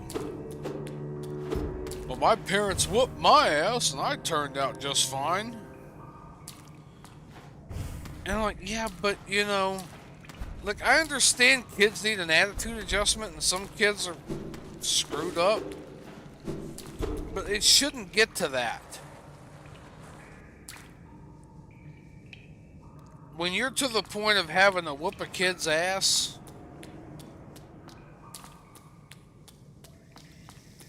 like, shut up, you dickhead. When you're honest to God to the point where you have to bend a kid over and whoop their fucking ass, you as a parent have done fucked up somewhere. Either because your kid's that far fucked up, or you feel that that's the only way you can get them to listen to them. Instead of trying to talk some kind of fucking reason and sense into them.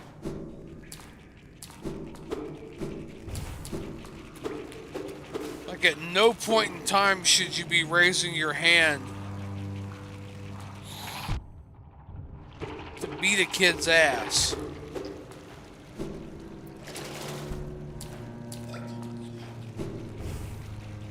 Because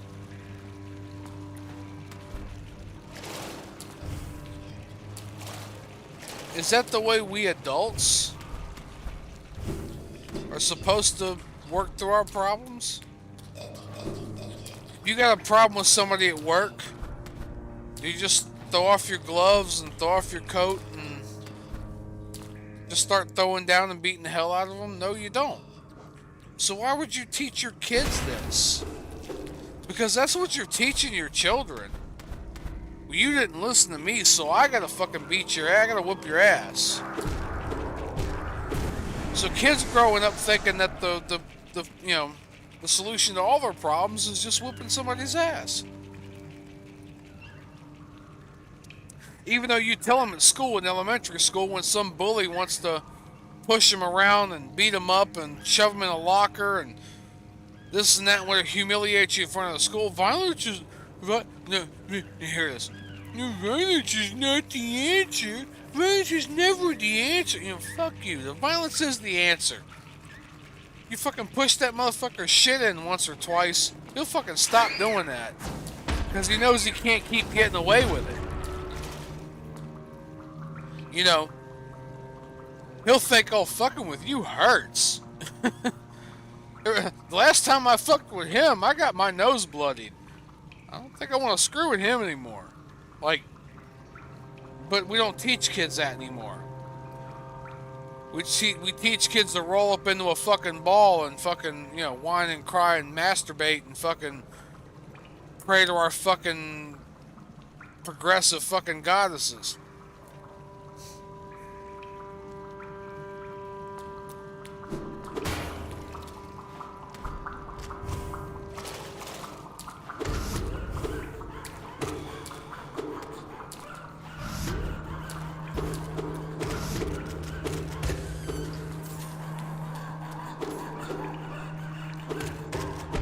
If I'd have realized that shit years ago, see, I was that type of kid that, well, the adults said that was what the way it was, and so of course I'm gonna act like the way the adults want me to act.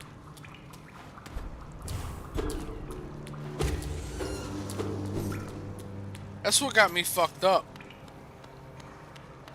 That's what got me real fucked up as a kid. Where the fuck am I even going? I'm not even going anywhere that fucking needs to be going anywhere.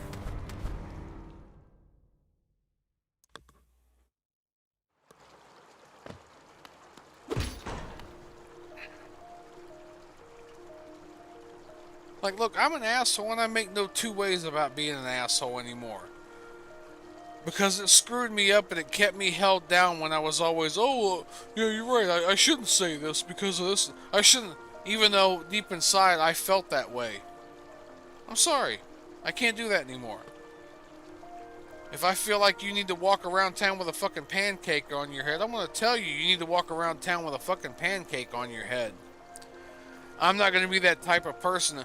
Oh, well, maybe they don't want a type pancake on their head, or maybe other people shouldn't think they should have a pancake on their head, so I'm not going to say they need a... No. I'm going to say I think you need a fucking pancake on your head. If you don't put one on your head, that's your fucking problem. But I'm going to tell you, I think you need one. Like, I'm being hyperbolic. Everybody knows. We all know, even a lot of these progressives who think they're fucking woke, they know the real truth. It's the whole... What is that fucking movie? And even Futurama did a fucking, parody of this. Fear of a Bot Planet, what the fuck ever it was called,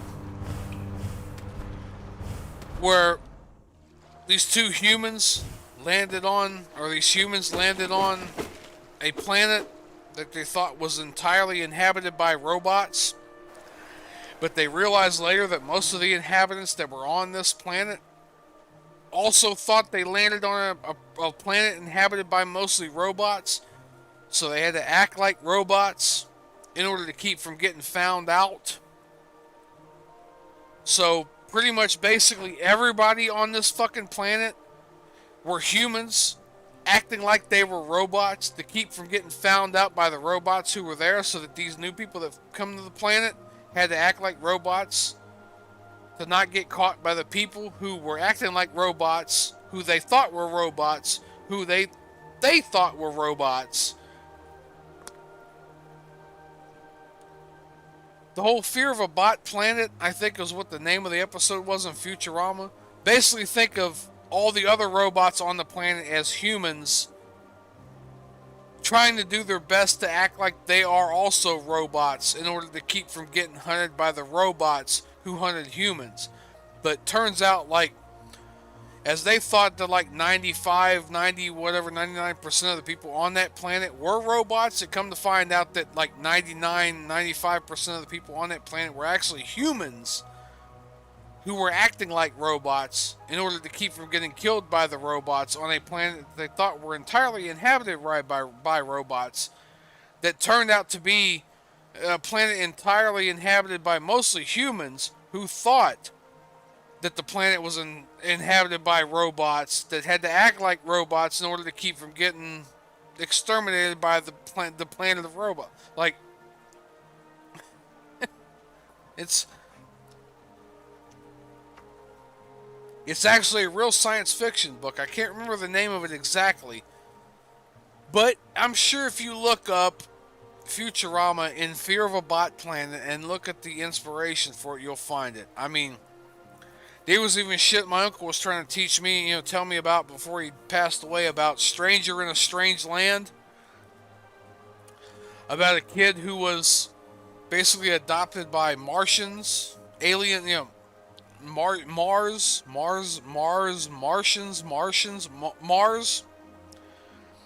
who raised this kid, this Earthling, up as their own and taught him things like, certain telepathic shit and what they called passing water, which I guess the only way he could do it was to urinate, but the other aliens, which probably was urination too, I don't know. It was just this weird whole mishmash of they were trying to get him back home to his family or to his biological family or at least to Earth, and he grew up around the Martians who learned all this culture and everything from them, and I have no clue where I was going with any of this. Where am I at?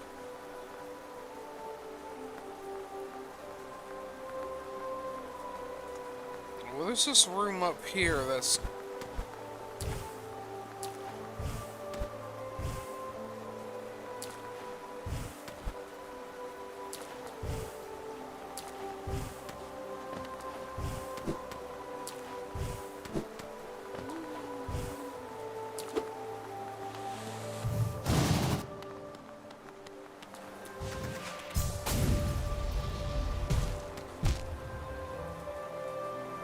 fell down on that.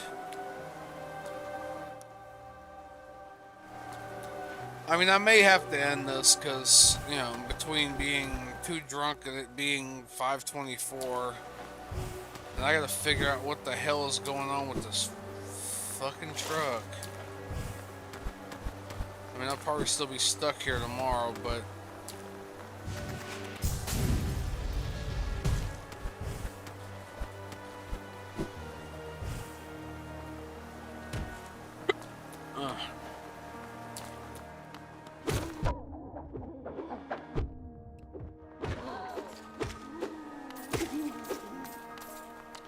look, dude got me kind of a little bit spun up, and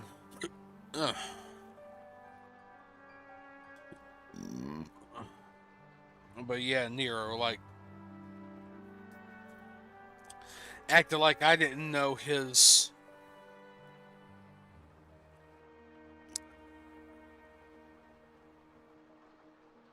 what the fuck?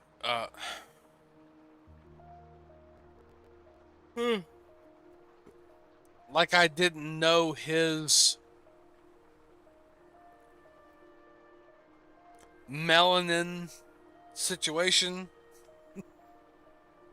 Like I knew, I've known all along. I've known fucking for years. Like, that never fucking bothered me, but it just, yeah, he's just, I know he's funny like that, and he's kind of pointing out shit that doesn't need to be pointed out, but trying to point it out to me because I'm a fuckwad. I'm a fucko, and you know, and that's fine. I mean, Racer, the stream this month, chat, no chat, still not over. No, I'm fucking not over. Somebody popped in on YouTube and then popped back out real quick.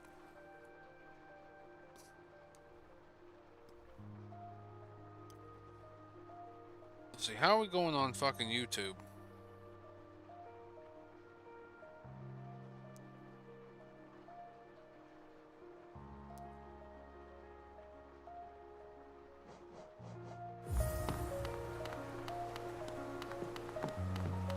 We are still going on YouTube. How do you like that?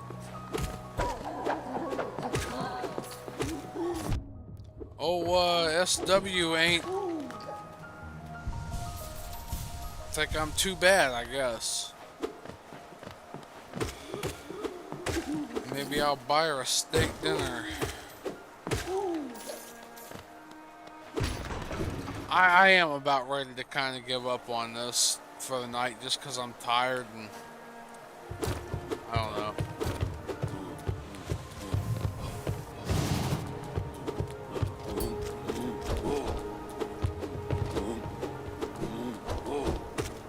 Well, like how Nero in that comment kind of assumed that like I was out of the loop and didn't know.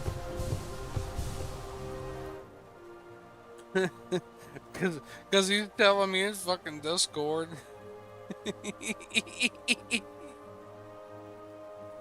Yes, I know. Oh shit.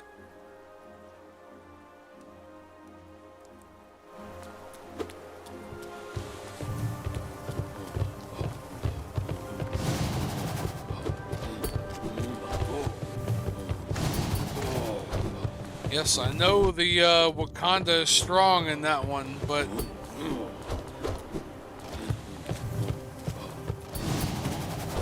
dude's based like he knows and I know, and it never ever became a fucking bone of contention between the both of us. I hate that shit.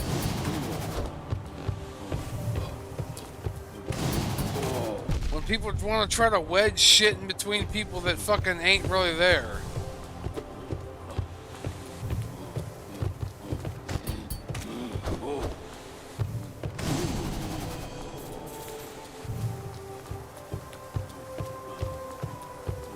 Well, I was here before, wasn't I? Stunned.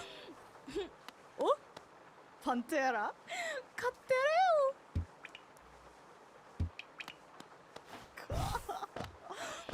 You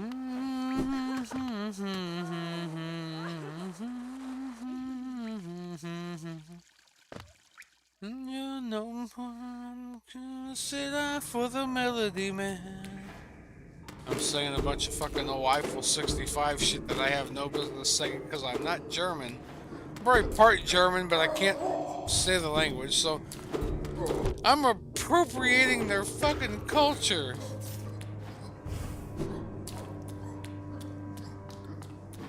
And that just reminded me of that.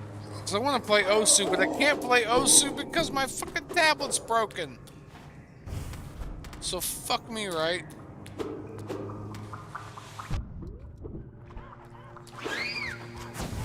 Eee! Oh, you popped your friend. Fuck you. Oh, and I fell in the hole. And I fell in the sody water.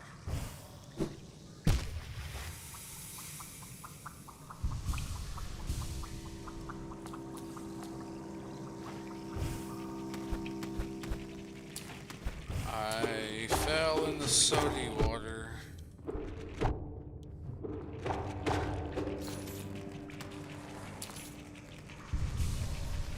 What was that song? God damn it.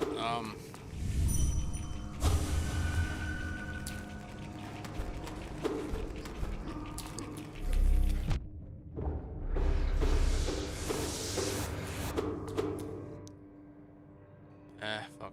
What was it? God damn. It was a country song. Something,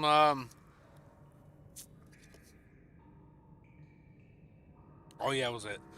I saw the light, I've been baptized by the fire in her touch and the flame in her eyes.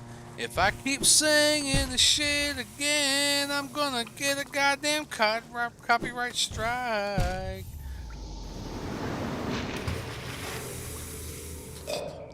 Oh, it's I fell on. Take me to the river, drop me in the water.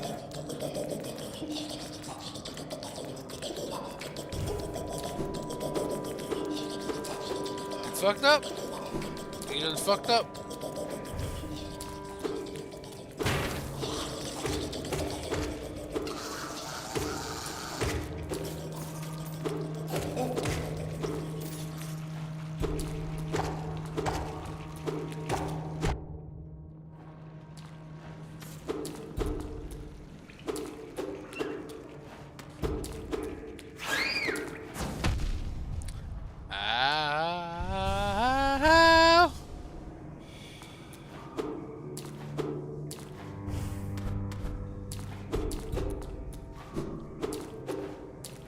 Yeah, I'm an asshole and I try not to be an asshole, but I'm still an asshole.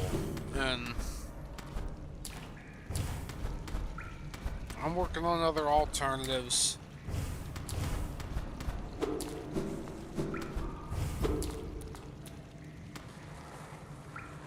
Look, I'm not a bad guy. I don't mean harm on anybody. People are people, and people who group together with other people are more like other people, and it's not necessarily a bad thing.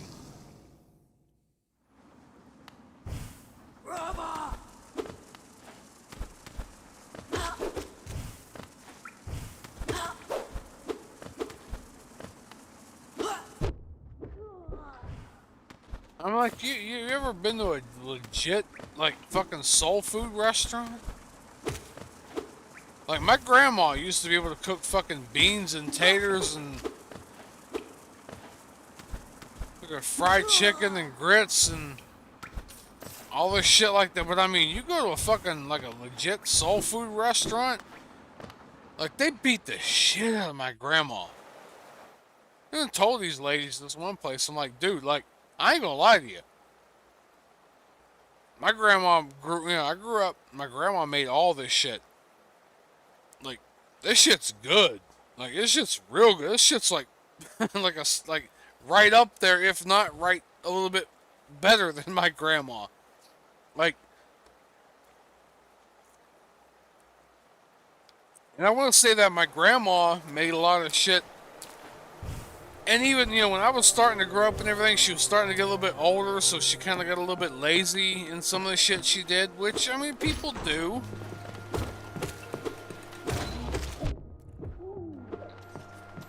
Because I told these ladies and everything, this, you know, this was basically the time I went to, you know, when I was doing my training for truck driving through Cedar, you know, at Cedar Rapids and everything.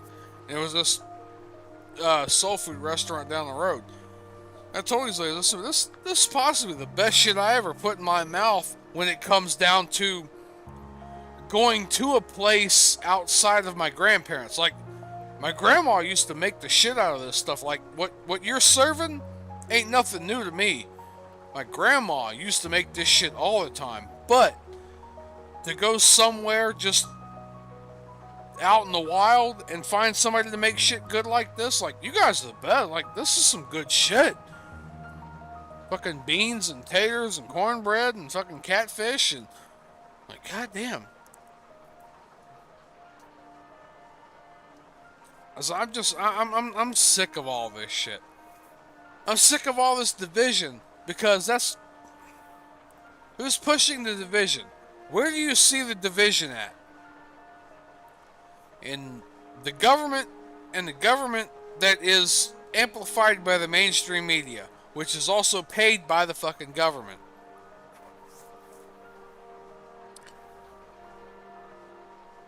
Talk to any random fucking dude out there, I don't care what color, and go, how do you feel about the state of things? Like, do you really, you know, do you hate this people for this? What do you like about this type of person? What do you like about this?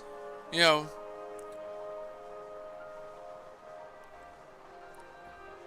Most people will tell you. I get along with everybody and anybody as long as they have, get along and they're not confrontive and not combative. And I don't care if they make food differently than I do. I would love to taste it. I love food. Everybody loves food. Everybody fucking loves. Why do you think half everybody, if not more, in this fucking country is goddamn overweight and fat like a motherfucker like me? I'm fat as a motherfucker. I'll eat anything. I'll eat everything. I'll eat a fucking rat's asshole if you dip it in fucking cheese and guacamole and fucking sour cream and fucking tell me it's on special for a fucking $2.99 for fucking 8 of them. I'll still eat it. Like, because I'm a gluttonous fucking American asshole like that. And I don't mean to make my case simultaneously as in trying to defend my case, but, asshole.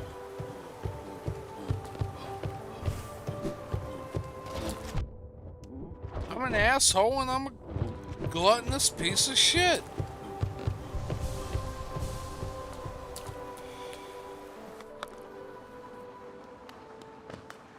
I like deep fried shit. I like catfish and cornbread and hell, we made a fucking, was it back in 7th grade? We made this thing about, I think it was people or personalities or whatever, trying to narrow people down to people. It was kind of this whole Jeopardy fucking match game type kind of weird bullshit in a way. And so we each had to kind of, like in private or in, backup state, like what was our favorite food and what was our favorite music and we like this and what do we like to that. And like some of the other students had to try to match us between what the whatever. And at that point in time in 7th grade, so my favorite food was fried chicken. It was fried chicken. Because my mom would take a whole goddamn chicken because it was cheap. It was like fucking 99 cents a fucking pound for a whole goddamn chicken. A whole uncut chicken. And my mom was fucking smart enough between the family she grew up with to know how to cut that sumbitch up. That's where you can get pork chops for fucking $1.89, $1.99 if you look hard enough. But you gotta get a whole pork loin and then boop, boop, boop, boop, boop, boop, boop, slice that sumbitch in the right fucking places. And if you know what to do, you can get fucking a whole assload of fucking pork chops out of a whole tenderloin, a whole fucking pork loin for fucking $1.99 a pound. As where if you get it already cut up in the slices, you're looking at $2.50, $2.60, $2.89 a pound. And if it's boneless, without the fucking T-bones and whatever the fuck in it, it's like fucking $3.50 to $4 to almost $5 a pound. Where if you look right in the right places, you can get a whole pork loin, $1.99 a pound. And all you have to do is slice it up yourself. It's not hard. Big butcher knife, big whatever. Just slice it up in the, 1/4 of an inch, 1/2 inch slices. Boop, boop, boop, boop, boop, boop, boop, boop, boop. Wrap it up in, I used to do saran wrap, just plastic wrap. I used to take 1 or 2 of them, put them together. This is way back. Wrap them up in the saran wrap. Wrap them up real good. Fold them over real good. And then take another layer or 2 of aluminum foil and roll over them after the fact and roll them up real tight. Sometimes I would even take a like a bag, like a Glad bag or something, a Ziploc, whatever, and put them in that too. But a lot of times I didn't need to. And just rolled them up in the saran wrap, the plastic wrap, initially, and rolled them up real tight. And then took a layer, and then sometimes I would even take paper towel. Not shitting you. I would take a couple of, big things of paper towel and roll them up in to kind of leave a buffer, a layer between them. Roll them up in that, and then roll them up in the aluminum foil, and then throw them in the freezer. And them shits would last for a year, year and a half, 2 years. And if you knew what you were doing, you can get a whole pork loin for $1.99 a pound and slice it up yourself instead of being a lazy fuck. And you had pork chops. You had a whole pork loin full of pork chops at $1.99 a pound. You had fucking like 24 fucking pork chops. It was fucking ridiculous. If you know how to do that shit right. Chicken breast, you can get that. I mean, even at Walmart, even now, you can get that shit fucking $7, $8, depending, but like it's usually about $10, $11 for 7 chicken breasts. But you take that shit out of the packet, put it in a Ziploc bag, or put it in a vacuum seal bag. Ziploc makes a lot of the vacuum seal bags. You put one of them in there, vacuum seal it up, write the name, CK. I usually use CKBR, chicken, CKBR, beer, breast, and then the date. So 1/23/21. And so any other thing that I had in my freezer that was earlier than 2/23/21, I would try to eat up first. But if you use the vacuum sealer, you can vacuum seal all the oxygen out of it. You can vacuum seal it up, and you can use it for a good while. And it helps prevent the freezer burn. Helps prevent all that other stuff.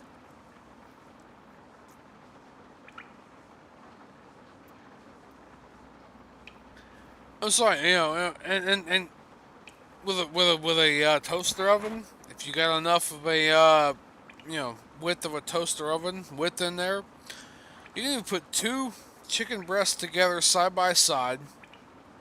The little pat of butter in the bottom, cover them with fucking sugar or paprika. Paprika, a little onion powder or onion salt. You can get that poultry seasoning too sometimes from someplace. But you put that in the toaster oven and let that sit there for hour, half an hour, 45 minutes, something like that, half an hour, or an hour to 40, 3/4 of an hour to 45. Yeah, 45 minutes to an hour, if not more. You want to make sure it's done.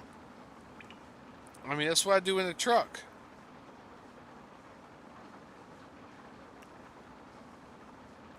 I can cook meat, chicken, barbecue chicken, pork chops.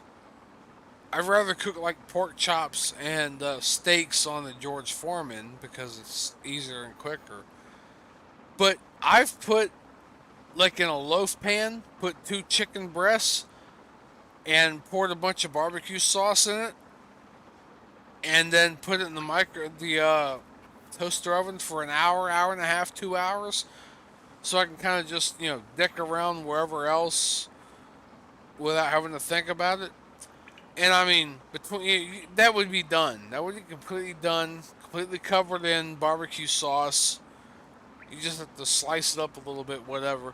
But you can, at that time you can make corn and mashed potatoes, or you can make corn and instant mashed potatoes where you just boil some water and the instant mashed potatoes in, and maybe a pat or 2 of butter and sprinkle 2 of salt and whatever in there. But that's what I do, and that's what I used to do in my truck, and even now, that's how I made my nice steak dinner that I ate before I started working on this. I put a potato, I clean it up, cut the eyes out of it, cut the sprouts because a couple of the ones I've had never been aware for a while. But one of them wasn't too bad, and I broke everything off and cleaned it up real good and everything. And then a couple pat or two of butter, put it in the microwave. I want to split it down the middle, which it feels like, you know, the potato itself. Split me, senpai. Split me, senpai.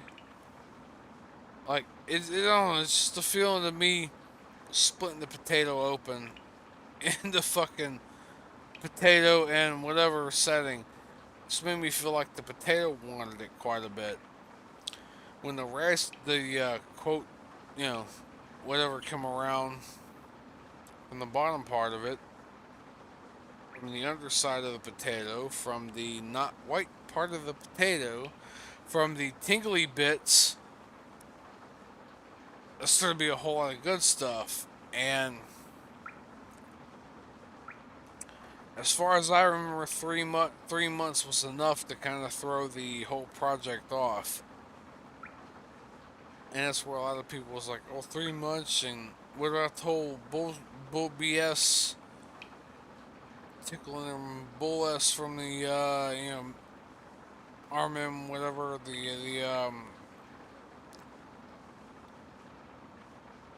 was RMM, yeah, I mean, I'm gonna have to pretty much get done with this here in a minute.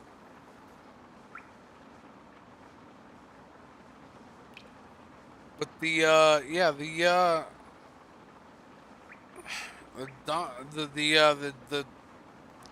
shit. The movie stuff was a bit different. The arm from underneath was a bit different than the originally author had intended.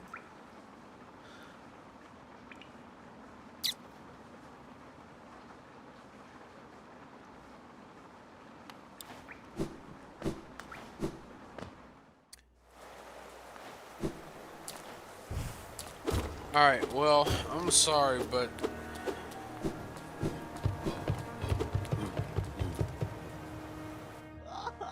Ooh.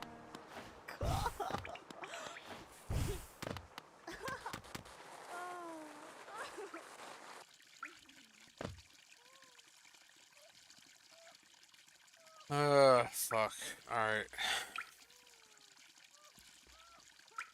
Somebody else is watching on YouTube, which may even be Nero. And if it is, you savage son of a bitch.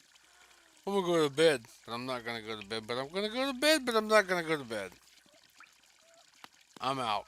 I mean, I'm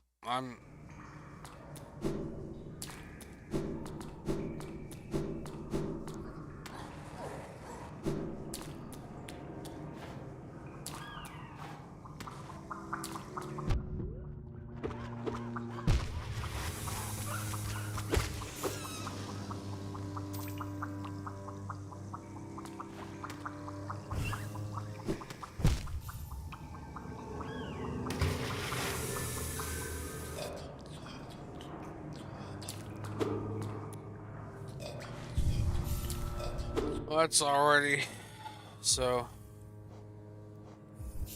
Look, dude, I'm messed up. I've been for 8 hours, 9 hours, 10 hours. Oh shit, that application even actually fucking crashed. Well, he said fuck you too. Even Hollow Knight said, fuck no, I'm out of here. Look, goddamn 9 hours, 9.5 hours. Oh, fuck. Even I'm embarrassed. Even though I didn't pass out, I'm still just kind of like. But it's going up. I don't care, and it's being recorded too. So even if it disappears off of YouTube, which some of you may see it's still recorded on my own shit, and I'm going to upload it to fucking a BitChute before long, Rumble, Odyssey. There's a lot of other places going, but it's being recorded, and so yeah, I'm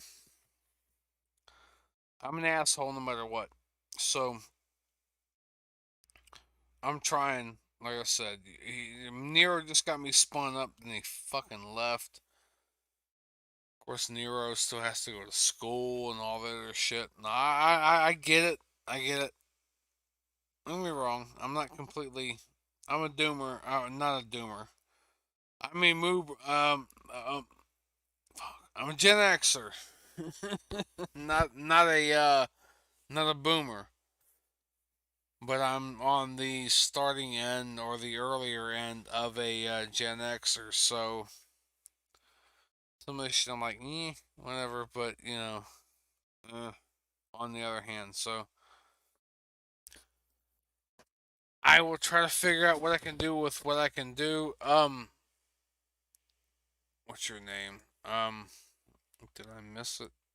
This is no.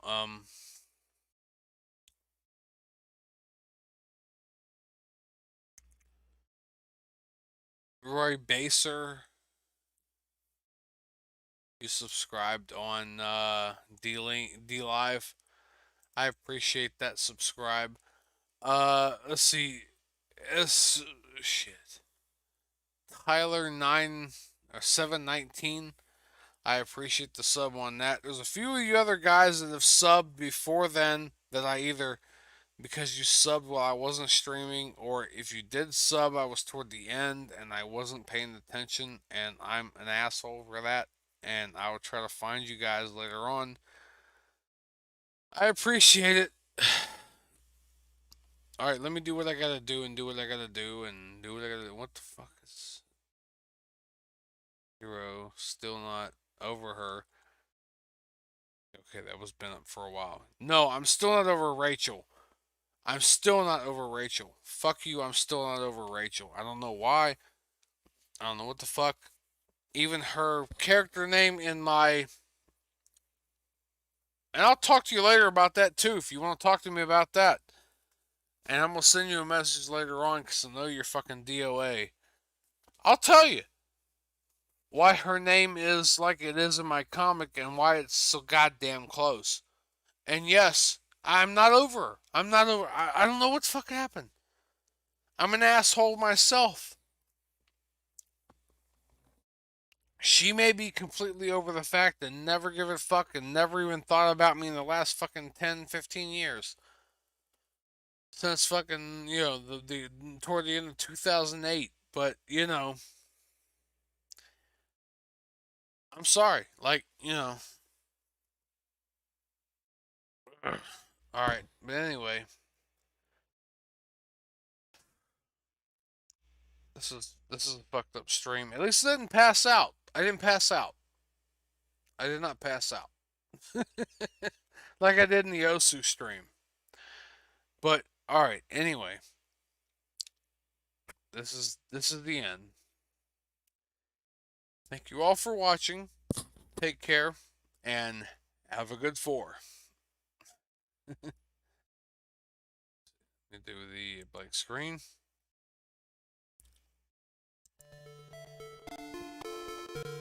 This has been Conspicuously Incredible Gaming with your host Mike. If you like this content, give it a thumbs up, like, subscribe, share with all your friends, do all the things.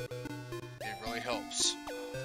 Also, check out the links below for all the other places that I'm on, that I stream on, that I just post on, which is going to be edited before long. Don't get me wrong. I'm doing it. I'm doing the thing at the current point. Anyway, I'm just doing what I can do and trying to help you out and everything, and I hope you guys appreciate what I'm doing. That being said, thank you all for watching. Take care and have a good 4. Conspicuously Incredible Gaming is a Conspicuously Incredible production. Conspicuously Incredible